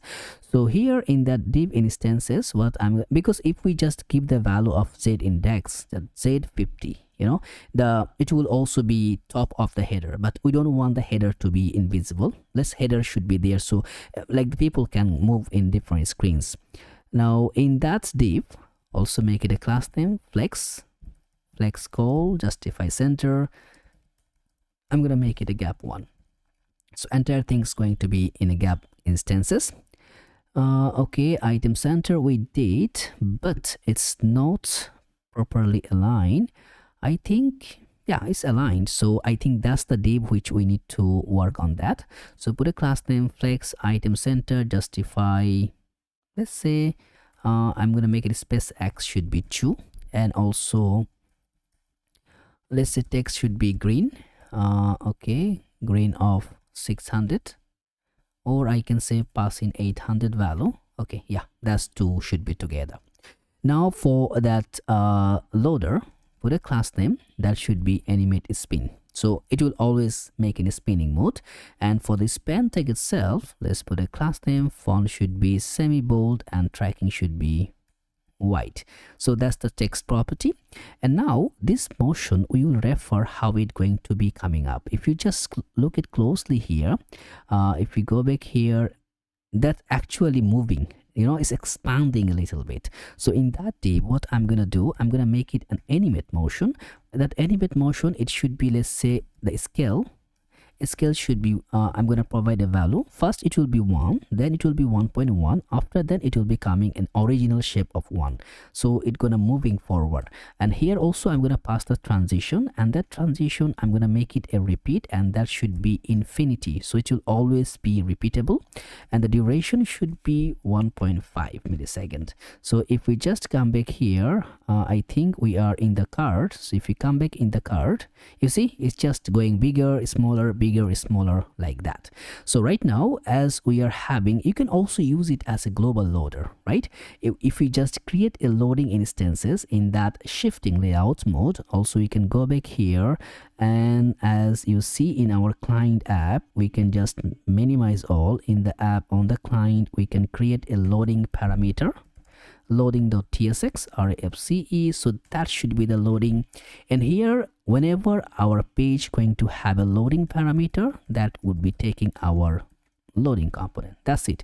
That's how simple it is. So it's pretty simple and pretty compact to use in that way. So now here, okay, there is something wrong. Okay, now in the card it's always showcasing, because remember, what is there? Okay, invalid class function components got undefined. Okay, so it's in the card. So let's go in the card. Right now I'm going to just simply pass that, uncheck the null value. So right now if we just check, yeah, that should be okay. Okay, what is that? Undefined. You likely forgot to export your component file is defined. That's the loading we called here. If we go back the loading, export default loading. What else? We didn't use any other properties, right? So no client, it should be returned that. I think we're good, but why it's having the issue? If no is client, and also if we just pass that, is it providing that error? Okay, React.js type is invalid. Expected is string for building component class function, or opposite undefined. Forget to. Okay, where is that? Okay, let me see in that our terminal. Okay, so if we go back to our particular pages here, okay, let's go there. It's actually rendering from the categories. Really?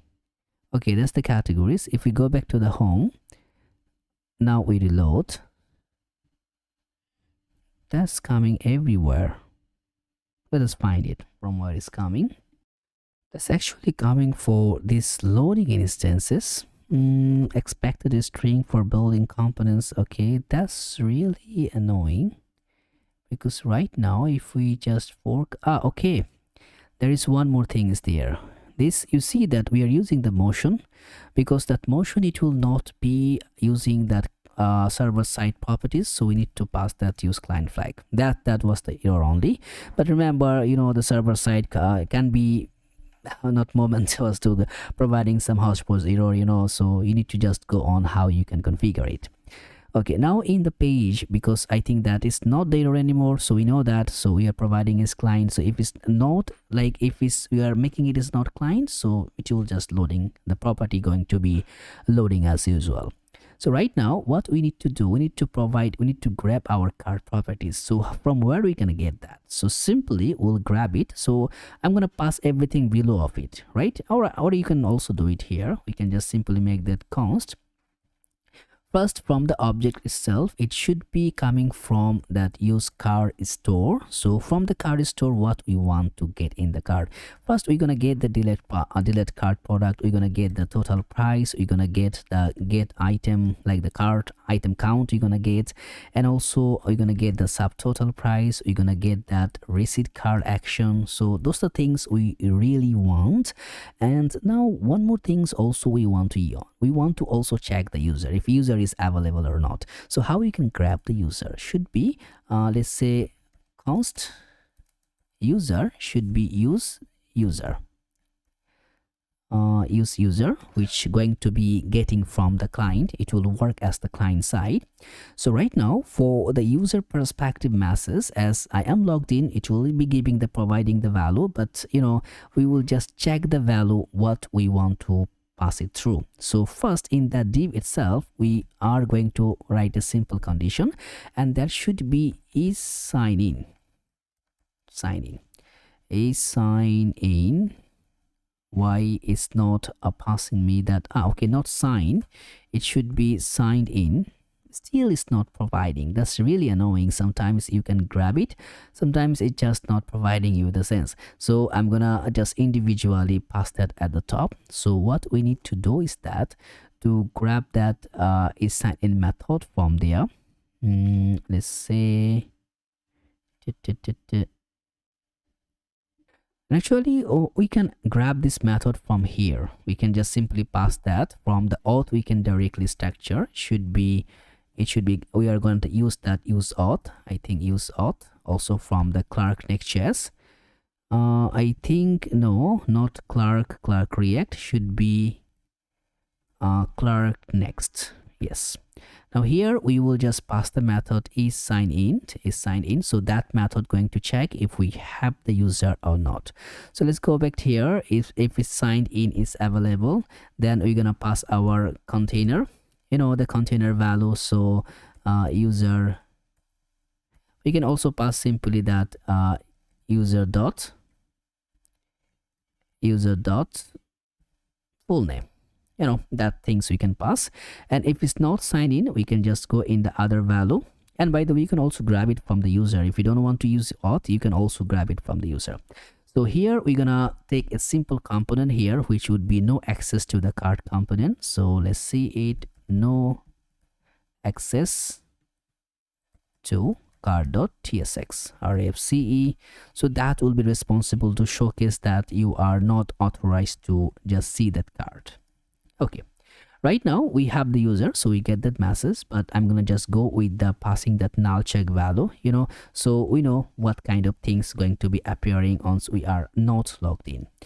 Whenever we are not logged in, we're gonna make a simple conditioning here. As you see that overall div, we're gonna just put a class name here, should be flex, item should be center, justify center. I'm gonna make a padding y should be 12, md padding y, let's say medium skin padding y should be 32, and bj should be gray of 100, and padding should be 4. Okay, that is how it's gonna be looking like, no access to cart. And within this ratio, I'm gonna grab the cart properties from UI cart, and on that I'm gonna pass a cart header. And on that header, in that div itself, I'm gonna pass first our logo, right? So that would be the logo and Toulouse. And after, I think the card is not imported yet. Okay, so you see the logo itself is here. Now in that card, also after that logo, so after that div, we're gonna pass a card title, and there we're gonna pass that welcome back. Okay, so that's the simple message we can create. In the card, we will make some of that class name. Okay, class name. By default, it will take the full width, but max width should be MD. Okay, so that should be the maximum width properties. And for the card header, I'm gonna also provide a space. So class name space y should be, let's say, 1. space space y should be a proper gap over here. And on the div itself, flex justify center to provide that in the middle. And also for the card title, let's go and make that class name as should be, text should be 2XL, and font should be bold, and text should be center aligned, so it will be coming at the middle. Now after that, we're gonna pass that card content. So the card header is done. We're gonna pass that our card content. In the content, you're gonna pass a p tag, should be say login to view your card items and checkout, and should be don't, and we're gonna pass that and a pause. Don't miss out on your favorite products. That's it. So that's the simple text ratio. And after that, we're gonna pass that sign in button from the Clark, and on that button we're gonna pass our button here which will say sign in, and on that button we're gonna pass the mode should be passing a model. And also for that sign in button, put a class name which should be take a full weight, font should be semi bold, and I'm gonna pass a size which should be an like a large button. Okay, so we have that sign in button already there. So in that cart content, we're gonna simply make that class name space y should be 4, just to provide a reasonable gap for every single component. Okay, SPA, that's the mistake I'm always doing. Okay, so sign in, and after sign in, on that, after passing that cart content, we can also pass that cart footer. Cart footer. In that cart footer, I'm gonna pass a div. On the div should be don't, and also passing that an oppose. And here it should be have an account. And if we don't have an account, basically what we are doing, we are passing maybe that sign up button. And on that sign up button, we're gonna pass a button properties again, and let's say create an account. And also the mode should be our model mode. And of course, for the button, we should be passing a variant type. So the not the value should be variant, should be outline. And we're gonna pass that class name which should be full, and also the size should be, let's say, LG. Okay, so don't have an account, you can create an account anytime. As we are passing that cart footer, this class name flex column space y should be 2, just passing a proper gap. If you click on that right now, as you see, because we have the user, so it will not reflect on that. So what we're gonna do here, I'm gonna remove the null check, and we have the user. First, I'm gonna log out so that it should be, as you see, if we go in the cart right now, okay, we can now go with that. So cart, and we need to sign in. Click on sign in, go in the Google, and then come back with our own account, and we should be able to go and view the pages and everything just perfect. So I'm having here now, as we have the access and the properties, it's time to showcase our product, right? So now we need to just forecast our like the products. As you see, we have our sign in. Now also we can now check up if we have the products or not. Remember, we have one grouped, I think. No, we there is one components which we use for getting the grouped items. Remember, if we go back to our store, that grouped items going to be, remember, just passing that all the cart items, right? So now we can call this one, I think, because as it's a function, it should be, yeah, grouped items, just calling right here. And if we just log, let's see if we can have that grouped items. Get grouped items, enter. And now we can see the log if we are getting any item from there. Okay, it's just a function, so it will not be passing. Or if we just combine, you see, we can now pass the items, like we have all the products item from the group product, we can just see. So this actually kind of work on that sense. So right now, if we are having that, we can just simply, instead of that console log, we can pass that const cart products is equal to get grouped items. So right now, as we are having the cart product, so we can now simply go with that, like if we have the cart products, or if we just have doesn't have the, because right now we have the login instance, right? So also we need to check if we are having the products or not, right?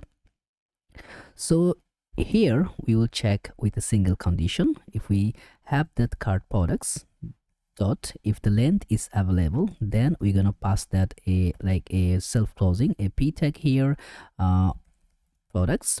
And if we doesn't have the cart products, we can now passing another simple components which will grab us to provide an empty cart scenario. So it should be empty cart.tsx, and just gonna import that empty cart here. So right now it's gonna show the product, so I'm gonna go and make the null check. So you see the empty card is just popping up. So in that empty card we can make a little bit a good design sense here. As you see, if we go back our this current one, I'm going to receive the entire card. You see it's just showcasing here that your card is feeling lonely, and you see the effect, the animation ratio, how is going on. So that's the same thing we are going to create right here. Instead of this, you're gonna see those things. So to do this one, I'll go in that empty card component. Let's close this and this. Here we're gonna go in a very specific manner. So first thing first, remember we have one image. I'm gonna call that, and of course as we're going to use the motion, I need to make it as a use client flag. Use client, and it should be import empty card from, it should be add images. Why the add is not working? It should be I think we have the images directory or not. Did you bring our images? No, we don't have our images. Okay, cool. Till now we was working without the images.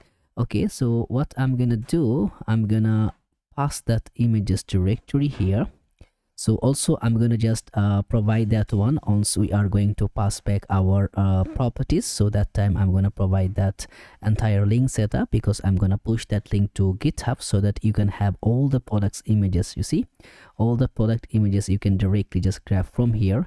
And as you see, the empty card, loader image, logo, and this for the vary. So I think this one will not tick it there, so I can just remove this scenario from here. Okay, done.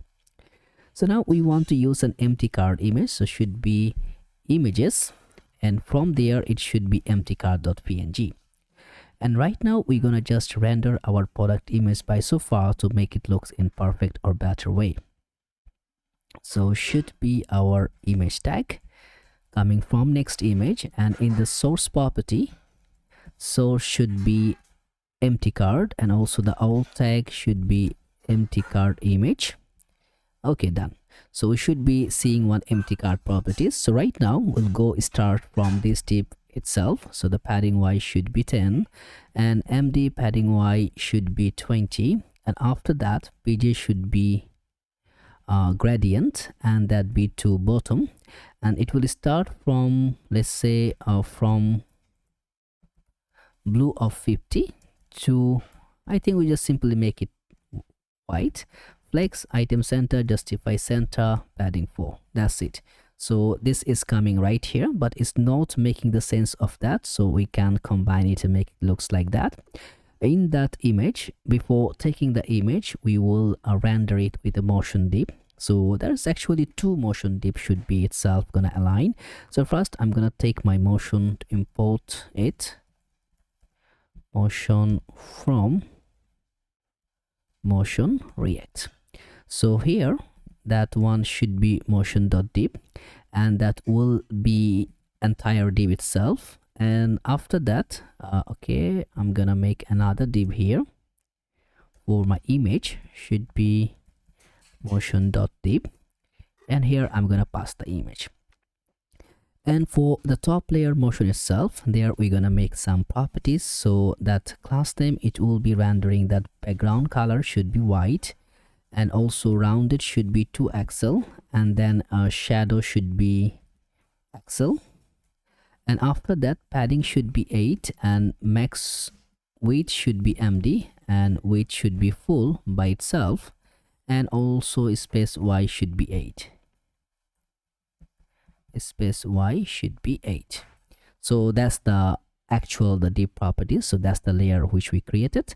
So now this motion itself, as you see, once we reload, it's not if we just come back here, it's not coming at a time, it's providing some instinct to render. Okay, so that's the same motion, it's effect we're gonna provide here. So what we're gonna do, just simply you're gonna define that initial, that should be opacity should be, let's say 0, and y should be 20, and also it's gonna be animating. So the animate, it should be, let's say opacity should be 1, and y should be 0. And after that also we're going to pass that transition, let's say transition, and here we're going to pass that only the duration should be 0.5, so 0.5. Now if we reload, it should be coming from the bottom to top, just a little bit slide. Okay, now after itself we need to make the image looks in a better positioning. So let's go over here. Remember we used that animate effect, and here we just pass that scale properties. Here the first instance should be 1, and that should be 1.1 and then 1. So one is the scale property, another should be the rotate value. Remember the side by side rotate instance is happening, so that's the one which we create. 0. That one would be from 0 to just say 0, and then we're gonna pass to 5, then the -5 value ratio, and then the 0. Okay, so a little bit a slide, like you see that slide effect is going on, like left to right, right to left. That's the animation going to effect on that. And also we need to pass that transition from here. So the transition, we're gonna make that repeat. Okay, I think yeah, should be repeat, and that repeat going to be infinity. And after that duration should be, let's say, just simply 5, and it should be easy in out. Okay, so now if we reload, we should be able to see the rotation value. Okay, as you see, but it's a very big image, so we need to make it highlighted a bit. So class name, that should be, I'm gonna make it I think instead of making that one here, or we can make that, we can provide the class name for sure, but also in the top layer we can pass the class name. And I'm gonna make it as a width should be 48 and height should be 48, MX auto just to be aligned in the middle. So you see, looks cool. And for the image property also, I'm gonna make some class name over here. That should be, let's say, drop shadow. Let's say LG. So the drop shadow should be LG, just to make it a little bit clear on the effect itself. And also we can just combine, like let's say object contain, and then we can just make that layout. So should be layout, let's say fill. Okay, there's a lot of other things which you can do, and also I think that's that much enough for right itself. So right now, and also the field properties is not required in this segment. Yeah, you can go without field also. So as we are having that, one more property is required, is the motion. This cart itself is moving with that. So to just go align with that, I'm gonna make it as a relative div, not require relative. And after passing that relative on that particular itself, I'm gonna make that another motion.div, and here I'm gonna pass that a shopping, let's say shopping cart icon, and that icon I'm gonna provide the size of 24, and also the class name text should be white. You will not see anything because it's the white color. So what I'm gonna do, and the div itself, it should be a class name. I'm gonna make it as an, okay, something I messed up. Okay, class name, I'm gonna make it an absolute. From minus top it would be 4, and from minus right it would be also 4 to be okay. I'm gonna also make a background a blue color of 500, rounded full, and padding should be 2. So you should be having to see one icon. You see the icon is available here, but that icon also is moving forward and backward by itself. So the thing is, I'm gonna just go and copy this entire things from there, and on this parameter I'm gonna implement that. So this one, instead of that animates, instead of that scale, I think I'll not provide the scale. I'm gonna provide that x value. So the x should be, let's say 0. Then we're gonna also make that -10, then also 10, then 0. And also you're gonna provide a y value, then y similar effect going to be that 0, -5, 5, and 0. Okay, so the duration, it will not be 5 by 3, and also easy should not be that easy in out. I'm gonna just make it a linear properties here, linear properties. So as you see, if we just reload that, it should start working on particular instant movement, and you're gonna see, you see, this looks quite well. Yeah, same properties. Now our major thing is done. Now it's very simple to go work on the other properties itself. So what I'm gonna do after the div itself, I'm gonna taking another div here. I'm gonna put an h2, you saying that your card is feeling lonely. Okay, then a p tag, and then we can just pass it. Looks like you haven't. So an oppose haven't added anything to your card yet. Then let's and change and find some amazing products for you. Okay, done. So we have our text, and after passing the text, I think we can just make rewrite in a proper way. So class name text should be, let's say, center, and space y should be 4. Okay, and for the p tag, it's like h2 itself. For the class name, text should be 3xl, font should be, let's say, bold, and text should be gray of 800. And for the p tag, we can just render in a very little motion. Class name text should be gray of 600. So that's it. One more parameters is needed after this div. I'm going to simply take a link parameter here from our next link, and that href should be providing the href for the home.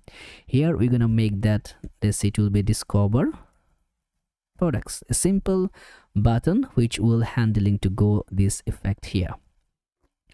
Just to make these things look work in a perfect ratio, put a class name, and I'm going to make it a block parameter.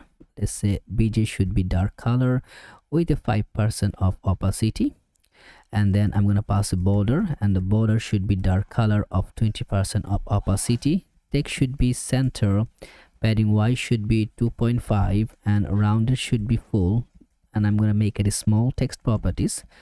Font should be semi bold, tracking should be wide, and whenever we're going to hover on that, border should be dark color. Once we hover, bj should be dark color. Once I hover, text should be white, and I'm going to pass that hover effect just to provide our effect, the one which you're looking for. If we click, it will directly take back to our home properties. Let's go back to the card. Now, as we are having the product, we are not going to showcase this ratio. I'm just going to remove that, and our entire thing's going to coming up. So we're going to just add some product just to see what kind of visible ratio it will be there. As you see, that's the same thing, image and other properties, and we're going to go in a simple way and other, just look it in a nice and proper. Just to go and define on those ratios, so in the card we should have two, one left side, one right side. These two properties we need to create. So as you see in that div,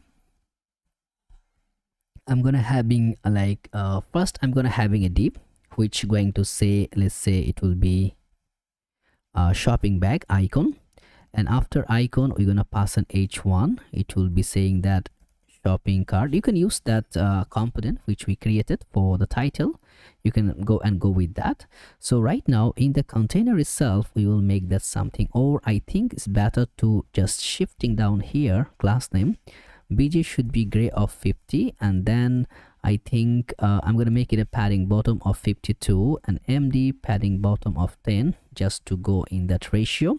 And again, I'm saying my entire design is for the responsiveness, so whatever the class name I'm typing, it will be either for the effect of responsiveness. And the container, I'm gonna keep it as simple as it is. So the class name should be, let's say, okay, there is one thing which there's things okay. So now in the div, making a flex, item should be center, gap should be 2, and I'm gonna make a padding y should be 5, just to giving a proper alignment. So that's the small alignment which we are giving here. After that shopping bag icon, I think for this one, I think we can just simply make that directly here. Text should be text, I think default text. Okay, I'm gonna keep this one as default. So right now for the shopping parameter, put a class name, text should be 2XL, font should be, let's say, semi-bold. So we have the shopping cart. Okay, so it's time to showcase the product, how it would be just rendering our entire product scenario. So after this div, that's the top layer of the div, we're gonna render another div, and on that div itself we're gonna showcase the product. So within that div we should be having two properties, right? I can say because we are having, as you see, if we go back in our smaller screen, you see the different menu is coming. So that menu is going to be in different once we are having to be in a proper shape. So first there should be one menu which going to showcase our entire product, and there would be like another, like if I say should be summary.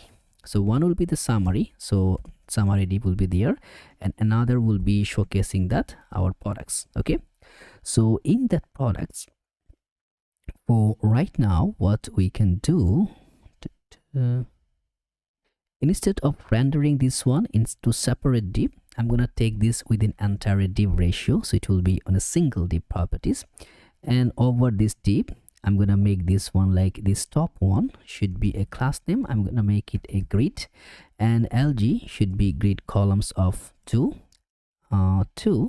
and I think 3 should be better, and MD gap should be 8. So so that in a larger screen it should be the providing a 3 columns of grid, otherwise it will be fine.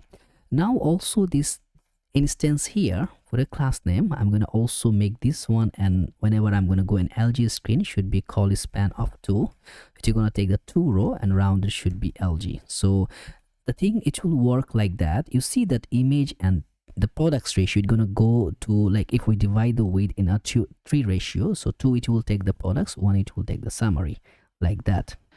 Okay, so now we can showcase the product. As you see, we have the product in line here in the grouped items parameter. So we can now go over in this ratio on the product.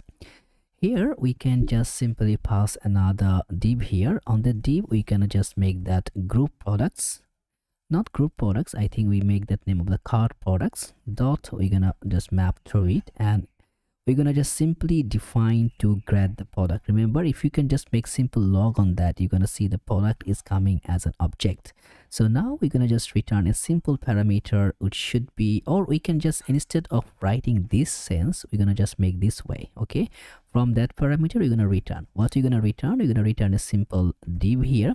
And why we did that, because we need a variable called item count. This one, it will only come once the product ID we are providing, right? So here we're gonna just simply passing a p tag which going to render that, let's say it will be product dot name. As you see, it's type safe, so it will always giving the same property. So key should be product underscore ID. If we save, we should be seeing 3 particular products. Good, so it's working in perfect way. So that should be that ratio. And another one, it would be, I'm gonna just make some text here for the summary.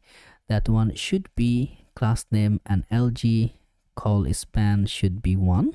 That how it gonna be. And after that particular div, we're gonna take another div and passing an h2, we'll say order summary. So there we're gonna showcase the summary. One side it will be details, one side it will be the summary. And for the summary itself, in the div, we can make that class name. By default it will be hidden. MD should be inline block, because we're gonna have 2 set of summary, which should be full, and BJ should be white background, padding should be 6, rounded should be LG, and we're gonna pass the border ratio. So that's the summary it gonna be. And I'm gonna just make that one align so that you're gonna understand that there is something. So text should be XL, font should be semi bold, and margin bottom should be 4. That is the order summary. Now we're gonna align that product itself, and to keep the product a bit of tight portion, so what I'm gonna do for this div itself, for the class name, I'm gonna make a border, background color should be white, and rounded should be MD. So you can see a particular ratio. So that's the one. From this motion we're gonna keep it like that. Okay, let's start working on that. Now on that div here, I'm gonna make some class name here, which should be, I'm gonna pass a border, padding, I'm going to pass a border bottom, and padding should be, let's say, 2.5, so it will be around 10 pixel. And for the last one, I don't want that border bottom should be seen here, so should be border bottom should be 0. And also making a flex, and it will be item should be center, justify between. I'm going to provide a gap of 5, so 2 layer of item it will be there. As you see, the product image, and another is the price rationing or others. Okay, so now instead of that price, first I'm going to render the image. Okay, so I'm going to just cut this one out right now. And for after that, I'm going to pass a div here. In the div, if we have that product.images, and we're going to render our image properties. If we have that product images, actually I'm going to render a div here. On the div, I'm going to just make that our image properties. Okay, image. So on the source, it will be url4, and on that I'm going to passing that product.images, and I'm going to get the first images, and I'm going to hit that back to the URL. And also for the alternative tag, it should be that our product image. And after that, also passing that width of 500, height of 500, as the image going to be coming from the Sanity. And I'm going to make that loading should be not loader, should be loading, should be lazy loading. So once the product is coming, the loading should be affected. As you see that we have 1 image, 2 image, 3 image, but it's not looks so good. We need to make it looks good. So first I'm going to go and put some class name over here. Class name, it should be passing, I think the top layer we're going to pass the class name. So the class name, I'm going to make it a flex, and flex should be 1. Okay, flex should be 1, so it will take the entire gravity over there. Item should be centered. I'm going to put a gap of 2, and height should be from this instance 36, and mid-level height should be 44. So it will not be compressed. So you know the thing is working, but the image we need to work on that. And for the div here, border should be there, padding should be 0.5, and also MD padding should be 1, margin right should be 2, and rounded should be MD, overflow should be hidden. I'm gonna make it as a group, so whenever I hover from there, there should be some action. You see the difference and gap is here, but you know the image is just overflowing. We need to make it looks perfect. So class name, which should be 32, and also I'm gonna make mid-level, which should be 40, so entire 40 weight should be coming aligned, and height should be 32, mid-layer height should be 40. Okay, so I believe why, what's wrong here? Okay, save. You see that image? That's the same image ratio which we have, just need to see the property value. And object should be object need to be cover, so 40 object should be cover. That's it, like that. Now what I'm gonna do here, whenever I'm gonna make it in the group and hover, I want to make it scale, and that scale should be 105, and overflow should be hidden. I'm gonna make that, I'm gonna just pass that hover effect. Okay, that's it. If we see, okay, now instead of writing the div, what I believe to make it as to go with the link parameter. And why? Remember, once we just href on that, remember how we want to go back on that. We want to go to our product, and then it should be / and then make say product dot slack dot current, so it will take back us to our single product.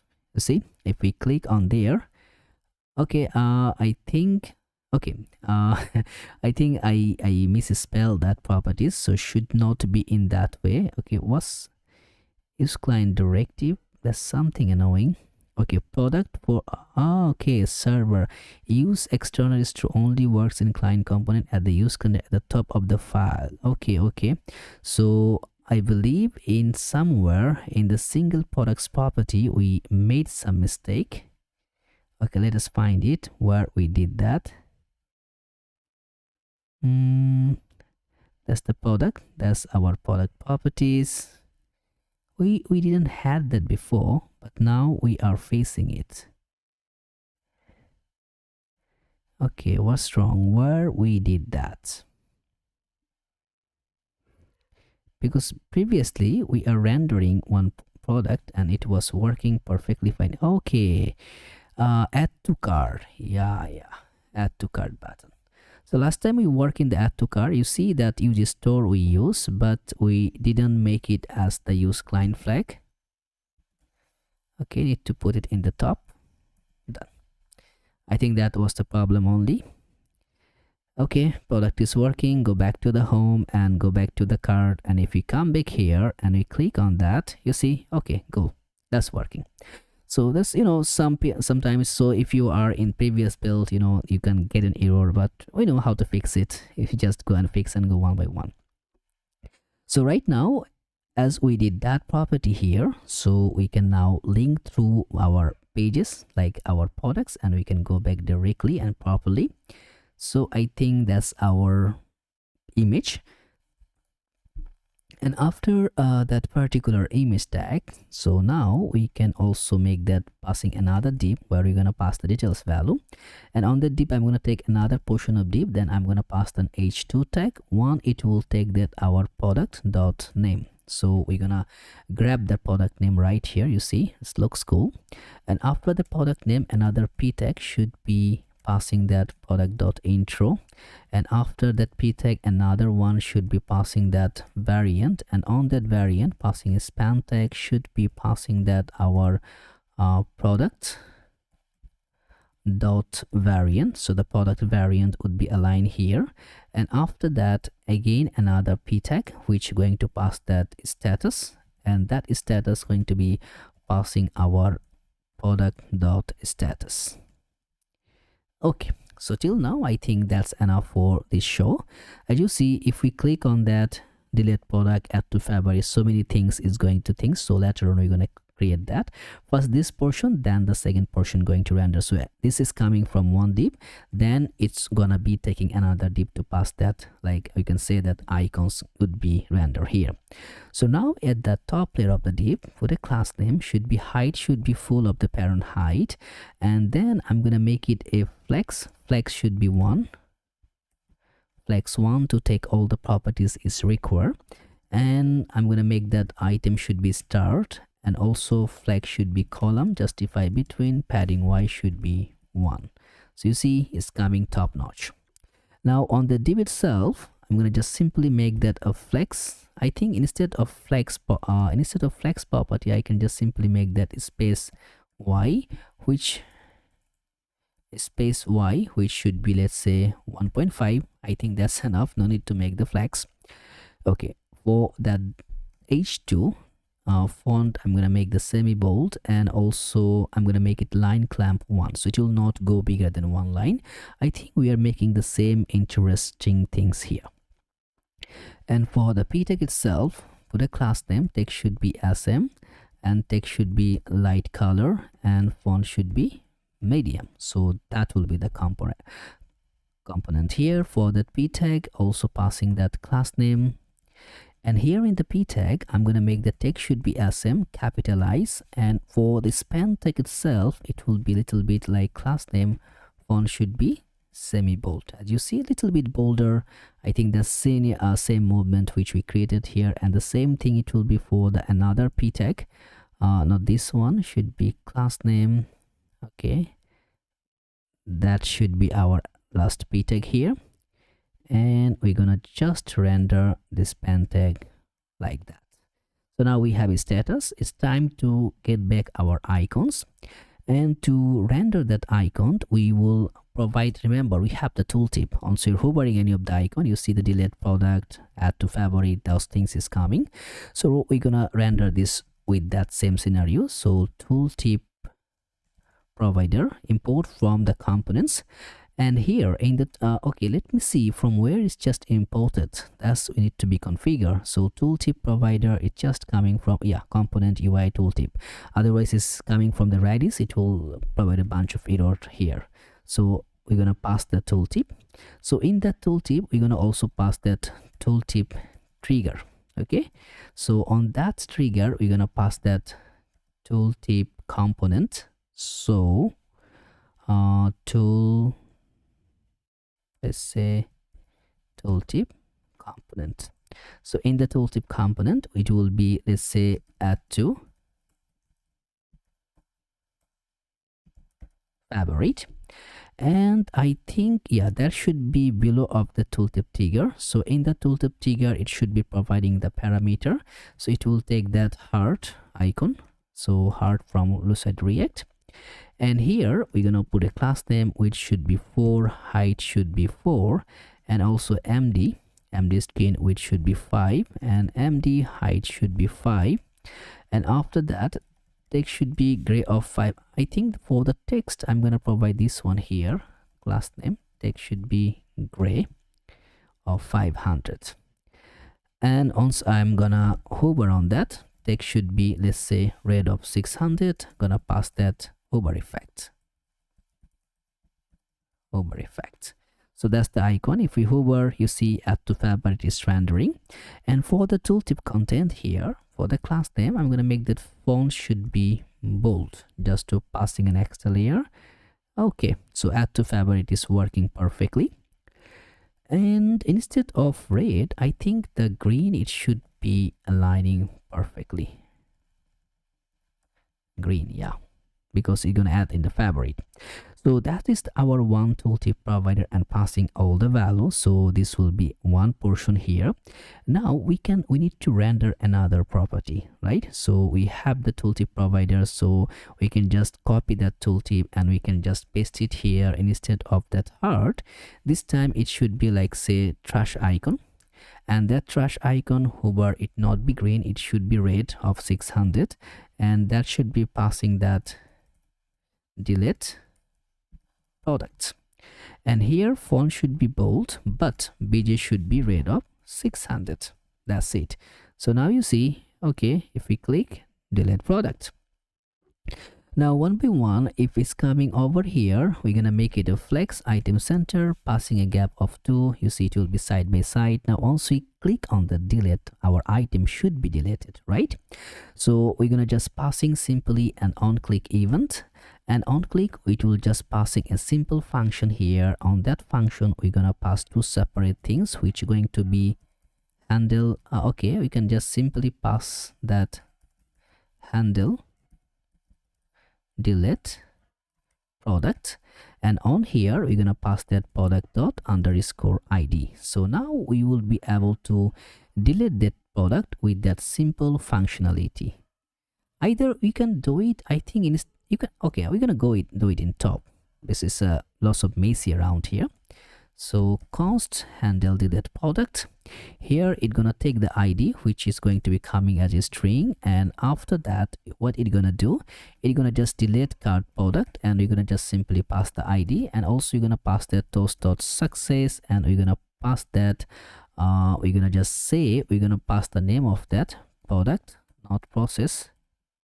Okay, we need to pass the name if you want to showcase the name. I think no need. We can just simply pass that product deleted successfully. That's it. Okay, save. Now if we just click on that, okay, it's not deleting. Why? What's wrong here? Okay, click. No, it's not deleted. That's something. Okay, if we go and see if we import it, yeah, it's imported. If we go back to handle delete product, that also perfectly aligned. So the product.id we are passing here from the heart. So what's wrong? This should be. And also our toaster is not coming, so we can just see in inspect if we are messing anything up. So here delete. Okay, no, we are not seeing anything here. So first what I'm gonna do, I'm going to just simply make the log just to see if it's working. Actually, did we clicking there where we write the function? That's it. Okay, we write it in the heart. It should not be in the heart, it should be in the trash icon. Yeah, that was the problem. Now if we click, okay, product deleted. That's simple it is. So now if as we are having that, our properties is done. So we have this whole scenario here as the link. We have our one case where we are showcasing the product and other ratio. Now what we need to do, we need to create this another item properties which should be aligned with like after the tooltip provider. So I believe there is the tooltip provider div. So we have been finished that. And I think after this layer, we can now come here and make another div.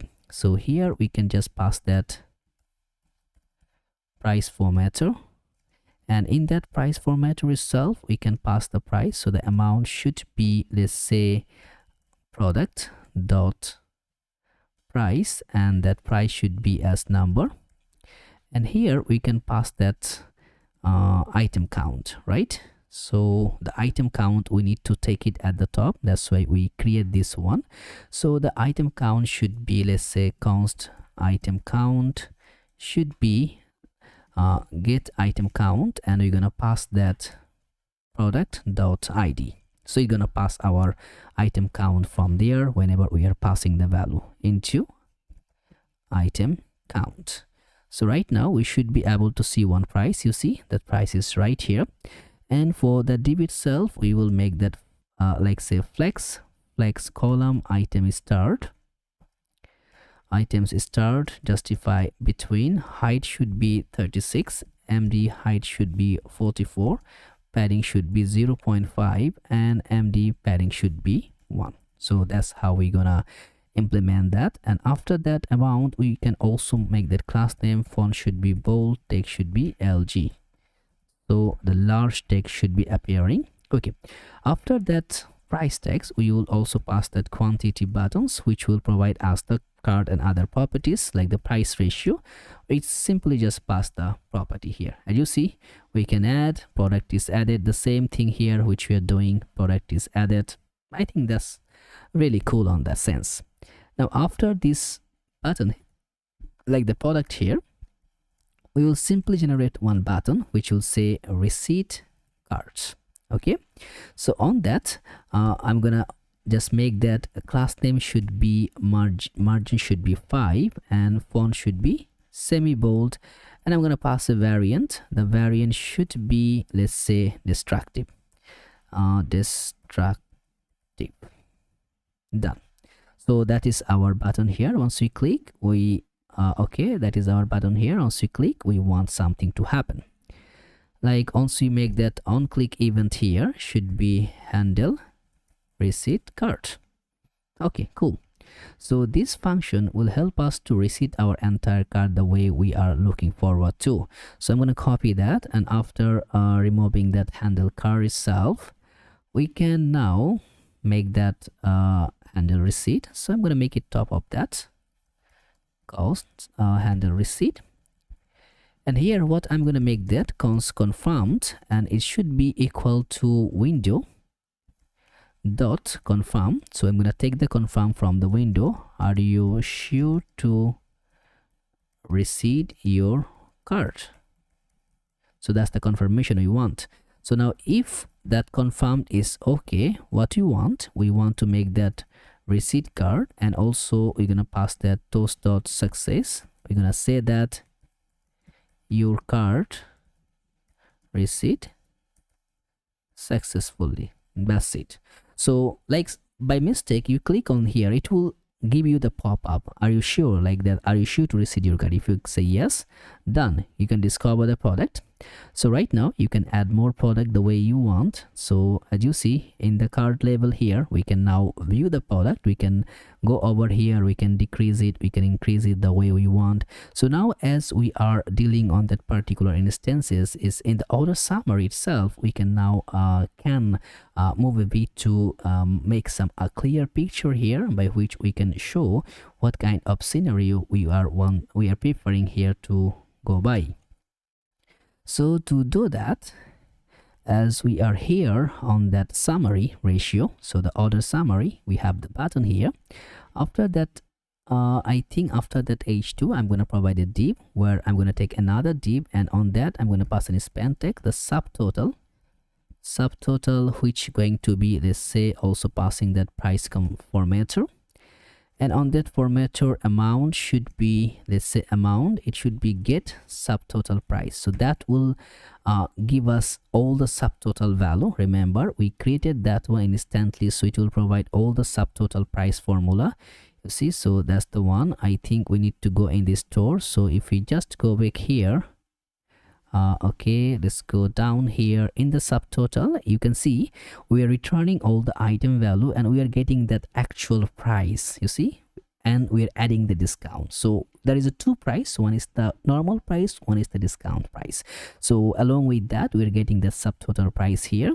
So now okay, I think we'll close that and I'm gonna go here. So if we save here, you see the subtotal is 497.95. so now we can depend on it and make it looks better way.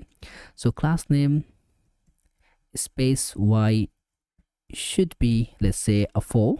Okay, so now also put a class name. We're gonna make flex justify should be not center but between. And for that span tag itself, I think I'm gonna make it like simple as it is. So you see, looks good. And for the price formatter, you can make the price bigger. I think what I keep the same way. So yeah, that looks good. After the div itself, we can take another div. The same thing, span should be discount.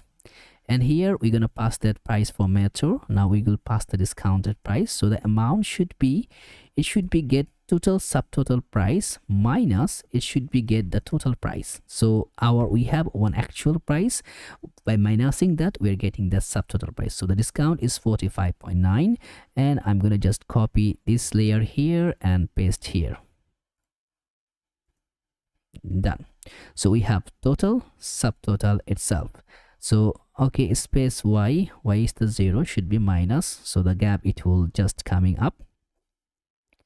Now as we done here, after the div itself, I'm gonna pass a separator. Okay, so our separator is right here. Now we need to combine that our total value. Total value is pretty simple. So if we just pass that div here, so also span tag, we'll pass the total value. In that price formatter, total value should be our, let's say, amount, and that amount should be get total price, right? And also for the class name, text should be LG, font should be, let's say, bold, and text should be fully black. Okay, and for the div itself, for the class name, flex justify between. That's it. So you have 442. So if we just individually, like I will decrease some product from here.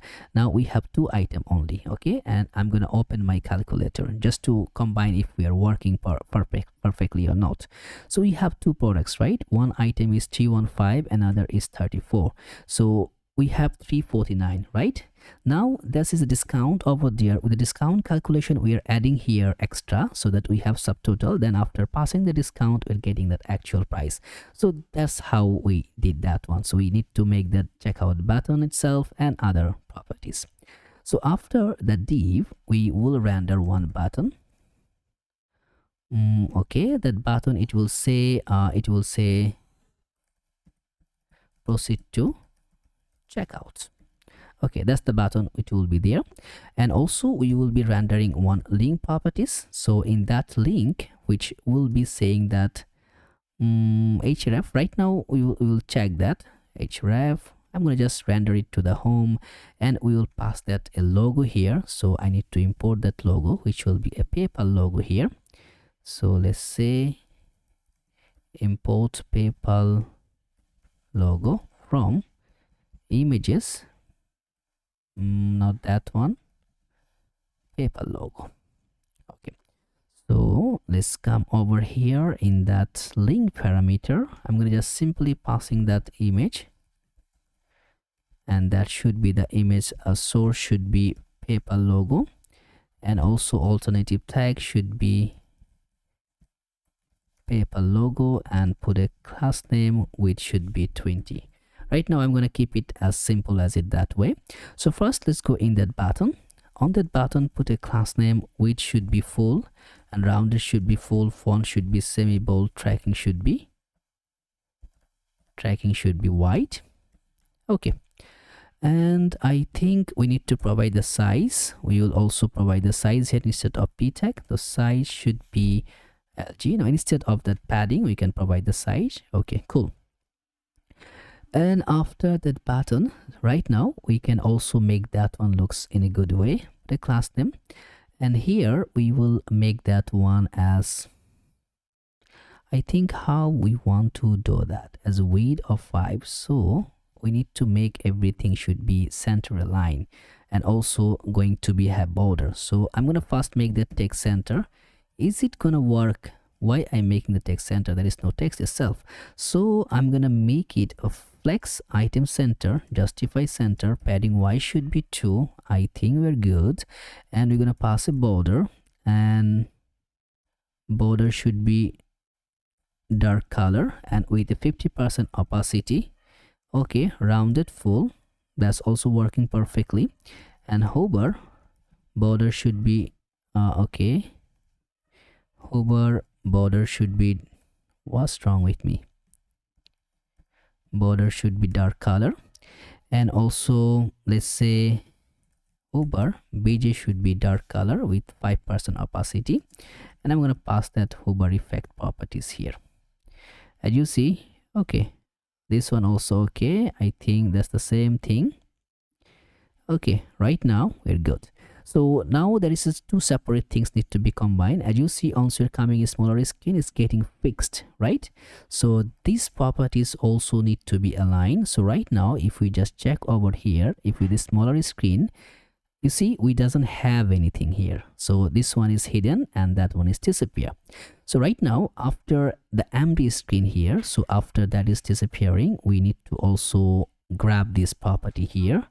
And to implement that, how we can grab this one, so we have the link this div. So that's after the 2 and 3 div here, we need to provide like passing that order summary for mobile view. Okay, so it will be for mobile view. So like as you see, if we can just render this link here, you just make this one close. So summary view here, so this one is just coming in LG call span, and you see we are making it hidden by itself. So in MD we are just making inline block. So now what I'm gonna do here, I'm gonna take another div, and that div by itself, put a class name. In MD screen it will be hidden, right? It will not be seen, but we're gonna make it as a fixed view, and it will be bottom 0, left should be 0, width should be full, and also bj should be white, and after that padding top should be 2. So something going to be coming here, which is you can see in right now. You see that's the, we need to put the value here, only then it will be provided. I'm gonna pass another div, and here put a class name. bj should be white. I think background already we're putting white, so no need that. Padding should be 4 here, and rounded should be LG. I'm gonna put a border, and mx should be 4. Okay, let's just put that text value, just something here. So if we are coming here, is it rendering? Is there? Okay, is static route is there? This the one right here. So it's supposed to be something like that. Okay, cool.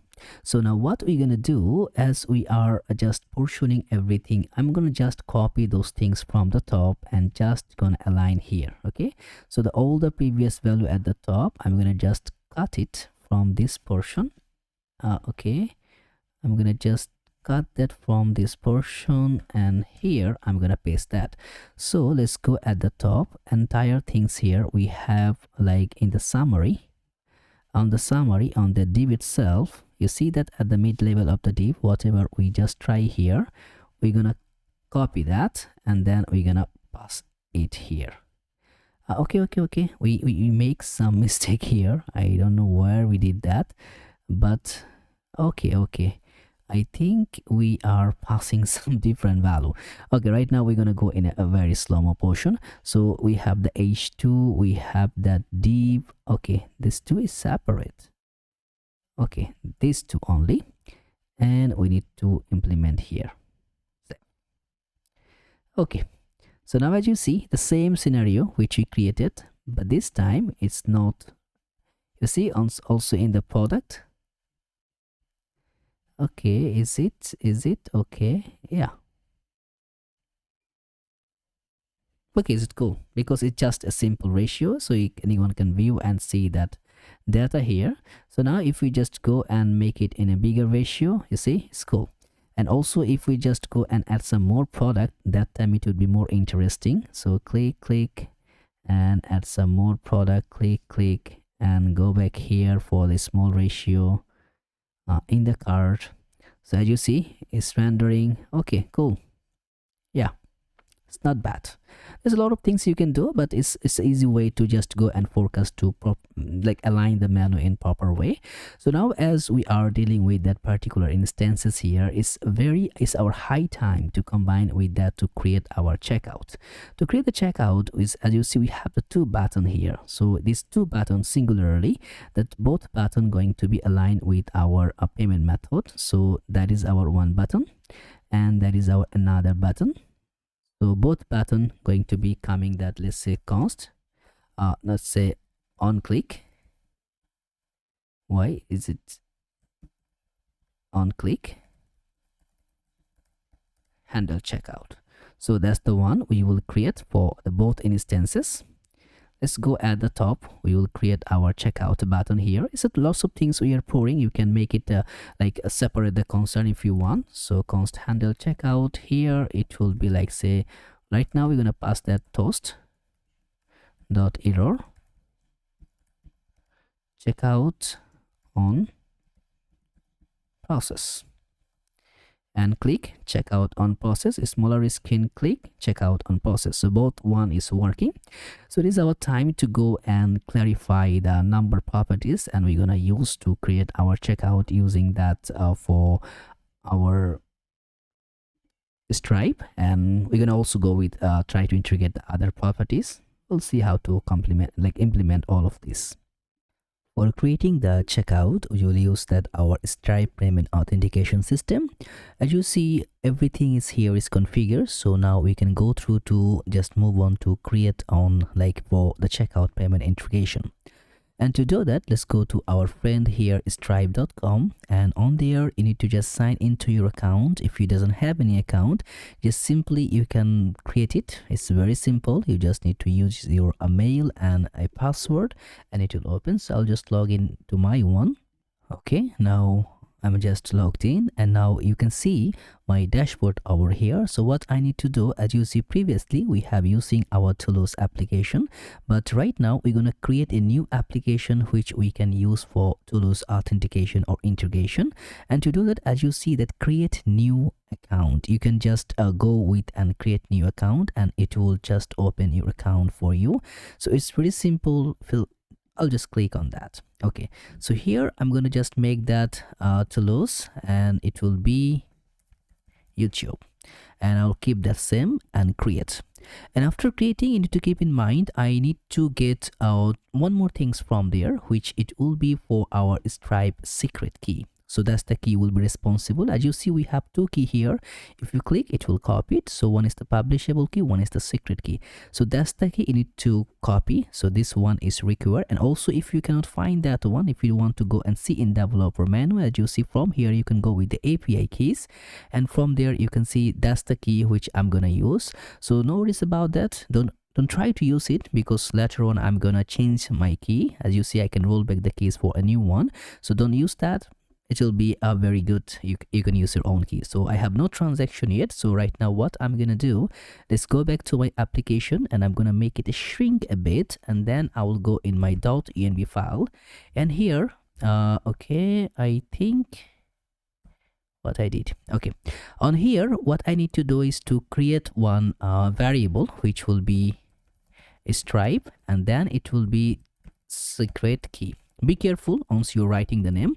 So here I'm gonna paste my key. Okay, so the key is right here, and after that secret key we need to also get another key which will be Stripe, and that will be for our webhook key. I think, yeah, Stripe webhook key. So with that key, we will just go and create a real-time authentication. Right now, that key is not available, but we're gonna take it once we are requiring it to that. So first, we're gonna create the checkout instances. Only then we'll go and hand over to create the other parameters. So here is our checkout segment. So right now we have everything here. If you just follow through along, you're gonna have everything. And if you're still watching with me and trying to do your best to make that happen, hit the like button and subscribe the channel if you still not done yet. And don't worry, after we deploy it and make it live, the code, it will be in the description. So no worries, all the codes, it will be provided for you for free. No worries about it, don't take any headache, you're gonna grab it. So right now, as you see, we have one parameter here. We'll just make one separate conditioning, which will be, let's say it will be loading parameter, and say const, it will be loading and set loading. And by default, I'm gonna just make that with user state value, which will be a false value, right? And now what we're gonna do here, also we're going to start in our checkout process method. I'm gonna close this.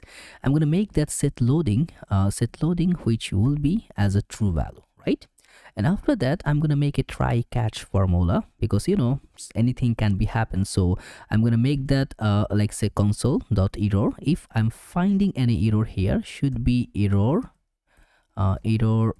creating checkout session, and there we're gonna just grab it. What kind of error we are facing, we can now view it here. And as you see, we make the set loading true once the function is going to just run at the beginning. So let's show after the catch block, there is another block called finally. On that finally, I'm gonna make that set loading as set loading should be false. So whatever actions it will be provided, it will always come to that final block. Others, it just got the try or catch. So every time I'm gonna hit that handle checkout, it will roll back here there. So first, I'm gonna making that loading as true till this action finish. It will be as true. Now what I'm gonna do, I'm gonna use create a metadata. So the metadata, and that metadata should be the metadata which we are providing. So right now, did we have the metadata yet? Did we create that, or we need to subsidiary to console for it? I think we have. We doesn't have a metadata, so we will get that later on. But right now, I'm gonna just simply go and predefine that metadata. So it will be as similarly an object. So first it will take the order number, which will be, I'm going to use that crypto with a JavaScript formula, and then I'm going to make it a random UID. So it will generate a metadata, the order number, it will generate a random order number, and then also it should be customer name, and that customer name should be user dot, I'm going to pass that I think user dot user. Anyway, I think as the user is coming within the object, so instead of writing the user like that, we can just grab it within an object formula. That's it. So now we can directly access the user, right? So if we make user dot full name, and from the full name, if that one is available, okay, otherwise I'm gonna make it is an unknown name. And after that also, it should be our customer email, and on that email, user dot email address, and it is an array. You can log that one, and you can see. So from that array, I'm gonna just get my first email address. If it's available, okay, otherwise also that I'm gonna make it as unknown. Okay, and after that, I need one more things, which should be that clerk user ID, RK clerk. Oh no, CLERK clerk user ID, which will be user dot ID. That's it. So that is my metadata which I'm gonna submit, and here we're gonna go and make something, say const, which will be checkout URL, and is equal to, we'll make it as await, and for that we need to add the root layer. It should be our as an asynchronous function. And here what I'm gonna do, I'm gonna make a create checkout function here. So checkout session, and that on that properties, I'm gonna pass our all grouped items. Did we check that grouped items? Did we bring that here? It's supposed to be over here, but did we take it? I think we have at the top layer, which called is grouped items, or get card item, I think so. That's the get grouped items. So did you check it? Oh yeah, cart products. We just changed the variable here. So we will pass all our cart products from there. And after the passing the cart products, we're going to also pass that our metadata. So these two things, it will be deployed there. But right now we're going to have an error as we are not finding like creating that. If you click here, you see the error is there because the function is not defined. So instead of creating, because right now how we are taking the action is that creating an endpoint, right? But today I'm going to introduce you one method called the action method. So overall at the top, like in this layer, in the root layer, I'm going to create another folder here where I'm going to keep all my actions. So this will contain all of our actions, and in that action folder I'm going to create a simple function which will be create checkout session.ts, right? So this will be my function to combine to create our checkout instances. And from here, and overall here, I'm going to close it, and then it will be simple as export. It should be also assign function. We're going to create in that way, and we need to find the name. So create, create, it will be checkout session. I think I made a mistake here. create checkout session. And for the parameters, you know, the parameters going to be coming at the two segment here. So one, it will be like that. We can just simply there should be the item should be coming, and also should be coming that metadatas, right? So first we're gonna just grab it. We will take that as items. So everything items, and also gonna come that metadata. Okay, so that's the function it will be, and we can just simply import that one right here. So that's our action combination should be coming here. And after, when the action is going to run, we need to also check, like if we'll just make that if the checkout URL is available. So that will be an URL which going to let us to go in checkout portion. So you're going to just make that window.location and .href, sorry, it should be href is equal to, it should be that our checkout URL. We will directly passing that value to that URL parameter. So right now we doesn't have any checkout URL. We are getting the error. That's really makes sense. So right now what we're gonna do, as you see, we are just need to resolve this error here. First instances, I'm gonna provide that our interfaces. So first it should be, let's say, export. I'm gonna define the interface from here. It should be a metadata, and I think instead of writing here we have our types, but no, it's a sanity type. So for this one I'll just make the simple type. Did we have any our own types? Did we have that? No, we're using the sanity type value for that. You know, the type gen is generating that one. So what I'm gonna do, I'm gonna make it export interface, and there it should be our metadata. And on the metadata, it should be our order number first, which going to passing as a string, and then it should be also getting our customer name, which also going to passing as a string. And after that, we should be having our customer email also going to passing as a string, and then it should be clerk user ID, which also going to passing as a string. So that's the two things it going to combine. And also now we should be having that interface, and then I'm gonna pass everything as a card items. So let's say card items, and in that card items we're gonna just simply provide that first thing first, in the card item we're gonna get a product value, which is going to be that card items. Yeah, I think we can define, because right now if we can now get the value here, remember we have one class name which we pretty much just use in the store. That's the card item, right? We can just make that export here. We can use it globally there. I think so. It's pretty simple on that way. So right now, if we go here, the products which we are having here, we know what kind of products we are interfering because we have the value intentionally. So now we can make that as a card items of there, and on that layer, it should be taking, you see, whenever I'm passing that, now I can have the value as a product or quantity. So it should be the product, a array of product, it should be defined here. And then the quantity should be that quantity should be as a number. So that's we have the card items property. And right now we're gonna make another thing is that to combine all the ratio and provide that. So in the items, you see that properties which going to take as the our as a card items. So let's say card items, and it should be an array of card items. And the metadata ratio, it should be taking the metadata of the metadata properties which we are included here. And also we need to come over here as you see that metadata.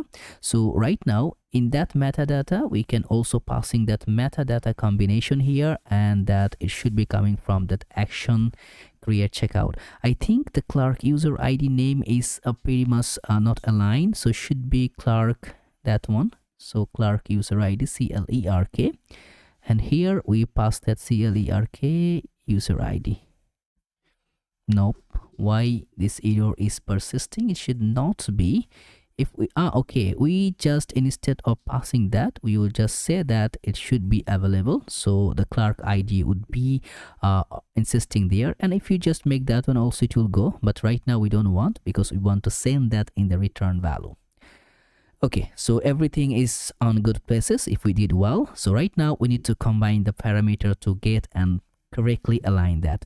So how we can go and properly align that? So first of all, I can say, let's say const customers. So customers, and in that customers it should be await, and here we're gonna make, because we need to install this Stripe also, otherwise it will not work. So here I'm gonna make that npm I Stripe. So that's the one really good things. We need to install Stripe, otherwise it will not work the way we are looking forward, right? Okay, we need to go in the legacy path dependency mode. Okay, and here.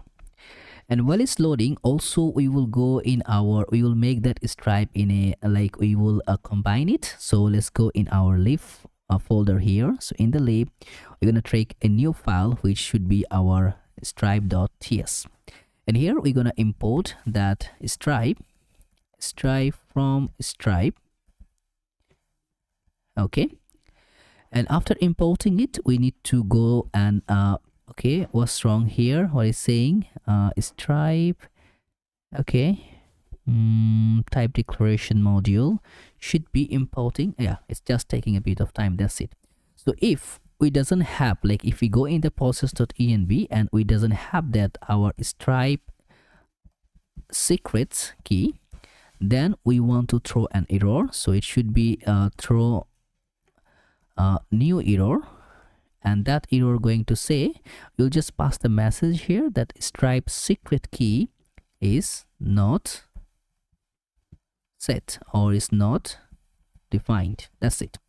Now if we have the Stripe key, so we're gonna pass that con Stripe value, and here we're gonna pass that new Stripe, and that Stripe going to say to pass that values.process.env, and we're gonna take that simple value of the Stripe secret key, and that the value, it should be as a string value properties. And after passing that one, we're gonna just refine that. We're gonna pass that API version, and right now we're gonna pass that one which is still that accelerating. So as we did that, we're gonna make that export functionality here, export default Stripe. Okay, so now we have the Stripe configuration. Now we can use that Stripe right here. So what we're gonna do right now, first we're gonna create a customer, right? So it should be Stripe. Stripe need to import from the lib Stripe, and here what you're gonna do is stripe.customers. You're gonna get the customers dot list, and from that list we're gonna expose the Stripe, and then we're gonna make that email which is going to be that metadata.customer email. So with that email we're gonna create that, and the limit should be 1. So it's single user can only have a particular account. So every time you're gonna pass that, it will hit through that to go and create other properties. So what's it saying here?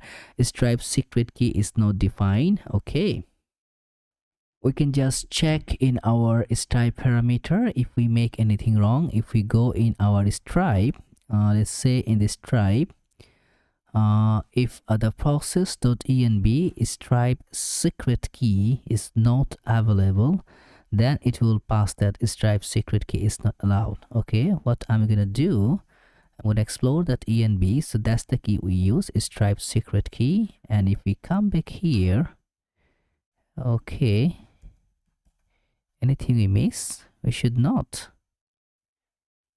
Okay. Saying it's not defined. How it's not defined? That's really annoying. So if process.env.stripe secret key is available,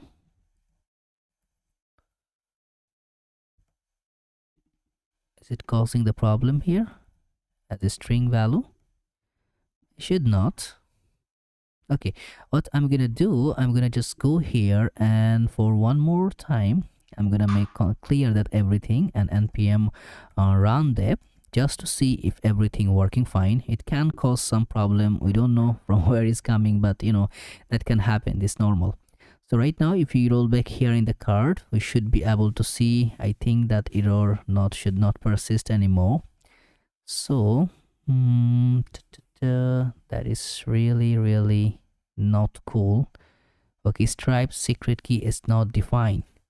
So right now if we go back here in our env, I'm gonna just copy this entire things. Okay, and here I'm gonna pass that. So let's just see. Okay, process.env, are we getting that process? So let's say log, and we are passing that stripe, and it should be stripe, or we can just simply log through that. That's it.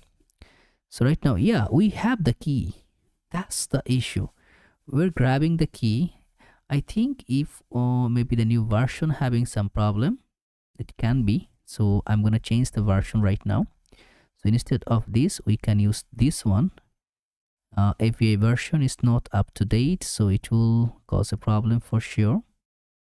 Okay, there is the problem. I think I find it, as we are using that because it will not reveal in the client property, right? And also, as you see, what we call the function. So the function we called in our as a client side property, because you see that page, you see the structure, that's the client side library. But once we are going to create the checkout, we need to create the checkout in a server side. So Stripe is not going to reveal its key in that client side properties. So what we need to do, as we're calling it by default, is getting the client side properties. But as we are using it as an actions, there is one powerful key called use server. So what we need to do, we need to combine and create that these actions properties, it will be called only in server. It will not use the client side properties. So Stripe can reveal its secret key right now, so we can use it pretty much easy way as it possible. So I think that was the only problem which we are causing. So now we have our Stripe properties, you know that things can go on, but we're good to go right now. So as you're having our customers, you'll also create a customer ID. So const, it should be customer ID, and that ID should be the customers which we created, and from there we're going to access the data. And if we have the data, if it's bigger than 0, then we're going to pass that customers dot data, and from that array of data we're gonna just grab the ID, otherwise it will be undefined for the first time. And now what we need to do, we need to create a session payload by which we're gonna create our action properties, and then we're gonna go through and passing the other values. So first, to go there, const, it should be, let's say, session payload, and in that session payload it should be, and we're gonna define that it should be the stripe dot checkout, stripe dot checkout, and then dot, it should be that session create params. So that's the properties we're gonna use. So that's it. So it's just for the type shape. So you're gonna create a session payload function by which we're gonna define that it will be just a simple and object properties, and from there we're gonna pass the metadata, and that metadata going to take something called the order number, and order number going to be, I think it's very simple and easy if we just go and pull that from here, so that the name error, it should be a very minimal. So here we're gonna grab that. So the order number, it should be the number of, let's say, metadata dot order number, and for the customer it should be that metadata dot, let's say it will be that customer name. So with that name we're gonna set the customer name, and the metadata dot customer email, that should be our email, and also for the ID should be metadata dot Clark user ID. So that's how we're gonna just confine it, and it will be in a perfect way to go and integrate the module. And one more things, because we did it a very long time, as you see, we need to check on that property in the sanity and also in the schema types. Here in the schema types, as we have our product types, we also going to create a we have only this sum of that combination value where we are passing that category types, index, and the product types. But here we also need to go and pass another types, which should be our order types, right? And to do that, we're going to go in Sanity schema, and here we're going to define one order types schema before going through it. Or we can do it, I think it will be good to go and combine it first, because we're going to save that. Okay, we will just do it later. First, we're going to clear our application layer. Okay, so I think in that way it will make a lot of sense.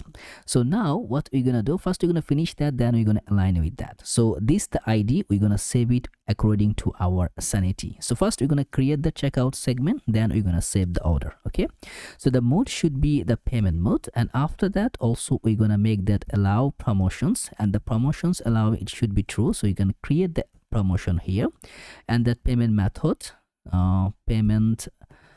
data, or method data, not data, it should be the types, and types would be aligned for the, I'm going to just render the card right now. And also let's say invoice creation, and here we will be able to create the invoice, so enable should be true. So with that formula we will be easily creating our invoice by so far.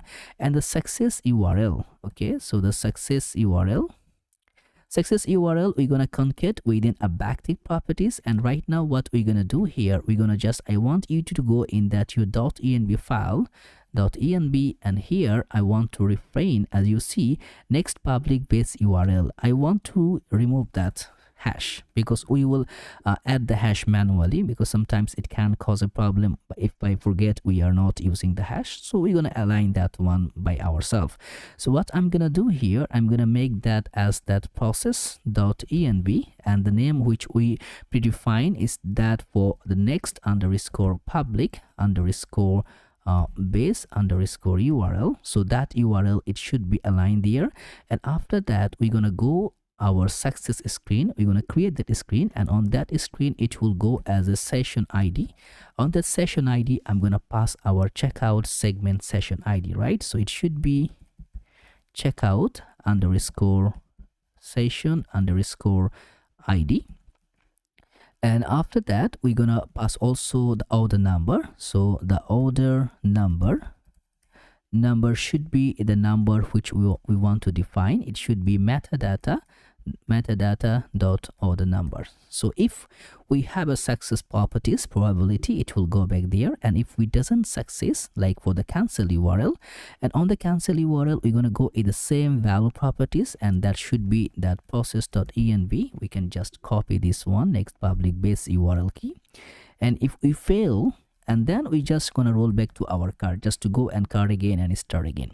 Now as we done that, as we have our success URL and also the cancel URL, what we're gonna do here is to go and create the line items.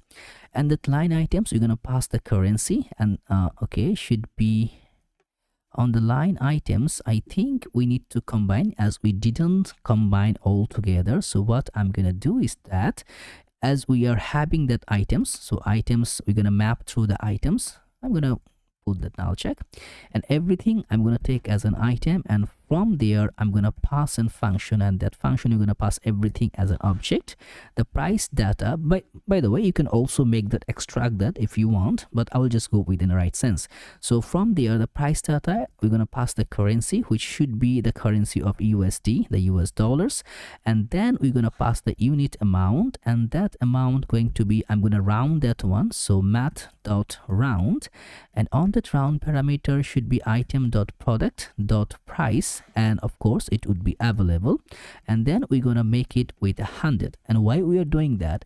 Because whenever we are shifting the price, we are rounding that one, so we need to check it, because Stripe is not calculating like 1 2 3 4, it's calculating with the age like the extract the value. If your currency is the dollar, 100 cents making a dollar, Stripe going to extract the amount as 100 cents, not a dollar. So like if my product purchase is $10, Stripe I need to pass the value for 10 into 100, like 1000 cents to Stripe. Then when the Stripe going to reshuffle the product and provide it to me back, then it gonna go through it and make that combination happen. So that's how it gonna calculate. And by the way, if we because it's a lot of things going through put through together, if you are still having a problem, you cannot make up that or cannot finish that, let me know in the comments. We'll find a solution and go over with it. Now after that, we will also passing that product data. In that product data, as we are having our product, first we're going to pass the name, should be item.product.name. If it's available, that name it will be there. I'm going to go with an or properties. If it's not there, it should be unnamed product. And the description, it will align to that item.product.description. And after, you can go with the null check if you want, no notice about that. And the metadata, we're gonna pass the ID. That ID should be, let's say, item.product.id. I think the ID is getting that underscore ID from the Sanity. And the images, as you see, our images as an array of images, right? So what I'm gonna do, the item.product.images, if the images is available, what I'm gonna do is that I'm going to just make that item.product.images.length. If the length is bigger than 0, then you're gonna pass something. Otherwise, I'm gonna make it as undefined, means we are not having any images. If it's bigger than 0, means we are having the length. What I'm gonna do, I'm gonna passing that. Remember, we need to make that function URL4 because we need to extract the base image from there, and there we're gonna pass that as the item.product.images. We will pass the first images and we're gonna return the URL for our images. That's it. So it can grab our images. And after passing this value, also we need to pass that quantity properties by which it can grab the properties and align together.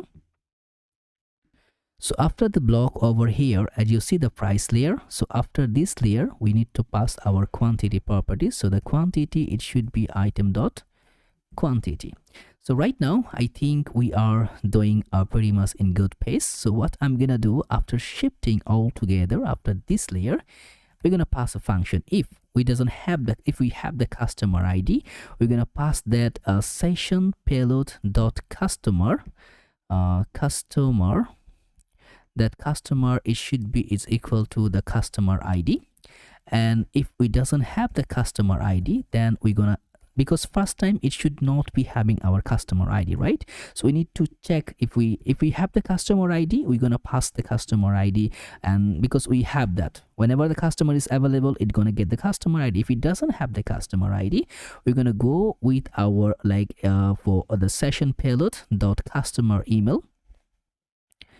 And that customer email, it should be as equal to metadata.customer email. That's it. So after having that, we should be combining our session. Const session session is equal to await, and we're going to pass that stripe.checkout.sessions, and from here we're going to create the session and we're going to pass that our session payload. So overall this value, so these entire things, we're going to just pass that one as to create our own session within the Stripe.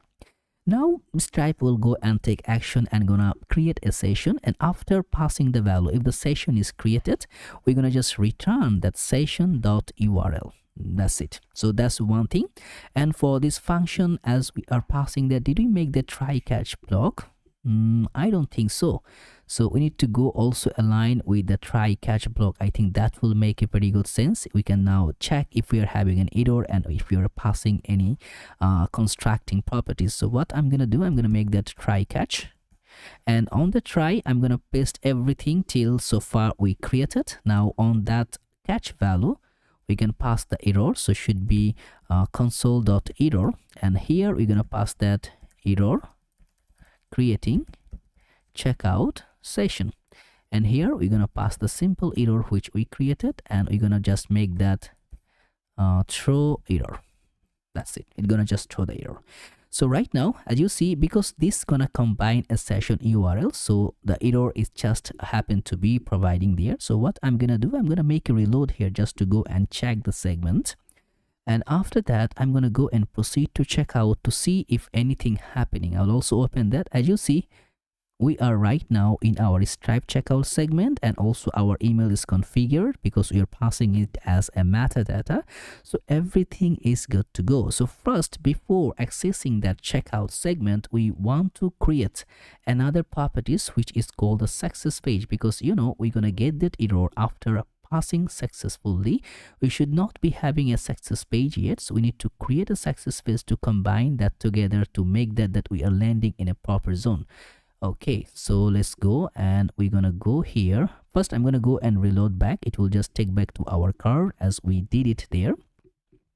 So to just go and combine, we're gonna create a success page here. It should be let's say in app on the client, it should be success, and here it should be page.tsx rafce. We can just make a name here that it should be a success page. That's it. Now on that success page, we need to configure a lot of things, which is really cool, and we need to also fetch a lot of properties here. But right now, what I'm gonna do to create and put everything in places, first I'm gonna make that a client page. So it should be use client, because all the client activity is gonna happen here. But right now I'm gonna go and make it very simple, just that we are dropping everything. That's it. So later on we're gonna go and combine other properties. So first, right now, okay, keep it like that, success page. That's it. So go and proceed to checkout. And as you see, we doesn't have any payment yet here. So I'm going to go and provide the dummy card number 4242 for the dummy Stripe payment. You can go in the documentation and you're going to go find a lot of things there. So I'm going to pass my card name and hit pay. So if the payment is considerably successful, then we should be landed to our success page screen, and the 604 AC, we are landing in success page and we are having the order number. And one things which not followed through, as you see, we didn't get the checkout instances. I think we missed something in our action triggered, I think. So let's go back here in the action, create checkout segment here, and ch is sick. Okay, this should be equal. Yeah, that's why it's not holding that data altogether. I think that's a really messy mistake, a small one, but we didn't get our session ID. No worries, we are not going to get there right now. First, okay, no, we'll get there. So first, if we go here, if we reload, we should be able to see the checkout payment instances, and we should be see our first payment, which is coming through by this Stripe. Okay, sometimes it will take a little bit loading instances, so feel free to wait a bit. As you see, payment is success. You click it, you get the details, and you will find all the values. We didn't make our card empty, so we can just create a similar payment right now to just go with the value. So I'm go with the 290 right now. Okay, and here we're gonna go and create one more, 4242. Okay, then pay.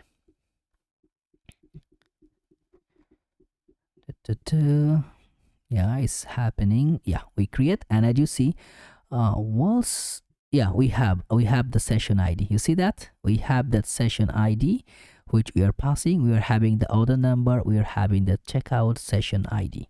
That's it. So we have all together like all of the things which we really needed. Yeah, session ID is coming.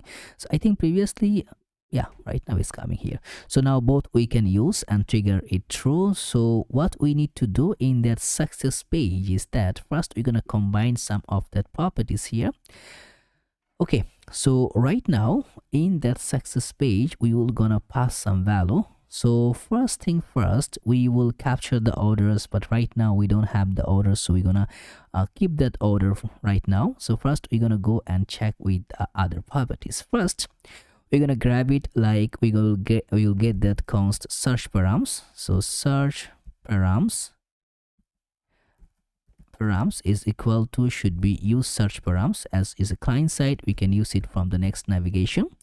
And what we're gonna do also, let's say const order number, and the order number is equal to, gonna pass the search params dot get, and that the value we are passing as the order number. So if we log that, you should be able to see the order number, which the number we are passing directly here. So inspect and console, you see that order number is right here. That's the number which we are passing with the value itself. So right now, as you're having the order number, I think the order number we are passing, order number is okay, it's there, it's not here, it should be in our actions. What you're passing is the order number. Let's see the value in the order number. Okay, we are passing metadata.order number, which is creating as a random order number. Yeah, we got that. So right now what we're gonna do, you can check with the order number, and also you can check with that session ID, right? So we have the order number, and also you can make that a const, let's say session ID is equal to search params dot get, should be session, what's the name is there, session underscore ID. Yeah, so session ID, and also you can go and check the session ID. So both ID should be available, and we can now go and check through it. If it doesn't have the order number or session ID, it should not go. You see, the both ID is available. So now we can go and put the value here. So what I'm gonna do, like we're gonna pass an use effect properties. With that properties, we will go and access the value here. So first thing first, we will not let any user to come in this page if he doesn't have that order number or ID. So also we're gonna make that, let's say if use effect, and we're gonna pass that if no order number and no, let's say session ID. We will redirect user from there. We will not let user to come in here, so that anytime anybody want to come here, it will just go and let that to go in the view in other page. It will not let that to come in. So if it's not there, we're going to just predefine the value here. We're going to use the router from here. So it should be const router. It should be use router from next navigation. And there is a lot of there is several way we can concat that one, but right now we're going to go with a simple way. So router dot, let's say we're going to make it a push through it, which will force through them to go in the home. Nobody can come here without that property. So we're going to check it later. If we have the order number, then we're going to set a value here. So let's say it will be in the same properties. And if we have that, like the order number and the session ID, we are going to clear our card. So let's go and bring our clear card properties from there. So should be const clear card, and that should be is equal to use card store. Actually, we can just passing that value instead of writing this segment. We can just go like that. You have the clear card? No. Let's say go back in the header, how we combine that. Okay, current user, and if we go in our card segment, we are I'm just looking something. You see the items, we can grab the item use card store. That's the value, use card store. So if we go in the card store, did we have that? So let's go in the card store. That should be, oh, we doesn't have the clear card, we have the receipt card. Yeah, that's the mistake we have. Yeah, receipt card. So if we have the value, we're gonna pass that receipt card properties, and both the combination, it should be providing there as the order number and also the session ID, and also we can pass that the receipt card as a combination. Right now, as you see in the card, I have the 7 value, right? If I save that, you're gonna see it should be 0. So nothing is in my card. So my card is empty, everything is good to go. So what we're gonna do, we're gonna combine the properties to go and provide the value how it gonna be look like in a proper way. And to do that, first in that div, let me work something, put a class name which should be padding y should be 10, and I'm gonna provide a bj gradient color, and from it should be from to bottom right, and from gray of 50, and that should be to gray of 100, and by default I'm gonna go and make it as a flex, and should be item center, justify center, padding should be 4. So everything would be at the middle, as you see. And after that, I'm going to also use the motion, so I'm going to import the motion here. Should be import motion from motion React, not from but from. Okay, so as you see, after the success page, everything going to passing that as a motion.div. Within that motion.div parameter, I'm going to having another motion.div, and on that div I'm going to passing a check icon, and that check icon going to provide the value for the other properties. For this one, let's just go and provide some initial state. So the initially it should be, is it coming here, initial, that initial property, the opacity going to be a 0 and y should be, let's say 20, so it will be the bottom side. And when I'm gonna animate on that, I want that the opacity should be 1, so it would be visible, and the y should be 0, so it will be just coming at the right place. And I'm gonna passing the transition timing here, and I'm gonna pass the duration 0.5, so duration, let's say 0.5. And also I'm going to pass a class name over there. Background color should be white, and then I'm going to make a rounded of 2 pixel, so rounded should be 2 pixel. And after that, this is shadow of 2 pixel, and also padding x should be 8, padding y should be 12, and I'm going to pass a max width of pixel. By default it's going to be getting full width, and text should be center. So right now we are having this combination pattern. So as you see, so that's the all layer together, it will shift and come through. So first I'm gonna make the checkout should be look in a proper way. So first thing is that div, put a class name which should be 24, and height should be 24, and 24 means which I'm saying a 96 pixel here, and the height is 6 rem. So right now, as you see, the VG should be black and rounded should be full. Item should be center, justify center, MX auto to keep everything in the center. Margin bottom, I'm going to keep it as because it's going to having a below properties, and should be shadow should be LG. Right now, as you see, everything in its strict place, but this is not look so good. So for the checkout icon, put a class name, and that one should be, let's say text should be white and width should be 12, and I will provide a height of 12. That's it. So I think one thing we are missing, item center. Okay, we didn't make it flex, but we are using the flex value, so it should be flex. That's it, in the middle. And after that, we're gonna pass an order like this. After the motion div, we're gonna pass an h2 tag, should be passing that, or instead of h2 we can just make an h1 that will say order confirmed, FRMED, confirmed.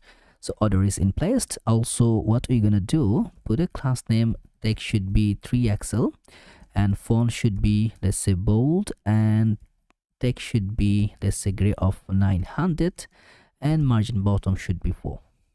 Okay, that's it, order confirmed.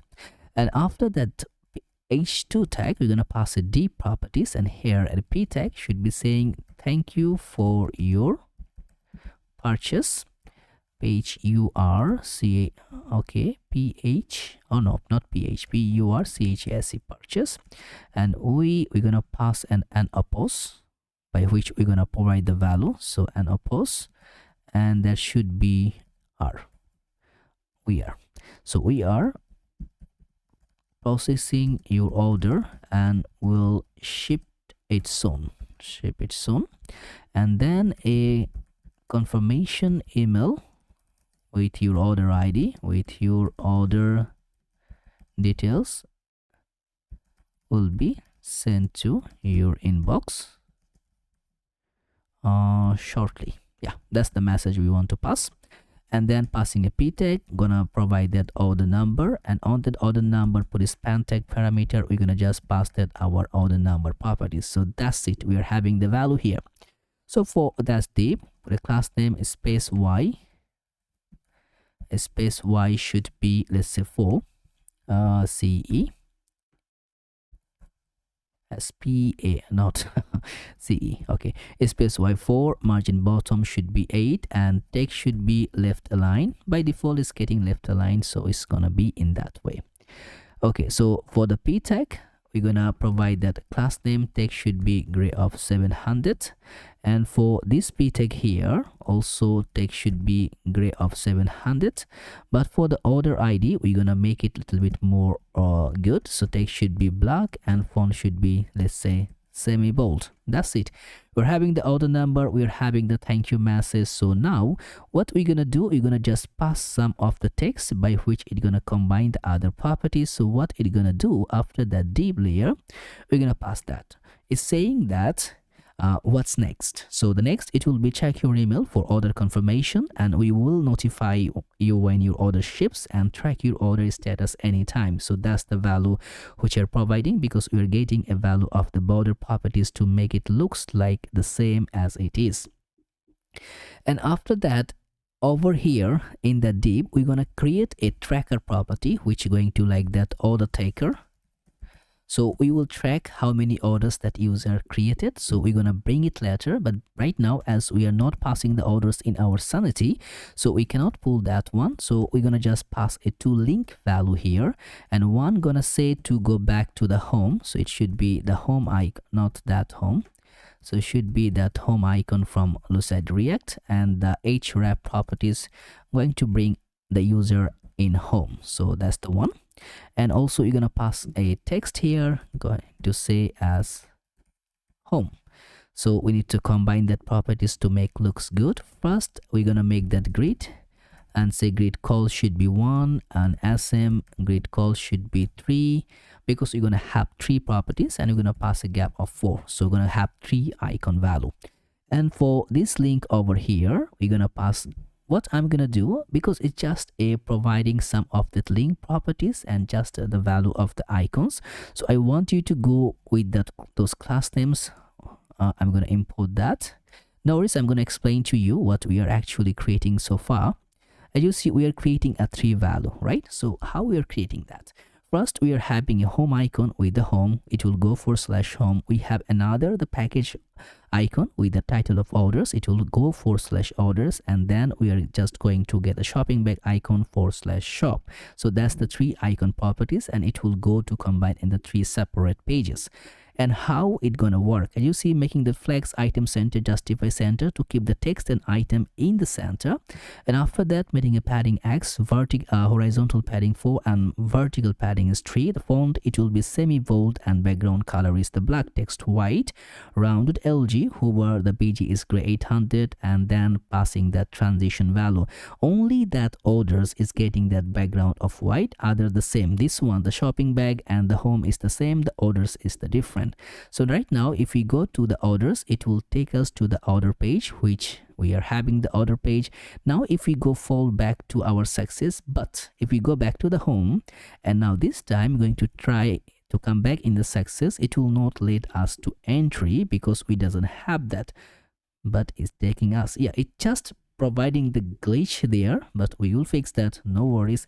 And it's pretty simple to fix it. You know how we can combine is entire things. I'm gonna just pass you the value. If you want to do it yourself, no worries about it.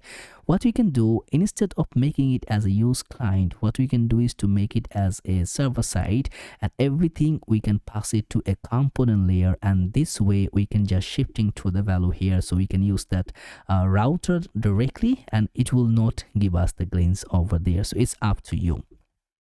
And by the way, also as you see, predefined a notch, if I think that, yeah, that will be, I think that will be the same. Okay, so if you reload, we should be seeing here 2 properties here because we created 2 checkout. So right now what we need is that in our here, okay, not this one. So I'm gonna go and open my backend here, should be studio.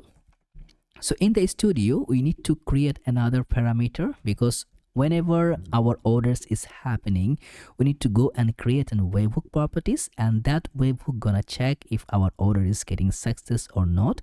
But before doing that, we need to create an schema type, right? So with that, we should be accessing our orders. So let's go here, and I'm gonna close all, and in that lib here, not lib, in the Sanity folder, on that schema types, I'm going to create another schema. So on the file, it should be that order types.ts. Here we're going to create our order types, because right now we have categories and products.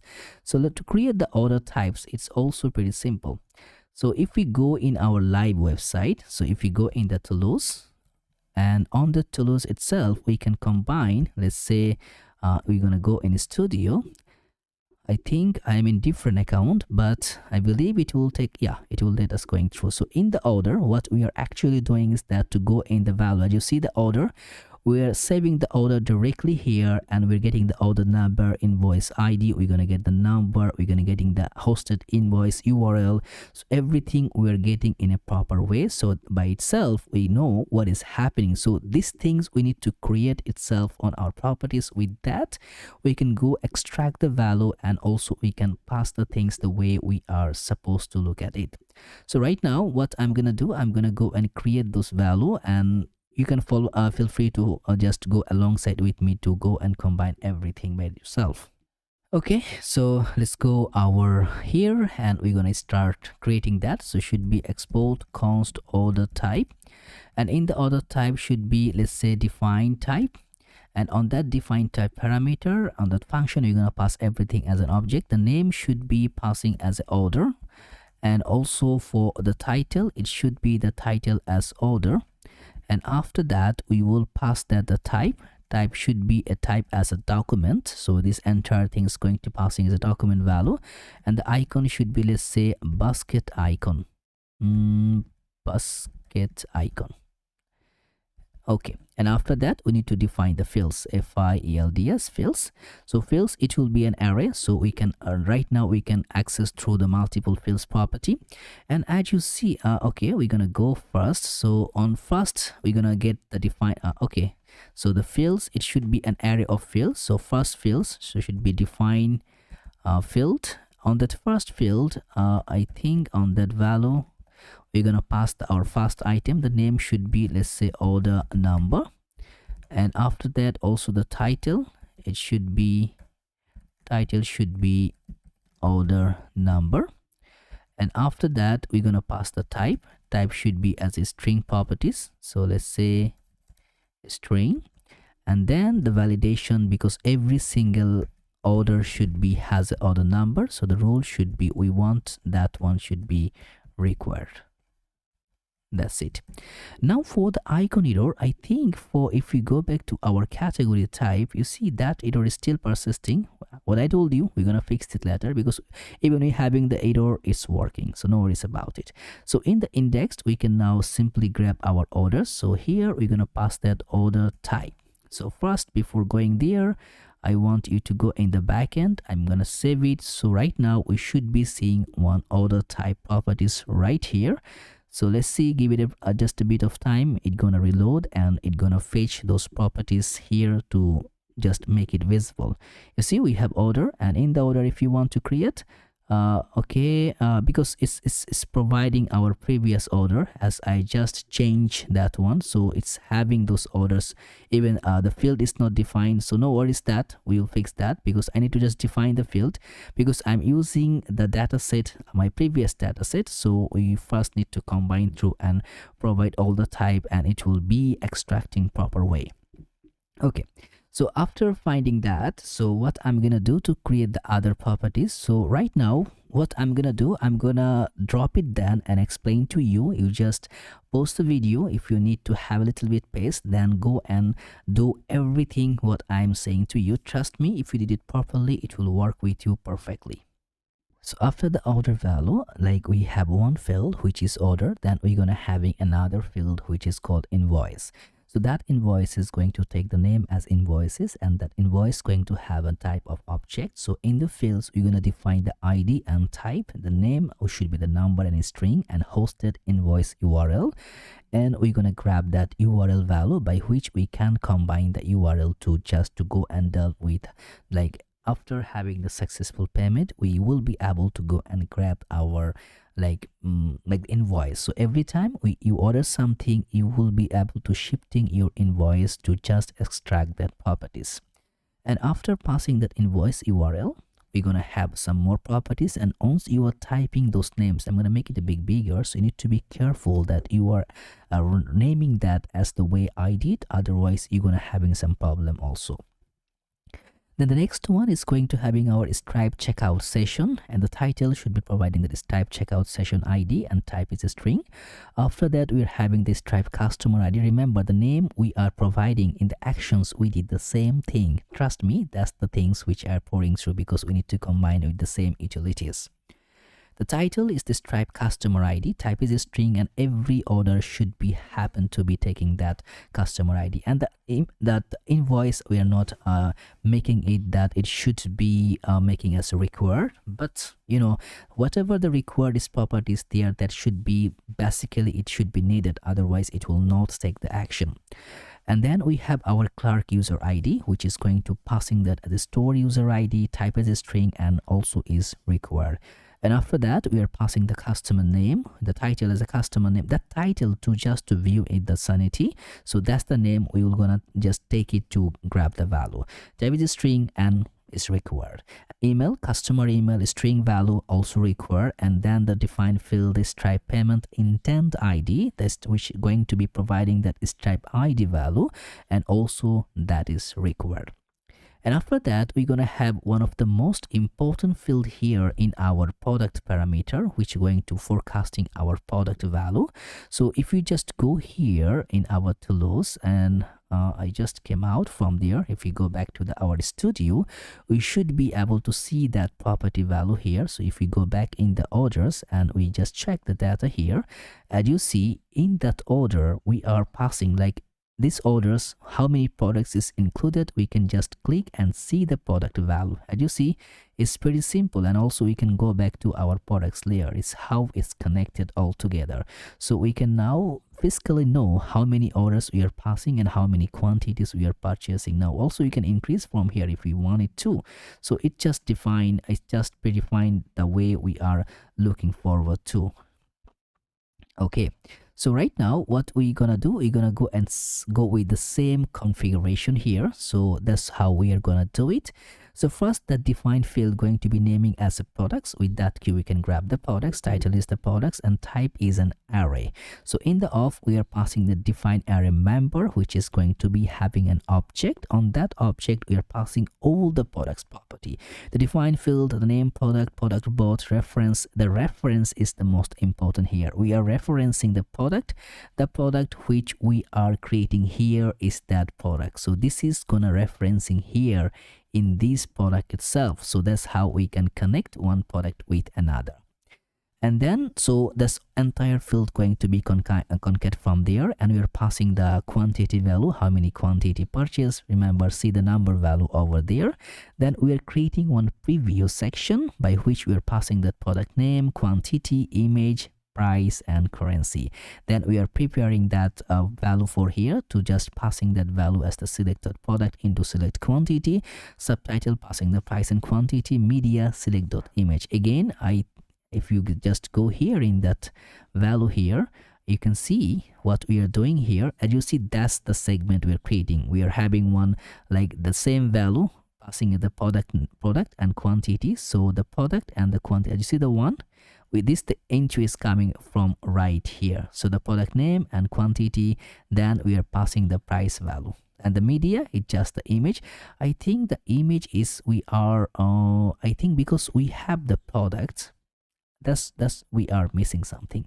If we go back here in our product types, in the image, what's the field we are passing through? We are passing the images. Yes, that's why it's not actually combining there. So that should be products.images as an array value. We're gonna pass the 0. Just we're gonna see in this one if it's working perfectly or not. So that should be the concat value. If you go in the local host, okay, define array member, passing a runtime error, it should not be happen to be, let's say, okay, we're gonna fix that. So okay, I'm gonna go out of the structure value for a while because it can cause a problem till we are building that. Right now, okay, I'm gonna keep that one like that for just to go. So it should be images. So okay, I'm gonna go with the images properties. Okay, let's see. after passing the images, if it's okay, reference defined array member is not defined. Okay, we need to import that. Yes, that's the problem. So if we go here, so the defined array member need to import from Sanity. So that was the error which we are a subsidiary getting. Okay, defined array member imported yet. Okay, so I think this time it will not provide the error, and will be able to see the image, because here we can see the image. It just undefined value is coming. So here we can see if we can fix that or not. So if we go in the order and we track our previous order, as you see in our another account, it's just in unpublished properties, so it's just revealing here. Okay, the same thing. So it should be, let's see, images. As an array of images, we can pass the 0 value. So are we gonna get that? Okay, we can check. If we cannot get that, you'll fix that, because it will be a simple things to go through on. Okay, still loading.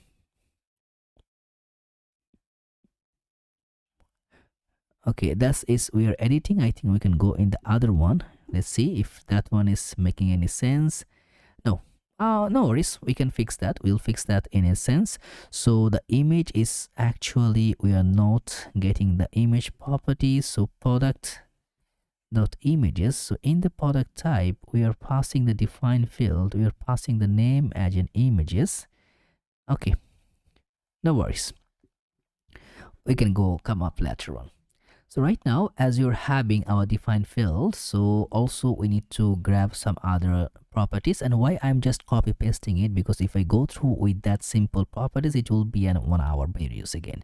So I'm just gonna make it simple. Define, just telling you, you can go through it and make it in a very simple way. So here I'm gonna passing the total price value. Title is total price is a number, and every single action should be having a total price, and the rule should be at minimum value should be 0. Then going to passing the currency properties, and the currency should be string, and also currency is required. Then the amount discount should be that discount amount gonna be, and also every single item is going to happen to have that discount properties. Then we are going to have 2 more properties here, which going to be a very simple one. One is that the one is, okay, I think I copied the similar. Okay, let me grab again. Yeah, one, it will be for the options value. If you go here, as you see, we can now go and check from the admin. We can know if it's paid or it's delayed. We can just go and make that one is happen. So it's up to you how we want to change it. So that's the properties. It will be status, and order is status, and the string type, and the list we're gonna pending. We're gonna have the value and the title. So it's having that pending, paid, shipped, delivered, and cancelled. Then we have the order date, and in the order date we have the date time, and every single order should be having a date time. So we now need to create the preview section here. So as you see, it's coming with the basket properties. So we need to combine. So here, if it's coming here in the basket properties, and the name and the order concat and with the email properties. But here, as you see, okay, document type order, what's happened? Okay, schema type, I think, okay, let's go in the structure. Because I'm editing and using it, it can having, okay, order date in an object. Okay, so order date in an object. What's wrong here? We're passing the order date. I think maybe I copy paste twice. Yes, as you see, previously I got that order date also. Yeah, that was the problem. So I got it twice, because when I copied, that top value was not copied, but the lesser value was copied. So that's the problem. Okay, so after that, if we go in the order, we doesn't have any preview right now. As you see, the preview is not the way it's supposed to be. So we need to create a preview properties here. And how we can do, we can just make a creative preview like that. And first we're gonna go to create a select value, and the select on the name, we can just get the name value which one we want it to be selected here. So the first things we want to be selected to passing that customer name, total price, currency, and order ID should be order number, and then we're gonna passing the email. And after defining that, we can now prepare our select values. So prepare, and here we're gonna pass that select properties. And on that select properties, we're gonna define that, let's say const, and it should be order ID snippet. It should be, we're gonna go with the backtick. And anyway, as we are just everything making copy paste, because I don't want to kill your time for this so much, so I'll go on that. And still, if you're having problem to understand it, let me know in the comments. I'm gonna go and make it in a bold way so that it can be really easy for you to grab it. Okay, what is saying the error? Select email name currency. Okay, what's wrong here? I'm gonna just make the reload my window. Sometimes it will take a bit of time to go and shuffling everything. Okay, so if we go here, and I think we are good. So also here we are good. So what I'm gonna do, I'm gonna just publish that one. I don't want that to be making a problem here. So as you see, if we go here, every single order having a proper value by which we can now go and combine and find that property layer here. I think it's still loading, and as you see, that's working perfectly fine. So right now we need to define that. We can find the image property. Let me see. I think for the images we can do one more things in the order type. In the images, as we are going to get the zero index properties, so that's the field here. And here in the images we can just passing that 0. So I think it should be providing the 0 properties from the image. Instead of writing the array itself, we can just go and grab that as a 0, 1, 2, 3 number properties. So still I'm not sure it's going to work or not, but let's see. Okay, okay, it's not yet happening. Nope, it's not providing. Why? Anyway, we can go and see later if it's just happening or not, but right now is one of the important things required.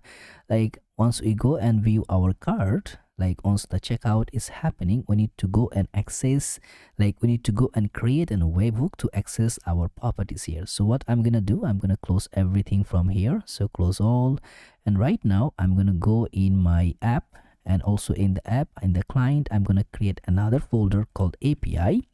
And that API, I'm going to create one more folder again, which is going to be, let's say, webhook or webhook. And on that webhook, I'm going to create a route, which will be route.ts. So this route will be responsible to grab everything in a proper way. But before going over there in the route, we need to also go and in our to create like for our Stripe webhook. And to do that, I'm going to go to open my terminal in globally. As you see, you need to go and install Stripe like for in your local machine. And like if I go here, if I say Stripe, let's say version, I already installed the Stripe version. As you see, it's 1.22 is running, and you can say directly searching for that how to install Stripe in. Now I'm running Windows, so I'll just go in the Windows. If you're running in, you see the CLI, click on that, and it's pretty simple to go. You can just try on that. You can install in the properties like that. You can go with the homebrew if you're using that Mac OS, and for the Windows you can just simply go with the download. You can go in the GitHub properties, and for also any Mac OS or Linux user, you can go over here and you can find your suitable proportion. And for the Windows 64-bit, I prefer to have that one. So I think 23 is running. Me is running for is 22. Okay, so that's the way you can just install Stripe like locally in your computer. Now as I'm having the locally installed, so what I'm gonna do, I want the Stripe should be listen. First, before going there, I will make Stripe login here. So that's how it gonna log in. Hit enter, and it gonna go with my browser and then logged in. It's very good to do it, and as it's just, if you're not logged in, you have installed, but maybe it will not go and forecast the value as the way you are looking forward, and you're gonna have a nice little error which it will not be coming with any authenticator scenario. So 692327.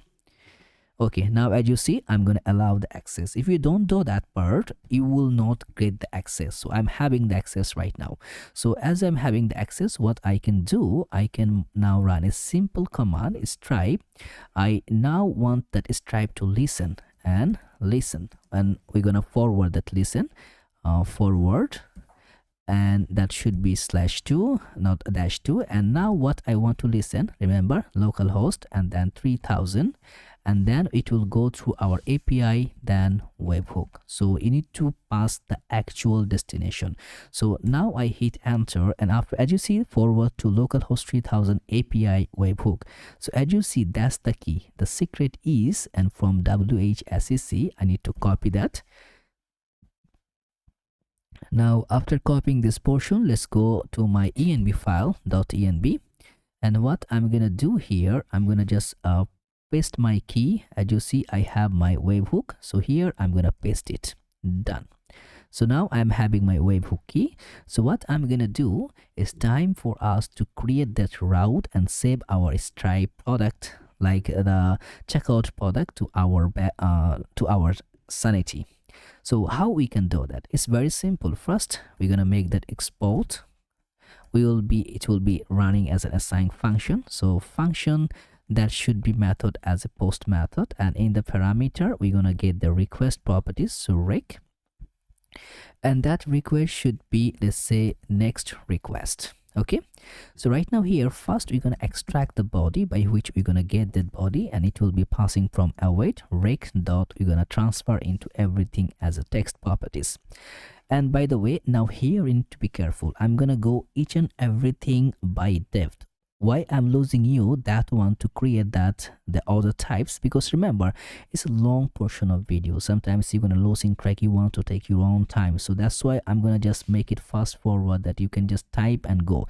But here, once I'm going to create that webhook, you need to understand what you're building. You need to go and see the value, how you're initiating it, how you are combining it, and just creating the value as your own. So that I'll go through like step by step every single things I'm gonna type and make you understand on that. Okay, so we're gonna pass the body, and after that, let's say const, it should be headers list, and that list should be await. I'm gonna just grab my headers from the next headers.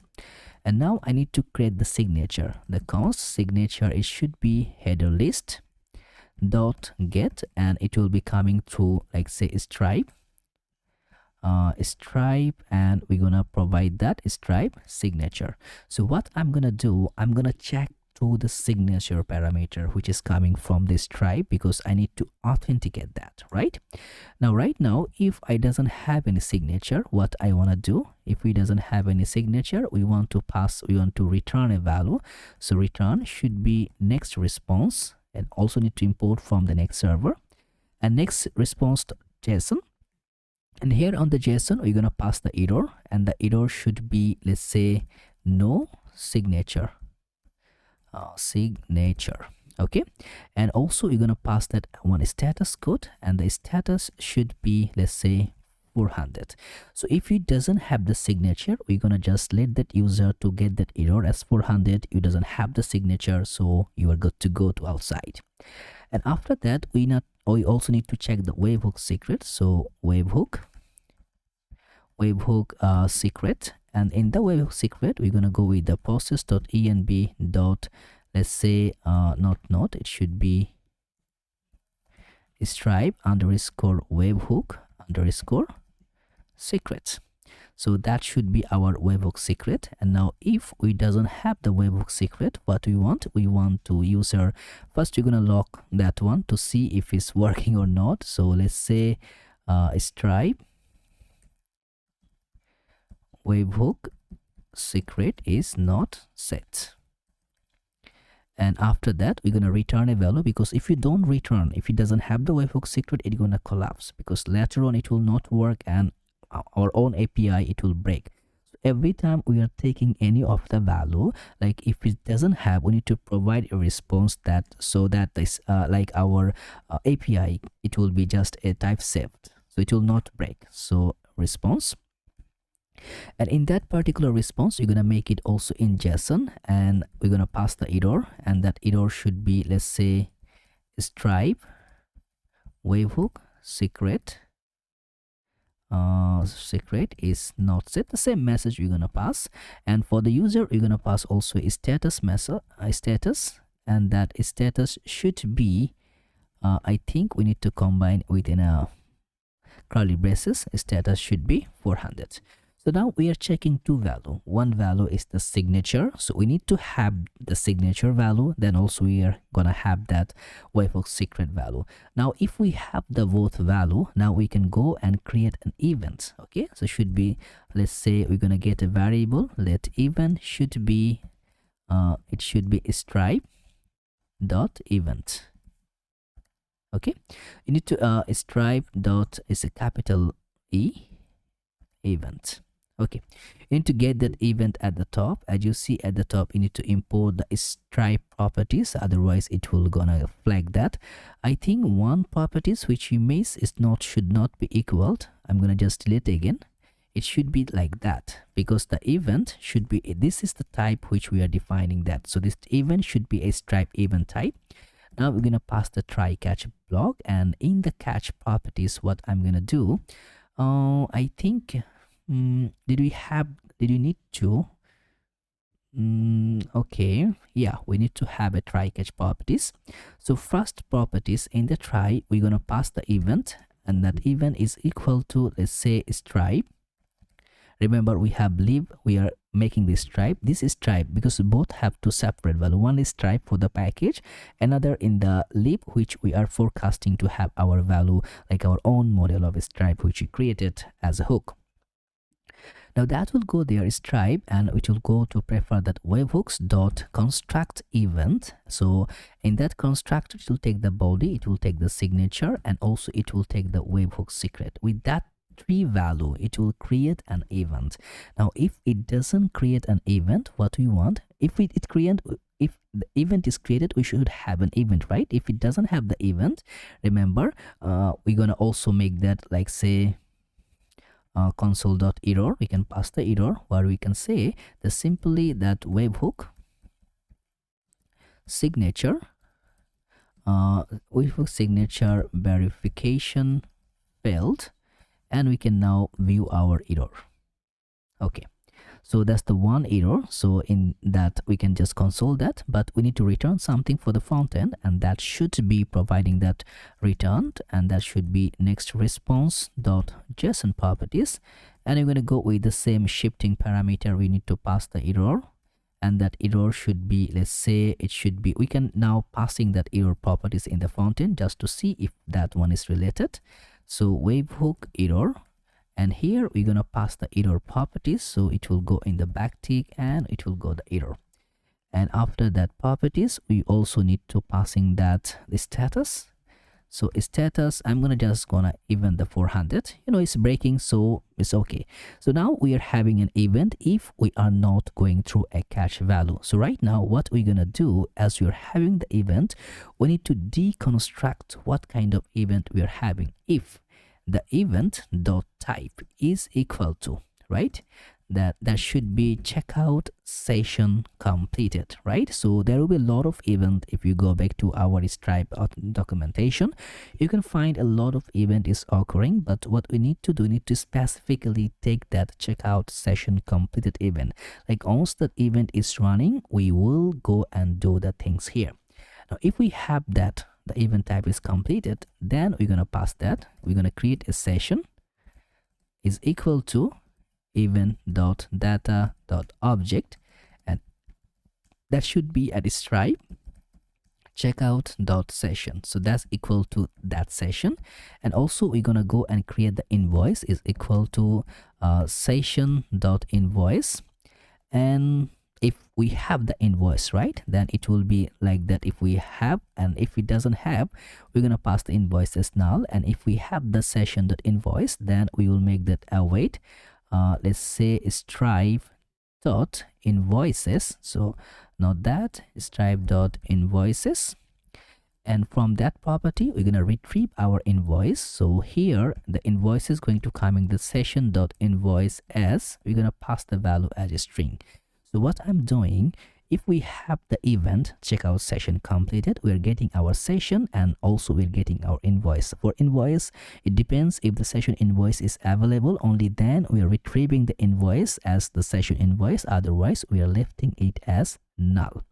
So now you can make console log to get the session invoice and the session. It up to you, but I know it will be working like that. I'm gonna now create a try catch value. Everything what I'm doing right now, again, I'm saying the video is length is very long, so we cannot stick to just log and go with like that, because I tested it several times and I know it will work like that way.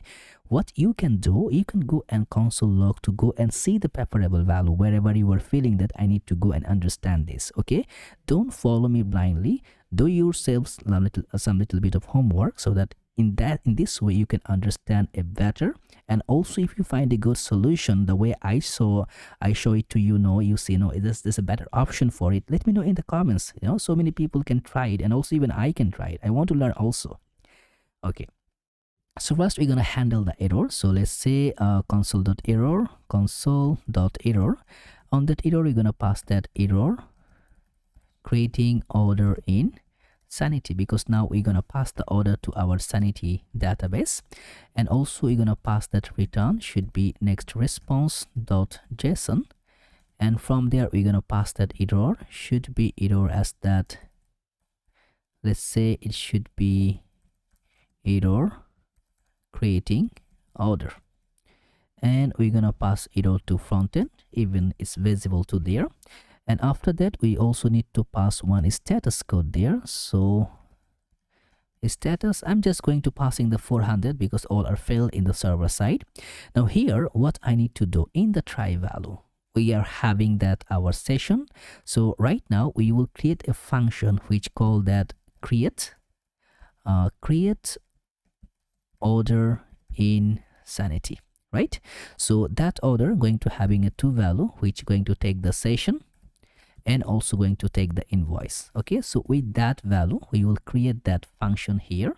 So on that function we're going to define how it can work, and before retrieving that, you see this one, we need to return a value. So return, and that should be next response. So everything is getting successfully done. We're going to pass the JSON value, and here we're going to pass a value should be CEIVED. We're going to pass a value which will be received should be true. That's the overall value we're going to pass to frontend.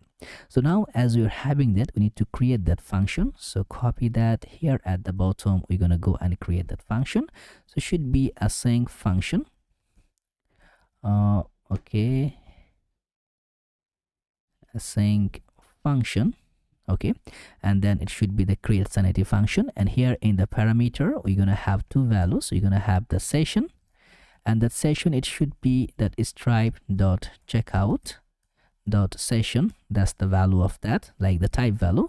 And invoice property also it should be stripe.invoice. If it's available, okay, otherwise it will just go with the null value. So now here we're gonna create our properties. Okay, so how are we gonna create? And from the session we're gonna get a lot of properties. So I'm gonna take everything as an object, and it's gonna coming from our session. And what we're gonna have from the session, we're gonna have our ID. You see now all the details. As that's the beauty of having the TypeScript. You're gonna have everything predefined, and you can now extract without any error. Now beside ID we also need a couple of values. So the ID, and then we're gonna have our amount total. You see everything is coming, and we're gonna have our currency, also the metadata, then we need to have our payment intent, then we're gonna have our total details. Okay, that's all going to be coming from the session. Now also you need to get something from our metadata. So let's say metadata, as it can be unknown, and also it can be metadata, and that should be coming from actions, right? In the actions we defined already the types of the metadata, so feel free to use it anywhere in the application you require. So now what we need from the metadata, we have several values. We have our order number, we have our customer name, and also we have our customer email, we have our clerk user ID. So that's the value should be coming from the metadata. And after that, we also need to make that like we can now create a product variable here. Let's say we will just create, like here it will passing that creating Sanity product reference. Okay, REFERENCES reference. Okay, so here we're gonna create the Sanity product reference. Remember, the value should be the value which we are passing there. So it should be const Sanity products. So Sanity products is equal to, and here we're gonna pass that. First we're gonna take the line items before passing the value. So how we can retrieve the products? So const line items, and let's say with product is equal to, it should be await. We need to retrieve that one. Okay, so the checkout charges checkout dot sessions, and from there we're gonna get that list line items, and from that properties we're gonna grab the items as the ID, and here we're gonna expand it through. Remember, we're gonna pass the value. It should be as a data dot price dot product. So all the products is gonna combine with that properties. So if we just save it, yeah, I think it's working. So now we can extract the Sanity product. So it should be line items with product dot data dot map, and everything I'm going to grab as an item, and from that properties in the function you're going to return this object, and underscore key. That key should be let's say crypto dot random UID. So that should be our key value. And after passing the key value, also we're going to pass the product, and that product should be passing that underscore type. We need to pass that as a reference. And after passing that value, underscore ref should be our item dot product, not that item dot price should be. Let's say item dot price, and if the price having the product, and as the product should be that stripe dot product and the product. And now here that should be similarly matching with our metadata dot id. I know this getting a little bit of complicated here, but that's the way it's supposed to be. We are now, because we have the product in this stripe. Now what we need to do, we need to make the product as the product the way Sanity can grab, right? So we are now grabbing that product for ourselves. That's the way we can create it. Okay, so also we need one more properties here. As you see, if we go we need to create one backend clients here by which we can go and grab that products. If we go back here in our layer of that Sanity and in the live, okay, as you see, we have client, image, and live. Here we're gonna create another file which will be, let's say backend client .ts. Okay, here what I'm gonna do, in the client we have all the value, right? I'm gonna just copy this entire things here and I'm gonna paste it. So, and now I'm gonna make something here. We have API version, project dataset, project ID from env, and here we need to have that Sanity API token, right? And why you need that? Because now we need to preferably write everything in our Sanity, and I think we have that. If we go in the env, I believe I have that because I already showed that to you. Yeah, Sanity API token, we have that. So we need to go and pass that value here. So after passing that ucdn, we need to pass that token, and that token should be process.env.sanity API token. So with that we can now use that one. So should be backend token, backend client, because right now what I'm gonna do, I'm gonna giving him an access permission. Whoever have that API token, what they can do, they can now save, because now this application bearing that API token, so it can access my Sanity Studio. Because API, it can do everything. It has the developer account, so it can now save the product to my Sanity order data. So if you don't give that, it will not work. Okay, so what we're gonna do is, after passing the reference, we need one more properties. We also need that quantity, and that quantity should be item.quantity. If quantity available, okay, otherwise it would be 0. Done. So after this value, we need to create the order. Const order is equal to await, and now we're gonna pass that backend client dot create. Now this is a very important. You see, once I try that backend client dot, I have the method. Now I can create with a function, everything going to pass as a value.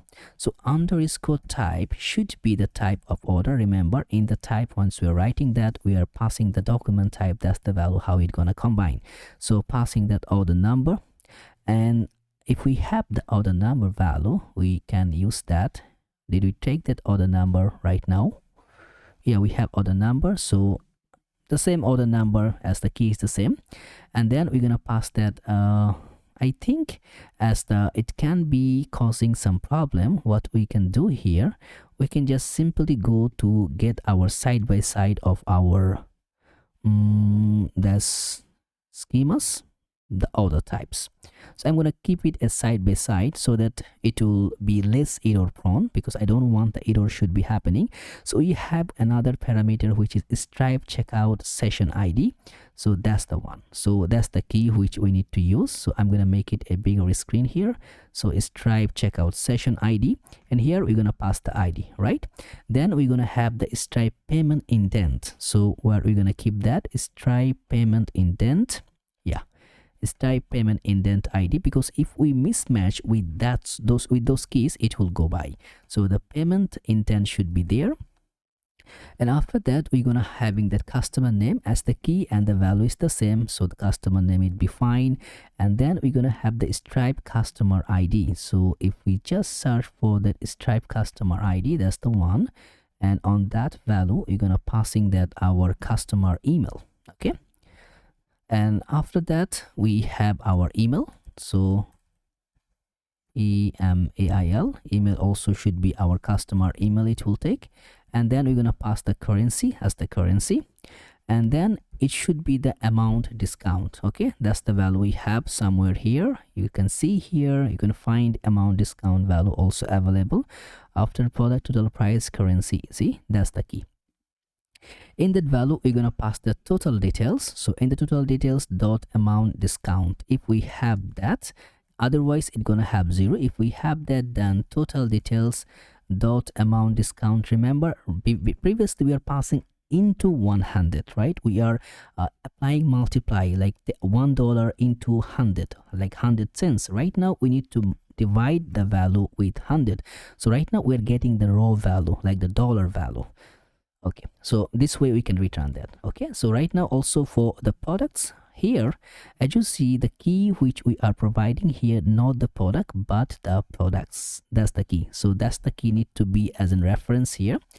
In the product key, it should be our Sanity products, the products which we created at the top. You see, we are just getting the products from the reference, and we are passing the products as this type product. So that's the value we are passing there.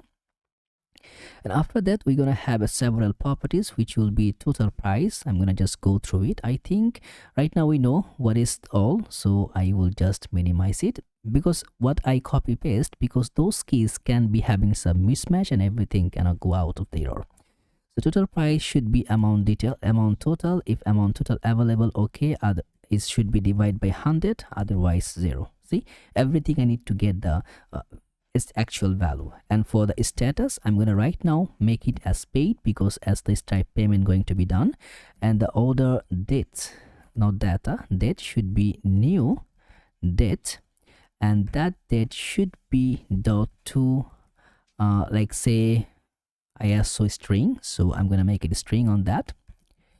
And after that, we're going to also pass that invoice. Invoice, on that invoice we're going to pass that our invoice value. If invoice is available 1, otherwise it should be null. If invoice is available, what we're going to do, we're going to pass an object here. The ID should be invoice. Remember, we are having as multiple value instances. We are passing an ID, and we are passing the number should be that invoice dot number, and also we are passing that hosted.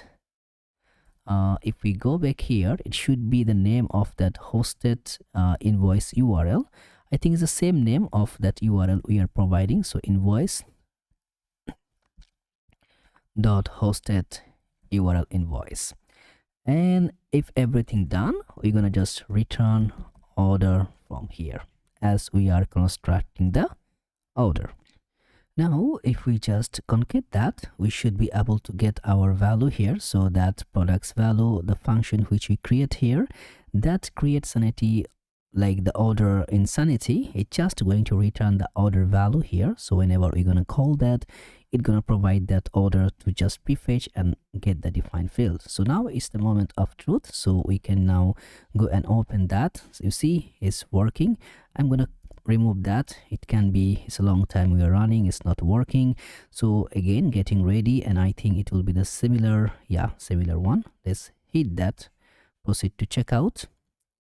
Okay, till now it will not work. We first need to provide the card value 4242 and define. Okay, hit pay. And after hitting pay, what it gonna do, it gonna, as you see, payment intent succeed, charge succeeded, okay, created, everything fine, and API 3000, okay, good to go. But there is a 400, so I think we are passing some error, but our payment is done. So the error is persisting that we are having something basically wrong properties maybe. So get success. Stripe, okay, Stripe webhook secret is not set. That's the value. Why? Did we have the secret? I think that is the secret which we have. We just need to check if the similar secret we are using or not. So let's just go and make that .env, and that is the value. So starting with okay, 9677. Let me check the last value. So the last value is okay. I think the problem arises because we provide the different name here. So as you see, we are, if we go here, we are using the Stripe secret key here, but if you go in that .env file, we are using at is a key, so that's the name problem. And also one more thing, you just need to create on that of that Sanity login, just to log in the property value here. If you just go here, Sanity login, it will just let you log into your own account, because sometimes, you know, if you are using another account, it can cause the problem. So right now I'm gonna just shuffle through my account to just go and single-handedly logged in. Okay, I'm logged in now. I can view the everything here. So what I'm gonna do, let's go and create. I'm gonna go at the beginning. Okay, leave the site, and here we can now go and prefetch again. As you see, I'm trying to prepare for 108. Previously I also in define, because my video was off for a bit, but I was trying to resolve and I post a video and I forget to play it. So now I created several several orders to go back to just showcase to what kind of problem we are facing. I believe that could be the reason to having those things. So if we do it well, we should be. And also one more things, previously, as you see, we missed to have that our Clark user ID. So after that customer email, be sure that you are passing that Clark user ID. So this one is open. So now we're gonna go and proceed to checkout to create our own checkout right now. So let's go here 4242 and providing the value. So 1235 123 and providing the name, pay, and let's see how it's going to work. Okay. Looks good. Okay, again, one more problem is here, is getting the 400 at the last instances, means it cannot successfully align that. If we go back here, I think we have the similar error. So here the response is status 401 and response body and status code 401. Session does not match project host. Error code, error unauthorized. That's okay. I think we can do one more thing also. We can make a Stripe login. Which account we are using? Let's see. Stripe login. We will go with the similar Symfony, so we will know that we are using the same Stripe. That should not be having any issue here, but it can cause sometimes, so it's better to be reshuffling. So 955207. Okay, we're allowing stripe also for our this one. Okay, so right now, because it's the same thing, we did it here, so it should work. Let's open again. Okay, now if we go and check, did we miss anything in the session properties? So that's where we take the session. So that is the session where it's coming through. And in the session, we did, I think, event data object stripe checkout. The session should be fine. Try that to be making this API token can be having an issue. So what I'm going to do, I'm going to go to run with my tools again. So to create a new token, so let's go in API. I think this token doesn't have this allowed of that. So let's go at one API token should be for editor. Okay. And let's say the name should be admin, and we're gonna pass that save. So we will be having to get the token. I'm gonna copy that, and then I'm gonna just replace that. So I just replace my Sanity API token, as maybe it can having the problem, or I don't know, but it's better to have that. So now I have that one token here, which for the admin. Okay, let's go, and I think we are having the token. And one more thing, it can be problem, you see. Okay, yeah. That's the problem, because the license for 1 month is finished. So you see the 4 months before, so right now it's just giving me free access for 1 month, so means we are just, you know, just gone. So I need to create a separate account to go through it. So I think we can go it, yeah, so that you can just use your account for like 1 month. So as a free plan is active, but it will not work. But again, as we just changed that, let's just try again. If it's getting generous and it's working, then let's see. So I think that could be causing the problem, because it's only working for a month, but it's not working more than a month. So even though let's try this one, let's see what's the result it can be coming, because that's the authorization coming up from the Sanity, because others everything is fine. So let's hit pay. As you see, everything working perfectly, only the error is percepting from Sanity. Okay, oh, hold a minute. Yeah, we did it. Yes, it worked. Okay, it was this problem with the API token, because I think my previous one was just expired. Okay, the token is just, you need to, the token is expiring for a month. Okay, that's the problem. That's what I missed, because my token was expired. I got a message previously, but I was not intentionally view on that. So even you were trying the live link in the Sanity, I think in the tools, it will not work. You can place the product, but the order flow, it will not work. Even it will not work because I got the webhook. So that's the one which was passing the email, but I forget to identify that, and that's why. So right now if you go here, okay, this is small amount, I will go and create a big amount here. So let's go here, okay, and then okay, let's go here, and now I'm gonna just place a big amount here just to forecast if it's good or not, and blah blah blah. Okay, so the order value is 1893. So let's go and proceed to checkout, having much of more products. So let's try 4242. I think this time we should be able to having that. Okay, hit pay.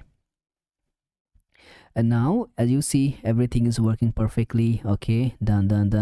And if you go back here, as you see, 1893 it just created. Only that was the problem. So whatever I'm just forecasting, it was nothing more. That was the problem. And now we have the order. So what we can do, we can now go grab the order to showcase in our order page. If you see here in the order, we can just click on that. From here we can download invoice anytime we want. If we click, it will automatically go and download the invoice. Even the later on we can download, because it's just passing from the Stripe, so it's very easy to integrate.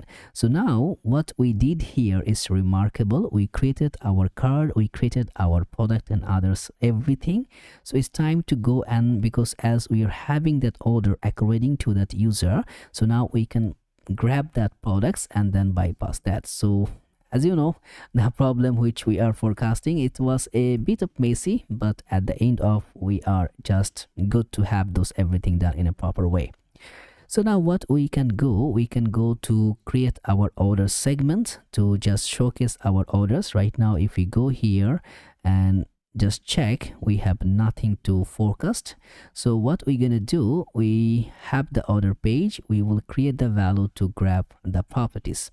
So to go there, and here it will be coming. I'm gonna close everything, and from there it will go back to as app, client, orders, and that's the page.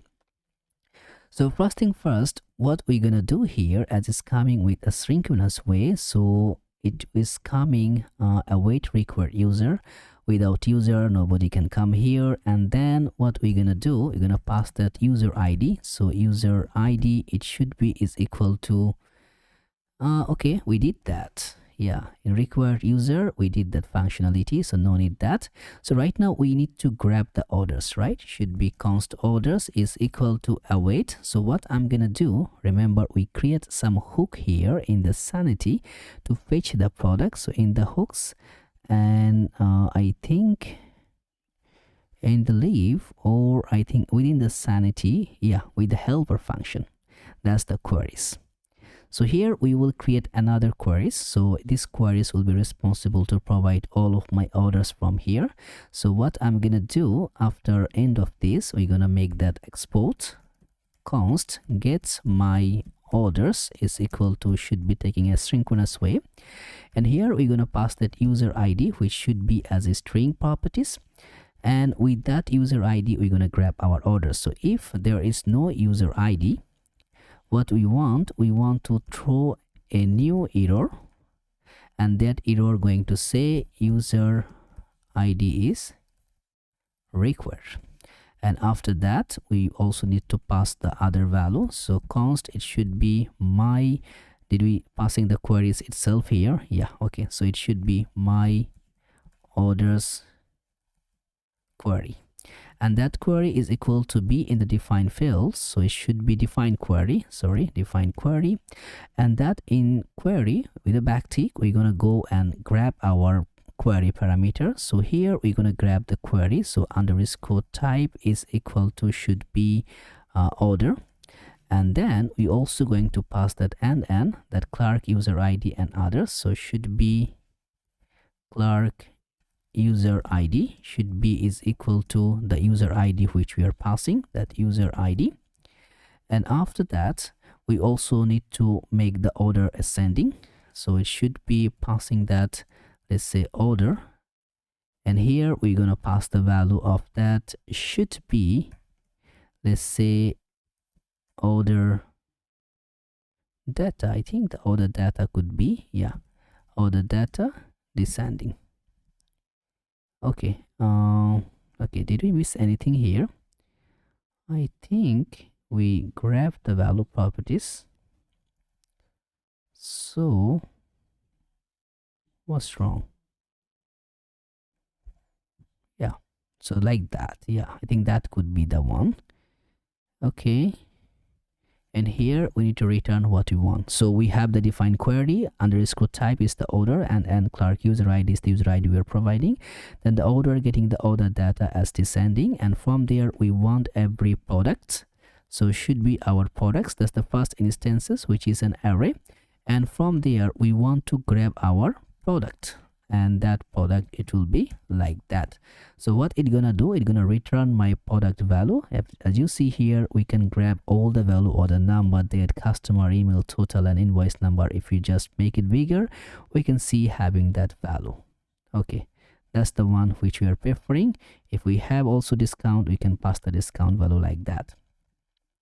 So right now we have that my order properties, so we can make the try catch block. If we have the catch, we can just make that console.error, which will be saying that error fetching orders.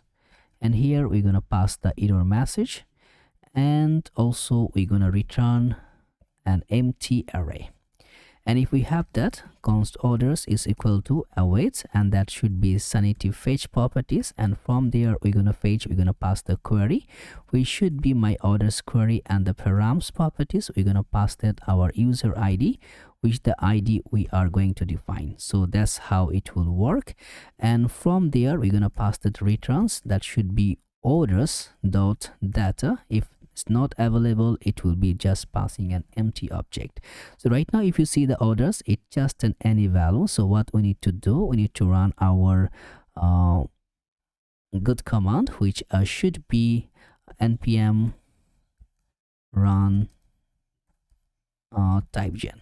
So it will just generate the extracting that and then generate our type for it. So what I'm gonna do here, order should be is equal to our get my orders property. So get my orders, and here we're gonna pass our user ID. Right now I don't have any user ID, so I need to create the user ID. Should be const, and from there user ID it should be equal to await, and we're gonna just pass it from our Clark auth. And here we're gonna pass the value as it will be user ID, and we can simply log if we are passing any products or not. So it should be passing that log, and should be that orders. Why, what's wrong here? Argument type, okay, there is something, log is not defined. Okay, never mind. So right now what's happening is still in client side, right? In server side, right? So we are making that await auth, and that auth is coming from Clark Next.js server. Yeah, it's still in the server side. We can now predefine fetch the server side properties. Okay, it can be happening that if user, okay, we can also find that. We can just check if we can pass a value if no user ID. We can also pass that. We're gonna just make that return, which should be redirect. Okay, not that one, redirect should be within the home. Okay, if it doesn't have the user, I think we just need to make the fallback error properties, otherwise it will not give us the value. If we inspect right now, I think for this one, as you're having that, this check is not required right now, because we no need to go and pass the handler value, because we are having that user ID in our own way. So in the console, as you see, we are having the two value but not grabbing anything. I think we are missing something here in my orders properties. Okay, there maybe we are missing some parameters, so we are passing that products, and from there we are grabbing that product value. We are passing. Okay, if we check here, the order is that my orders query. Okay, so queries. Okay, did we miss anything from there? I think okay, let me grab that, the existing one. Maybe we are missing some typo here. Okay, yeah, I think the typo we missed. Yes, so as you see, it could be like that. Define query star type is equal to order, and then Clark user ID, the user ID we are providing, then spared it the all products array, then from there we're getting the product. So that's the typo. For the typo we're not grabbing it. So I think right now we're having all our orders, so we can now predefinedly use that orders in our page and to showcase all our orders property. So we will show the orders here in the order page, and as you see, it will be something like that. We should have our list item. Once we click on the list, we should have to the option for the download invoice, and also we can see the other properties like the order value, price, and others. So you want to create this scenario. To implement that, it's pretty simple, as we are having the orders. So you know the best things which we require right now we are having with us. So first thing first, I'm going to remove that console, and after that, on that particular div, instead of the div, I'm going to make it as a container. And on that container, the work, it will start pretty much for sure. So here I'm gonna make like we're gonna define if we have the orders and if we doesn't have the orders. So in both sense our thing's going to work. So what we're gonna do, like say if we have the orders dot length, and if we have the order dot length, length, if we have that length, then we're gonna just pass, let's say passing a card here right now from our components and just passing a p tag. So let's say orders available, or you can just keep it as orders. And if it doesn't have the orders, I'm going to return another div portion here, and then I'm going to make an h2 here which will say no orders found. So that would be something like that. And for the container also, let's just go and make some portion here which will be class name, and padding y should be 10. Okay, so as we are having the orders, it will not be visible, so I'm gonna just go and put in null check. So you will see the things which going to circulate. As you see, no orders found. So right now what we're gonna do here is that in that particular div instances, we're gonna just create a class name. Everything I'm gonna click create is a flex, should be flex column, item center, justify center, padding y should be let's say 5, md padding y should be 10. Okay, it should not be clone. Okay, then after that also we're gonna render something in a good way. So that should be, let's say we're gonna make it like padding x should be 4. That's it. So that's the one, it will be aligned. And for that h2 tag, before h2 I also want an icon, should be file x, and here in that icon class name height should be 24, width should be 24, and also I'm gonna make it like text should be gray of 400, and after that margin bottom should be 4 here. So that text, that's the icon. And now we're gonna render the text in a proper way. It could be like class name, text should be 2XL, font should be semi bold. And by the way, we can just, instead of rendering that, we can just render our title. I think it's the similar proportion of that. That's it. So no orders found, and we're having the icon, so a p tag, and it will say it looks like you HAVE, and it should be an oppose. So you haven't an oppose, you haven't placed any orders yet, start shopping to see your orders here. Okay, and after that I'm gonna just render another button here. In the button we're gonna render a linked properties. So that link going to say us browse products, and also for that link properties the href should be /home, and button should be work as a child, and the class name should be margin top should be 6, so empty 6. That's it. So now as you see, okay, that looks cool. And for the p tag itself, we're gonna make it like class name, and margin top should be 2, and also text should be small, text should be gray of 600. And after that we're gonna make that text should be center, and we're gonna make a max with md. So the medium with would be like a md screen, and that could be around 448 pixel or 28 RAM. So that's the places. If we doesn't have any orders, it will showcase like that. But right now we have the orders, so we will see our order view. As you see, the curly embracing things is here, which is coming from the card itself. We can have that. I think we're gonna have that one by default, so it's coming from the card behavior. Now what we're gonna do in our, whenever we are having the card, we also by default we're gonna just pass that width should be full. You know, we can just render if anything go ups and down. And then we're gonna pass our card header, should be card header, and in the card header we're gonna pass that card title. Card title, on the title itself it will say order list, like that. So now we are having the order list, and for the title text itself we can make that similar our like our proportion to text 2XL, md text should be 3XL.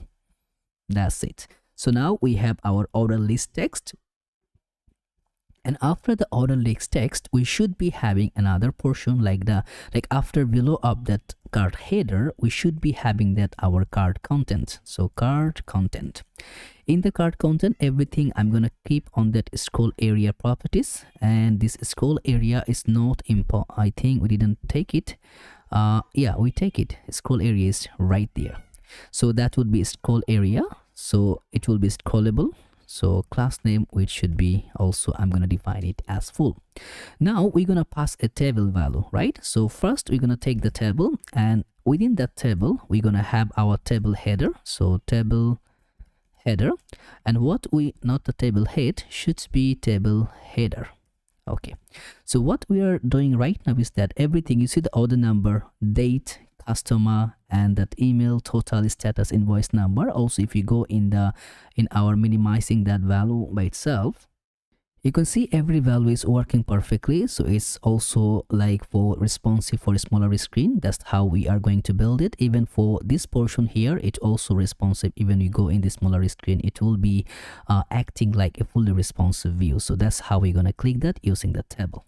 So for the table, we are having the table, and in the table header, first you're gonna define the table header, and after that also you're going to have that we're gonna pass our table content, and that's how we're gonna render each and everything. So now in the table header, we're gonna pass that our table row. So every row properties, it's gonna first get that table head. So in that head properties, we're gonna pass that order number. Okay, so you're gonna see the first one as coming as the order number, and after the order number we're gonna have a multiple properties. So I'm gonna just copy paste some of that. Okay, so now okay, and I think instead of keeping that value here, we can just remove the value, and I'm gonna take multiple. So first it will be our order number, then it will be our date itself, and after that, after the date, we're gonna pass the customer. So the customer itself is gonna providing the email here, and then we're gonna also getting the email. I think we are having separating a customer email. Yeah, both we are taking in a separate way. So customer email, and after that we're gonna have the total properties, and after total we will having a status value, and after status value also we're gonna pass that our invoice number. So that's the total properties here. So like this similar here. Now what we're gonna do, we're gonna also create in a responsive way for the table header itself. For right now, we're gonna put a class name where I'm gonna keep that width for like 100 pixel, and also MD should be width auto. Okay, so first in that smaller screen, it will take minimum width of 100 pixel. Later on, it's gonna take a width auto whenever it's needed, because it can be bigger. As you see, the number can be flexible as the way it's supposed to be. Now for the date, it will not available all the time. So right now we're gonna make it hidden in the smaller screen. MD should be table cell. Okay, and after that for the customer also, I think customer, okay, good. We're gonna make that, we're gonna put the name, but for email is not required for the smaller screen. Same thing, should be hidden. MD should be table cell, like that. And for the invoice number, we're gonna do the right things also for it. The similar thing should be hidden for a smaller screen, and SM table cell. So I think this one for the customer, we can now, instead of MD, we can put it in SM. From the smaller screen, it can be visible. So if we just make it a lower screen right now here, you see, okay, cool. This order number, you can just make that one like, you can just keep, you know, you can just make that one as order. You can also, it will be perfect in that way also. So it's up to you. These little small things you can concat and make the way it's supposed to be. Also, you can do one thing is that, like, if you can just make that what you can say for line clamp, I think we can keep line clamp 1, and it will also work in that way. No, it will not go. So you either you need to provide a bigger width, or you can just go in like that. I think 100 is not enough. That's why if we just make that with auto, I think with auto will save the purpose maybe. Yeah, with auto is saving the purpose. So I think, yeah, no need to provide that with 100. Yeah, that's cool. Yeah, that's working. So you're just removing that width. Now what you're gonna do, as we are having that particular product itself, so after the table header, we need to pass our table content, so that it should be the value of the properties. Now for that table cell, each and every table cell, it will be different. As you see, once you click, it will open that particular product value. So that's we need to go and combine.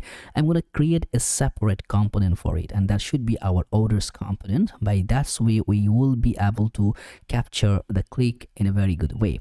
So should be orders component.tsx or fce. So or fce, that would be our order components. And here in that passing value, what we're gonna do after the table, we're gonna just import that one right here. Should be orders component. Okay, it should not like that. Orders component. And here, as you know, we have the orders. We're gonna just pass the orders right here, so the orders, it will just follow through.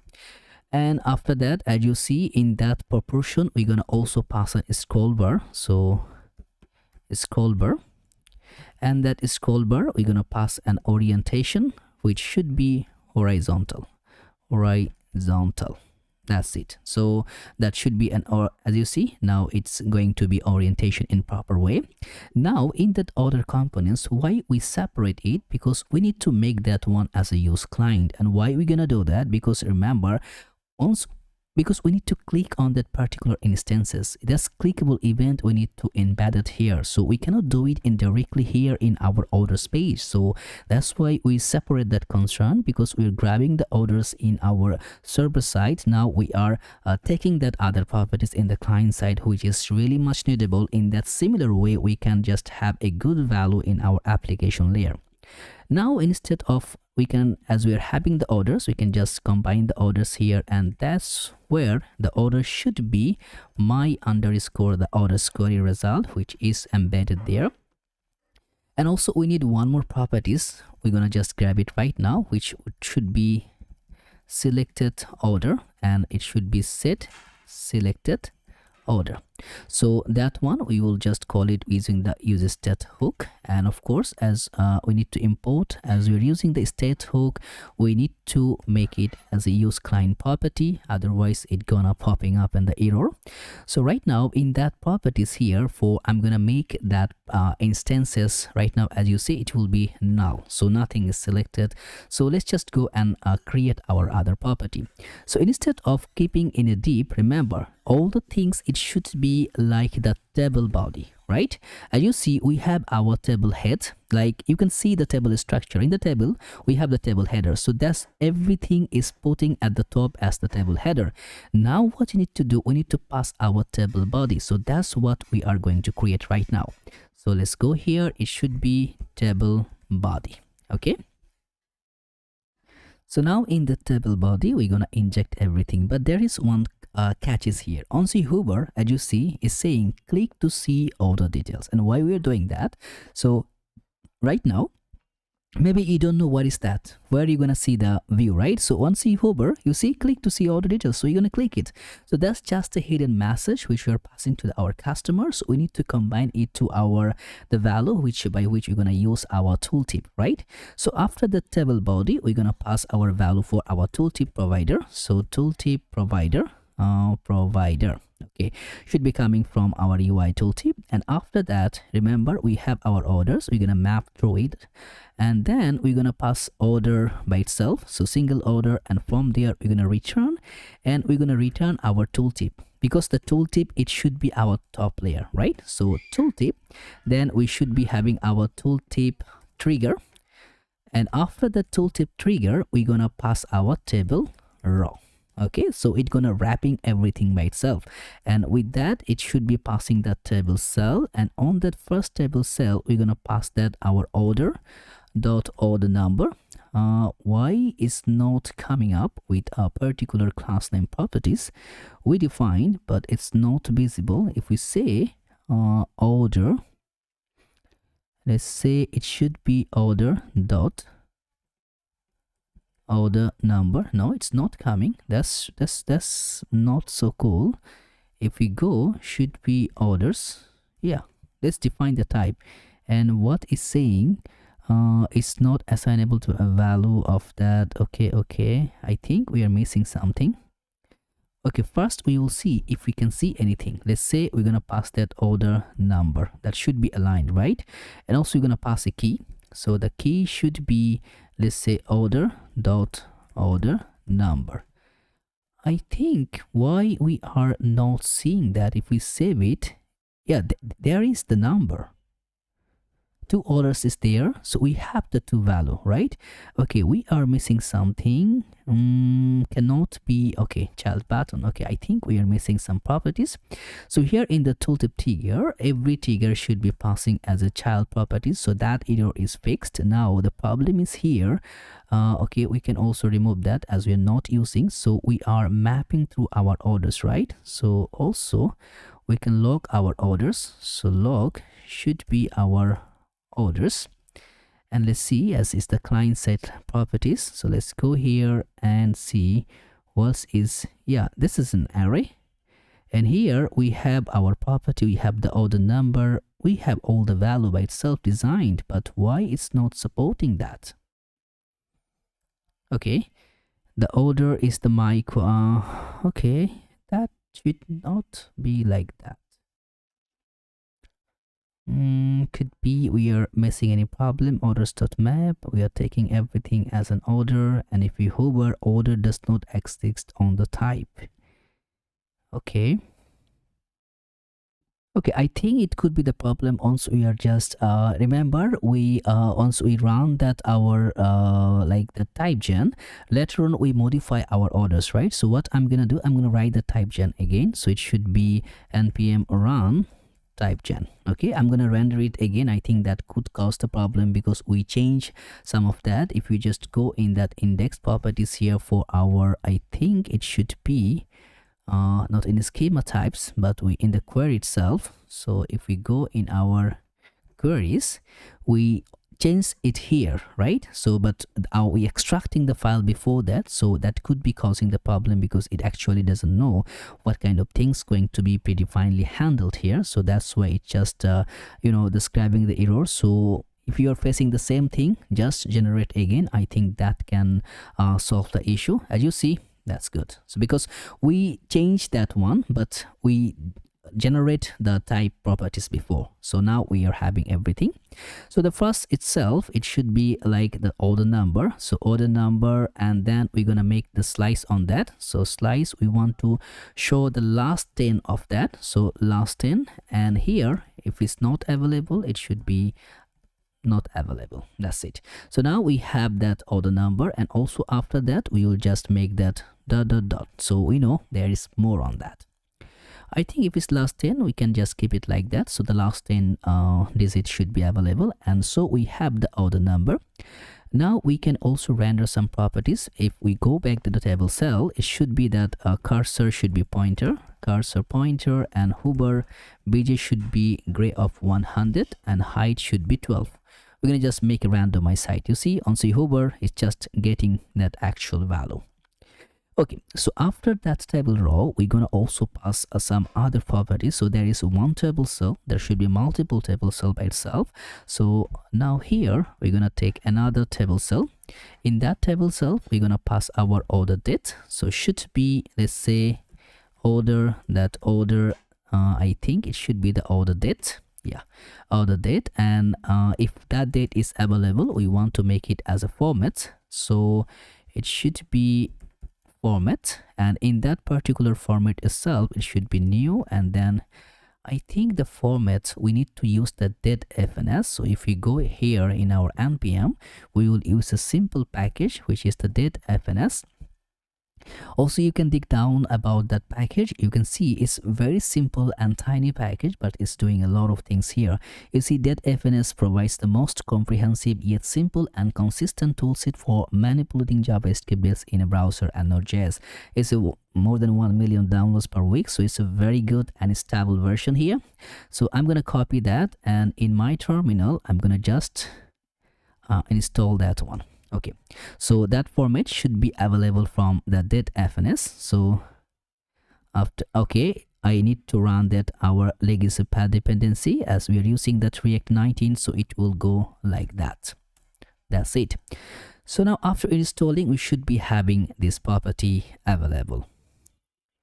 And by the way, while it's running that, we can just go and throw on another table cells. And now what we can do, you see, for the responsiveness, what we create for this, that should be followed through here also. Okay, otherwise it will break that properties.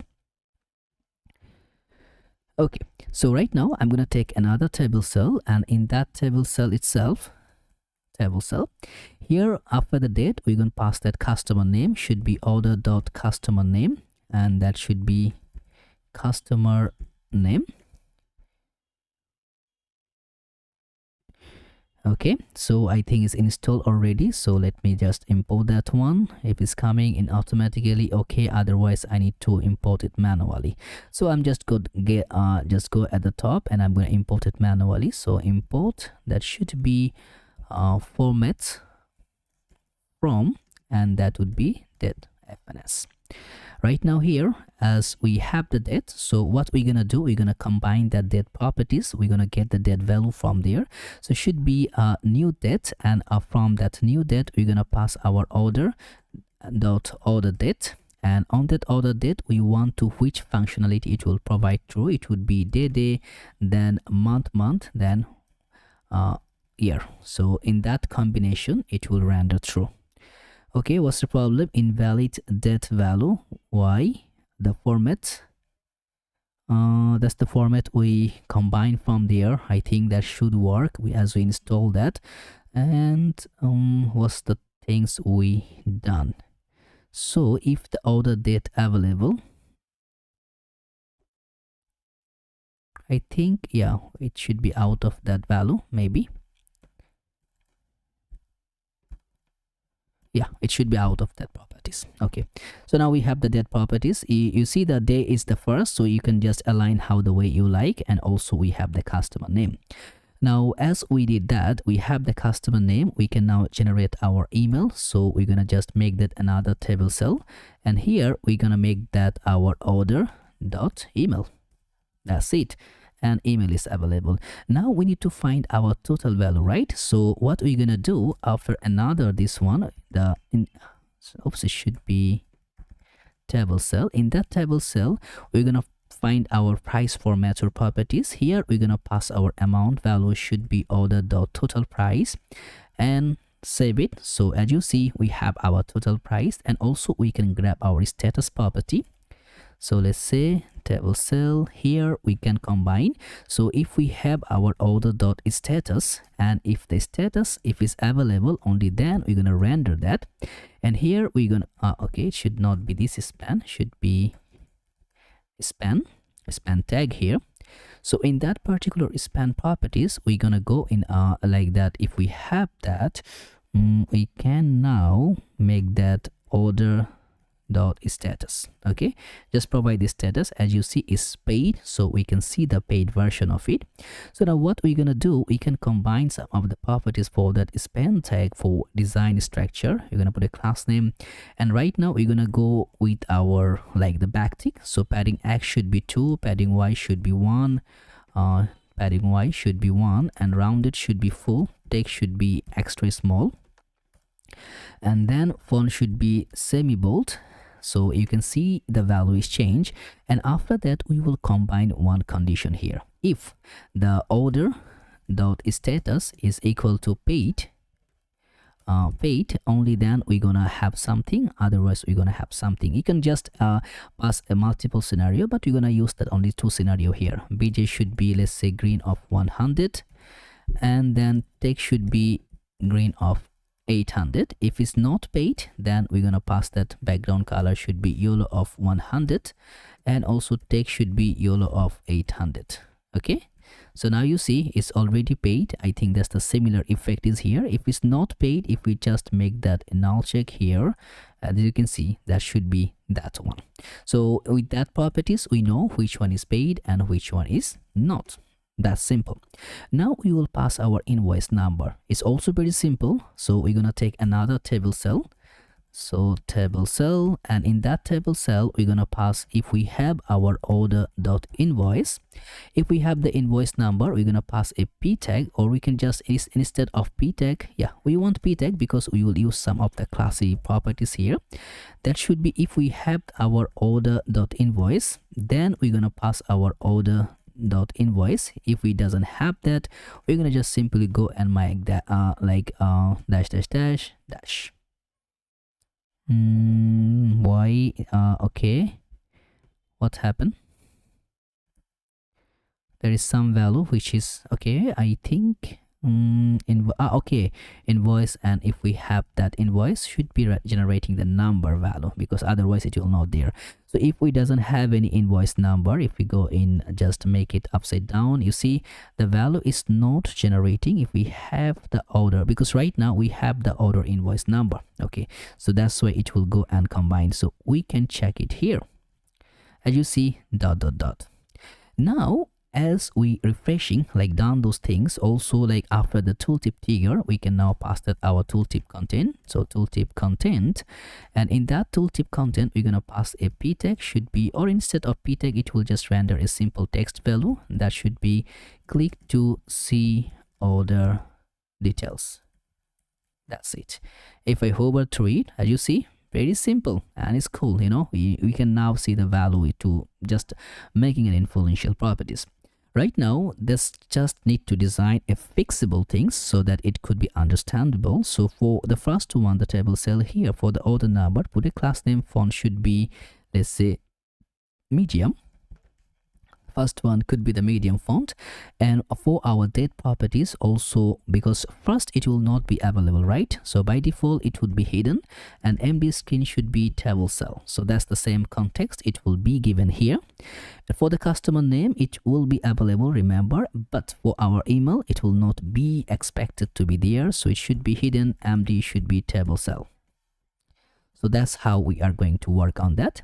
And the email, and after the email, the total price value, the price, it would be there always. So as you see in the price formatter properties, we can pass some class name here. Text should be black and font should be medium. By default it's getting some property, but we're gonna make it as medium.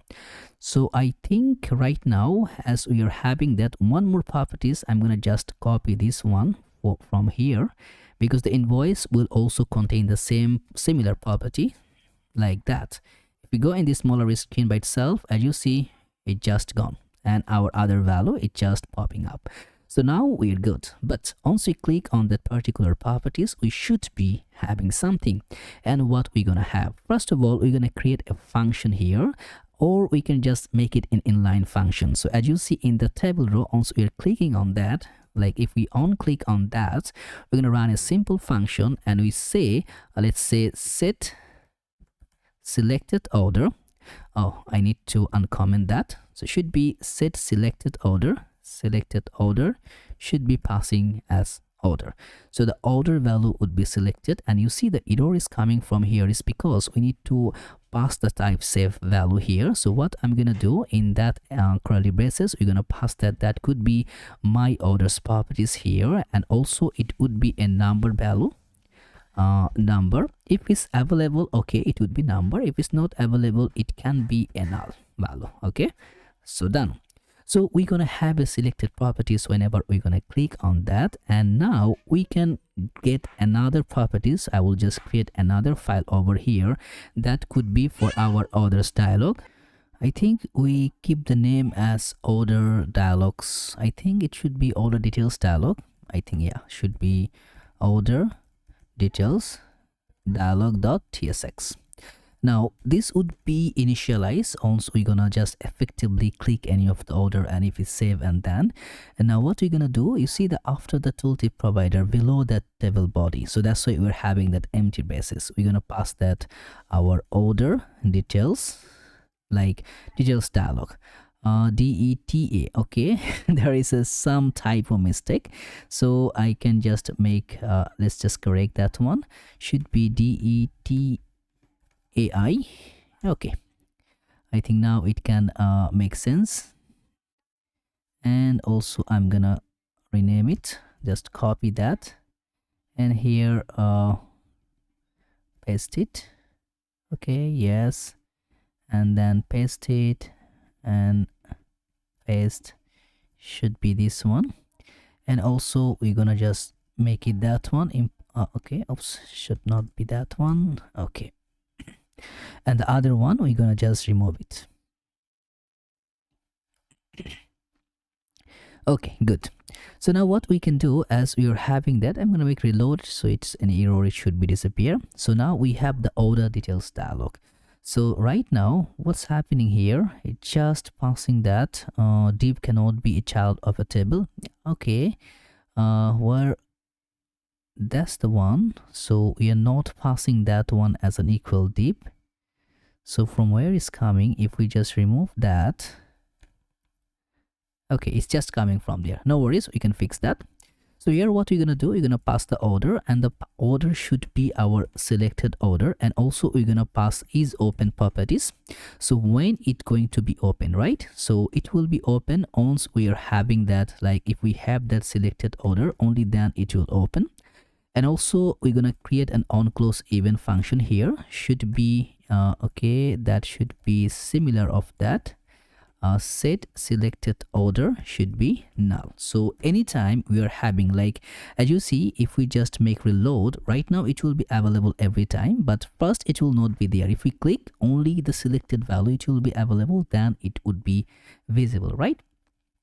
So now what we're gonna do, we can just need to pass those properties in this layer. So I'm gonna just simply passing that properties. First of all, I'm gonna create one like one types here, should be, let's say, interface. I'm gonna pass it as a props, as everything going to be coming as a props properties, and that prop should be, the order should be my underscore orders queries, and after that, and from there we're gonna take that number value. It could be available or it could be null property. Okay, that's the one. Then we have our is open, it should be a boolean value, and then we are going to having an onClose event function, which is typically a void function, so void.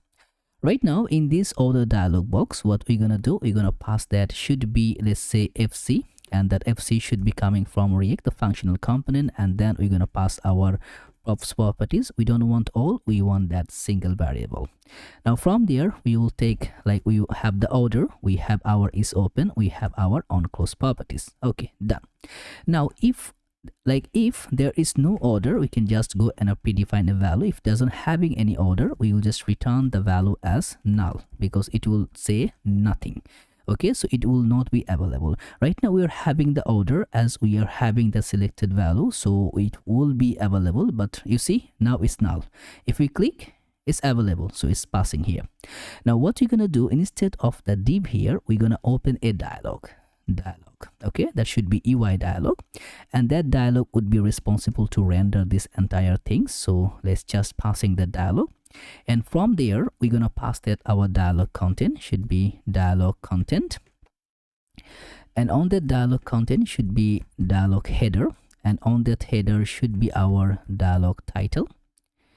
Okay, so in the title we'll pass our order details, and that should be, let's say, order dot order number. That's it.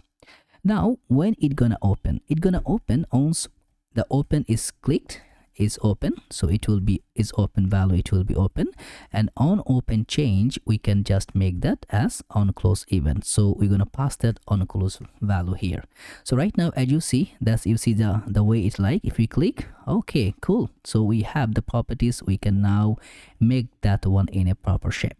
So now in the content value, what we're gonna do, we're gonna render a class name properties here. The max width should be, let's say, 4 pixel, and max height, we're gonna provide a maximum height of 90 VH, so it will be like 10% opacity in the entire site, from bottom 5, top 5, it's gonna just reduce the 10 VH from there, so it will just like a 90% height it will take. And overflow Y, let's say overflow Y should be scroll, not like that, content should be scroll. Okay, so that's how it gonna work. So now as we are having that properties, so what I'm gonna do after that container, after that container, we're gonna having some value, because you see in the header itself, we're gonna having some properties. You see this entire things is in the header, that is the scrollable value here. So now these things also going to be coming up at the top.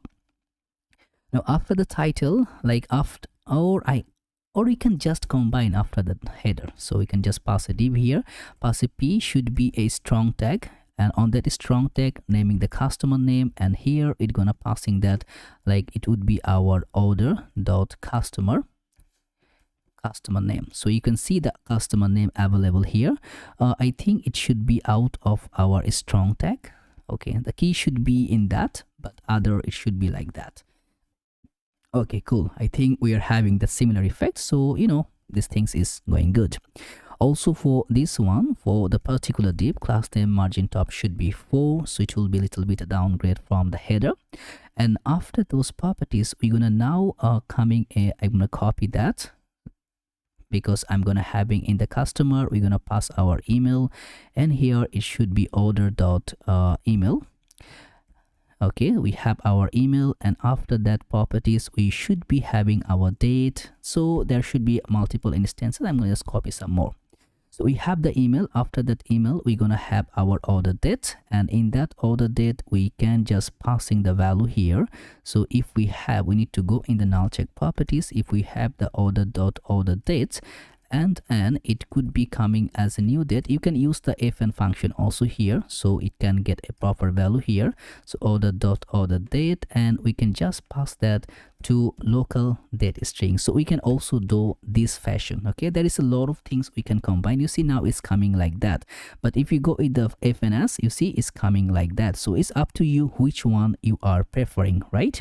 So I'm not forcing you to go anywhere. You just depends how the way you like, just arrange that. Now after the email, we should be passing our status of this order, status.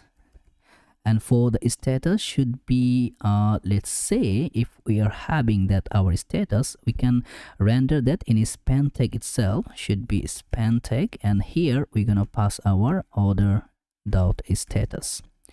And for the status, we're gonna also combine some class name here. For the class name, I'm gonna make it a capitalize, and also text should be, let's say, green of 600, and font should be medium. Okay, now we're gonna pass our invoice number. So here it should be invoice number. Hit save, and now we're gonna pass our invoice number here. So order invoice then number. So that's the invoice number which we are having right now. And after that, we should be having that download invoice button itself. So what we're gonna do after that particular p tag, we're gonna have a condition. If we have the order.invoice and only then we're gonna render that. We're gonna render a button. On that button, we're gonna just pass a several condition here. If we have order.invoice dot hosted invoice URL, and we're gonna just render a link properties, because we want to pass that in a separate positioning. Here we're gonna pass the text of that download invoice, and on that link itself we will just pass a conditioning. The href should be the href, so it should be href. The href should be, let's say, order dot invoice dot hosted invoice URL, and I want it to be target like I want it to be to target in a blank page. I don't want it to open in the same page. And if you click here, it will open our invoice URL. So there is a hosted URL there. You can just console log and you can get everything. So to lose YouTube, and you see the value is right there. You can download it. You can download the receipt, and if you click invoice, you see it will download in your link itself here. As you see right now, if I click here, it's open. So I have all the details value. You can also go and pay online, and you can just grab the hosted URL as a page, so it will not coming back with a particular instances. Okay, so right now for this one, it's not looks good. It's coming in a black properties, which is not aligned with those scenarios. So what I'm gonna do, I'm gonna make it a little bit lighter. So here, let's say I'm gonna pass a variant here. So the variant should be, let's say, outline. I think that will do the purpose. Yeah. Okay, cool. Okay. And also I can make that for this one, or I can overall go here and let's say space y should be 1. So everything going to be a little bit a difference here. And for the button here, we can pass some class name. Margin top should be 2, just a bit of lower. Okay, it's not coming. Margin 2. Anyway, I think it will work. Okay, right now what we need to do, have to passing that product, like product, quantity and price. There's 2 separate values should be aligned here. And to do that, after that div itself, so after finishing that div, we're gonna have another table here, and on the table we're gonna pass our table header. The similar things, as you know, it's just going to in a similar page, so should be table row itself. And here we're gonna pass a table head, and on that that one should be header. Okay, should be header. So now in the table head, first one, it should be passing the product. I'm gonna copy twice, so it should be another one should be passing as quantity, and then the last one, it should be passing our price value. So as you see, we have three properties: quantity, product, quantity, price. So right now for this one, I think for okay, it will concate that. Also, you're gonna create a flexible properties. Now after that table header once is passing by, we also need to passing that table body. So in the table body, what we're gonna do, remember in the order we have our products. So from that products, we're gonna map through. Again, I'm saying if you don't know from where I'm taking, make a console log. You're gonna make it sense from where I'm getting that. So product and everything I'm gonna passing as an index property, because to pass the key value. So right now what I want, I'm gonna pass that table row itself here. So every single thing going to passing a row, then you're gonna pass the table cell properties, and from that first table cells we're gonna passing that if we have that product dot images. So if the product dot images, if that image is available, only then we want to passing our image property. So that image we will pass the source key should be URL4, and on that particular value it should be the product dot images, and we want the first images to be seen, and then provide me the URL. So the URL would be aligned here, and also for the alter property should be, let's say, product image, and we're gonna provide a width of 50 and also the height of 50, and also putting a class name. We're gonna make a border, and rounded should be SM, like that. So you see that image is coming here, but it's highlighting and it's getting overflow here. No worries, we can fix that. So right now I think we make it everything at the top as a scrollable view, but why is breaking by itself? Over scroll, not over scroll, should be overflow. Okay, that was the problem. So now you can see it's overflowing. Okay, cool. And you can do one thing, you can make it fixable value, and then you can pass the product. I'm not making it fixable because as you see it will just render in a different way, so I can just go and move like that. So now we are having that in the table row itself. We can now need to be providing the key. That key should be the index value, and I think we can also pass the product dot key or ID, but as you see I don't want to make console log. I'll just go with the index properties. Okay, cool. So now we are running here. We provide a height, width. We can also make as let's say object contain, or we can make it object cover so that it will fixable. Okay, it's not so good. Okay, we can make in a different way. Put a table cell. Here I'm going to make it a flex item center, put a gap of 2 because there should be 2 separate items. After the image we're going to have another, if we have that product dot product product, and then we're going to passing a separate value which is going to be, let's say, product dot name. That's the value which we're going to pass itself. I think the image is not, as you see this is the bigger but this is the smaller, so I think we need to fix that. And how we can fix that, we can pass a like width of 20 and height of 20. Let's grab this one, let's see how it looks. Okay, we can fix that right in this way. So we will pass the width of not 20 but 14 and height of 14. Let's go.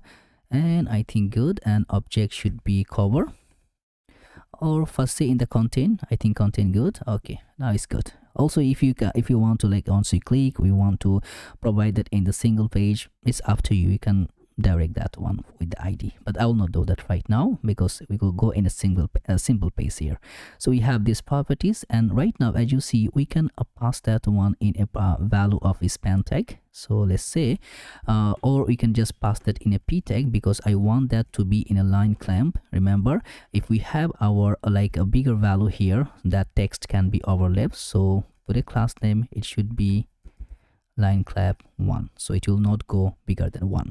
So now we have our product. Then we need to pass our quantity, which we're gonna do in a separate cell. So it should be table cell, and in that table cell we're gonna pass that value as, let's say, product dot quantity. So we know how much quantity we are just by passing from there.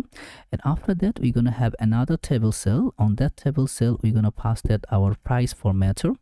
So let's say our price formatter, and in that formatter we're gonna pass our, as a class name, it should be, text should be black and font should be medium. Okay, why we did that first? Font should be medium, and we're gonna pass the amount. That amount should be our product, then price. That's it. So we know how much price is there, but there is a catch, because that price should be multiplied with the quantity. So should be into product dot quantity.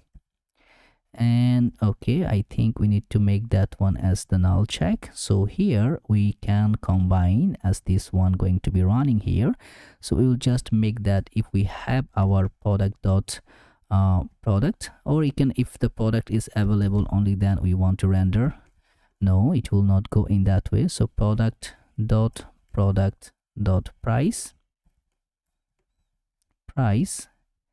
and product dot quantity. Okay, just putting a check here. So if we have multiple quantity of single instances, so we know it will just added to that. If we go here, you see that's the value. If we have 16, it will go in the 16 properties. And for that one thing, you can just make it in a center align. I think we can go here. So this one, put a class name, text should be center. Yeah, it can coming in the center, but right now I'm going to keep it the same way it is. So you can how to change that, and how can you can swipe the other value. And after that, at the bottom we can have, okay, there is a typo mistake. Now we can fix that in this ratio. So our table is done here, right? After this table, I'm going to take another div, and on the div I'm going to take another portion. And from here, if we have our order dot amount discount, if is bigger than 0, means we are having our discount, only that we want to render. What we want to render? We want to render a div. Okay, it should be is 0.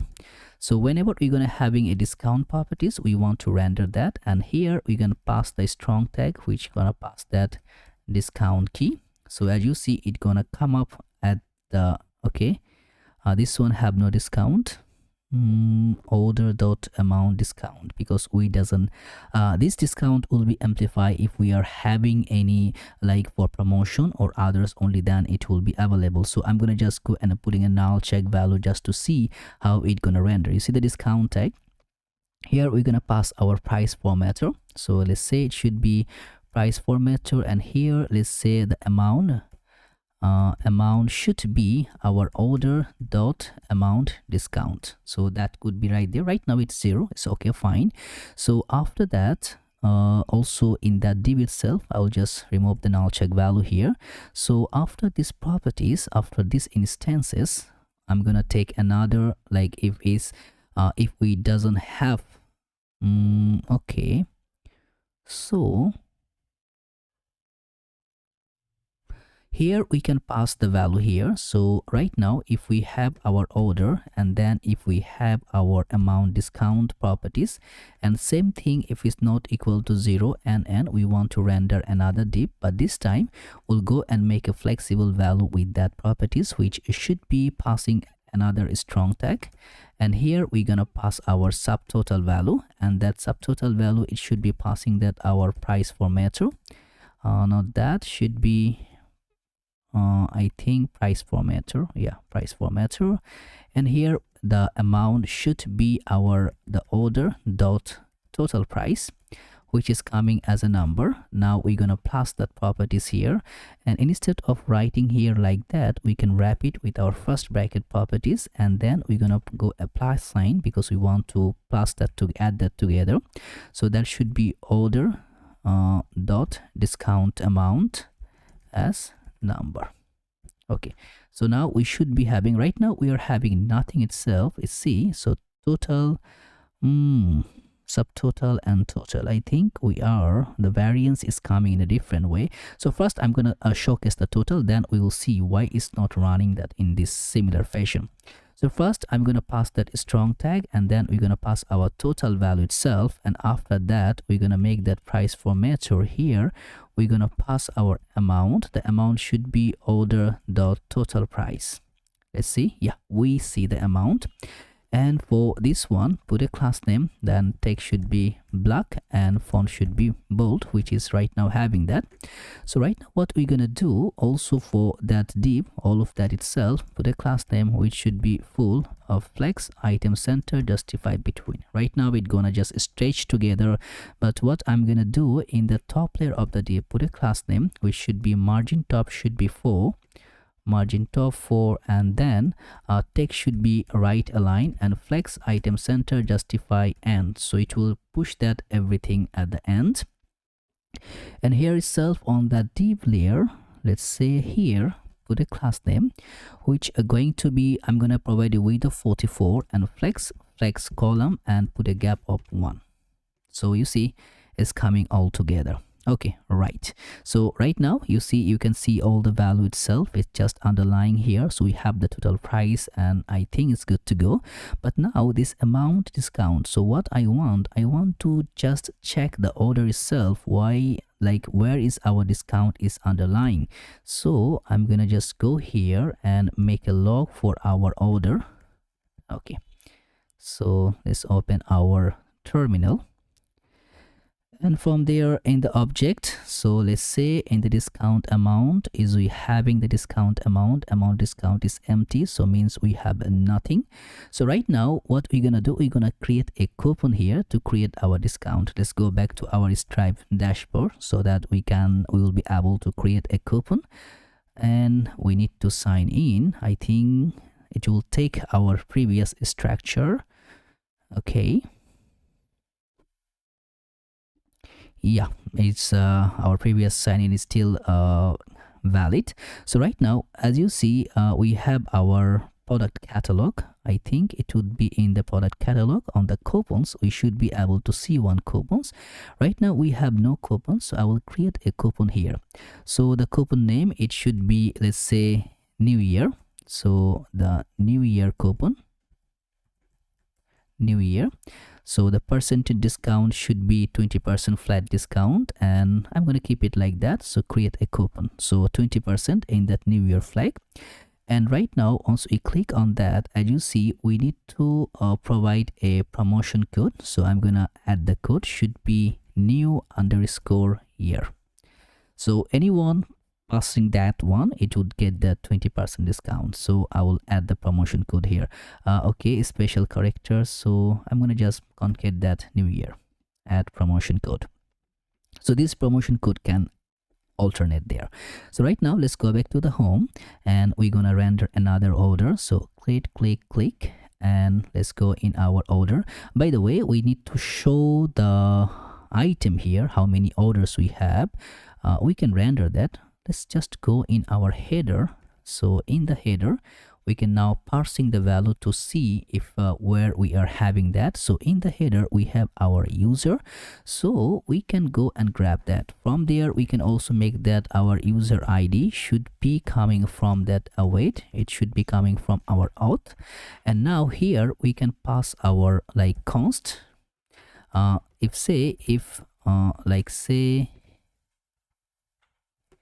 If we have our user ID, only then we will grab our orders. So it should be first we're gonna make the orders as null. So the orders should be null, And okay, we need to provide a variable which should be let orders null.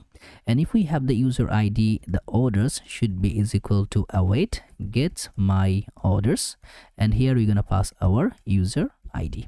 So now we have our orders, and we can simply pass the orders criteria here. So as you see in the list ordered here, we can pass the value here. If we have our orders dot length, then it's gonna pass the orders dot length, otherwise 0. So we have 2 orders, we should be able to see 2 orders. You see, it's right there.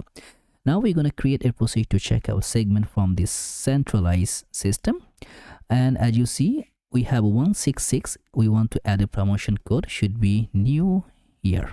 Okay, and if we apply, we should be having a 20% flat discount. As you see, 33.2 series minus is 20% discount. So let's go, and we're gonna pay that amount, and then we're gonna see we can actually having that value here. So, and hit pay. And after payment, we also kind of want to see one more things which we're going to create later on, but right now the payment structure should be understandable, as you see. So right now, if we go back to see our orders, okay, yeah, that would not be go instantly, remember, because I forget to open my terminal, and here we need to use our for that webhook itself, remember. So otherwise it will not save. But after submitting that, no worries about that. I'm going to show you in live mode how you can also set that webhook by itself. So let's click that, and I believe it's the same key it will be. So right now we're going to create another order. Okay, so click that, and I'm gonna click some more. Okay, so I think we have 3 to 6. So without that webhook, our order, it will not be saved for sure. So new year, and I'm gonna apply that. So we're gonna have a flat discount here. So 4242, and valid month, CVC, valid name, hit pay, and we can contact the things. Okay, every single action is doing right, and we are good to go. Okay, one more thing is not circulated, which is coming error from the webhook. We can see our terminal that can cause the error. Okay, yeah, it's my bad again, because in the Sanity IO I changed my, remember last time, which I need to create a developer API segment.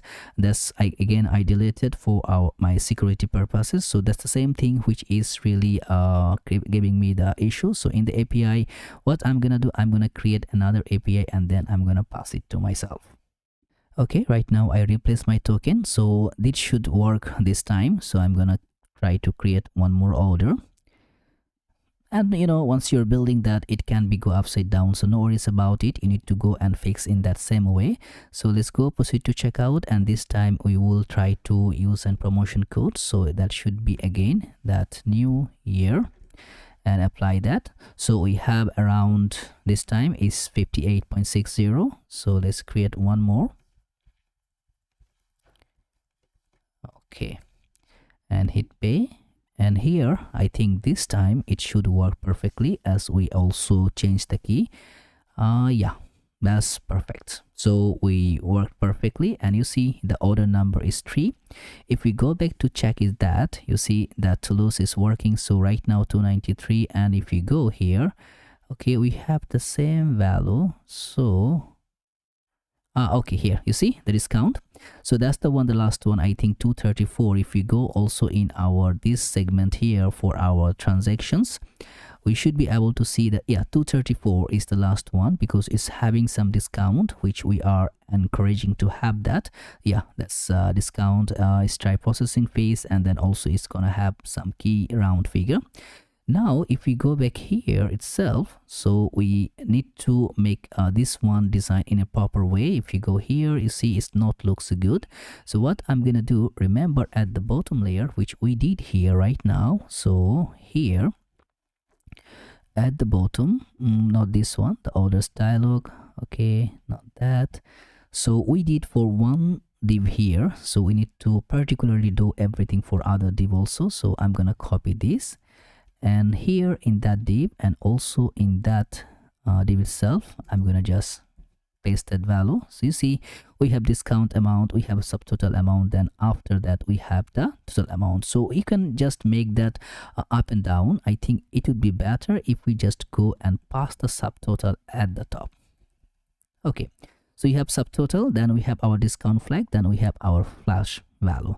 So now as you see, we did everything perfectly aligned, and I think and I believe that our application is really a pretty much compact to build in that segment. So what I'm gonna do is time for us to deploy that in, to make it in live. And to do that one, we need to, first thing first, we will go back to our GitHub repo.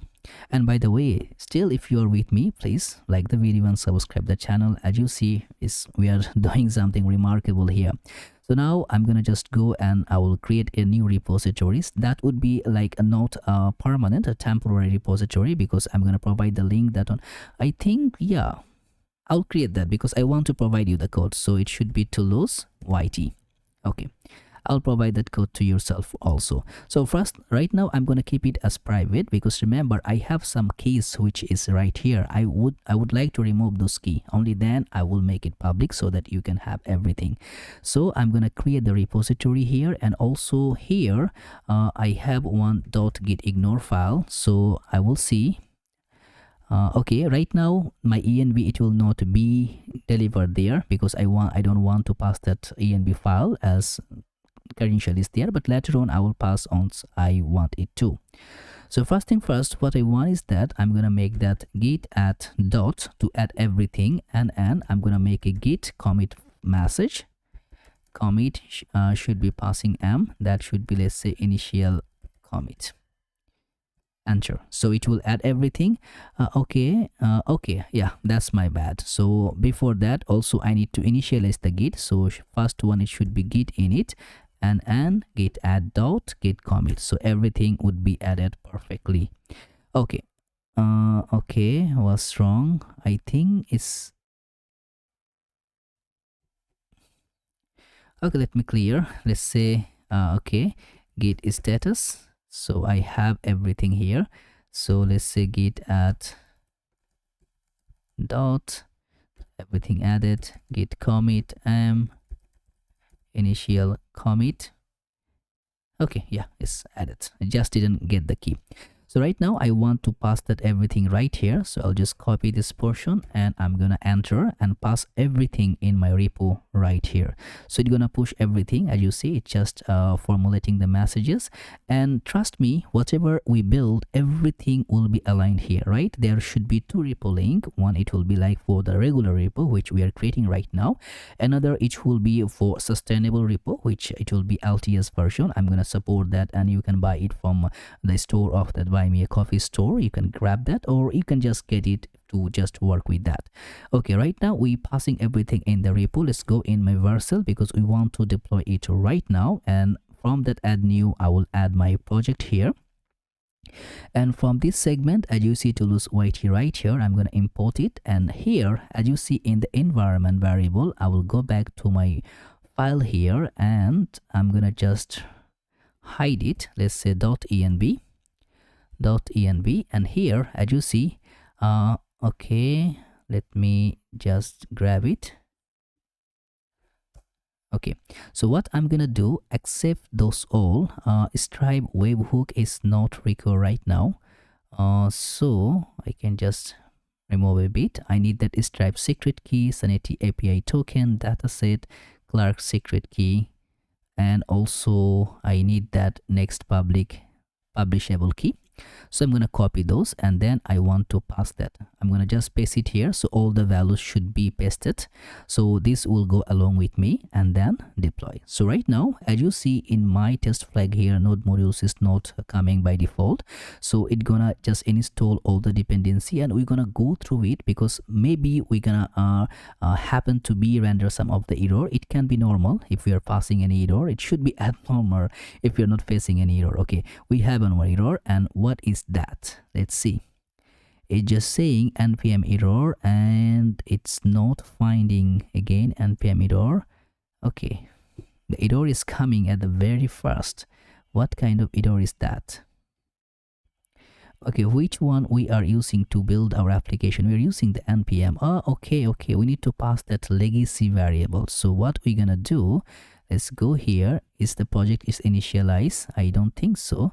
Okay, it's not initialized. Okay, it's good, because we need to pass that legacy pair dependency, otherwise it will not work, because you know the npm, it will not directly run on that similar instances. So you're gonna keep that, and after that, let me go here, and we also need one build output. So the build command should be install properties, and that one we can make that should be npm install, npm install, and we can know the legacy pair dependency.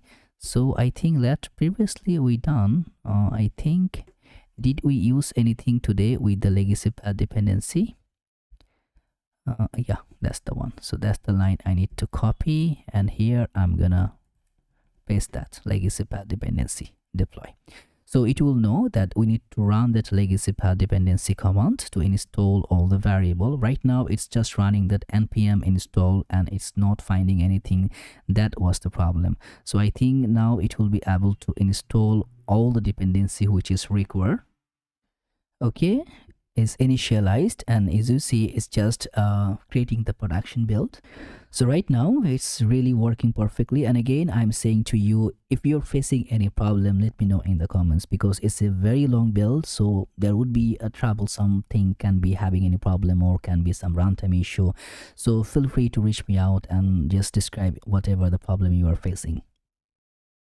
So right now we are facing some error, and we can fix that. One error is that in the cart page, which is loading is assigned. So now we'll go one by one. So first, let's go in the app, on the client, and on that cart page itself. So we assigned a loading button here, but we didn't use it. But why we assigned, that's really need to find out. We get the set loading properties, but did we use that? No, we didn't use it. We're making set loading, and where we are passing that handle checkout. Yeah, we can use that. How we can use that? Like, we can make it like disable. Once we have our loading instances, it will be the button, it will be disable, like the payment button. So once you go back to our any of the payment scenario, you see, once we click one time right now, because it can trigger two functions, if we click, you see it's disabled. So that's the one which we are finding out. We forget to just mention it here.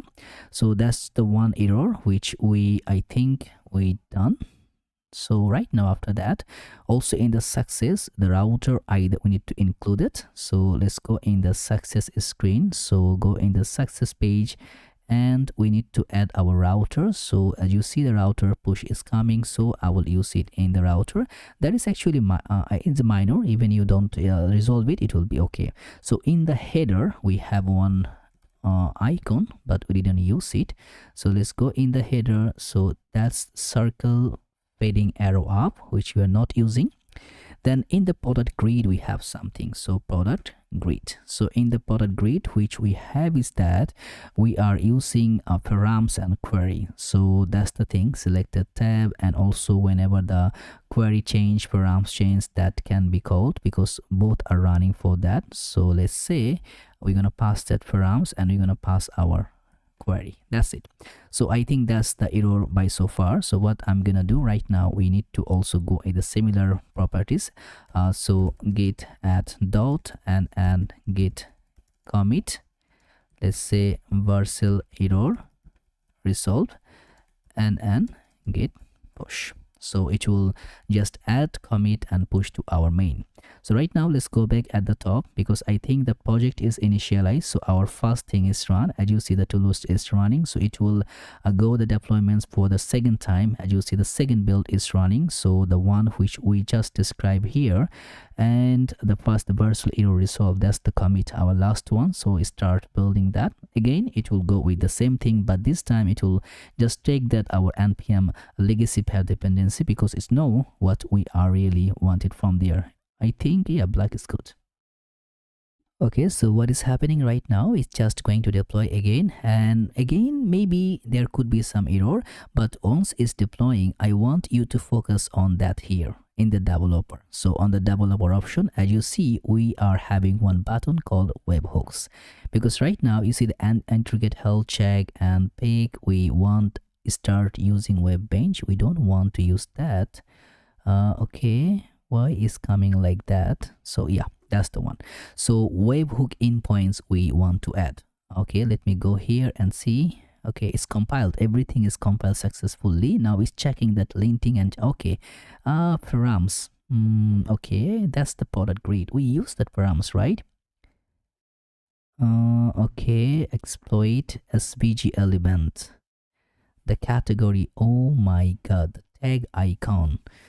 That's really annoying. So the category type, I think that can be having some problems. So what we're gonna do, we will remove all the icon right now, because this error is coming recently. Once we develop that, it was not there. So let's just comment that I will not use right now. So one, and also it's having in the orders. So let's go in the orders, remove that, and also it will be, did you use anywhere? 1, 2, 3. Okay, also in the media we use that. Okay, then we have in our product, in the product also we have one trolley icon. Remove that and remove this. So after removing, let's see the scenario how it's going to be look alike. If we go in our home page, and here if we go back to our studio, okay, you see that's having the problem, because in our product grid we cannot use these two, the query and params. So if we go here, and also if we go here, we can't use that. Yeah, we can't use that. Okay, we will see how we can actually fix those properties, but right now first initializing is that to remove those icons, because as is having the error. Okay, so if we are doesn't using the icon, let's see how it gonna be look like in our here. Okay, not that much difference. So icon is not there. Okay, I think yeah, that's icon. It's not that much difference itself. So I think we're good to go. So again, I'm gonna run the same command and pass everything there. And it can take a bit of time. If you are in a hurry, you can just pause the video and do your work, because it will take constantly a little bit of time to just go and rambling here. So once is again running from the beginning, here I want to add our endpoints, so add the destination. But right now, as you see, we can check the event, we can select the event, all event from here, but we can also like for the checkout event, and from the checkout we can select only that completed, or either you can check all. But remember, we use only that, so we can continue with this portion. But right now, as you see, we can, I think, yeah, if we continue, we need to provide the webhook endpoint, and here we need to check after deploy. We need to find an endpoint from here, only then we can pass the value. Right now we are passing the localhost. Localhost is by default, it's supported in locally, but we need to use our own endpoint after developing. Right, if we have our like the normal version here, which we're using, the Toulouse React VD, is just coming from that API, then webhook, like that. So like that we are using on that endpoint. I'm not using right now because I just discharged that, because it's a very crazy operation is running every time it's running and making me an email for the pricing section. So I'll not go with that, but you can test it in a free version. There is a lot of code you can expose on that. So right now we can ignore that, because as you see, okay, now everything is running properly. We are ignoring that because that can not make a like huge differences here. So right now, as you're having the deploying the output, so means everything working perfectly, and we are deploying our own website. You know, it's React, it's an X15 React 19, so everything in the latest mode. So that's the crazy. Everything you are happening here is all are responsive, and as you see is authentication. Okay, cool. We are having our application. Okay, done. Now it will not fetch the product. Remember why? Because we need to set that as in the course value. Okay, we're gonna do that. First, we're gonna go here. Let's just go in our application.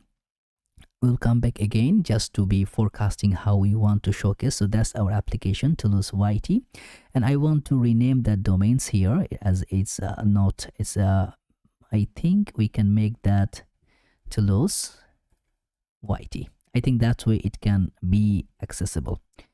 Okay, so it will be Toulouse YT. If we see here, as you see Toulouse YT available, and here we will also make, if you want to just make our studio available, we want to add it in the course, so otherwise it will not be flexible on that. So what I'm gonna do, I'm gonna copy this portion from here and let it just track the backend. But before it's taking that, I will go in our Sanity, and as it's just having in the main application layer, so that Toulouse we're using. So for that portion, let's go at the setting, and from that setting in the course we need to add that. Where is the course? Uses, I think API, that's the course origin. So what I'm gonna do, add a new course origin, and here I'm gonna add my this layer also and allow credentials, enter. So from this one also, if I have the credential, I can access. As you see, that's the same thing is running to do that.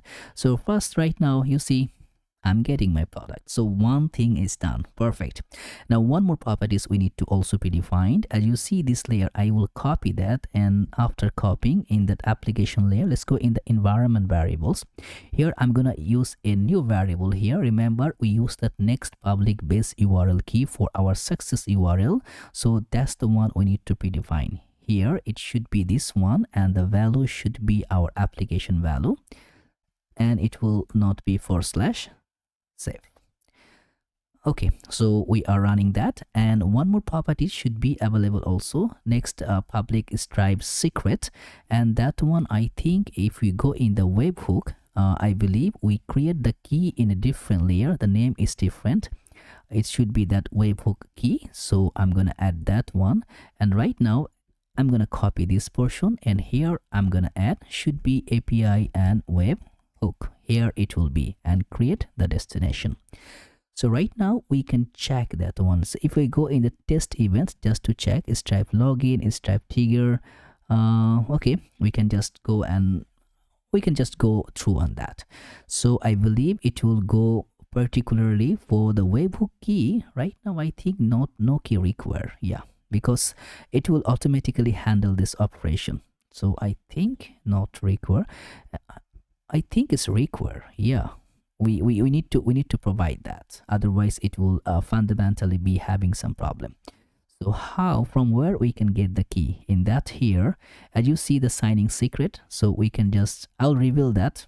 I will not reveal, I will just copy paste there. So I'm gonna post that video right now. So as you see, I just copy that and just paste it here. So I have my webhook stripe webhook key. So let's just go here. If everything working perfectly, we should be able to create all the scenario. For our first time, let's add some card. We are in live, right? Toulouse YT Versal is in live product. If we go in on the card, we need to sign in. Let's go sign in. I'll go with the Google properties, and I will go with simply, let's say, go with another. I'll go with that one. Okay. So there's a new account, continue with that, and after that we should be able to go to create other segment. First time it will coming because it's just going to additional scenario. Okay, I'll go in my go back to my application, as we later on it will not come. So now if we see, let's go in that card properties. Now we can go to proceed to checkout. All other action is working perfectly fine. It will work the way it is. Okay, the problem arises. What kind of problem we are facing? Let's go inspect in the console. Error, an error occurred in server components to render specific must omitted in production builds to avoid leaking sensitivities. Property is included in this. Okay, install hooks. Okay. As it, if I go in my Toulouse, is it working? Okay, in the card. Okay, that is working, but what's the problem here?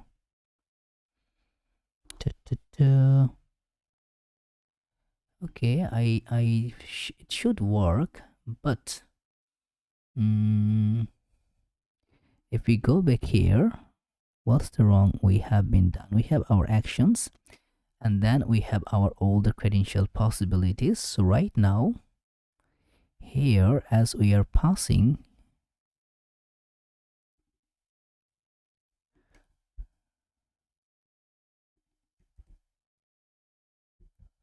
okay,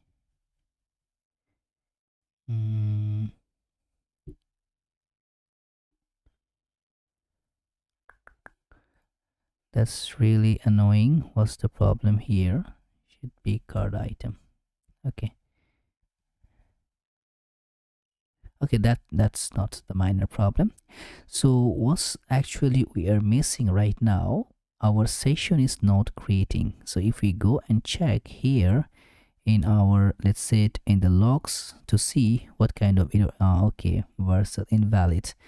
Okay, check out session ID, order number, okay, invalid URL. You see, that is undefined.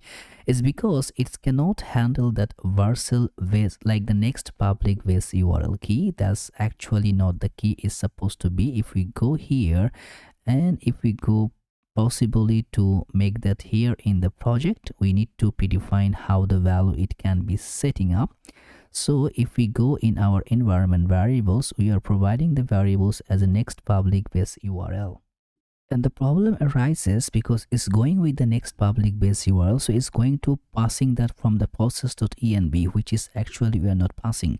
And we can just go and create another probability, another possible thing is that to go and create a scenario. But first right now, what I'm going to do, I'm going to close that because it can hit with the several possibilities. For right now, I'm going to go and reload entirely and create proceed to checkout. It's not working. So what I'm going to do right now, I'm going to just go shuffling like that.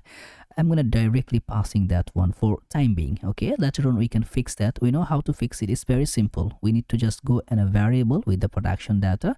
With that same variable, we can just pass the value itself, and also that process.env, it will take a bit of time to take an action, but you know we're deploying, so we cannot wait that long to go with that same scenario. So I'm going to just go simply provide that, and after deploying, I think this time it will be resolving any error if we are facing here. So let's just deploy this one, and it's building. We'll wait to deploy it for itself.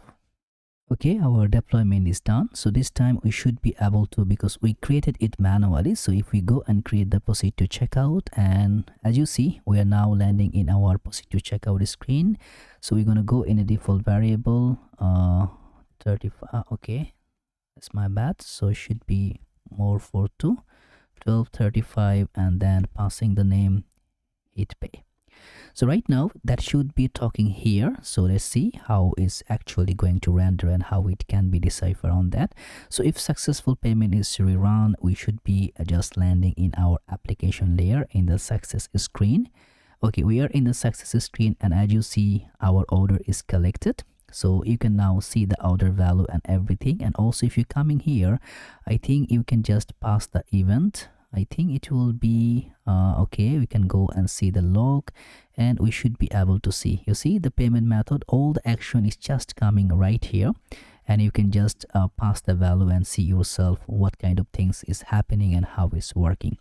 So now as you see, everything working perfectly. All the link, it will be available in the description. In the description, I'm going to provide my live link here because I don't want, because it will go with the bandwidth, which I don't want to expense here. Now, one more things, I will provide the triple link, but you need to be compromised to concat several things. If you are going to clone that, you need to change this value, right? Change this value to by itself, which the value it should be the process.env. And also what I'm gonna do, I'm gonna pass that .env file, which I'm gonna make all the credentials should be empty except that public URL. You should use your own credential to run that. So that's the changes which it will be. Others, all the code, it will be available. And again, the two links, it will be there. One for to buy the purchase that legacy code, which it will be supported, like we're gonna update each time if we are adding a new component. But this one, it will be static. Once at a time you can have it, then you will see it. I'm gonna make it as public once I'm gonna finish to push that. So once the video is deployed, uploaded, you're gonna have that too. So all the best to create each and everything from the beginning. I think you have a very good learning materials here. You know, you can have these things to entirely build and use it in a different method and learn a lot from here. So all the best, create it. And if you did some changes to something magical, let me know in the comments. Provide me the link, whatever you did. I will try to mention that in my next video. So all the best. I'm gonna see you with another like a magical build in the next time.